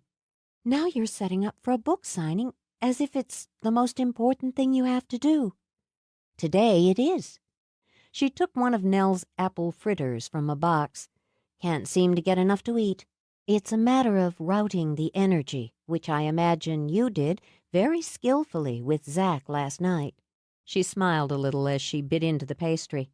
"I've had a lot of practice finding ways other than sex to route mine. You could serve canapes off my kitchen floor this morning." "I thought you and Sam would leave together." "So did I." Thoughtfully, Mia licked sugar from her finger. Apparently he had other things to do. After you left, Mac took readings from Sam. Sam didn't like it. Zack had to insult him into it. You know the way men do? Questioning the size and stamina of his penis. Basically, and calling him Mary. Ah, yes. Mia chuckled and nibbled. Always effective. Sam's readings were nearly as high as yours. Still ravenous, Mia contemplated another fritter. Really? Mac's theory, or one of them, is that Sam was at ground zero and absorbed some of the energy flying around. Now, of course, he wants to wait a few days and then get readings from Sam for comparison, his standard levels and so on. Mia gave in, took the second pastry, and told herself she'd do an extra hour of yoga later. Sam wouldn't care for that. No, he didn't like it. But my impression is he's going to cooperate. Mac's very persuasive. And he used you. Me? Any data are essential. Every scrap of information goes into the whole and helps, don't get mad at this, protect you. Mia brushed sugar from her fingertips, admired the slick coral polish on her nails. Did I give anyone the impression last night that I needed protection? They're men, Nell said simply, and restored Mia's good humor. Can't live with them. Can't turn them into jackasses. With preparations at Cafe Book well under control, Mia went down to meet the 10 o'clock ferry. She noted that Pete Steuben's dog had gotten off the leash again and was racing around the docks with the remains of some unfortunate and very dead fish hanging out of his mouth. She spotted Carl Macy's boat at the dock and imagined that he and his crew would be unloading a fresher, more appetizing catch. She toyed with wandering over and asking him to set aside some of it for her. There was little doubt that by the end of the day her appetite would be just as keen as it was now. "Hi, Miss Devlin." Dennis Ripley skidded his bike to a halt inches in front of the open toes of Mia's Pradas. "Hi, Mr. Ripley." The boy grinned, as he always did. Growing like a weed, Mia thought, and well into the gangly arms and awkward elbows stage. In a couple of years, she mused, he'd be zipping along in some second-hand car instead of on his bike, and the idea made her sigh. "My mom's coming to your store today to see that writer lady." "I'm glad to hear it." "My Aunt Pat works at the hotel, and she says they've got a fancy room for her with a whirlpool tub and a TV set in the bathroom." "Is that so?" "She says writers make lots of money and live high on the hog." "I imagine some do." "Like Stephen King. His books are cool. Maybe I'll write a book and you can sell it in your store. Then we'll both get rich." She pulled down the bill of his ball cap and made him laugh. "I'd rather play for the Red Sox, though. Gotta go." He shot off, whistling for Pete's dog, who raced after him. Mia turned to watch them, and there stood Sam. Neither spoke for a moment, but the air seemed to snap. "Hi, Miss Devlin." "Hi, Mr. Logan." "Excuse me a minute."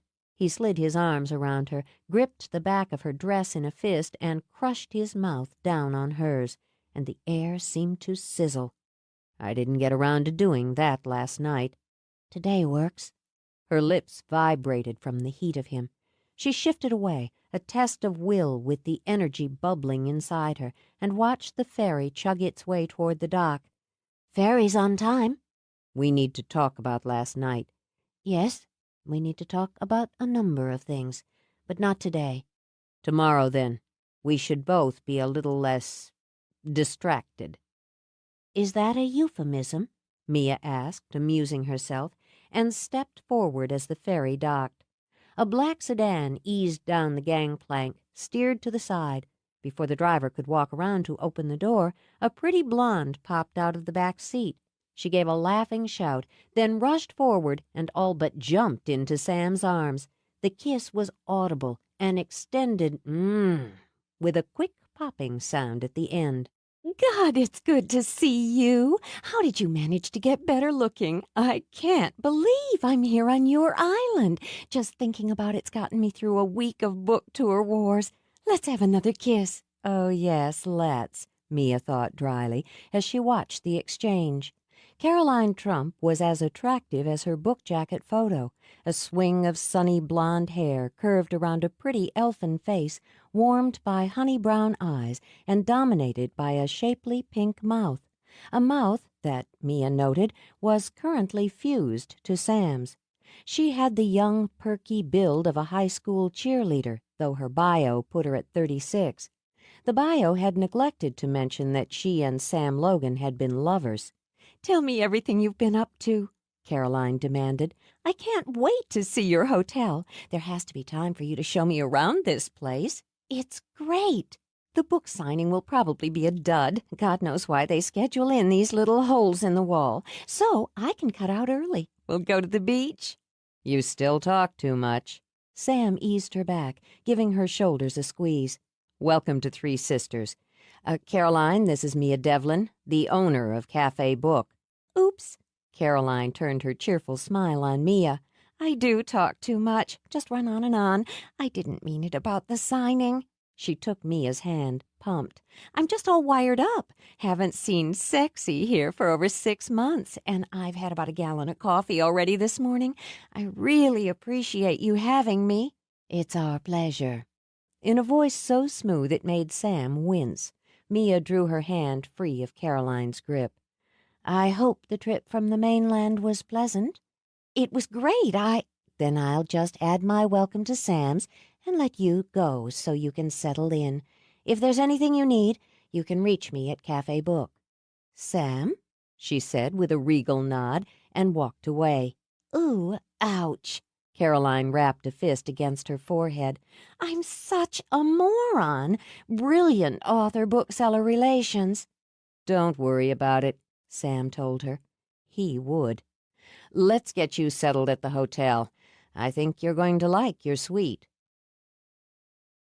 An hour later, Sam braved the sting of hellfire and walked into Cafe Book. "Upstairs," Lulu called out as she busily rang up sales. "And she's on a tear." He found her, giving instructions to the part-time clerk at the auxiliary checkout counter. She didn't look like a woman on a tear, he thought, but like a coolly efficient business owner taking care of details. But then Lulu knew her all too well. She moved away to replenish stock that customers had already taken from her area display. "Is our VIP settling in?" "Yes, she's changing. I'm going back shortly to take her to lunch." "I hope our little signing doesn't interfere too much with the social aspects of your reunion." "Can we take this somewhere a little more private?" "I'm afraid not." She turned, beaming a professional smile as a woman took another book off the display. "Be sure to fill out the form for our prize drawings. We'll be pulling names throughout the event," she told the woman. "As you can see," she said to Sam, "I'm too busy dealing with my pesky event in my little hole in the wall to chat with you." "She didn't mean to insult you, Mia." "Not to my face, in any case. There's no need for you to explain your friend to me on any level." "I was going to suggest you join us for lunch." He didn't flinch at the long, slow stare she aimed at him. Give her a chance to smooth over the awkward first impression. "Not only would it take more than lunch to manage that, but I don't have the time or the inclination, and I certainly don't intend to be part of any little menage a trois, however civilized." "Okay," he thought. "First things first. Caroline and I haven't been involved in that way for a long time, and I don't appreciate having to explain something like that in the middle of the damn store." She nudged him aside so that she could speak to a group of tourists who were currently goggling. "Good morning. I hope you'll be staying for our event this afternoon." She picked up a book to show them. "Miss Trump will be here to discuss and sign her latest." By the time she finished her pitch and had the customers browsing the paperback display, he was gone. "Dud my butt," Mia murmured. "I'm going to be so charming she's going to forget I ever had my foot in my mouth." "Stop obsessing, Caroline." "I can't." She poked at her Cobb salad. "And it'll hurt my feelings if you've forgotten that about me. Obsession is like breathing for me. I'm going to win her over before I'm finished, you'll see." "Eat your lunch." I'm nervous. She made me nervous. God, Sam, I couldn't stop babbling. You always babble. He nudged the coffee aside, nudged up her salad bowl. No, I chatter. Babbling's different. She's the one, isn't she? The one what? The one you were always hung up on. With her head angled to the side, Caroline studied him. I always knew there was the one, even when we were together. Yes, she's the one. How's Mike doing? She wiggled her fingers so she could see the glint of her wedding ring. It was still new, and though it was the second she'd worn, she was determined that this one would stick. He's great. He misses me when I'm on tour, which is good for my ego. I'm going to have to bring him back here for a vacation. It's wonderful, and, she added, you changed the subject to distract me. You don't want to talk about me at Devlin. You look wonderful, Caroline. Happy, successful. I really enjoyed your new book. Okay, we won't talk about her. You're really not coming back to New York? No, I'm not coming back. Well, she glanced around the dining room. You've got a hell of a place here.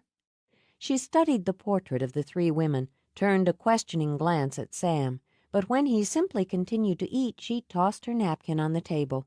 I've got to get over there and make her love me, or I'm not going to be able to settle down. I don't believe I've ever seen you settled down. But he rose, signaled to the waiter. You've got time for a little walk around the village. No, let's just do it. I'll go over to sign stock now and look around later. He led her through the lobby and out onto the sidewalk. Terrific building, she said, scanning Cafe Book. She squared her shoulders, sucked in a breath. Okay, let's do it. She's not going to claw you, Caroline. He waited for a break in the traffic, guided her across the street. She wants this event to be successful as much as you do. Brother, you don't know females. Caroline stepped inside, blinked. Wow, what a place. Dream bookstore, and I'm everywhere. Jesus, Sam, it's packed. I can't believe I called this place rinky-dink. You didn't. Your term was hole in the wall. Right. Did I mention I was a moron? Yes, I think you did. Lulu, this is Caroline Trump. Glad to have you. Lulu bagged up a sale, stuck out her hand. I've been ringing up your books like they were going out of style. I read the new one last week. It had a good punch. Thanks. I love the store. She turned in a circle. I want to live here.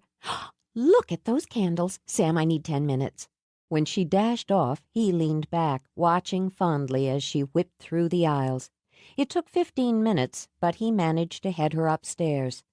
Well, you made Lulu like you, he commented.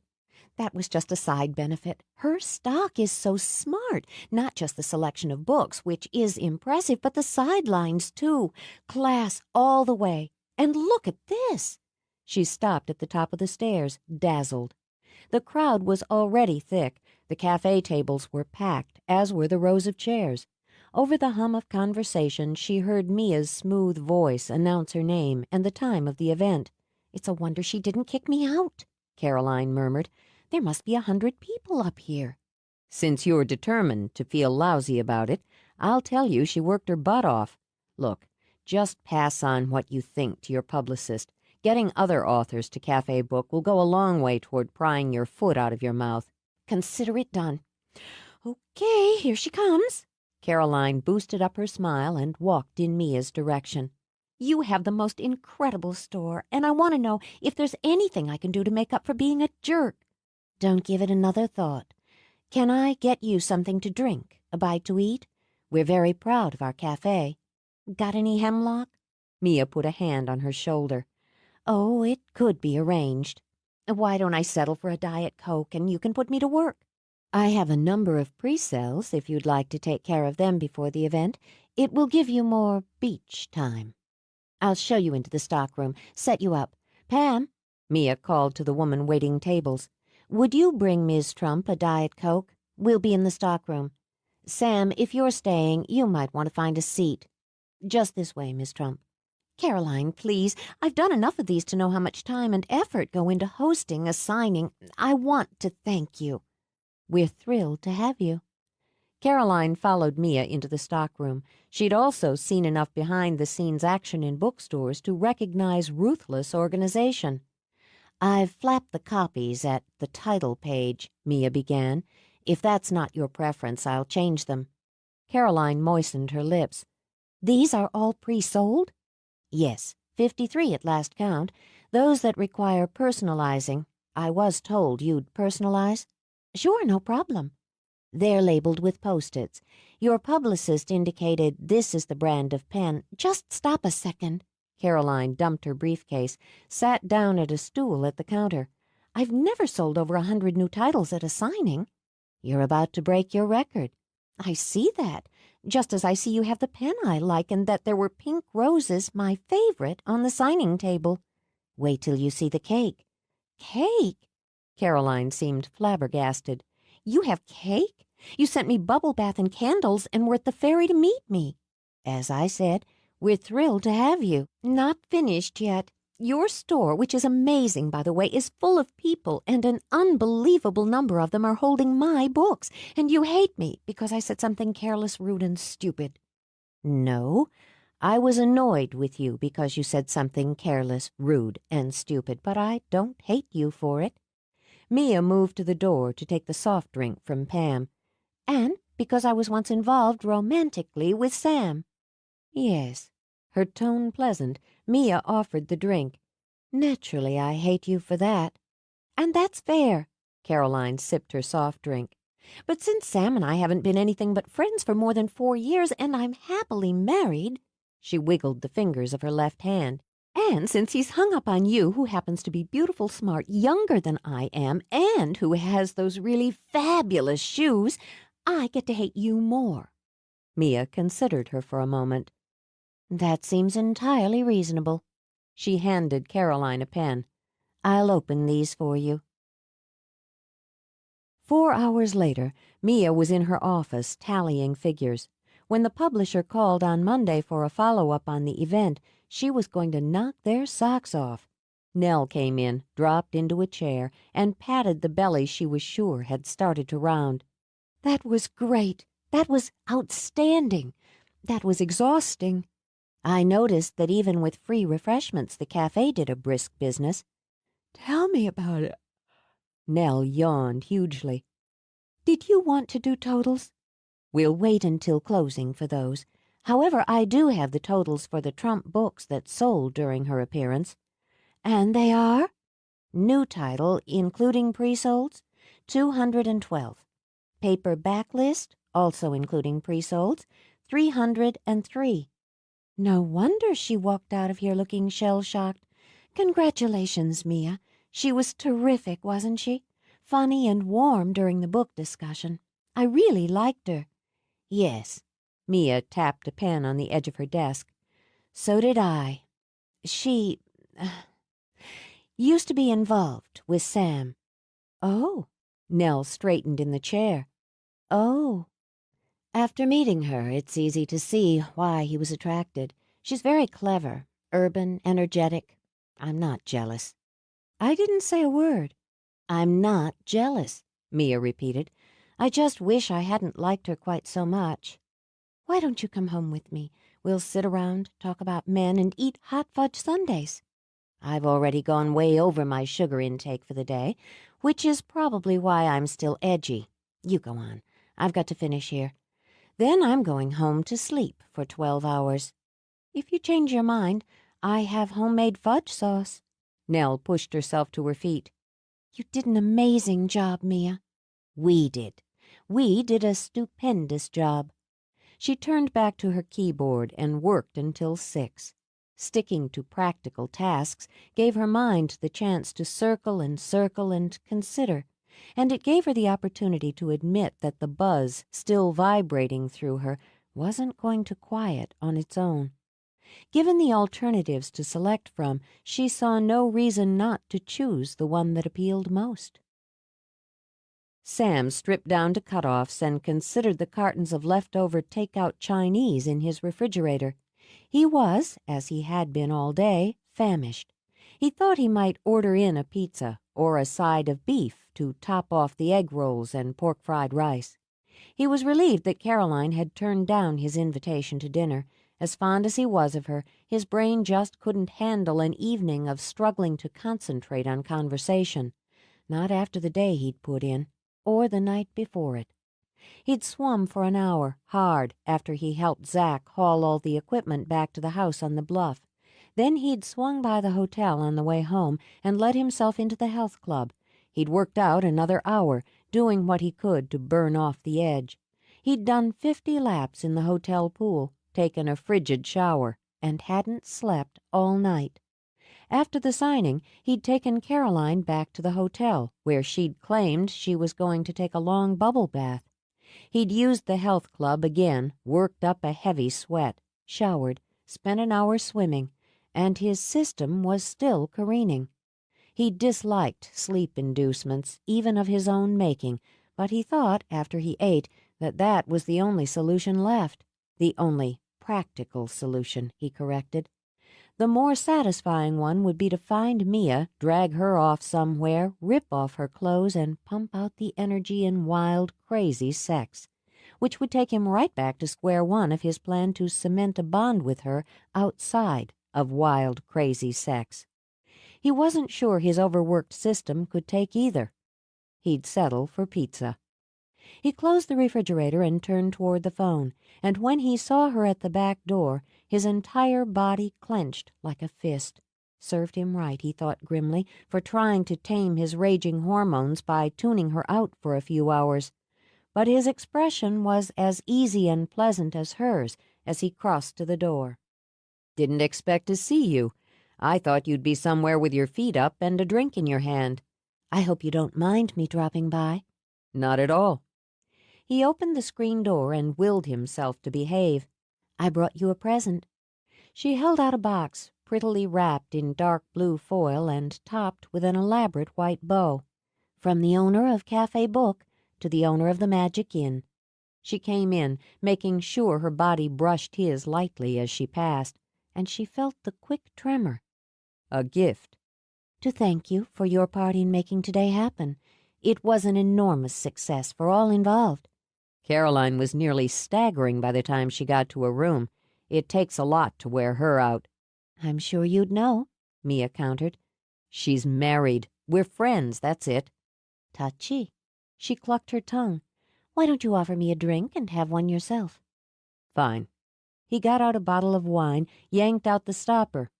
I had a damn life the last decade, Mia. I assume you did too. Naturally. Would you like me to parade some of my lovers for you? Helpfully, she took glasses out of the cupboard.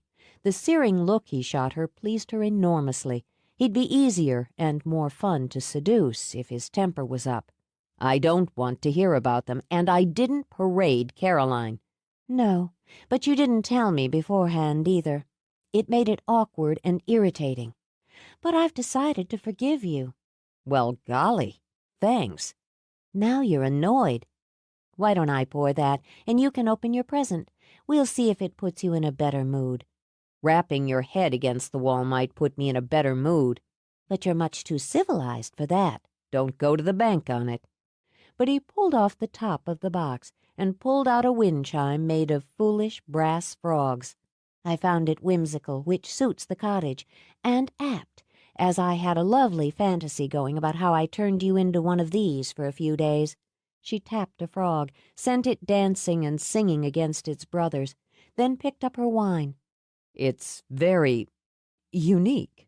Whenever I see it, I'll think of you. There's a hook just outside the kitchen. Why don't you hang it, see how it looks there? Obliging her, he stepped outside, looped it over the empty hook. You smell of the sea, she told him, trailing a fingertip down the center of his bare back. I've been swimming. Did it help? No. I could. She leaned against him, nibbled at his shoulder. Why don't we help each other? Because then it's all about sex. What's wrong with sex? She was clouding his senses. Woman's magic. He turned, gripped her arms. We used to have more. I want more again. We're both old enough to know we don't get everything we want, so we take what there is. She spread her hands over his chest, felt surprise when he stepped back. You want me, I want you. Why complicate it? It's always been complicated, Mia. So we simplify. I need a release from what happened last night. So do you. We need to talk about what happened last night. You're a real fan of talking lately. She tossed back her hair. Nell has this notion that you're courting me. A muscle jumped in his cheek. That's not a word I'd use. I'd say dating. I've been dating you. In that case, she crossed her arms, slid the straps of her dress from her shoulders, and let it slither to the floor.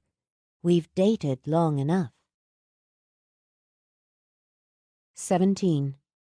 He'd have sworn the world stopped. For one rushing moment there was no sound, no movement. There was nothing but Mia, tall and curved and beautiful, all alabaster and fire. She wore only a slim silver chain that nestled a moonstone between her breasts, and an anklet made up of tiny Celtic knots above shoes that were no more than a trio of narrow straps and stiletto heels. His mouth watered. You want me. Her voice was a low, feline purr. Your body aches as mine does. Your blood's as hot. Wanting you has always been the easy part. She stepped to him. Then this should be a snap. She ran her hands up his torso, over his chest. You're trembling. Easing closer, she rubbed her lips over his shoulder, over muscles that were tensed rock hard. So am I. His hands flexed, fisted. This is your answer? I don't need an answer when I don't have a question. She lifted her head until their eyes met. I have needs just as you do, desires hot and restless inside me, as you do. We can both take what we need and harm no one. She leaned in, nipped sharply at his bottom lip. Let's take a walk in the woods. When he jerked her hard against him, her face lit with triumph. A quick, laughing moan escaped when he swung her into his arms. The moment of victory was hot and sweet. Here, he said, in this house, in my bed. Needs bubbling inside her clouded her mind only for an instant, but an instant was enough to have him striding through the kitchen before she struggled. No, not here. It can't be all your way. I won't be with you here. The minute she hit the bed, she rolled, but he pinned her. Yes, you will. She fought him. Pure instinct had her bucking under him, straining against his hold. She could smell the lavender she'd planted outside the window, and the sweetness of it tore at her heart. She hadn't come for sweetness nor for intimacy. She had come for sex. She gathered herself, reached for composure and derision. All you've proved is that you have superior strength. Yeah, that's the breaks, he said. Her voice might have been cold, but the heat was pumping off her skin. I'm not letting you go this time, Mia. Considering the mood we're both in, you fighting me is only going to make this better. So fight me. He yanked her arms over her head. I don't want it easy, and I don't want it fast. He handcuffed her wrists and used his mouth on her. She continued to struggle because he was right. She could damn him for it, but he was right. The underlying threat of violence added a slippery thrill that fed the reckless need inside her. She could hate herself for wanting that, for the part of her that reveled in being overpowered, undone, taken. But she couldn't deny it. He ravished, his mouth assaulting her body. The little war had her skin springing with sweat and her senses tangling into one mass of molten pleasure. Her body twisted, arched, but he simply found new spots to torture and entice. The energy that burned inside her whipped to flashpoint, ripped a cry from her throat as he drove her to the first brutal climax with his mouth alone. And that quick, glorious release only fueled a hunger for more. He felt her body quake, heard her breath catch. Beneath his lips, her pulse beat like fury. Her flesh was damp and fragrant, erotically hot and slick. Knowing that she fought them both only added to the vicious passion surging through his blood. He rode it recklessly until they were both quivering. When his mouth conquered hers, the kiss was a kind of madness. There was no thought, no room for reason. In a war of lips and tongues and teeth, they fed on each other. When he felt her fly a second time, he released her hands to take more. They branded each other, rolling restlessly over the bed in a search for dominance and more pleasure. The air went thick, and the sun streaming through the windows turned to gilt. She rose over him. Craving her, he reared up, clamping his mouth over her breast, drawing her in like breath. She lost herself in the frenzy of sensation, gave herself to that feral need to take and be taken. Here there was only desperation, and the one man who could make her feel it. The glory of those animal urges, the mindless wonder of being alive, raced inside her. Time quickened, then sprinted past her as the storm inside her broke yet again. Breathless, still spinning, she wrapped herself around him, holding on as if for her life. Her heart quaked and threatened to break open. She heard his harsh murmurs as his body slid over hers, as his lips skittered over her face, her throat. She shook her head, quick denial, as the Gaelic stroked her aching heart. Light, warm and blue, pulsed from him. No, don't. He couldn't stop. What they'd brought to each other sapped his control. The need to complete the intimacy was raw and open in him. Agra, a Awin. My love, my only. The words tumbled out of him without design. His power shimmered, seeking its mate even as his body craved. But when he brushed his lips over her cheek, tasted tears, he squeezed his eyes shut. I'm sorry. His breath ragged, he buried his face in her hair. Just a minute. Give me a minute. He fought for control, to pull the magic back inside him.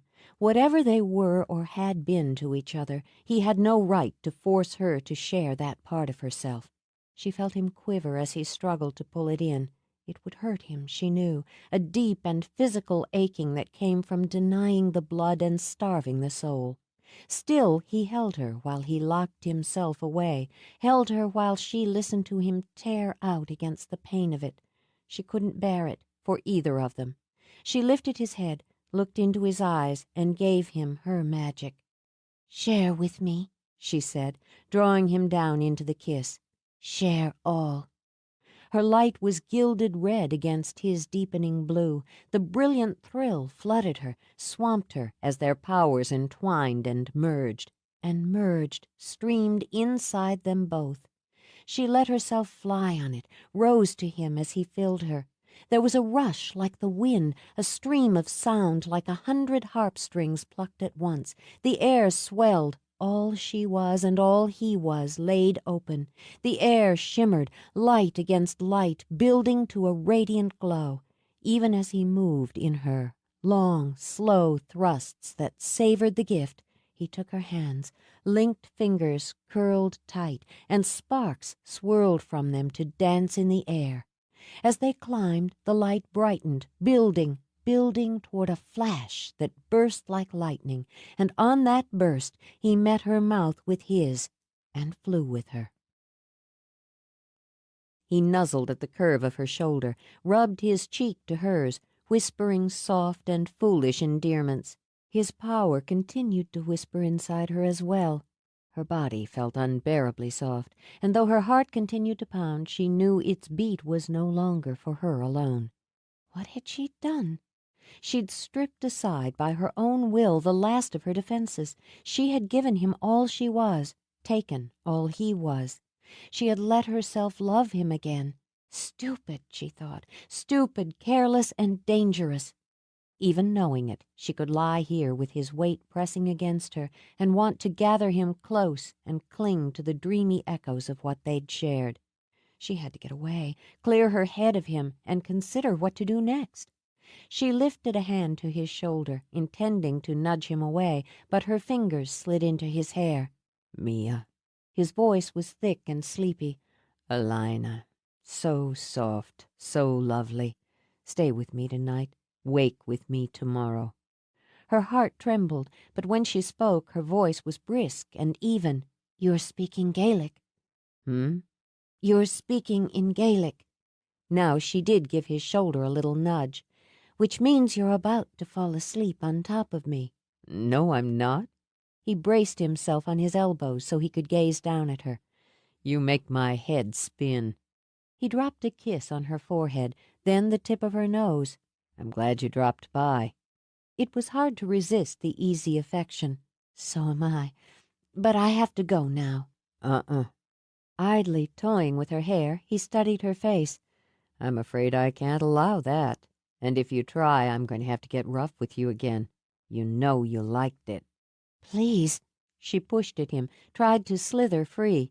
You really liked it. Leaning down, he lightly bit her shoulder. Maybe, under this limited set of circumstances, I found it arousing. I needed an outlet for the excess energy that last night's spell worked up in me. Tell me about it. He caught her chin in his hand. I mean that. I want you to tell me about it. But right now I'm starving. Aren't you starving? I've got leftover Chinese takeout. Yummy, but Mia, we need to talk. talk isn't the usual activity when we're lying naked in bed and you're still inside me. There is that. He slid his hands under her hips, lifted them, slid deeper into her. Tell me you'll stay. Her breath caught. I'm not. I want to watch you climb again. He kneaded her hips, his thrusts slow and steady. Just let me watch you. He left her no choice. He exploited her weakness, drained her will with a ruthless tenderness.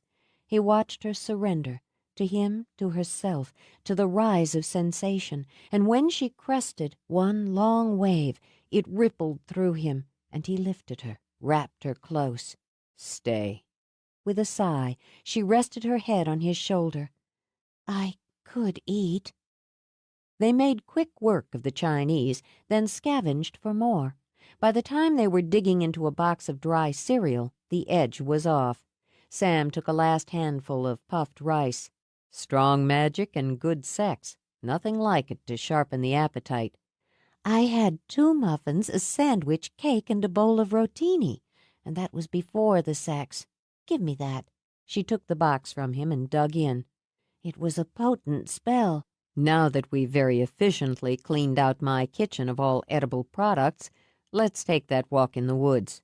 It's getting late, Sam. Yeah, it is. He took her hand, And we both know it.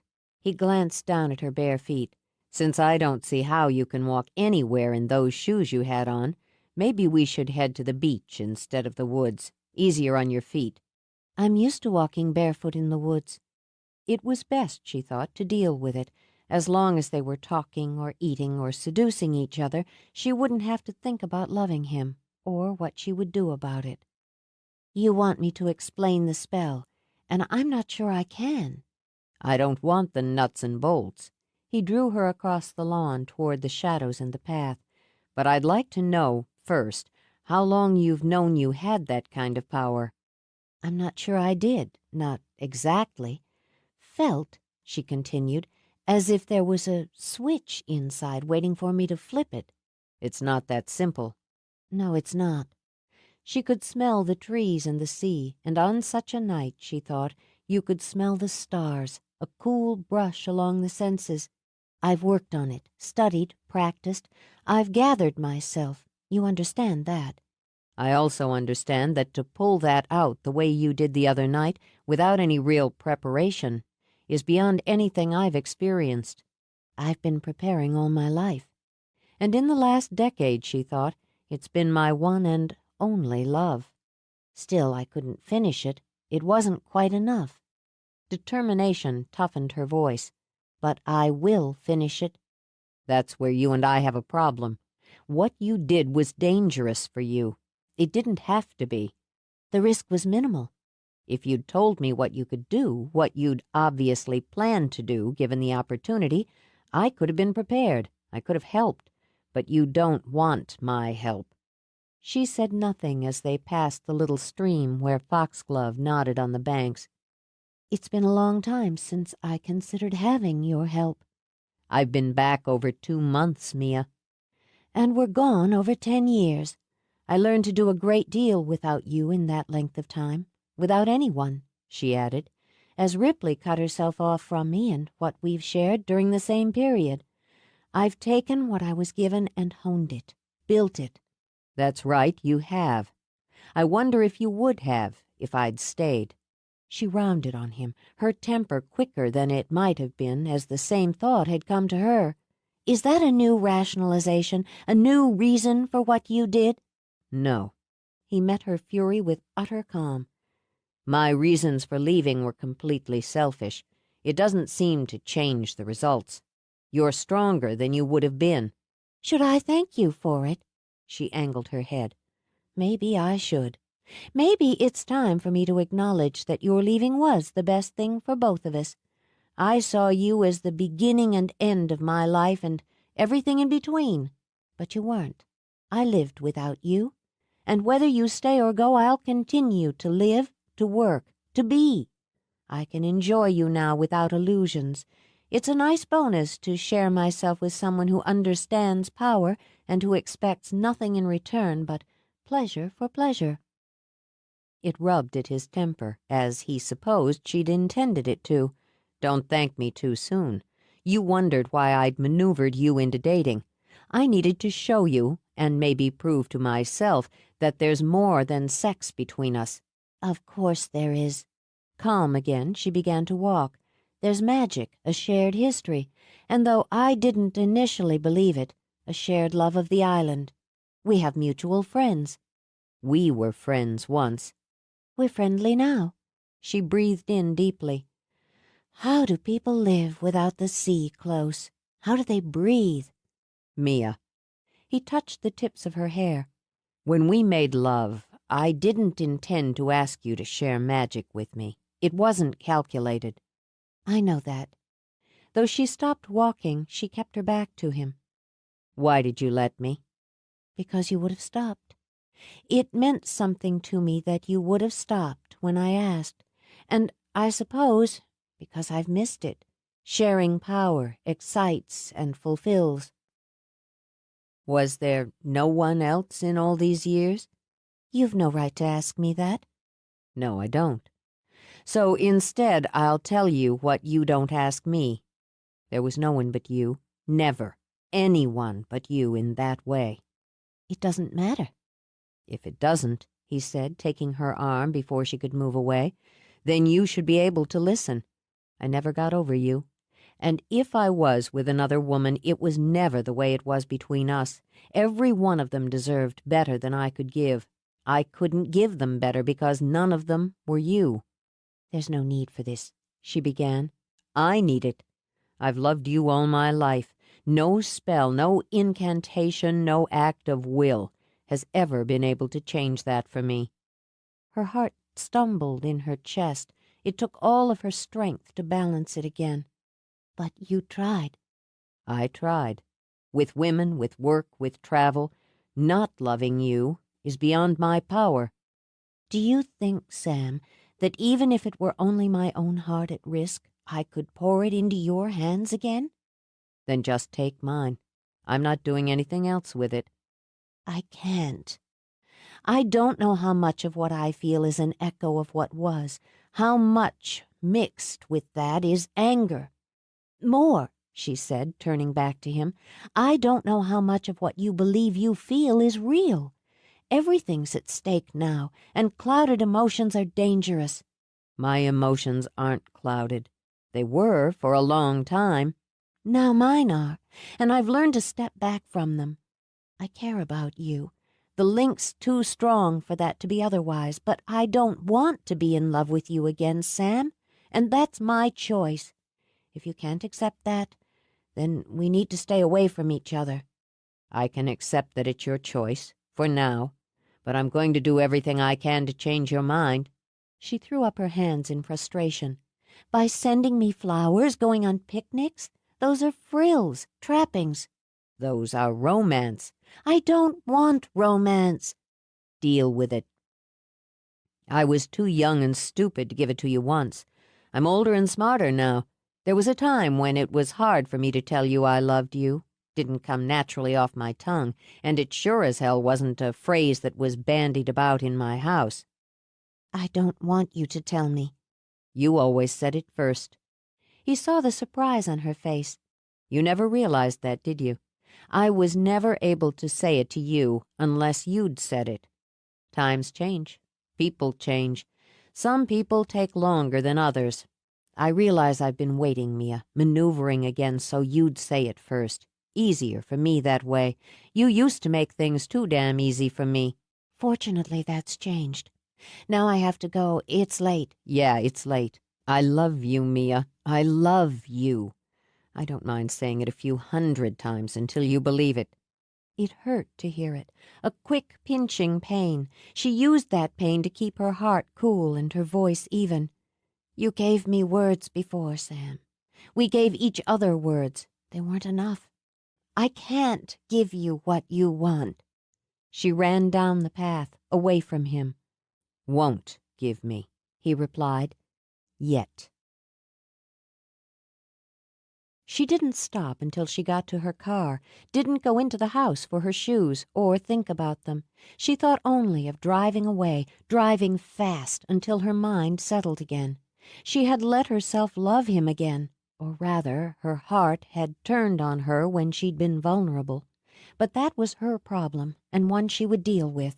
Rationally, reasonably, if loving him were the right choice, it wouldn't make her so unhappy. If hearing him say he loved her was the solution, how could it have been like a blow to the heart?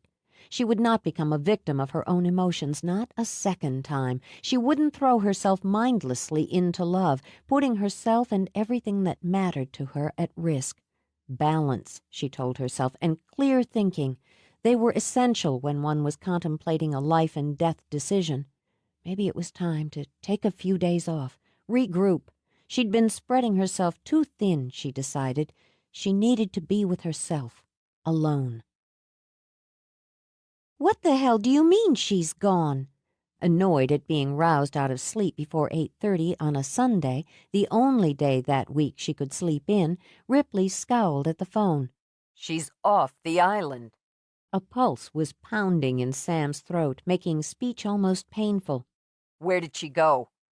I don't know. Christ! She sat up in bed, scrubbed her hand over her face. I'm not even awake. How do you know she went off island? Maybe she's just out for a walk or a drive. He knew, Sam thought, because he'd tuned in to her, and the snapping of the connection had awakened him. Next time, he thought grimly, he wouldn't limit the link to the island. I just know. I was with her last night. She didn't say anything about plans on the mainland. Well, she doesn't keep me as her social secretary.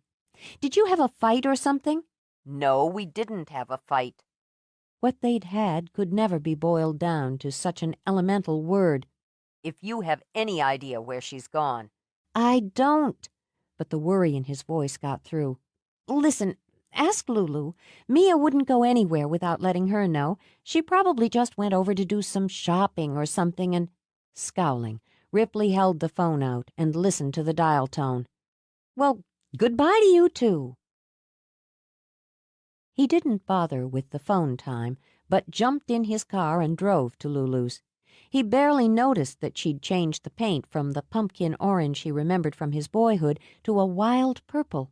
He knocked on the front door. You got 2 seconds to tell me why you woke me up out of a dream where I was dancing with Charles Bronson and we were both naked. Otherwise, I'm kicking your— Where's Mia? He snapped. He slapped a hand on the door before she could slam it in his face. Just tell me she's okay. Why shouldn't she be? Did she tell you where she was going? If she did, I'm not telling you. She could sense his anger and his fear. You try any hocus-pocus on me, and I'll not only kick your ass, I'll mop the floor with it. Now back off. Disgusted with himself, he stepped back. When the door slammed, he just sat on the porch steps and rested his head in his hands. Had he driven her away? Was it some kind of ugly joke fate continued to play on them that one of them would love so much that the other was compelled to flee? It didn't matter, he told himself, not now. All that mattered now was that she was safe. When he heard the door open again, he stayed where he was. You don't have to tell me where she is, what she's doing, or why she left. I just need to know that she's all right. Any reason you know of she shouldn't be? I upset her last night. With a sniff, Lulu marched over and gave him a quick boot with her bare foot. I should have figured it. What did you do? I told her I loved her. Behind his back, Lulu pursed her lips. What did she have to say to that? That she didn't want to hear it, basically. She's a sensible woman, Lulu said, then immediately felt nasty, more nasty than she was comfortable with. She's taking a few days off, that's all. On the mainland, shopping, getting pampered. Do her good to decompress, if you ask me. She's been working round the clock. Okay.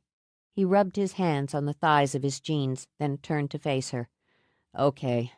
Thanks. Did you tell her you loved her to mess with her head? I told her I loved her because I do. Messing with her head was just a side benefit. I don't know why the hell I always liked you. Sam was shocked. You did? If I hadn't, I'd have peeled the skin off your face for putting hands on my baby. Well, I'm up, she said, and buried both hands in her disordered mop of hair to scratch her head. You might as well come in and have some coffee. Too intrigued to refuse, he followed her into the kitchen. I always wondered why you didn't live at the Cliff House. First off, because I couldn't stand those pompous, self-absorbed Devlins. She dug coffee out of a canister shaped like a piglet. Didn't mind spending a few days there when they were off on one of their trips, but when they were at home I needed a place of my own. Otherwise, I might have smothered them both in their sleep. When did they leave? For good? Few months after you did. After... But she was 19. Just shy of her 20th birthday. They headed off to... who the hell cares? Came back once or twice during that year for form, if you ask me. Mia hit 21, and that was over. Guess they figured their job was done. They never did their job, Sam stated. You did. That's right. She's been mine since her grandmother put her in my arms. She's still mine. She shot him a challenging look over her shoulder. I know it. I'm glad of it. Maybe you've got some sense in that pea brain of yours after all. She poured water from a cherry-red kettle into the coffee maker. Anyway, after they moved off island, Mia asked if I didn't want to come up and live with her. Plenty of room. But I like my place, and she likes being up there on her own. She studied him while the coffee maker burped and grumbled.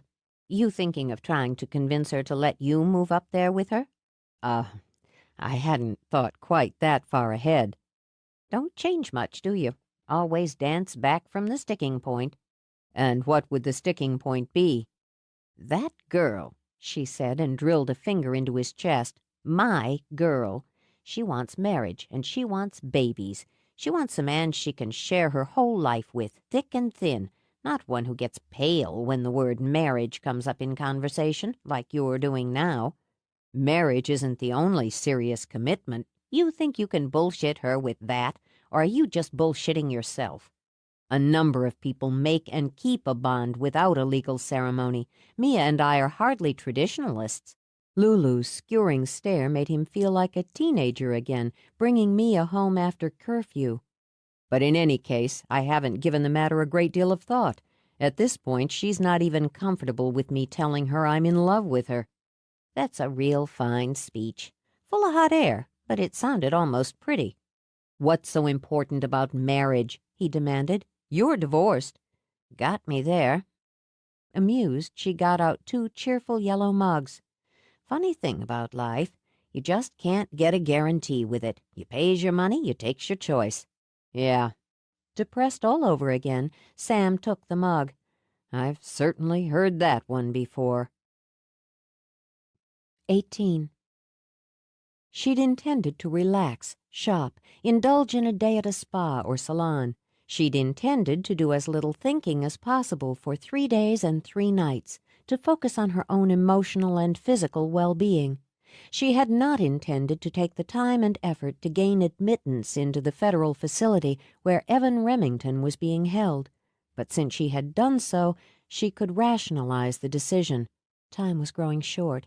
If fate was leading her to Remington, she would follow the path. She was in no real danger, and there was the possibility, however slight, that something good could come out of the visit.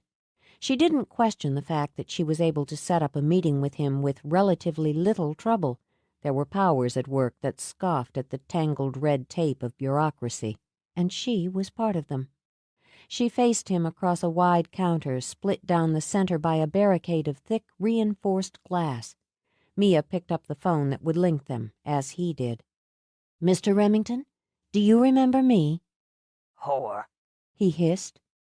"Yes, I see you do, and that the months you've spent in here haven't improved your disposition."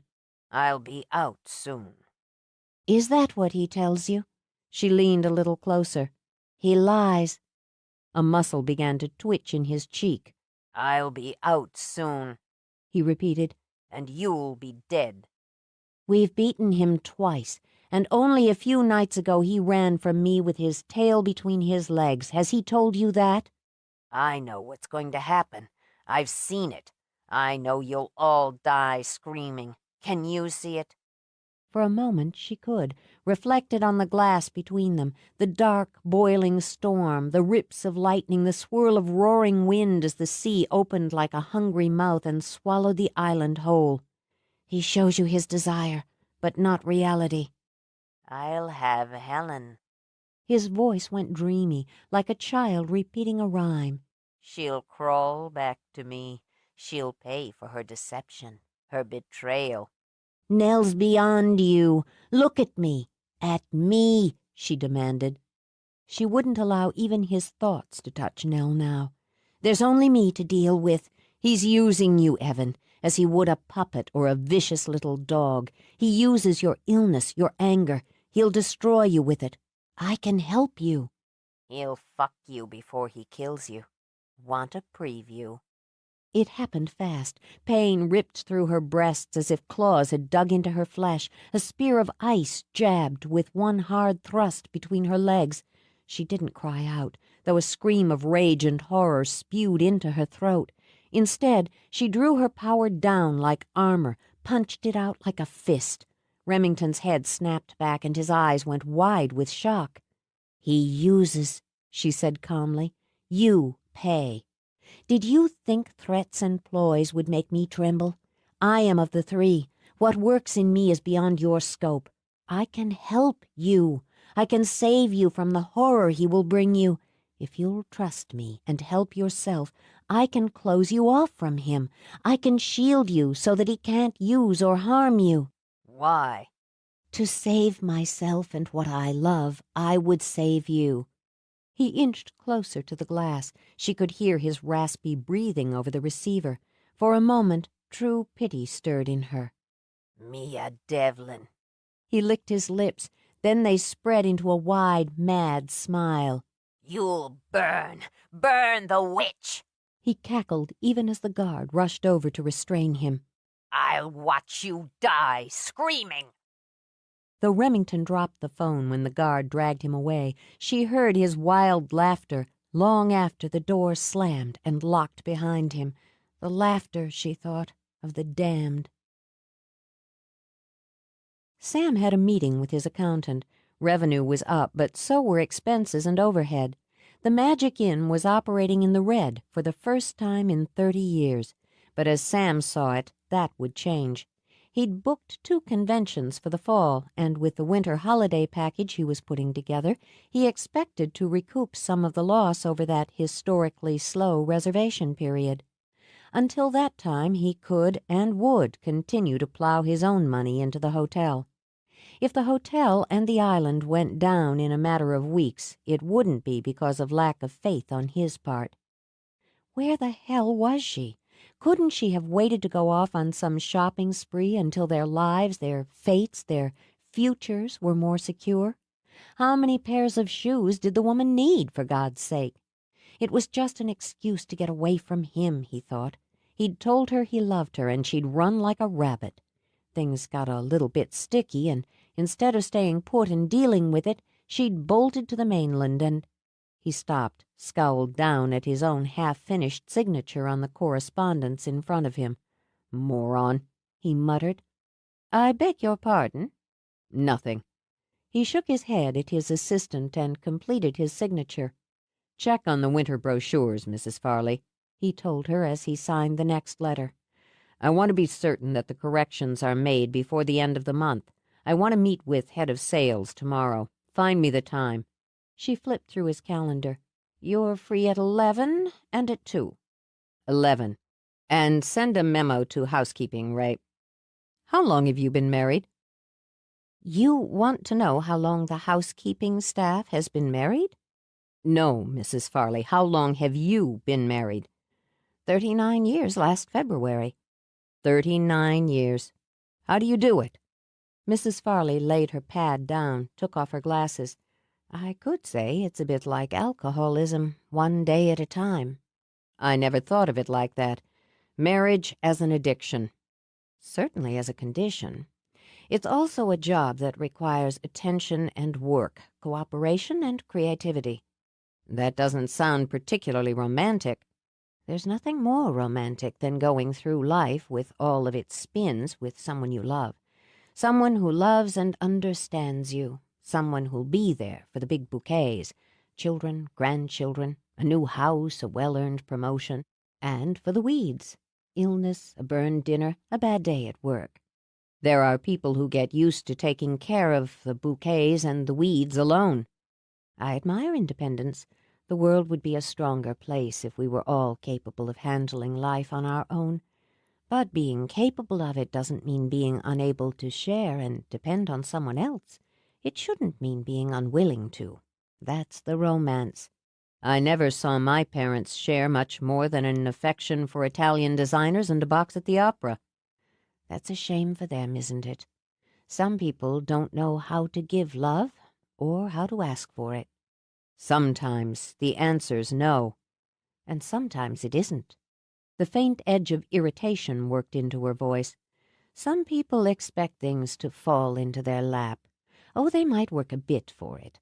I'll just shake this tree, and if I shake it long enough, that pretty red apple will plop right into my hand. Never occurs to them that they might have to climb the damn tree, fall out a couple of times, get some scrapes and bruises before they get to that apple.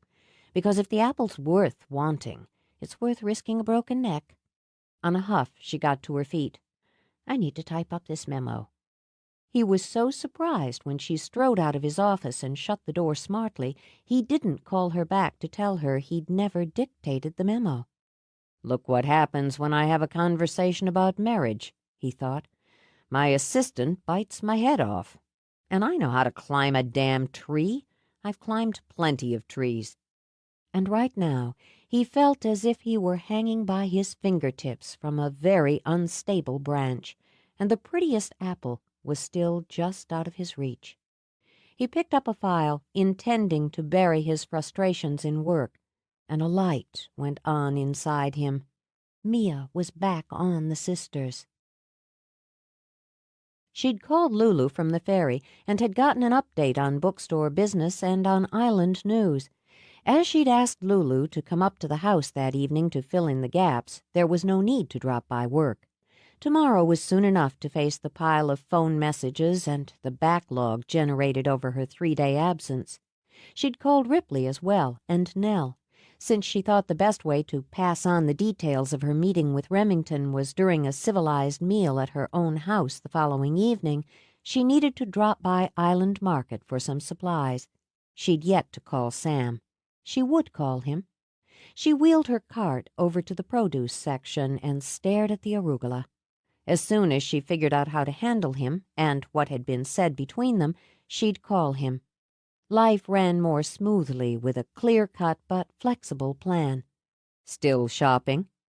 And sometimes, Mia realized as she turned and looked at Sam, fate wasn't content to hang back until the plan was formulated and refined.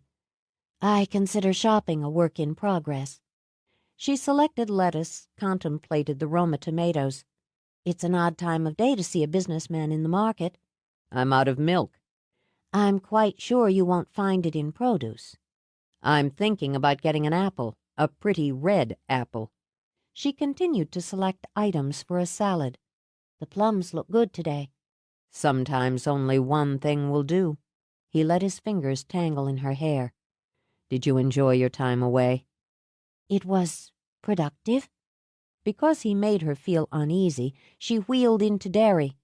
I found a nice little Wicca shop. They had a wonderful selection of bell jars.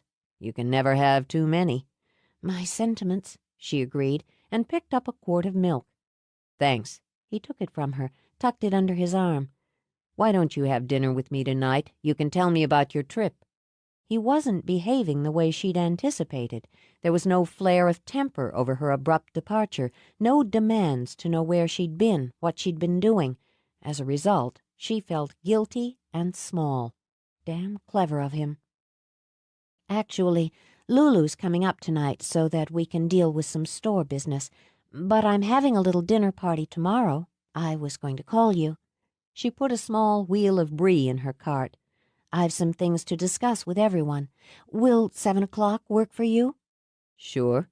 He leaned in, cupping her cheek with his free hand, laying his lips on hers, softly, warmly, lingering over the kiss until it shifted from the casual to something more suited to the dark. I love you, Mia. His fingers skimmed over her cheek before he stepped back. See you tomorrow. She stood where she was, her hands viced on the handle of the cart as he strolled away with a quart of milk under his arm. For years, so many years of her life, she'd have given everything to have him look at her in the way he'd just done, to tell her he loved her in just that way. Now that he had, why should it be so hard? Why should it make her want to weep? Lulu got behind the wheel of her battered and beloved orange VW Bug. Since the night she'd taken the unexpected swim, she'd felt safe, solid, secure. She didn't know what charms Ripley and Nell had conjured up, but they were working like, well, charms.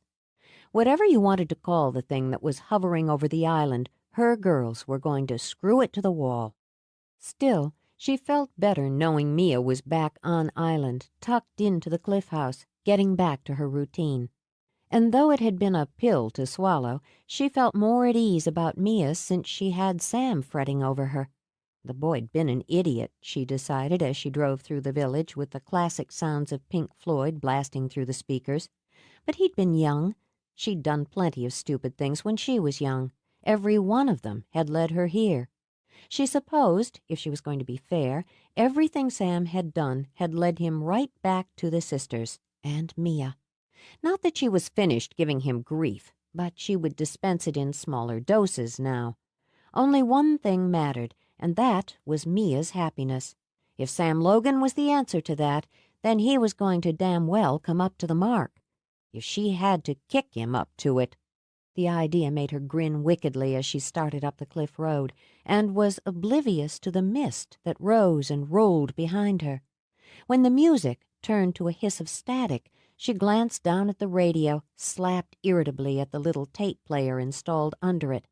"Damn it, you better not eat the wall, you cheap bastard." The response, a long, deep howl through the speaker, had her hands jerking on the wheel. The car shuddered around her as the fog poured cold as death through her open windows. Yelping, she hit the brakes first, an automatic response as her vision was obscured.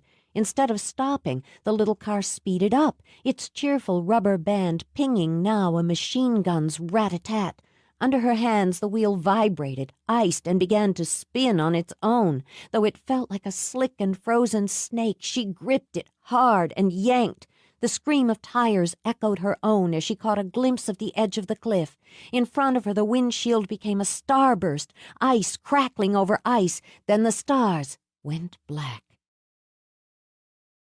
The spoon Mia was using to stir sauce for the pasta she'd made for Lulu clattered out of her numb hand. As it bounced to the floor, the vision shrieked through her head, all sound and fury. Her throat tightened as if a hand had squeezed it as she whirled away from the stove and ran.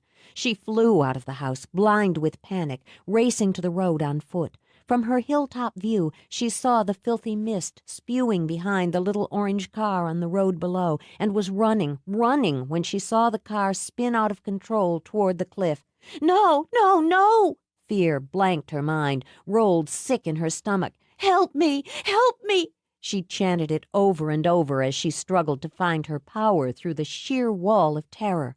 All she had, everything she was, she gathered, and heaved the magic inside her toward the car as it crashed into the guardrail and flipped like a toy tossed by a child's angry hand. Hold! Hold! Oh, God, she couldn't think. Blow air, come wind, a bridge to form. Hold her safe, keep her from harm. Please, please, she chanted. A net, a bridge, a steady wall. Keep her from that terrible fall. Panting, her vision blurred with tears, she ran the last yards to where the car teetered on the broken guardrail, over the drop to the rocks below. It will not have what's dear to me. As I will, so mote it be.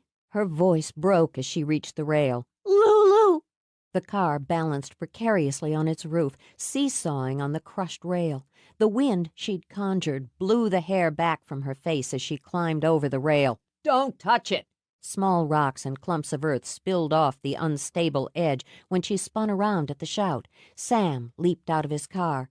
I don't know how long it can hold. I feel it slipping inside me. You can hold it. He pushed his way through the wind, climbed the rail until he, too, stood on the narrow edge. Focus. You have to focus. I'll get her out. No, she's mine. That's the point. He spent a desperate moment to take Mia's arms, shake her. The car could go at any minute, he knew, and so could the edge where they stood. Exactly. Hold it. You're the only one strong enough to do it. Step over the rail. I won't lose her, Mia shouted. Or you. Her legs trembled as she climbed over the rail. Her hands shook as she lifted them, and she saw the fog begin to rise again, saw the dark shape of the wolf forming from it. Her body stilled. Fury spiked inside her and stabbed away the fear. You won't have her! The hand she flung out was rock steady now. She faced the wolf, bore the weight of the magic she called on her shoulders. You may have me, that's up to fate, but by all I am, all I have, you won't take her. It snarled and started toward her. It could take her life now, she thought, and so be it. Her magic would hold. She risked a glance at Sam and saw with inner horror that he was easing a bleeding and unconscious Lulu out of the car, and the car tipped and swayed.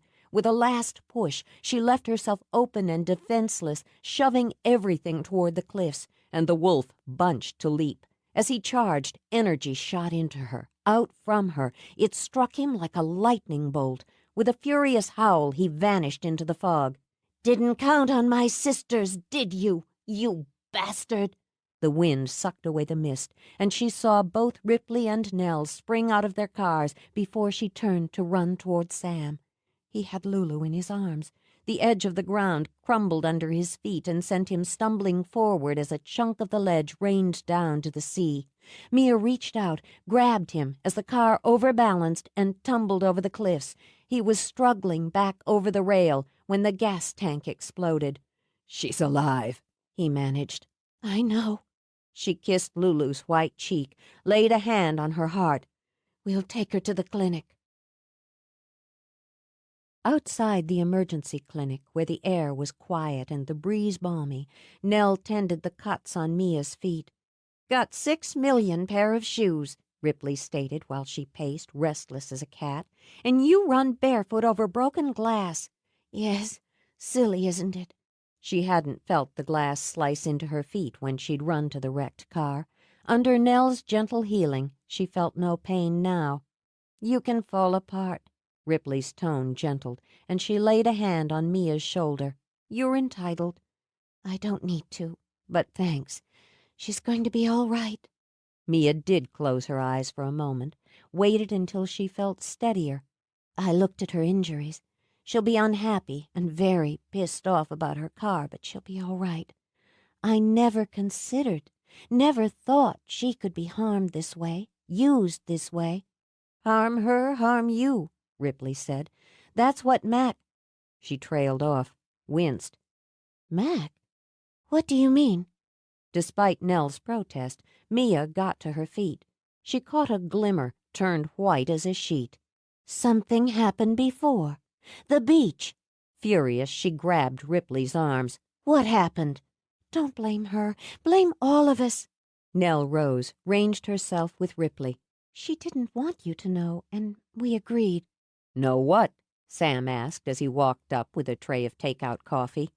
How dare you keep anything to do with Lulu from me? She swung around to him, ready to bite. He didn't know, Nell interrupted. We didn't tell him either. Ripley told them now, said it all fast, and watched Mia's pale cheeks bloom with ripe temper. She might have been killed. I left her. I left her and went to the mainland. Do you think I'd have done that if I'd known she was a target? You had no right to exclude me from this. I'm sorry. Nell lifted her hands, let them fall. We did what we thought was best. We were wrong. Not so wrong. You're going to have to deal with it, Mia, Sam added when she turned to him. You nearly lost on the cliff road tonight because you divided your energy. Divided, hell. You dumped it out and all but left yourself empty. Do you think I'd give less than my life to protect her? Or anyone I loved? No, I don't. He touched her cheek, and when she jerked away, he simply moved in and took her face firmly in his hands. And neither does she. Isn't she entitled to think of you? I can't talk about this now. I need to be with her. She stepped away, walked to the door, but stopped when she opened it. Thank you for what you did, she said to Sam. I'll never forget it. Later, while Mia sat beside Lulu's hospital bed, Ripley and Nell slipped into the room. For a time there was nothing but silence. They want to keep her here until tomorrow, Mia said at length, because of the concussion. She wasn't happy about it, but she's weak enough that she couldn't put up much of a fight. The arm, she had to take a moment to steady her voice. It's a clean break. She'll be in a cast a few weeks, but it'll be fine. Mia, Nell began, we're so sorry. No. Mia shook her head, kept her eyes on Lulu's bruised face. I'm calmer now, and I've thought it through. I understand what you did and why. I don't agree. We're a circle, and we must value and respect that, and each other. But I also know how stubborn and persuasive she is. Lulu's eyelids fluttered, and her voice was thin and raspy. Don't talk about me like I'm not here. Just be quiet, Mia ordered. I'm not speaking to you. But she took the hand Lulu held out. Thank God, you'll have to buy a new car. That mini monstrosity is finally dead. I'm gonna find me another one just like it. There couldn't be another one like it. But if there was, Mia thought, she would find it for her. Don't give these girls or their guys a hard time, Lulu mumbled. She opened one of her blackened eyes, closed it again because her vision was blurry. Did what I told them to do. Respected their elders. I'm not angry with them. Just you. Mia pressed her lips to the back of Lulu's hand. Go on home, she said to her sisters. Tell your husbands I won't be turning them into toads any time in the near future. We'll come back in the morning. Nell moved to the bed, laid a kiss on Lulu's forehead. I love you. Don't get sloppy, just a few bumps. Too bad. Her voice a bit thick, Ripley leaned over the bed rail and kissed Lulu's cheek. Because I love you too, even though you're really short and ugly. With a weak cackle, Lulu freed her good hand from Nell's grasp and waved them off. Go away, bunch of chattering females. When they'd gone, Lulu shifted in her bed. Pain? Mia asked. Can't get comfortable. Here. Rising, Mia trailed her fingers over Lulu's face, down her casted arm. She murmured softly as she stroked until Lulu sighed. Better 'n drugs. Feel floaty now. Brings back memories. Relieved, Mia sat again. Go to sleep now, Lou. Will, you go home. No point you sitting here watching me snore. Yes, as soon as you sleep. But she sat while Lulu slept, kept watch in the dim light. And she was there keeping watch when Lulu woke in the morning. You didn't have to come early. Zach needs to bring the patrol car. Nell helped Mia set the table and admired the lovely old china. This time of year there's no telling if he'll get called in for something, and I wanted to see Lulu. It took guilt, temper, and threats to get her to agree to spend a couple of days in one of the guest rooms. You'd think I was putting her in prison. She likes her own space, Nell said. She can have it back when she's steadier. Nell brushed a hand over Mia's hair. How are you? I'm fine. The long night's vigil had given her plenty of time to think, to plan. I'd hoped I'd get here early enough to give you a hand, not that you need it. She studied the dining room with its flowers and candles already in place. The windows were open wide to summer. You can check my fricassee, Mia said as she draped an arm over Nell's shoulders. The gesture, the easy warmth of it, erased any remnants of tension between them. From the smell, it's perfect. When they were in the kitchen, Nell removed the lid while Mia poured 2 tall glasses of iced tea. Everything's perfect. Well, the weather's not cooperating. Restless, Mia moved to the door, pushed open the screen, and breathed in the wind. We'll have rain after sunset. A pity. We won't be able to have coffee in the garden. Still, my morning glories have grown a foot in the last 3 days. Maybe the rain will tease out the blooms. She turned back to find Nell staring at her. What? Oh, Mia, I wish you'd tell me what else is troubling you. I hate seeing you look so sad. Do I? I'm not. She stepped outside, looked up at the sky. I'd rather a storm than rain. We haven't had enough storms this summer. It's as if they're building up and waiting for one big blow. I want to stand on my cliffs and meet the lightning. She reached back, covered Nell's hand. I'm not sad, just unsettled. What happened to Lulu shook me on the most primal of levels. And now something inside me is waiting, building, like these storms. I know what I have to do, what I will do, but I can't see what's coming. It's frustrating for me to know and not to see. Maybe you're looking in the wrong place. Mia, I know what's between you and Sam. I can feel it when I'm within 10 feet of you. When I fell in love with Zach and was pulled in all those directions, you were there for me. Why won't you let me do the same for you? I depend on you. To a point. Then you step back over this line, and it's only you who can cross it, and you step over it more often since Sam came back to the sisters.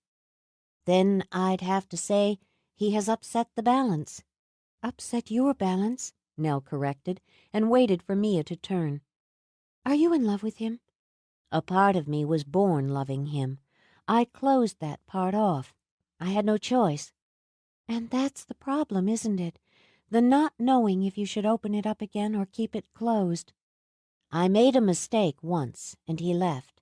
I can't afford to make a mistake again, whether he stays or goes. You don't believe he'll stay? It's not a matter of believing. It's a matter of considering every possibility. If I open myself to him again, completely, what happens if he does go? I can't risk that. Not just for myself, but for all of us. Love isn't a simple thing, you know that. It's not a flower to be picked on a whim. No, it's not a simple thing. But believing you can control it, mold its shape, plot its direction, that you have to do that, that's a mistake. I don't want to love him again. Her voice, always so smooth, so sure, trembled. I don't want it. I put those dreams aside. I don't need them now. I'm afraid to take them out again. Saying nothing, Nell slipped her arms around Mia, drew her close. I'm not who I was when I loved him. Neither of you is. What you feel now matters most. My feelings aren't any clearer than my vision. Before it ends, I'll do whatever needs to be done. She sighed. I'm not used to having a shoulder to cry on. The shoulders are there. You're just not used to leaning. Maybe you're right. She closed her eyes, let herself focus on Nell and the life glowing inside her. I can see you, little sister, she murmured. I can see you sitting in an old wooden rocker in a room soft with candle glow. There's a baby at your breast, and its hair is soft as down and bright as sunlight. When I see you like that, I have such hope, such courage. She drew back, pressed a kiss to Nell's forehead. Your child will be safe. That I know." She heard the sound of her front door slamming. "That would be Ripley," Mia said dryly. "Not only doesn't she bother to knock, but she can't resist slamming a door. I'm going to take a tray up to Lulu. Then I think we'll have drinks and appetizers in the garden while the weather holds." As Mia moved inside to greet her guests, Nell thought how typical it had been. She had begun by offering comfort, and Mia had ended by giving comfort to her. "So then this joker says, 'But, officer, I wasn't stealing the cooler full of beer. I was just moving it.'" Ripley forked up more fricassee. "When I pointed out that didn't explain how come he had Budweiser on his breath and 3 empty beer cans lying beside him in the sand, he said maybe somebody drank the beer while he was sleeping. I guess somebody poured the beer into him, too, because he was half trashed and it was only 3 in the afternoon." "How'd you handle it?" Zach asked her. "Fined him for drinking in a restricted area and littering. Cut him a break on lifting the cooler since the guys he'd lifted it from didn't want any hassles, seeing as they'd had a cooler of beer in a restricted area to begin with." "Imagine that." Sam shook his head. "Drinking beer on the beach." "Rules is rules," Ripley stated adamantly. "Absolutely. None of us ever snuck a 6-pack onto the beach." "I recall somebody copping a bottle of his father's best scotch," Zach grinned, "and how he generously shared it with his pals, who proceeded to get toasted." "Speak for yourself," Ripley wagged her fork. "1 pull of that stuff was enough for me. Talk about foul." "Such a girl," her brother said. "That may be, but I'm not the one who got creamed when we got home." "True enough. I was 18, Zach recalled, and Mom still skinned my butt. Then she skinned mine." The memory made Sam wince. Jesus, that woman could terrorize me. No matter what you did, she knew about it before you'd finished doing it, and if she didn't, she'd get it out of you. She'd just stare at your face and pick away until you'd beg to confess. "That's how it's going to be with my kids. They won't have a prayer." Ripley slanted Mac a smug look as he laid his hand over hers. It flashed into Mia, fast and bright. "You're pregnant." "Hey," Ripley lifted her water glass. "Nell's not the only one who can get knocked up." "A baby!" Nell leaped out of her chair, danced around the table to throw her arms around Ripley's neck. "This is wonderful. What a way to announce it." "I've been working on that story in Segway since this afternoon." "How about that?" With a grin a mile wide and a voice that wasn't quite steady, Zach moved over to tug Ripley's long ponytail. "I'm gonna be an uncle." "You've got a couple of months to practice being a daddy first." Amid the jokes and congratulations, Mia rose. She walked to Ripley, running her hands up and down Ripley's arms as she too got to her feet. Then Mia simply drew her in, drew her close, held her tight. Emotion flooded Ripley's throat and she turned her face into Mia's hair. "There are 2, Mia whispered. "2?" Ripley's jaw dropped. "2?" It was all she could say as she pulled back. "You mean—" Staggered, she just stared down at her flat belly. "Man!" "To what?" In the process of drinking the wine Sam had poured into his glass for a toast, Mac smiled over at his wife. Gradually, the shock on her face trickled through. "2? Twins? We've got 2 in there? I need to sit down." "You need to sit down." "Right.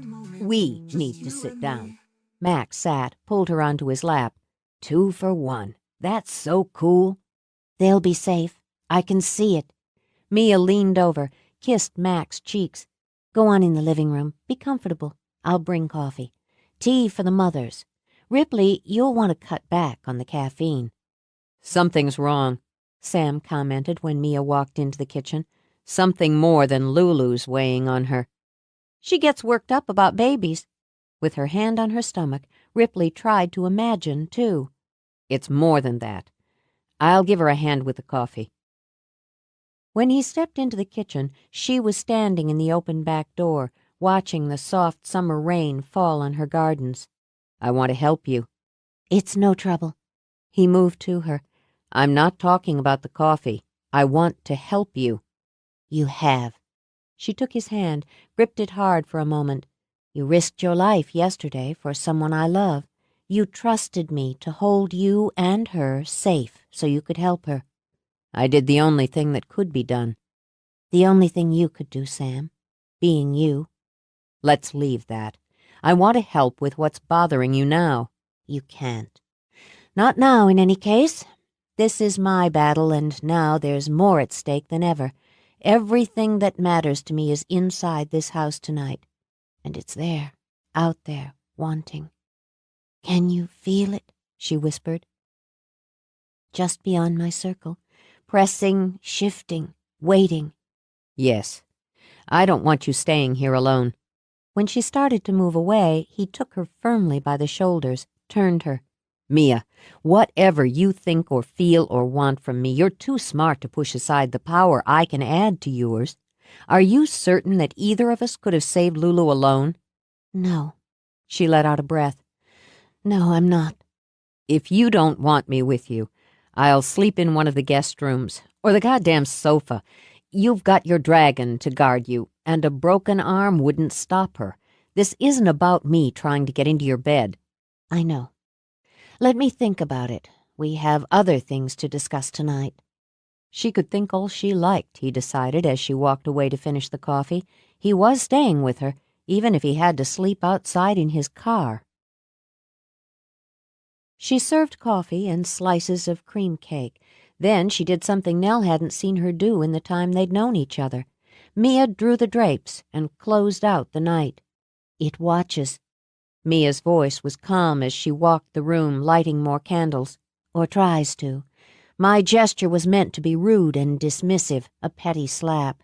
Petty, she continued as she sat and picked up her own coffee, but satisfying. I owe it more than a petty slap for harming Lulu, and she would give it more, much more. I have to say, the timing of this is poor. We should be celebrating Ripley and Mac's news, and we will. She was like a queen, Sam thought, a warrior queen addressing her troops. He wasn't sure how he felt about the image, but as he focused on her, narrowed his vision on her, his belly did a queasy roll. Where did you go, Mia? When you left the island, where did you go? He saw from the quick race of surprise over her face that he'd caught her off guard, and because he had, he reached through that narrow chink and pulled out more. Pulled out enough to have him pushing to his feet. Remington. You went to see Remington. Yes. She sipped her coffee, gathered her thoughts while the emotions in the room bulleted and careened around her. Oh, that's fine. That's just fine. At the explosion from Ripley, Mia looked over at her coolly. You're the one who's always haranguing me about being cautious, controlled, about being prepared. That's right. And I was. I wasn't careless or foolish. And I am. Mia lifted her shoulders in an elegant little shrug. I'd use the word reckless, which you tend to be. Going to see him was a calculated risk, one that needed to be taken. You had the nerve to ream us last night for not coming clean about Lulu, then you keep this to yourself? Hardly, Mia said smoothly. I'm telling you what I did and what happened, freely. You shouldn't have gone alone. Nell's voice was quiet, and all the more effective for it. You had no right to go alone. I disagree. Remington's feelings toward you would have prevented any possible discussion. Ripley's temper would have very likely forced a confrontation then and there. Of the three of us, I'm most able to deal with him, and I have more need at this point to do so. There are 4 of us, Sam reminded everyone. There are fucking 6 of us. He'd said nothing to this point, but now Zach got to his feet. You're going to start remembering there are 6 of us, Zach ordered Mia. I don't care if you can shoot lightning out of your goddamn fingertips. There are 6 of us in this. Zach? Be quiet, he snapped at Nell and had her gaping at him.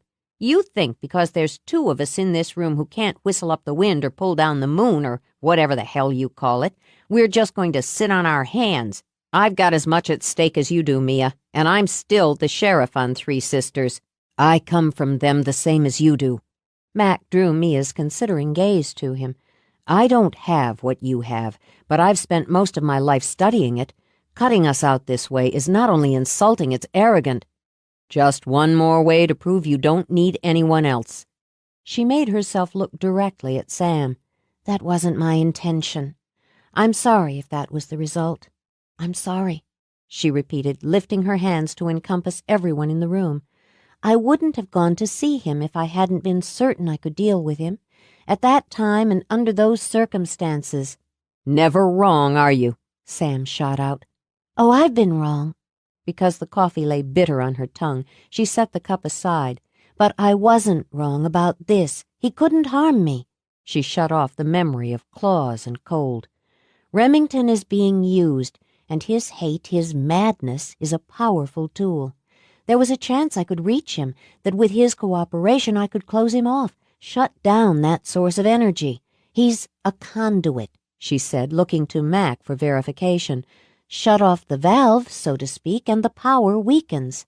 "It's a valid theory." "Screw theories. What happened?" Ripley demanded. "He's too far gone. He believes the lies, the promises, and he's damned himself. But that's a weakness, that hunger to bring pain and misery. The singularity of that purpose is innately flawed. In the end, it'll destroy itself. But I think we can and should move that process along. After what happened yesterday, we must move it along. I won't take any chances with Lulu, and as long as it can't get to me, it will try for her." "I think you're right about that," Mac put in. "Your feelings for her would be seen as a weakness, an Achilles' heel." "Then we act sooner, because it's not a weakness, it's another weapon."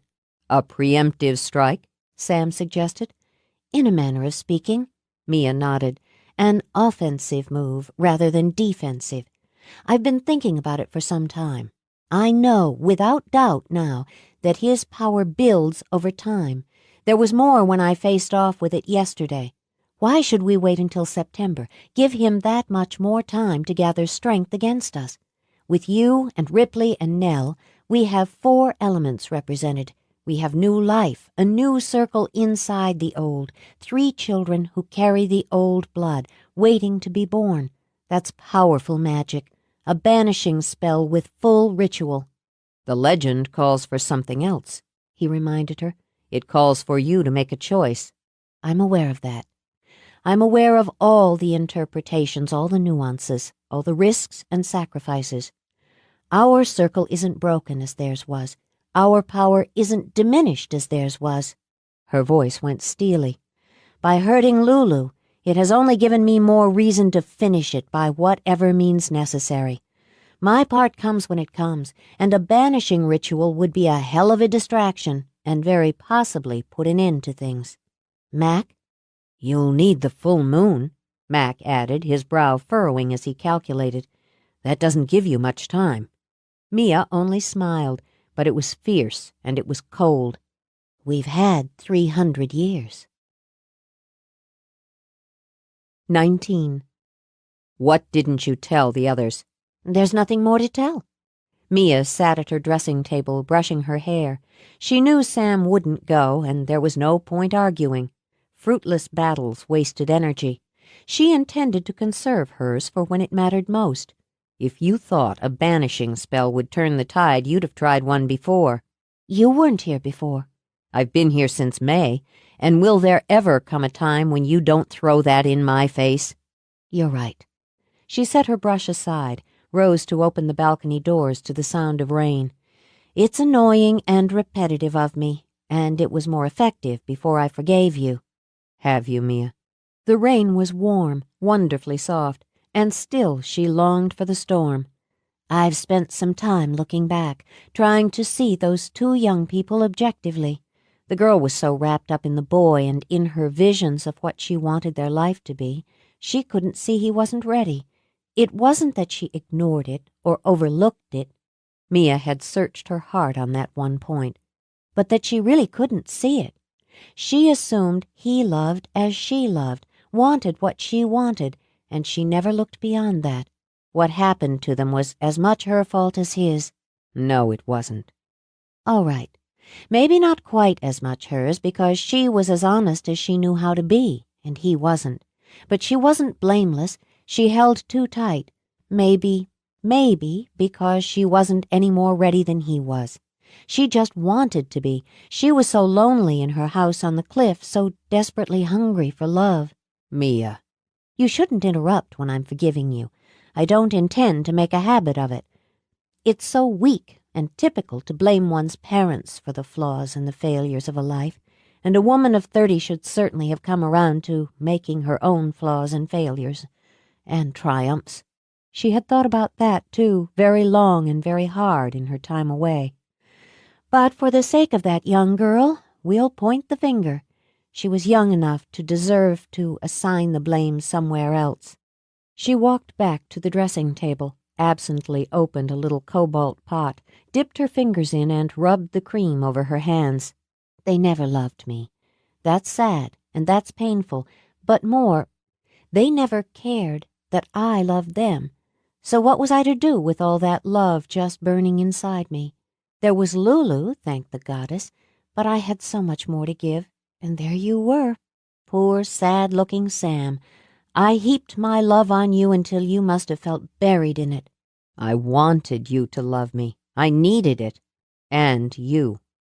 But not so I had us settled in a little cottage with 3 children and the faithful family dog.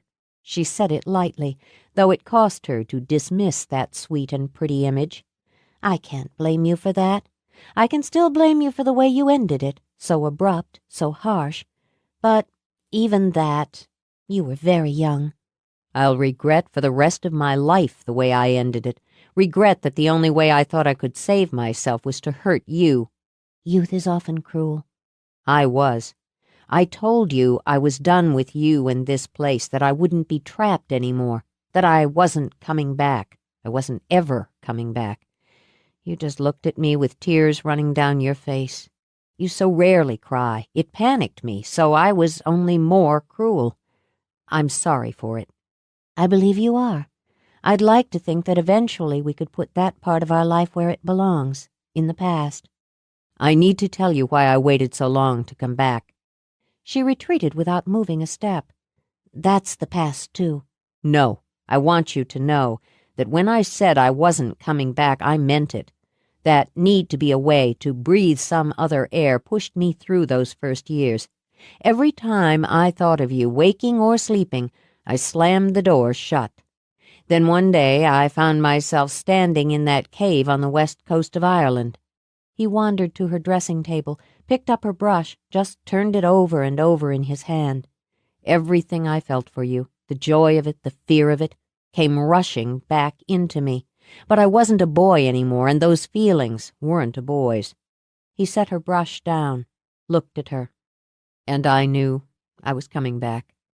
That was 5 years ago, Mia. It left her shaken, caused her to carefully control her thoughts, her voice. You took your time? I wasn't coming back to you, to this island, the way I'd left.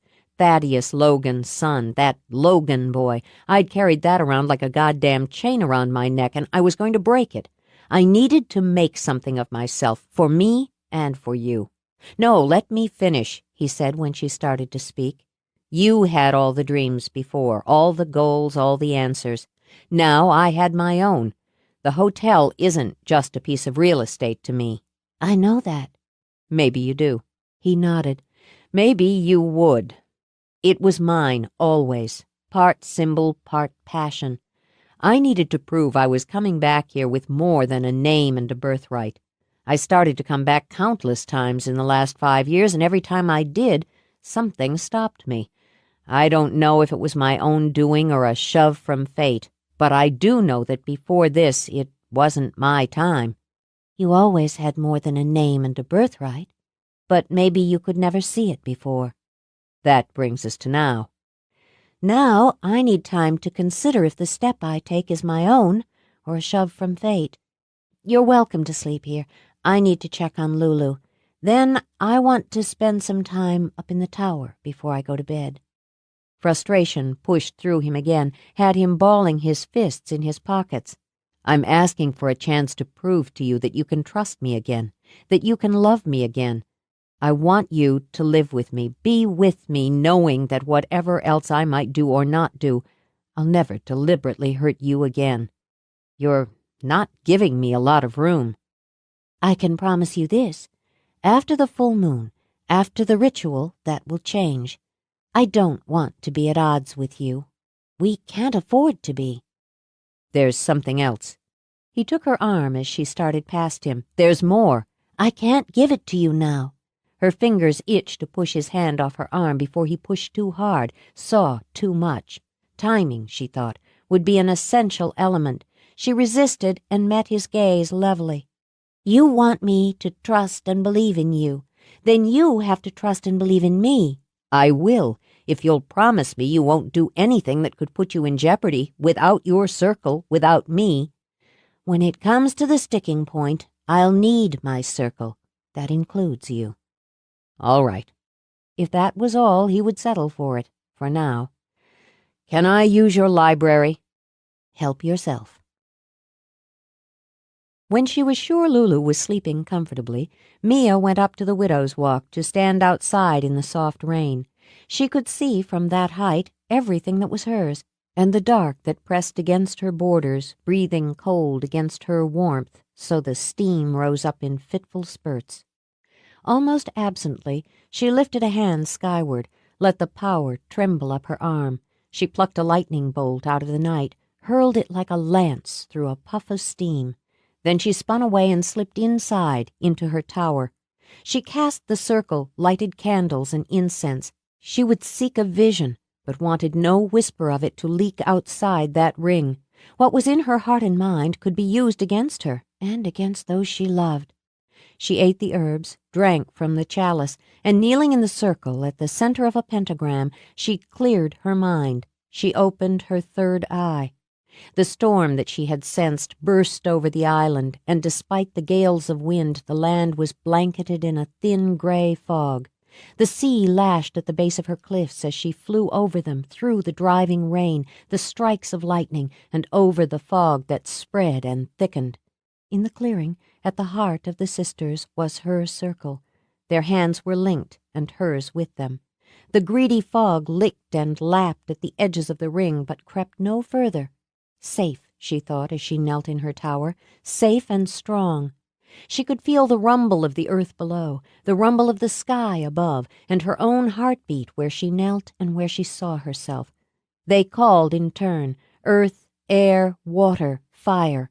Power was rich, rising up, streaking out. Though it tore at the fog, those mists reknit themselves. Out of them stalked the wolf that bore her mark. When it leaped, she was alone on her cliffs.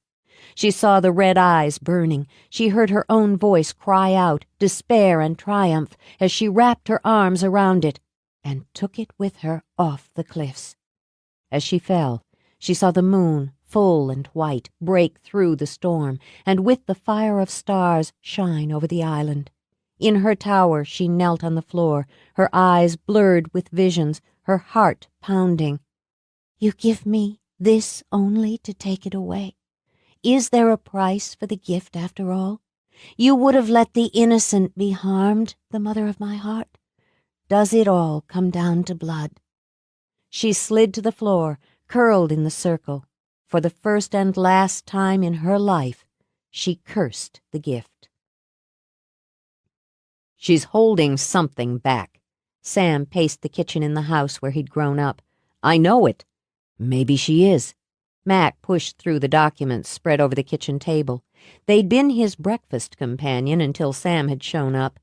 "Something started bugging me last night, but I can't put my finger on it. I've been going through everything I have on Three Sisters, the island, the women, the descendants. I've read over my own ancestors' journal. I feel like I'm missing something, some angle, what was the word Mia used? Interpretation." Sam pushed the bag he'd brought with him over the table. "You can add these to your research pile, at least until she realizes I pulled them out of her library. I've been meaning to get to these anyway." Carefully, reverently, Max took an old and scarred leather book out of the bag. "Mia gave me the go-ahead to scour her books. Then we'll use that when she gets pissy about me hauling them over here. I'm going to talk to Zach." Sam jingled change in his pockets and paced again. "The Todds have been on the island as long as anyone can remember, and he's had his finger on the pulse of things all along. Maybe if I can think of the right questions, he'll have the right answers. We've got just over a week until the full moon. Start cramming, Professor. Sam checked his watch. I've got to get to work. You come up with anything. Let me know. Matt grunted his assent, already absorbed in the first book. Instead of going to his car, Sam followed the urge and walked down to the beach, heading toward the cave. There had always been something pulling him there, even before Mia. As a little boy, he'd slipped away from his mother or his nanny and wandered there, even if it had been only to curl up and sleep. He could still remember the time, he'd been only 3, when the police had been called to search for him. Zach's father had rooted him out, scooping him out of a dream where he'd slept in the arms of a beautiful woman with red hair and gray eyes. She'd sung to him in Gaelic, a story song about a handsome Silkie who had loved a witch, then had left her for the sea. He'd understood her words, and the language of her song had become his own. When he was older, he and his friends had played inside the cave, used it as a fort, a submarine, a den of thieves. Still, he'd often gone in alone, sneaking out of the house after bedtime to stretch out on the floor, make a fire with a thought, and watch the flames play on the walls. As he'd grown from child to boy, the woman had come to his dreams less often and less clearly, but he'd seen her in Mia. The 2 images had blurred in his mind until there had been only Mia. He stepped into the cave and could smell her. No, he corrected, fascinated. He could smell them both, the soft herbal scent of the woman who had sung to him and the deeper, richer scent of the woman he loved. Mother, Mia had called her the night they'd seen her carry the pelt from this place. With the warmth of affection, the formality of respect, she had addressed the vision as though they had met many times before. He supposed, though she'd never told him, even when she had seemed to tell him everything, that they had. He crouched, studying the smooth cave floor where he had seen the man curled in sleep. "You had my face," he said aloud, "just as she had Mia's. Once I let myself believe that meant we weren't supposed to be together. It was one of my many excuses. You left, I left, but I came back." He shifted, reading the words he had carved into the stone so long ago. As he read, he reached under his shirt to pull out the chain he wore. His foot tapped against something and sent it clinking against the stone. With one hand closed around the ring he wore on the chain, he picked up its mate. The smaller ring was badly tarnished, but he could feel the carving that circled it, the same Celtic knot pattern that circled the one he'd found in the cave on the west coast of Ireland, the same pattern as the design Mia had etched under the promise he'd carved in stone. Gently, he closed his fingers over the ring and brought out a dimly remembered spell suited to housewives. When he opened his hand again, the little ring gleamed silver.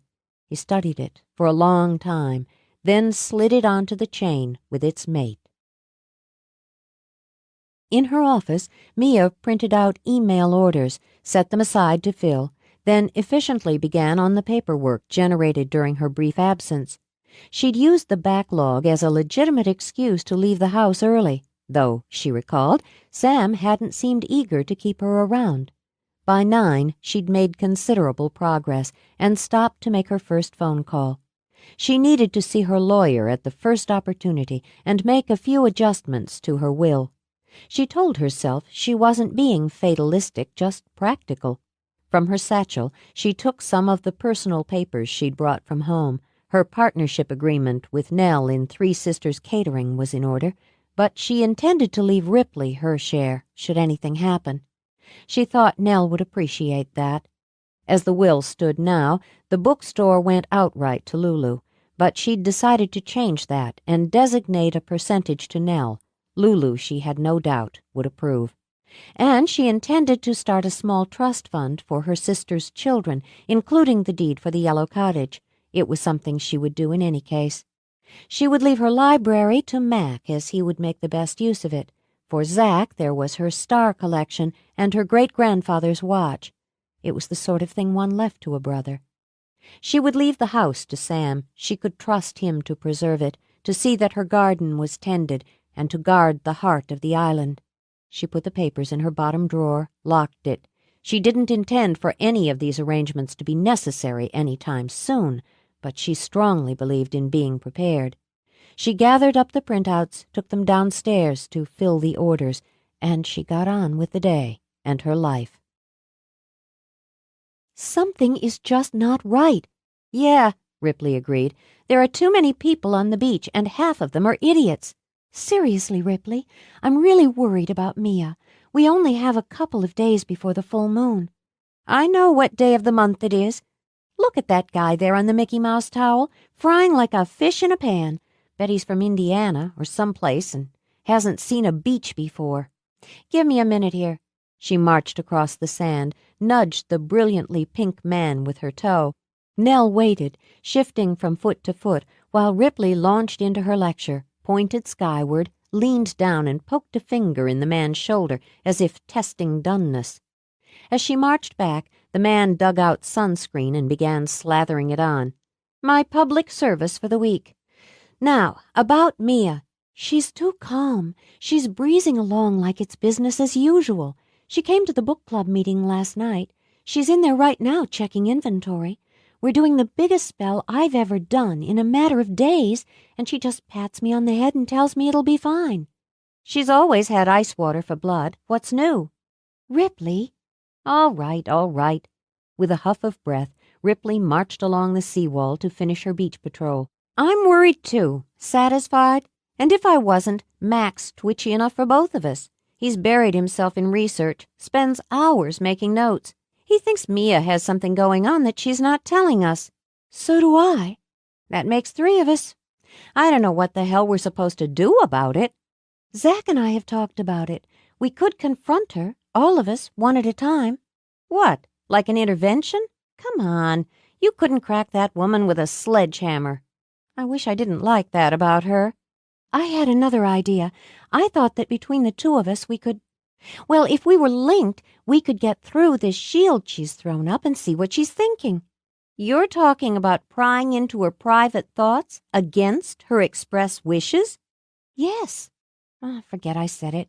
It's rude and intrusive and sneaky. Yeah, that's why I like it. Great idea. I can take an hour. She checked her watch. Right now. Your place is closer. 20 minutes later, Ripley lay back on the floor of Nell's living room, panting and sweating. "God, she is such a bitch! You've got to admire that. It's like trying to cut through concrete with a toothpick." Nell swiped her forearm over her brow. "It shouldn't be this hard." "She figured we might try it. She was ready for us. Man, is she good, and she's got something to hide." Ripley wiped her damp palms on her slacks. "Now I'm seriously worried. Let's tap Sam." "We can't. Whatever she's protecting probably has to do with him. It wouldn't be right. Ripley, she loves him." Staring at the ceiling, Ripley tapped her fingers over her stomach. "If that's her choice." "She hasn't made her choice, at least that she's letting on. She loves him, but as far as I can tell, it isn't making her happy." "She never could be simple. You know what I think? I think she's going to go for it during the banishment spell. A double whammy. She's already made her decision, Nell. She doesn't do anything spur of the moment." "Ripley, she said our babies would be safe." "That's right." "She never said she would be." Sam loosened his tie as he watched Max circle the outside of the cottage with one of his handheld gadgets. Every so often, Mac would detour, crouch, mutter. "He puts on a real show, doesn't he?" At Sam's side, Ripley rocked back on her heels. "Since Mia's big production, he's been doing this check at our place and at Lulu's twice a day." "What's all this about, Rip?" Sam had come straight from one meeting into what appeared to be another. Zach and Nell were due any minute. "Why are we doing whatever it is we're going to be doing without Mia?" "This is Mac's deal. I've only got pieces of it." She cocked her head as Mac started back toward them. "Okay, Dr. Book, what's the story?" "You keep this place tight," he said to Sam. "Good job." "Thanks, Doc. Now, what the hell is this about?" "Let's wait for the others. I've got to get some stuff out of the car. Is Mia expecting you any time soon?" "I don't punch a time clock." Noting the easy humor that passed between his friends at the statement, Sam set his teeth. "Look, she'll be on her way home shortly. Lulu, who must have passed stubbornness on to Mia through osmosis, has moved back to her own place. I don't like Mia being alone for long." "We'll get you off to play house," Ripley began, then saw the icy temper on Sam's face. Hey, easy, Sam. We're on the same team, remember?" "It's hot out here." With that, Sam turned and strode into the house. "Edgy," Ripley said as he passed. "Who isn't? Here come Nell and Zach. Let's get started." Within 10 minutes, Sam found his little cottage taken over. Nell, obviously anticipating the state of his supplies, had brought cookies and a cooler of iced tea. She managed to set it all up like a party, even as Mac spread his notes and books over the table. "Nell, would you sit down?" Zach tugged her toward a chair. "Get the kid off his feet for 5 minutes." "Hey, I've got double." Ripley boosted herself onto the kitchen counter, snagged a cookie. "So I'll start. Nell and I decided to do a little spying yesterday." "It wasn't spying." "It would have been," Ripley said, "if we'd pulled it off, but we couldn't. Mia's totally blocked. She's got herself locked up like a vault." "You think this is news?" Sam asked. "She's got something going on in that prissy brain of hers that she doesn't want anyone to know," Ripley continued.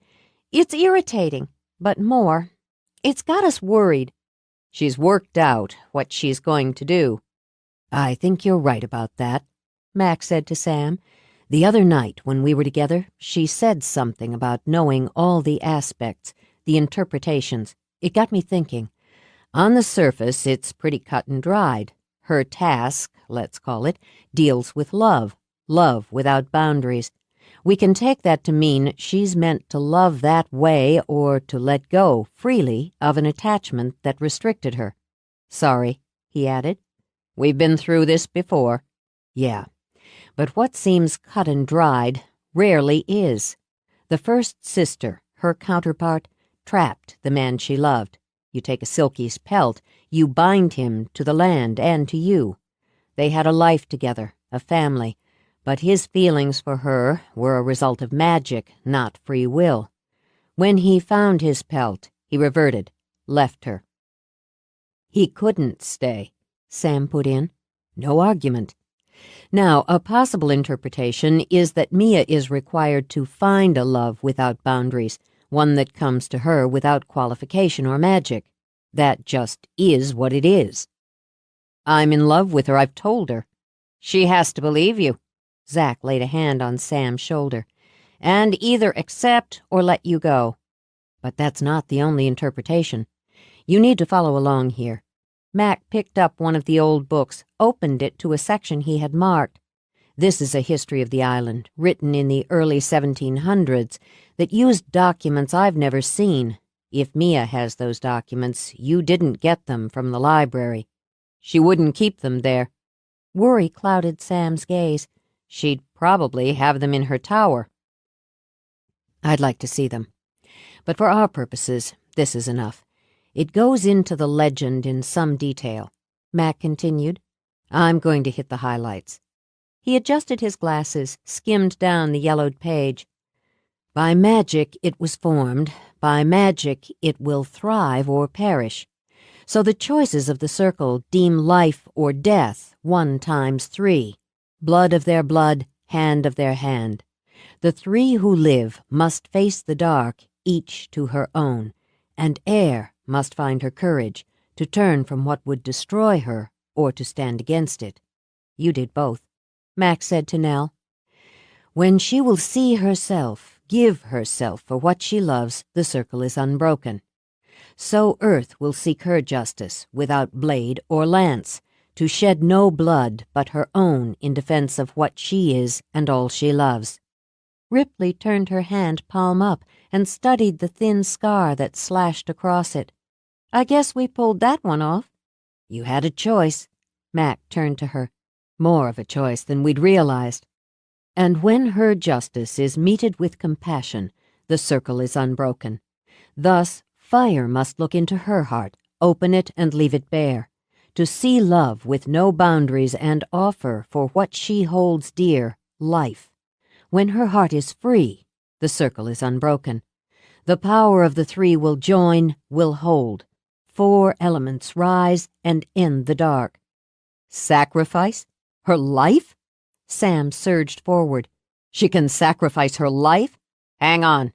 Zack clamped his hands on Sam's shoulders. Is that how you're reading this, Mac? You could interpret this that any one of them could have given her life for the others, for us, for courage, for justice, for love. This book came out of Mia's library, so it's an option she's aware of. The question is it one she would consider? Yes. Pale now, Nell looked at Ripley. We all would have. Ripley nodded. If she thinks it's the only way. But she wouldn't. Uneasy, she pushed herself off the counter. She would pit her power against anyone or anything. It's not enough. Sam fisted his hands as if he could clamp the fury and fear inside them. Not close to enough. I'm not standing back while she considers dying to save a few square miles of dirt. We're going to put a stop to this. You know better. As her nerves built, Ripley yanked off her cap. You can't stop what's been in motion for centuries. I tried, and it ran right over me. Your life's not on the line, is it? If he'd seen only anger, he might have snapped back at her, but he saw fear as well. What do you say? We both take it out on Mia after this is done. Deal. He gave her shoulders a squeeze, then dropped his hands. There's no point in confronting her about this. We won't budge her. Dragging her bodily off the island wouldn't change anything. The last step has to be taken, and it's best that it be taken here. It's meant to be taken here, with all of us. Center of power, Mac agreed. Her center, her circle. Her power's the most refined, and it's the strongest. But that leads me to conclude that what's going to come against her will build its power to match. There are more of us now, Nell pointed out. She reached out a hand for her husband's, laid the other on her belly. Linked, our energy is formidable. There are other sources of power. Sam nodded as the idea formed. We use them. All of them. His mind was clear, his thoughts controlled when he walked into the house on the cliff. Mia wasn't the only one who could block. He found her in the garden, calmly sipping a glass of wine while a butterfly fluttered in the palm of her outstretched hand. Now that's a picture, he said as he kissed the top of her head, then sat across from her. How was your day? She said nothing for a moment, studied his face, sipped her wine. What was inside her yearned under the steel of her will. Busy, productive. Yours? The same. Some kid stuck his head through the iron pickets on one of the balconies. He took it pretty well, but his mother screamed the roof off and wanted us to cut through. As there was no way I was damaging a centuries-old rail, I was about to flick him free with a quick spell. The housekeeper beat me to it, slathered his head with baby oil, and popped him out like a cork. She smiled, and was obliging enough to hand him her wine for a sip, but her eyes were watchful, wary. I imagine he enjoyed the entire thing. Sam, I noticed some of my books are missing from the library. He held out a finger so the butterfly on her palm flew gracefully to him, perched. You said I could use the library. Where are the books? He passed the wine and the butterfly back to her. I spent some time looking through some of them, thinking I might find some fresh angle on this whole business. Oh. A chill shivered around her heart. And? Never claimed to be a scholar, he said with a shrug. I mentioned it to Mac in passing, and he asked if he could borrow them. I didn't think you'd mind. I'd prefer that the books stay in the house. Oh, well, I'll get them back. You know, sitting out here with you like this feels perfect. And every time I look at you, my heart rolls over in my chest. That feels perfect, too. I love you, Mia. Her lashes lowered. I should do something about dinner. When she rose, he took her hand. I'll help you. He kept his fingers linked with hers as he got to his feet. There's no need for you to do all the work. Don't touch me, she thought. Not yet, not now. I'm better. In the kitchen, by myself. Make room, he suggested. I'm not going anywhere. 20. He had something on his mind. Mia was sure of it. He was too damn pleasant, attentive, considerate. If she hadn't known better, she might have wondered if someone had put a good-nature spell on him. As ridiculous as it was, even to herself, she preferred him with his edge on. At least then she knew what to expect. Still, she didn't have the time to dig below the surface, couldn't risk him digging below hers. And had she the time, she couldn't spare the energy. She was stockpiling power like blue-chip stocks.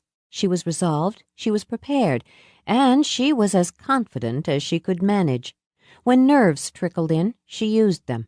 When doubts crept close, she swept them aside. On the day of the full moon, she rose at dawn. She'd wanted, almost painfully wanted, to roll over into Sam and his warmth, just to have his arms come around her as they sometimes did in sleep. They'd done nothing but sleep together, in the most innocent sense, since the night in the cottage. He hadn't questioned her on this, nor had he tried to seduce her. The fact that she found his cooperation mildly insulting only caused her to become annoyed with herself. It had been she who, more than once, had nearly turned to him in the night, when her mind was soft with dreams and her body aching with needs. But on this most vital of mornings, she left him sleeping and stood on her cliffs. Here she gathered fire from the rising sun and strength from the crashing sea. Arms spread, she drank power and gave thanks for the gift. When she turned, she saw him on the bedroom balcony, watching her, their gazes locked and held. Light sparked between them. With her hair blowing in the wind, she walked back to the house and ignored the black-edged fog crawling along the edges of her world. She went to the bookstore for her own peace of mind. It was something she'd built through sweat and dreams. Despite her broken arm, Lulu was back to manning the counter. Since there'd been no stopping her, Mia hadn't bothered to argue. And she had to admit the work and the visits from neighbors and friends seemed to keep Lulu in good spirits. Still, Mia had hoped she would ease back to work rather than leaping. Because business was unusually brisk, she didn't have the opportunity she'd wanted to spend time with Lulu, to fuss over her without seeming to fuss. But it seemed that every second person who lived on the island found a reason to stop in and spend time with her. By noon the cafe was jammed, and she couldn't pass by without someone calling her over for a word.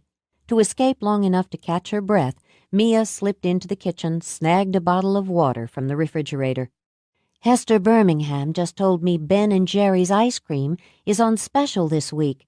"Two of my favorite men," Nell responded as she built a grilled chicken and brie sandwich to go with the soup special. She was pretty damn intense about it. I thought she'd burst into tears any minute. Some of us take our ice cream seriously. Why don't I get some? We can make sundaes tonight. After. Fine. I'm glad you're not worried about tonight. Mia walked over to give Nell's back a quick rub. You have everything you need. Tomorrow it'll be over. No shadows. I believe that. But you have to let me worry about you a little. Little sister. Mia rested her cheek on Nell's hair just for a moment. I love you. Now, I'm going to get out of here. I still have things I need to do, and all I'm getting accomplished here today is socializing. I'll see you tonight. As she hurried out, Nell closed her eyes and prayed. It wasn't, Mia discovered, a simple matter to leave. By the time she managed to get to her office, retrieve the papers she'd locked there, and make her way downstairs, an hour had been eaten up. "Lulu, 2 minutes," she said, gesturing to the back room. "I'm busy here." 2 minutes, Mia repeated, and went inside. "I don't have time to lollygag, and I don't need another break." With her face scrunched in disapproval, Lulu clomped into the room. Her cast was covered with colorful signatures and a few lewd illustrations. "I've got customers." "So I see. I'm sorry. I need to go home." "It's the middle of the damn day. Might remind you I'm down to 1 arm instead of my usual 6. "I'm sorry." A well of emotion rose in her throat, thickened her voice before she could swallow it again. This was the woman who'd been mother, father, friend, the only constant in her life other than her own gift, and more precious than magic. "You sick or something?" Lulu demanded. No, I'm fine. We can close the store for the rest of the day. I don't want you to overdo. I'll be damned if we're closing. If you want to play hooky, go ahead. I'm not a damned invalid, and I know how to run the shop. I know. I'll make it up to you. Damn right you will. I'll take an afternoon off next week, and you can stay in the trenches. That's a deal. Thanks. Careful of the broken arm, Mia hugged her, then, unable to help herself, pressed her face into Lulu's hair. Thank you. If I'd known you'd get so worked up about it, I'd have taken 2 afternoons off. Go on if you're going. I love you, Lou. I'm going. She hitched her satchel on her shoulder and, rushing out, didn't see the tears swim into Lulu's eyes or hear her sniff them back. And when she was sure Mia wouldn't hear, she whispered, Blessed be, baby girl. Everything in order, Mrs. Farley? It is. Sam nodded. I appreciate your help. I'm going to have to leave matters in your capable hands. Sam, she amended, you were an interesting boy, and a good one, all in all. You're a better man. Words failed him. Thank you. I have to get home. Have a good evening. It's going to be one for the books, he predicted as he walked out of his office. There were things he needed at the cottage, tools of his own that he hadn't taken to Mia's.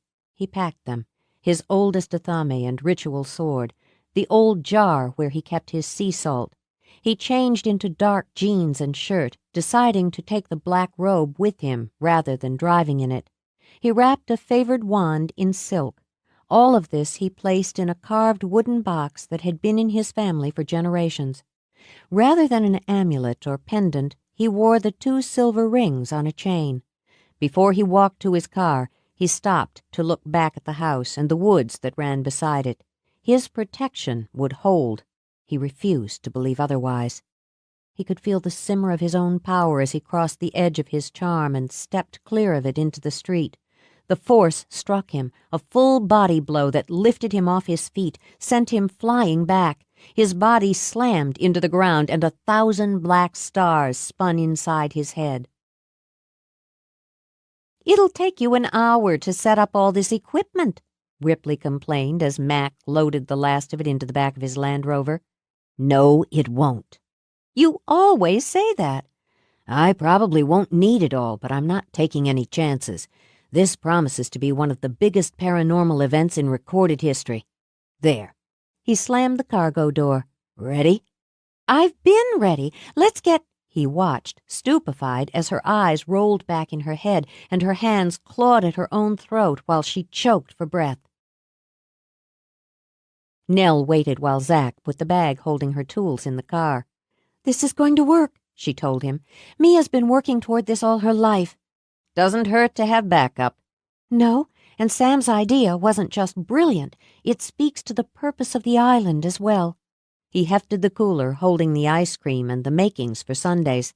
I believe that, but it gives me some trouble knowing Remington's gone catatonic. My contact said it was like pulling a switch. He just went blank. He's being used. I can feel sorry for him, opening himself to what will, without question, destroy him. What's in him wants you, Nell. No. She touched Zach's arm. The man who'd once been her husband and her terror held no more fear for her. What's in him now wants everything, and Mia most of all. She started to turn to the car door, then with a shocked cry, doubled over. What is it? Nell! Cramps! God, the baby! Hold on, just hold on. He swept her into his arms, fighting against panic as he saw the pain on her face. I'll get you to the doctor. It's going to be okay. No, no, no. Pressing her face into his shoulder, she struggled against both pain and terror. Wait, just wait. Not for a second. He yanked open the door, would have set her inside, but she clung like a burr. It's not real. It's not real. Mia said the baby would be safe. She was sure of it. This is not real. She dug down, found the power beneath the fear. It's an illusion to keep us away, to keep us from making the circle. She let out a long, shaky breath, and when she looked at Zach again, her skin glowed. It's a lie, she said. We have to get to Mia." She went to her cliffs first, stood with her robe white as the moon that had yet to rise, billowing. She could feel the dark pressing, its edge ice-cold, blade sharp. She watched, calm as the fog rolled in over the sea and began, foot by foot, to spread over the island. However fiercely she'd guarded her thoughts, it understood one point. Tonight was the battle for all. "So mote it be," she murmured, and turning away, walked into the long shadows and dying light of the forest. The fog closed around her, cold and full of whispers. It made her want to run. She could feel it, horrid little fingers tickling along her skin, a kind of tease. She heard the long, low howl of a wolf, and the sound was almost a laugh. Panic leaked through her shield of will as the fog crept hideously beneath the skirt of her robe. On a sound of disgust, she slapped at it, driving it back from the path, though she knew she scattered some of her carefully hoarded energy in doing so. Her pulse raging, she walked to the clearing, to the heart, to wait for her circle. It would not be so easy, she thought, and pulled her emotions back. She imagined them, bright and dark, coalescing into one narrow beam buried in her heart. Not so easy to harm what she loved, to use that love to destroy. She would protect, and she would win. Nell came first, running through the woods with Zack to throw her arms around Mia. "You're all right." "Yes." Gently, Mia drew Nell back. "What happened?" "It tried to stop us, Mia. It's very close." "I know." She took both of Nell's hands, gripped tight. "You and yours won't be harmed. We need to start. The sun's nearly set." She released Nell, opened her arms, and the candles she had set around the clearing burst into light. "It wants the dark," she said, then turned as Ripley stepped into the clearing. "The son of a bitch thought he could scare me away." She laid down her bag of tools as Mac hauled in the first load of his equipment. "It's time we showed the bastard who he's dealing with." "I could use a hand with some of my stuff," Mac said. "You don't have much time," Mia told him. "Time enough." Sam walked in, hefting one of Mac's monitors and his own carved box. Mia crossed to him, touched a fingertip to the corner of his mouth. "You're bleeding." "Sucker punched me." He wiped at the blood with the back of his hand. "I owe him one." "Then let's fight." Ripley reached into her bag and drew out her ritual sword. For the first time in days, Mia laughed and meant it. "You never change. This place is sacred. It is the heart. Circle within circle within circle protects all from cold and dark. Here where stood the sisters three, I will meet my destiny." As she spoke, she walked the edges of the clearing, her bare feet inches from the bubbling fog. "Once this circle has been cast, the bond we form will ever last." "That's not the opening for the banishing ritual," Sam said, but she ignored him and continued. "The setting sun gives me its fire, and the moon will rise higher and higher." She picked up a jar and spread a ring of sea salt around the husbands of her sisters. "One is three, and three is one. Through our blood the web was spun. What is dark, and where's my mark, will bear it for eternity. As I will, so mote it be." She lifted her arms and called the thunder. "Cast the next circle," she said, and looked at Sam. "I know what I'm doing." "So do I." Mac studied his gauges as the circle was cast. "As far as I can follow this, by casting this outer circle around the clearing by herself, she's focusing the negative force on her. Even when she's linked with the others, she's the target." "Sam called that one," Zack replied. "That's right. She circled us with the sea salt as a second defense. Her plan is for us to stay inside the protective ring whatever happens."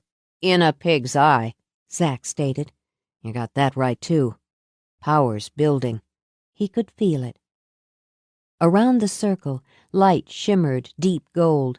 With the tips of blades, each scribed their symbols in the ground. The first chant rose with the moon. "Air and earth and fire and water, mother to son and son to daughter. Through our blood we claim the right to call the power from the night. Under the light of the moon of mead, we ask to be given what we need.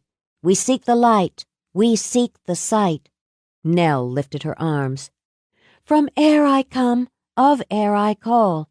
I bring the wind to rise and fall. To sweep away what seeks to harm, I bring to bear all magic, all charm. I am air, and she is me. As I will, so mote it be. And while the wind rose up to roar, Ripley lifted her arms. From earth I come, of earth I entreat. Quake and quiver below my feet. The dark what's mine will swallow, and none his fall will follow. I am earth, and she is me. As I will, so mote it be. The earth trembled. From water I come. Sam spread his arms high. Of water I cry. Pour from the sea, flood from the sky, to wash clean this isle of light and protect it from the hound of night. I am water, and he is me. As I will, so mote it be. As the rain lashed them, Mia threw back her head. From fire I come, of fire I yearn, spark and flame and cleanly burn, to purge this beast who hunts for blood, and from him shield what I have loved. I am fire, and she is me. As I will, so mote it be. Lightning flamed across the sky, spewed up from the ground. It roared in the air and sparked like diamonds on the rain. The storm broke like a fury, spinning a whirlwind out from the clearing and through the forest. My equipment can't measure it, Mac called out over the explosions of thunder. I can't get a clear reading. Beside him, Zack drew his weapon. You don't need one. It's howling, the wolf, and it's getting closer. Within the circle, the four linked hands. With the moon beaming like a beacon through the storm, Mia drew Nell's hand over to Sam's and made them three. Twice the three have stopped your breath. I alone am left to test. Tonight I stand and challenge you. Come from the dark and do what you will do. My fate within my own hands rests. Which one of us will meet our death? You have come to your last hour. Come and face this witch's power. She stepped through the fire of her own making and out of the circle. The black wolf formed out of the fog and snarled at the edge of the clearing.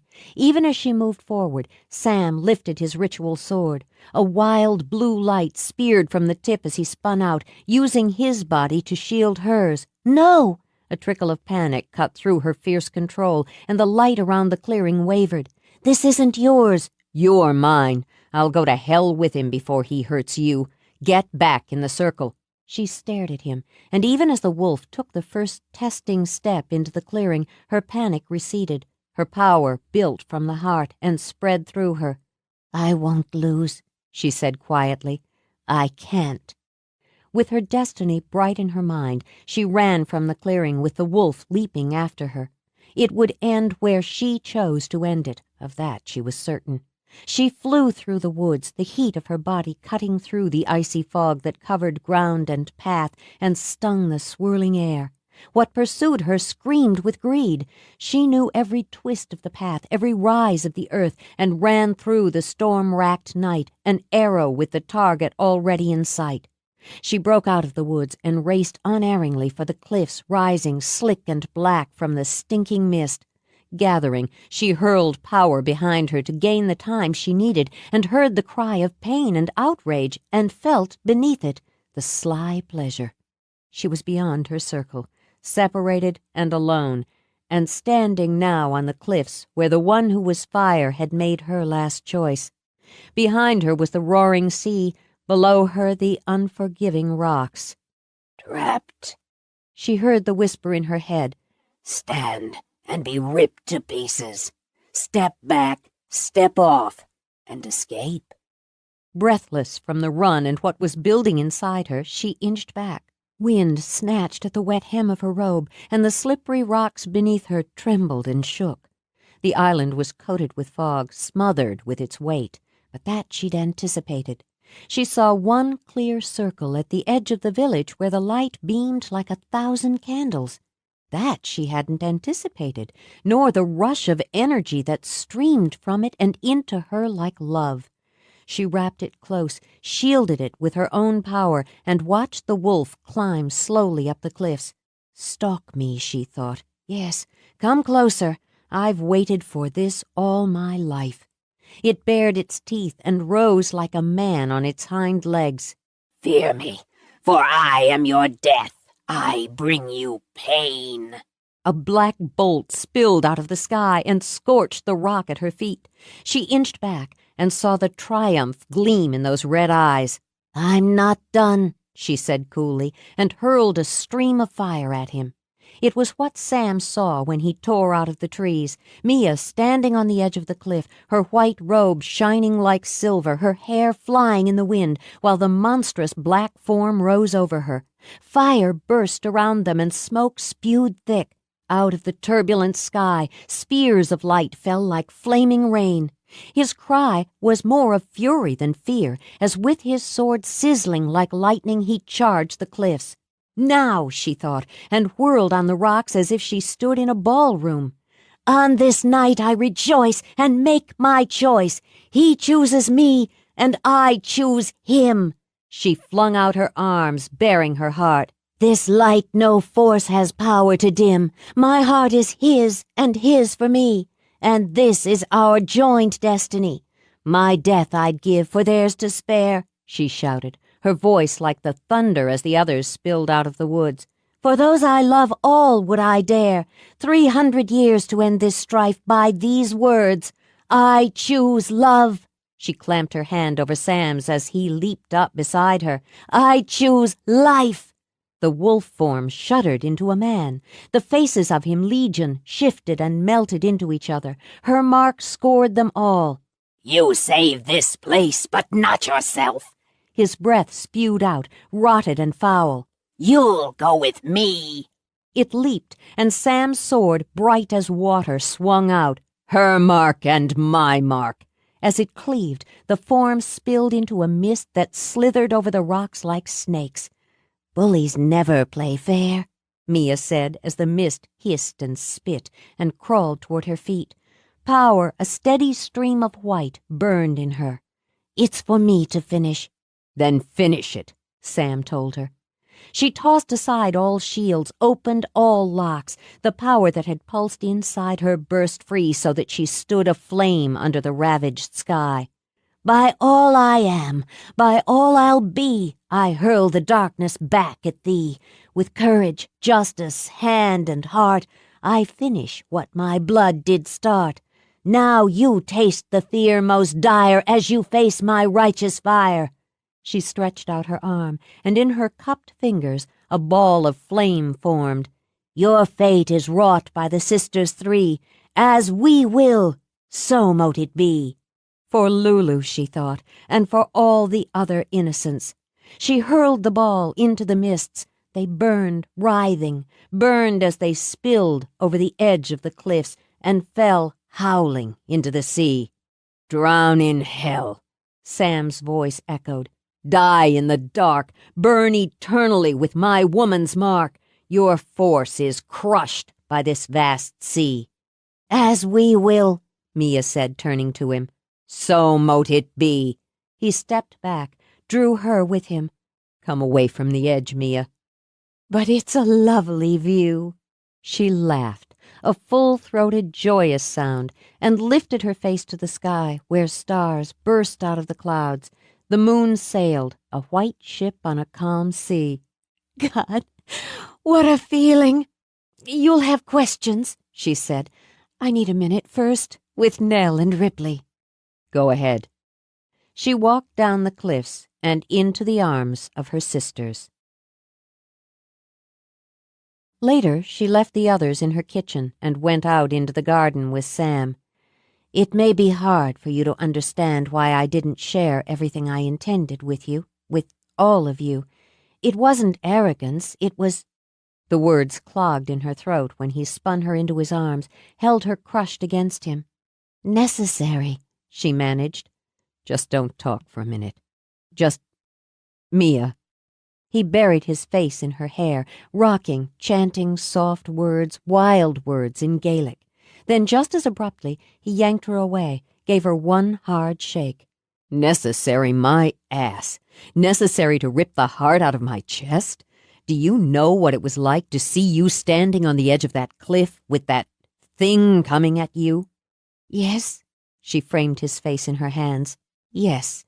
It was the only way, Sam, the only way I knew to be sure, to end it without harm to anyone. Answer me one question. Look straight at me when you answer it. Would you have sacrificed yourself? No. When his eyes narrowed, she kept hers level. Risking one's life is different from sacrificing it. Did I risk it? Yes, I did. Clear-headedly, because I'm a practical woman with a healthy appreciation for life. I risked it for the only real mother I've ever known, for this place and the people on it. For them, she said, gesturing toward the house. For the children to come from them. For you. For us. But I intended to live, and as you can see, I did. You plan to leave the circle that way? You plan to take it to the cliffs, alone? It was meant to end there. I'd prepared in every way I knew how, considered every possibility, and still I missed one that you didn't. When I looked down from the cliffs and saw that circle of light, Sam, swamped with love, she leaned into him. When I felt that strength, that love and faith sweeping up and into me, it was the greatest gift. Who knows what would have happened without it? You did that, by asking for help when I didn't think of it. Islanders stick together. Spread the word to a few people. And word spreads to a few more, she finished. And they gathered around the cottage and in the woods tonight. All those hearts and minds turned toward me. She pressed her hands between her breasts where that song still sang. Strong magic. You have to understand, she continued, easing back. I couldn't tell you, any of you. I couldn't allow myself to open even that much, take the chance that what was in my own mind and heart would be read by what we were going to fight. I had to wait until everything was in place. I'm working on that, Mia. But this wasn't your fight. It was ours. I wasn't sure of that. I wanted to be, but I wasn't sure until you stepped out of the circle in front of me, and what you felt for me, telling me you loved me, paled with feeling it, burst out of you in that one moment. I knew you'd come after me. I knew then without question that we had to finish it together. I need to tell you. She shook her head, stepped away from him until she was sure the words would be there. I loved you once, so much. But my love was twined around my own needs and wants and wishes, a girl's love that has borders. When you were gone, I made myself lock that love away. I couldn't survive with it alive inside me. Then you came back. She turned to him. It hurt to look at you. As I said, I'm a practical woman and I dislike pain. I dealt with that. I wanted you, but I didn't have to unlock that love to have you, so I thought. She brushed his hair from his forehead. So I wished, but the lock wouldn't hold, and that love spilled out. It was different than it had been, but I didn't see, didn't want to see, because looking hurt again. Every time you told me you loved me, it was a knife in my heart. Mia. No, I'll finish. The night we sat out here in the garden with the butterfly, before you came, I'd been trying to settle my mind once and for all, to reason it all out, to prepare myself. You sat and you smiled at me, and everything inside me shifted, as if it had only been waiting for that one moment, that one look. When you told me you loved me, it didn't hurt. It didn't hurt at all. Do you know how it made me feel? No. He skimmed his knuckles over her cheek. Tell me. Happy. Down in the gut, happy. Sam. She ran her hands down his arms, couldn't stop touching him. What I felt for you then and now and always will isn't a girl's love. It bloomed out of that, but it's new. It doesn't need fantasies or wishes. If you go, I'm not. If you go again. What I feel for you won't change or be locked away. I had to know that without a shadow of a doubt. I'll cherish it and what we made together. I know you love me, and that's enough. Do you think I'd leave you now? That's not the point. Flying on her own heart, she stepped back, turned in a circle. "The point is, I love you enough to let you go, that I won't wonder or worry or look at you with that shadow on my heart. I love you enough to be with you, to live with you, with no regrets, no conditions." "Come here, will you? Right here," he said, pointing in front of him. She nodded and walked to him. "Close enough?" "Do you see these?" He lifted the chains so that the rings were in her line of vision. "What are they? They're beautiful." She reached out to touch, and her breath caught at the warmth and the light that pulsed from them. "They are rings," she whispered.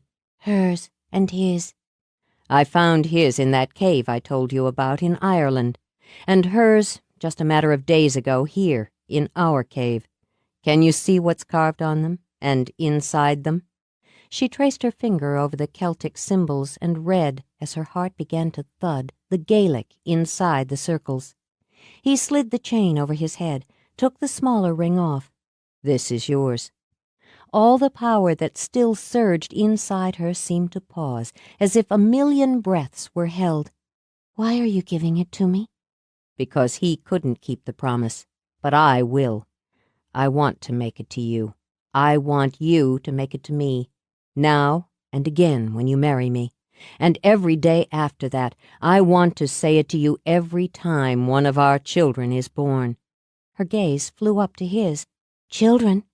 "I had a vision," he began, and brushed the first tear away with his fingertip as it spilled down her cheek. "You were working in the garden in the very early spring. The leaves were just a green haze, and the sun was soft and yellow. When I came out to you, you stood up. You were so beautiful, Mia. More beautiful than I've ever seen you. You were full of our child. I put my hand on you, over it, and felt it move, felt that life we'd made just surge, so impatient to be born. I had no idea." He took her face in his hands. "No idea what that would mean. No idea that I could want so much everything I saw and felt in that one slice of time. Make a life with me, Mia. Our life, and what comes from it." "I thought the magic was done for the night." "Yes." She pressed her lips to his cheek. "Yes." And to the other. "To everything," she said, laughing now as her lips found his. He circled her once, then took her right hand. "That's the wrong finger," she told him. "You can't wear it on the left until we're married. Let's be a little traditional. And since we are, though I think people who've been in love all their lives should have a very short engagement." He opened his hand, and where her tear had lain was a slice of light. Grinning at her, he tossed it high, and stars fountained from it, raining down like little sparks of flame. "A symbol," he said, plucking one of the lights from the air. "A promise. I'll give you the stars, Mia." Turning his hand over, he offered her a circle ringed with diamonds, clear as water, bright as fire. "I'll take them, and you. Oh, and you, Sam." She held out her hand, absorbing the thrill as he slipped the pledge onto her finger, and there it glittered. "What magic we'll make!" "Let's start now." Laughing with her, he lifted her off her feet and danced her around a garden bursting with flowers, and their stars shimmered brilliant against the dark. We hope you have enjoyed our presentation of Face the Fire by Nora Roberts. Copyright 2002 by Nora Roberts. Read by Sandra Burr. Performance copyright 2002 by Brilliance Audio. All rights reserved. For further information concerning this program or other Brilliance Audio titles, please call the following toll-free number, 1-800-222-3225, or visit our website at www.brillianceaudio.com. No part of this recording may be played for an audience or reproduced in any form. It may not be streamed, downloaded, broadcast, or copied without written permission. Address all inquiries to Brilliance Audio, Post Office Box 887, Grand Haven, Michigan 49417.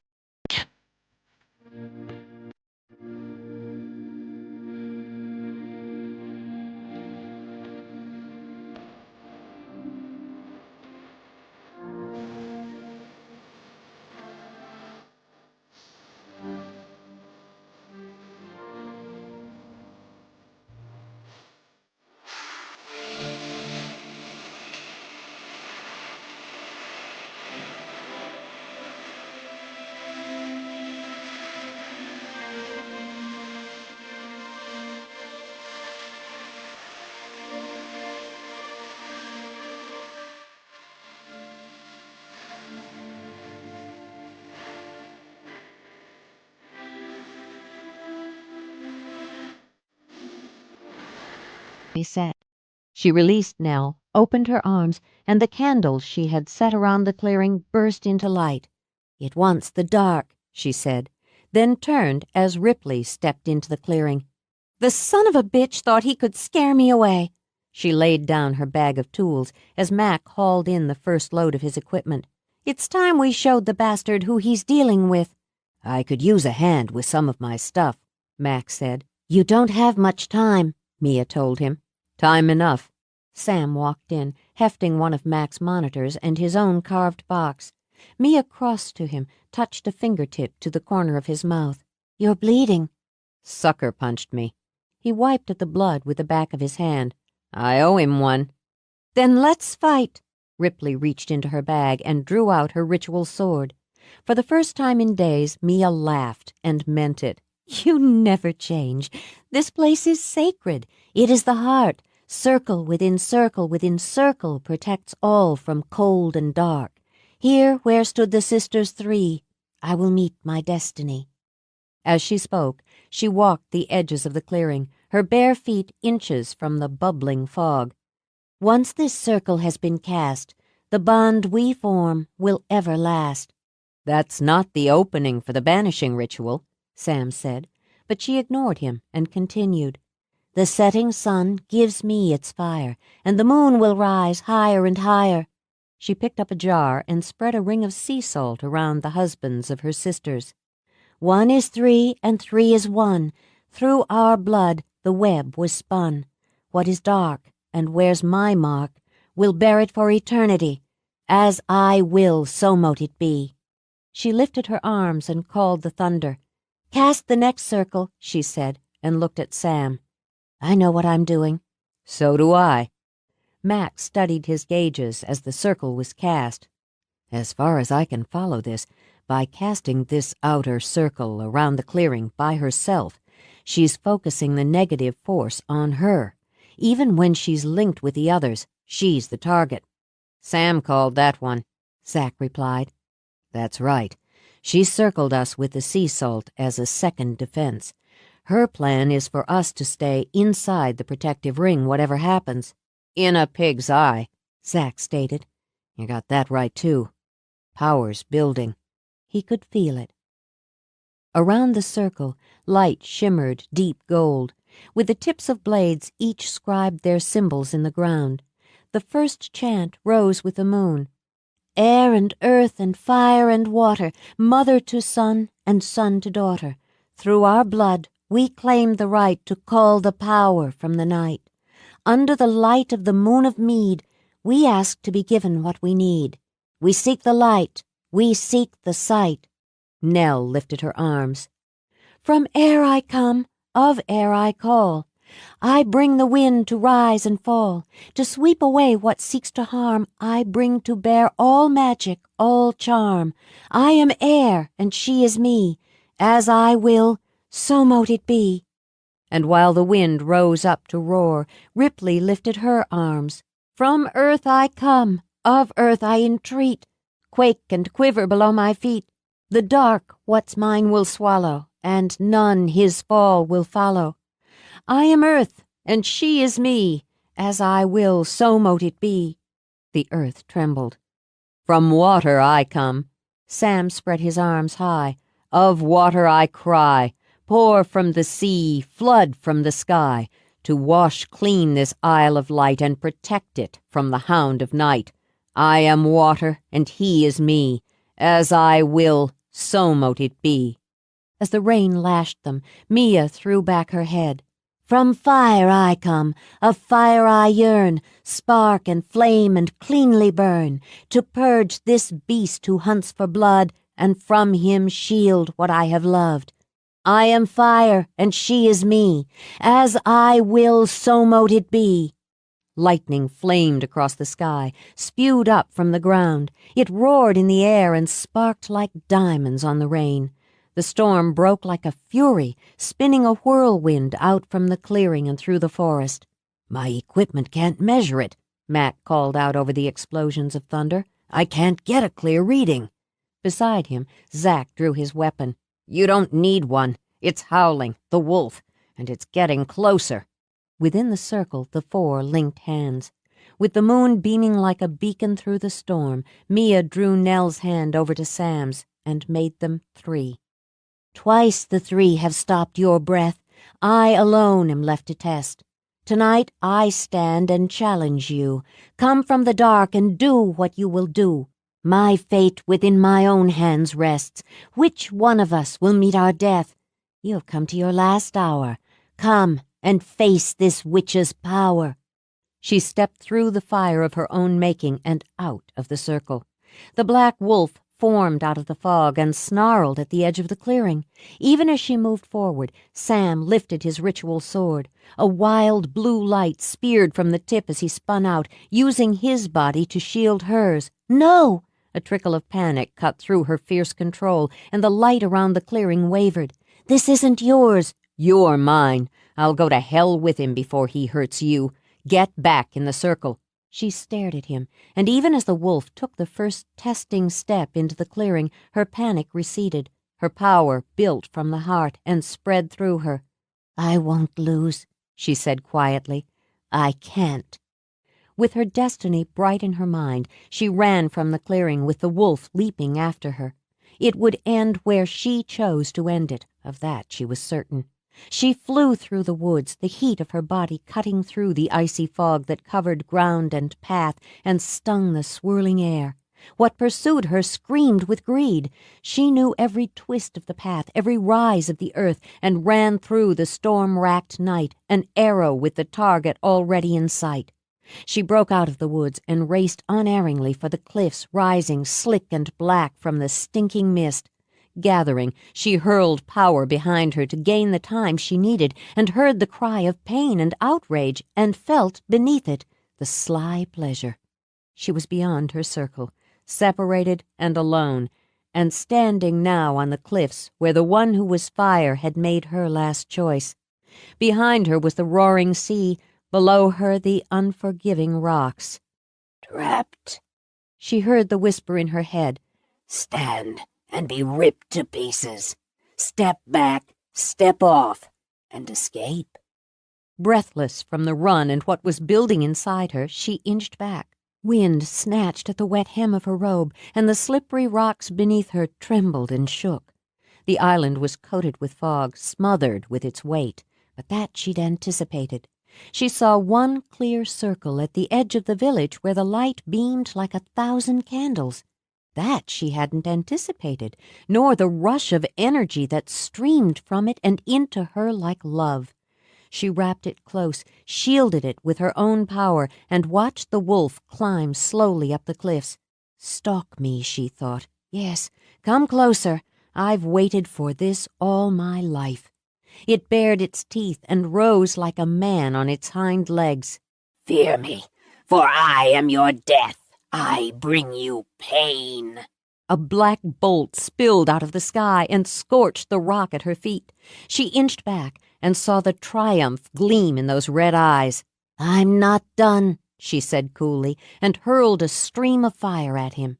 It was what Sam saw when he tore out of the trees, Mia standing on the edge of the cliff, her white robe shining like silver, her hair flying in the wind, while the monstrous black form rose over her. Fire burst around them and smoke spewed thick. Out of the turbulent sky, spears of light fell like flaming rain. His cry was more of fury than fear, as with his sword sizzling like lightning he charged the cliffs. Now, she thought, and whirled on the rocks as if she stood in a ballroom. On this night I rejoice and make my choice. He chooses me, and I choose him. She flung out her arms, baring her heart. This light no force has power to dim. My heart is his, and his for me. And this is our joined destiny. My death I'd give for theirs to spare, she shouted, her voice like the thunder as the others spilled out of the woods. For those I love all would I dare, 300 years to end this strife by these words. I choose love. She clamped her hand over Sam's as he leaped up beside her. I choose life. The wolf form shuddered into a man. The faces of him legion shifted and melted into each other. Her mark scored them all. You save this place, but not yourself. His breath spewed out, rotted and foul. You'll go with me.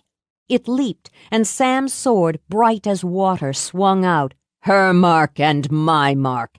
As it cleaved, the form spilled into a mist that slithered over the rocks like snakes. "Bullies never play fair," Mia said as the mist hissed and spit and crawled toward her feet. Power, a steady stream of white, burned in her. "It's for me to finish." "Then finish it," Sam told her. She tossed aside all shields, opened all locks. The power that had pulsed inside her burst free so that she stood aflame under the ravaged sky. "By all I am, by all I'll be, I hurl the darkness back at thee. With courage, justice, hand and heart, I finish what my blood did start. Now you taste the fear most dire as you face my righteous fire." She stretched out her arm, and in her cupped fingers a ball of flame formed. "Your fate is wrought by the sisters three. As we will, so mote it be." For Lulu, she thought, and for all the other innocents. She hurled the ball into the mists. They burned, writhing, burned as they spilled over the edge of the cliffs and fell howling into the sea. "Drown in hell," Sam's voice echoed. "Die in the dark, burn eternally with my woman's mark. Your force is crushed by this vast sea." "As we will," Mia said, turning to him. "So mote it be." He stepped back, drew her with him. "Come away from the edge, Mia." "But it's a lovely view." She laughed, a full-throated, joyous sound, and lifted her face to the sky, where stars burst out of the clouds. The moon sailed, a white ship on a calm sea. "God, what a feeling! You'll have questions," she said. "I need a minute first, with Nell and Ripley." "Go ahead." She walked down the cliffs and into the arms of her sisters. Later, she left the others in her kitchen and went out into the garden with Sam. "It may be hard for you to understand why I didn't share everything I intended with you, with all of you. It wasn't arrogance, it was—" The words clogged in her throat when he spun her into his arms, held her crushed against him. "Necessary," she managed. "Just don't talk for a minute. Just... Mia." He buried his face in her hair, rocking, chanting soft words, wild words in Gaelic. Then, just as abruptly, he yanked her away, gave her one hard shake. "Necessary, my ass. Necessary to rip the heart out of my chest? Do you know what it was like to see you standing on the edge of that cliff with that thing coming at you?" "Yes," she framed his face in her hands. "Yes. It was the only way, Sam, the only way I knew to be sure, to end it without harm to anyone." "Answer me one question. Look straight at me when you answer it. Would you have sacrificed yourself?" "No." When his eyes narrowed, she kept hers level. "Risking one's life is different from sacrificing it. Did I risk it? Yes, I did. Clear-headedly, because I'm a practical woman with a healthy appreciation for life. I risked it for the only real mother I've ever known, for this place and the people on it. For them," she said, gesturing toward the house. "For the children to come from them. For you. For us. But I intended to live, and as you can see, I did." "You plan to leave the circle that way? You plan to take it to the cliffs, alone?" "It was meant to end there. I'd prepared in every way I knew how, considered every possibility, and still I missed one that you didn't. When I looked down from the cliffs and saw that circle of light, Sam," swamped with love, she leaned into him. "When I felt that strength, that love and faith sweeping up and into me, it was the greatest gift. Who knows what would have happened without it? You did that, by asking for help when I didn't think of it." "Islanders stick together. Spread the word to a few people." "And word spreads to a few more," she finished. "And they gathered around the cottage and in the woods tonight. All those hearts and minds turned toward me." She pressed her hands between her breasts where that song still sang. "Strong magic. You have to understand," she continued, easing back. "I couldn't tell you, any of you. I couldn't allow myself to open even that much, take the chance that what was in my own mind and heart would be read by what we were going to fight. I had to wait until everything was in place." "I'm working on that, Mia. But this wasn't your fight. It was ours." "I wasn't sure of that. I wanted to be, but I wasn't sure until you stepped out of the circle in front of me, and what you felt for me, telling me you loved me, paled with feeling it, burst out of you in that one moment. I knew you'd come after me. I knew then without question that we had to finish it together. I need to tell you."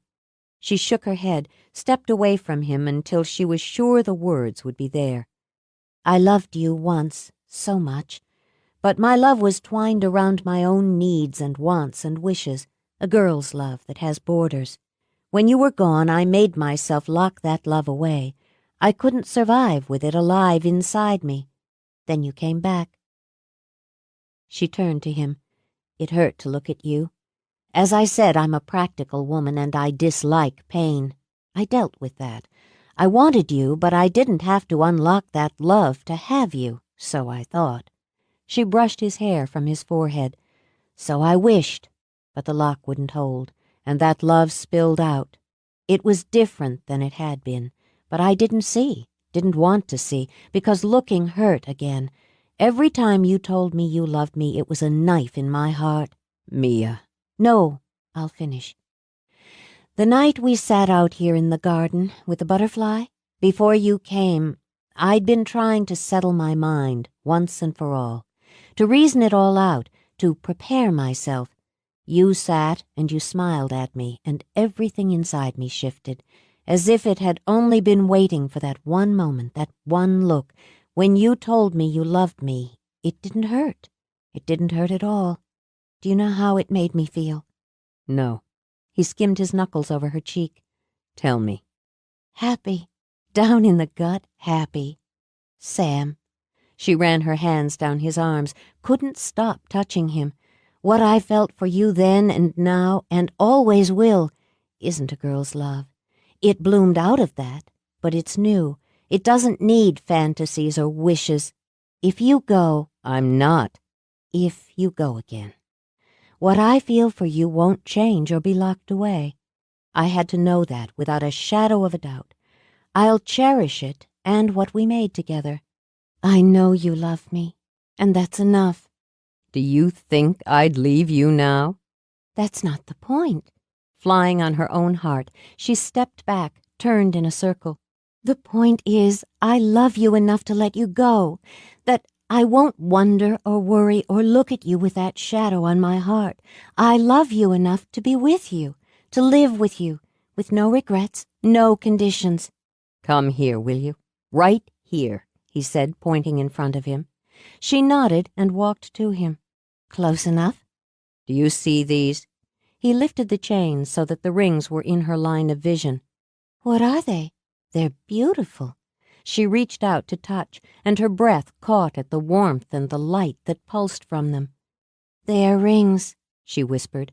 "Hers and his." "I found his in that cave I told you about in Ireland, and hers just a matter of days ago here, in our cave. Can you see what's carved on them, and inside them?" She traced her finger over the Celtic symbols and read, as her heart began to thud, the Gaelic inside the circles.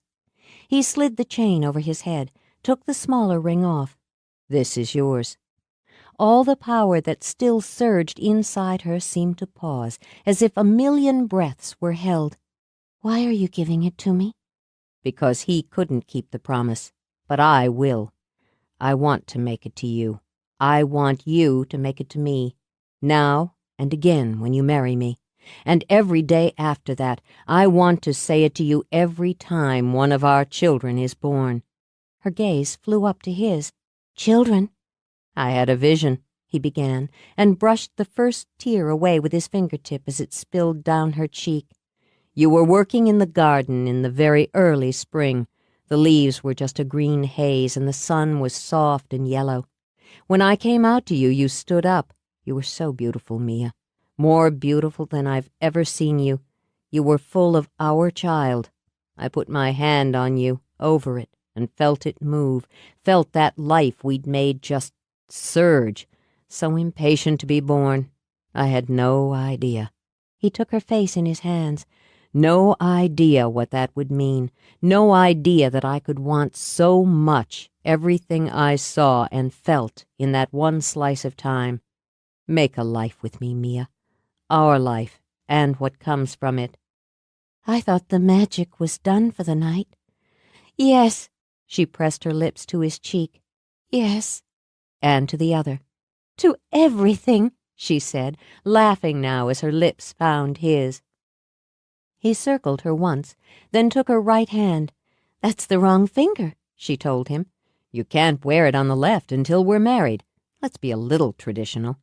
And since we are, though I think people who've been in love all their lives should have a very short engagement.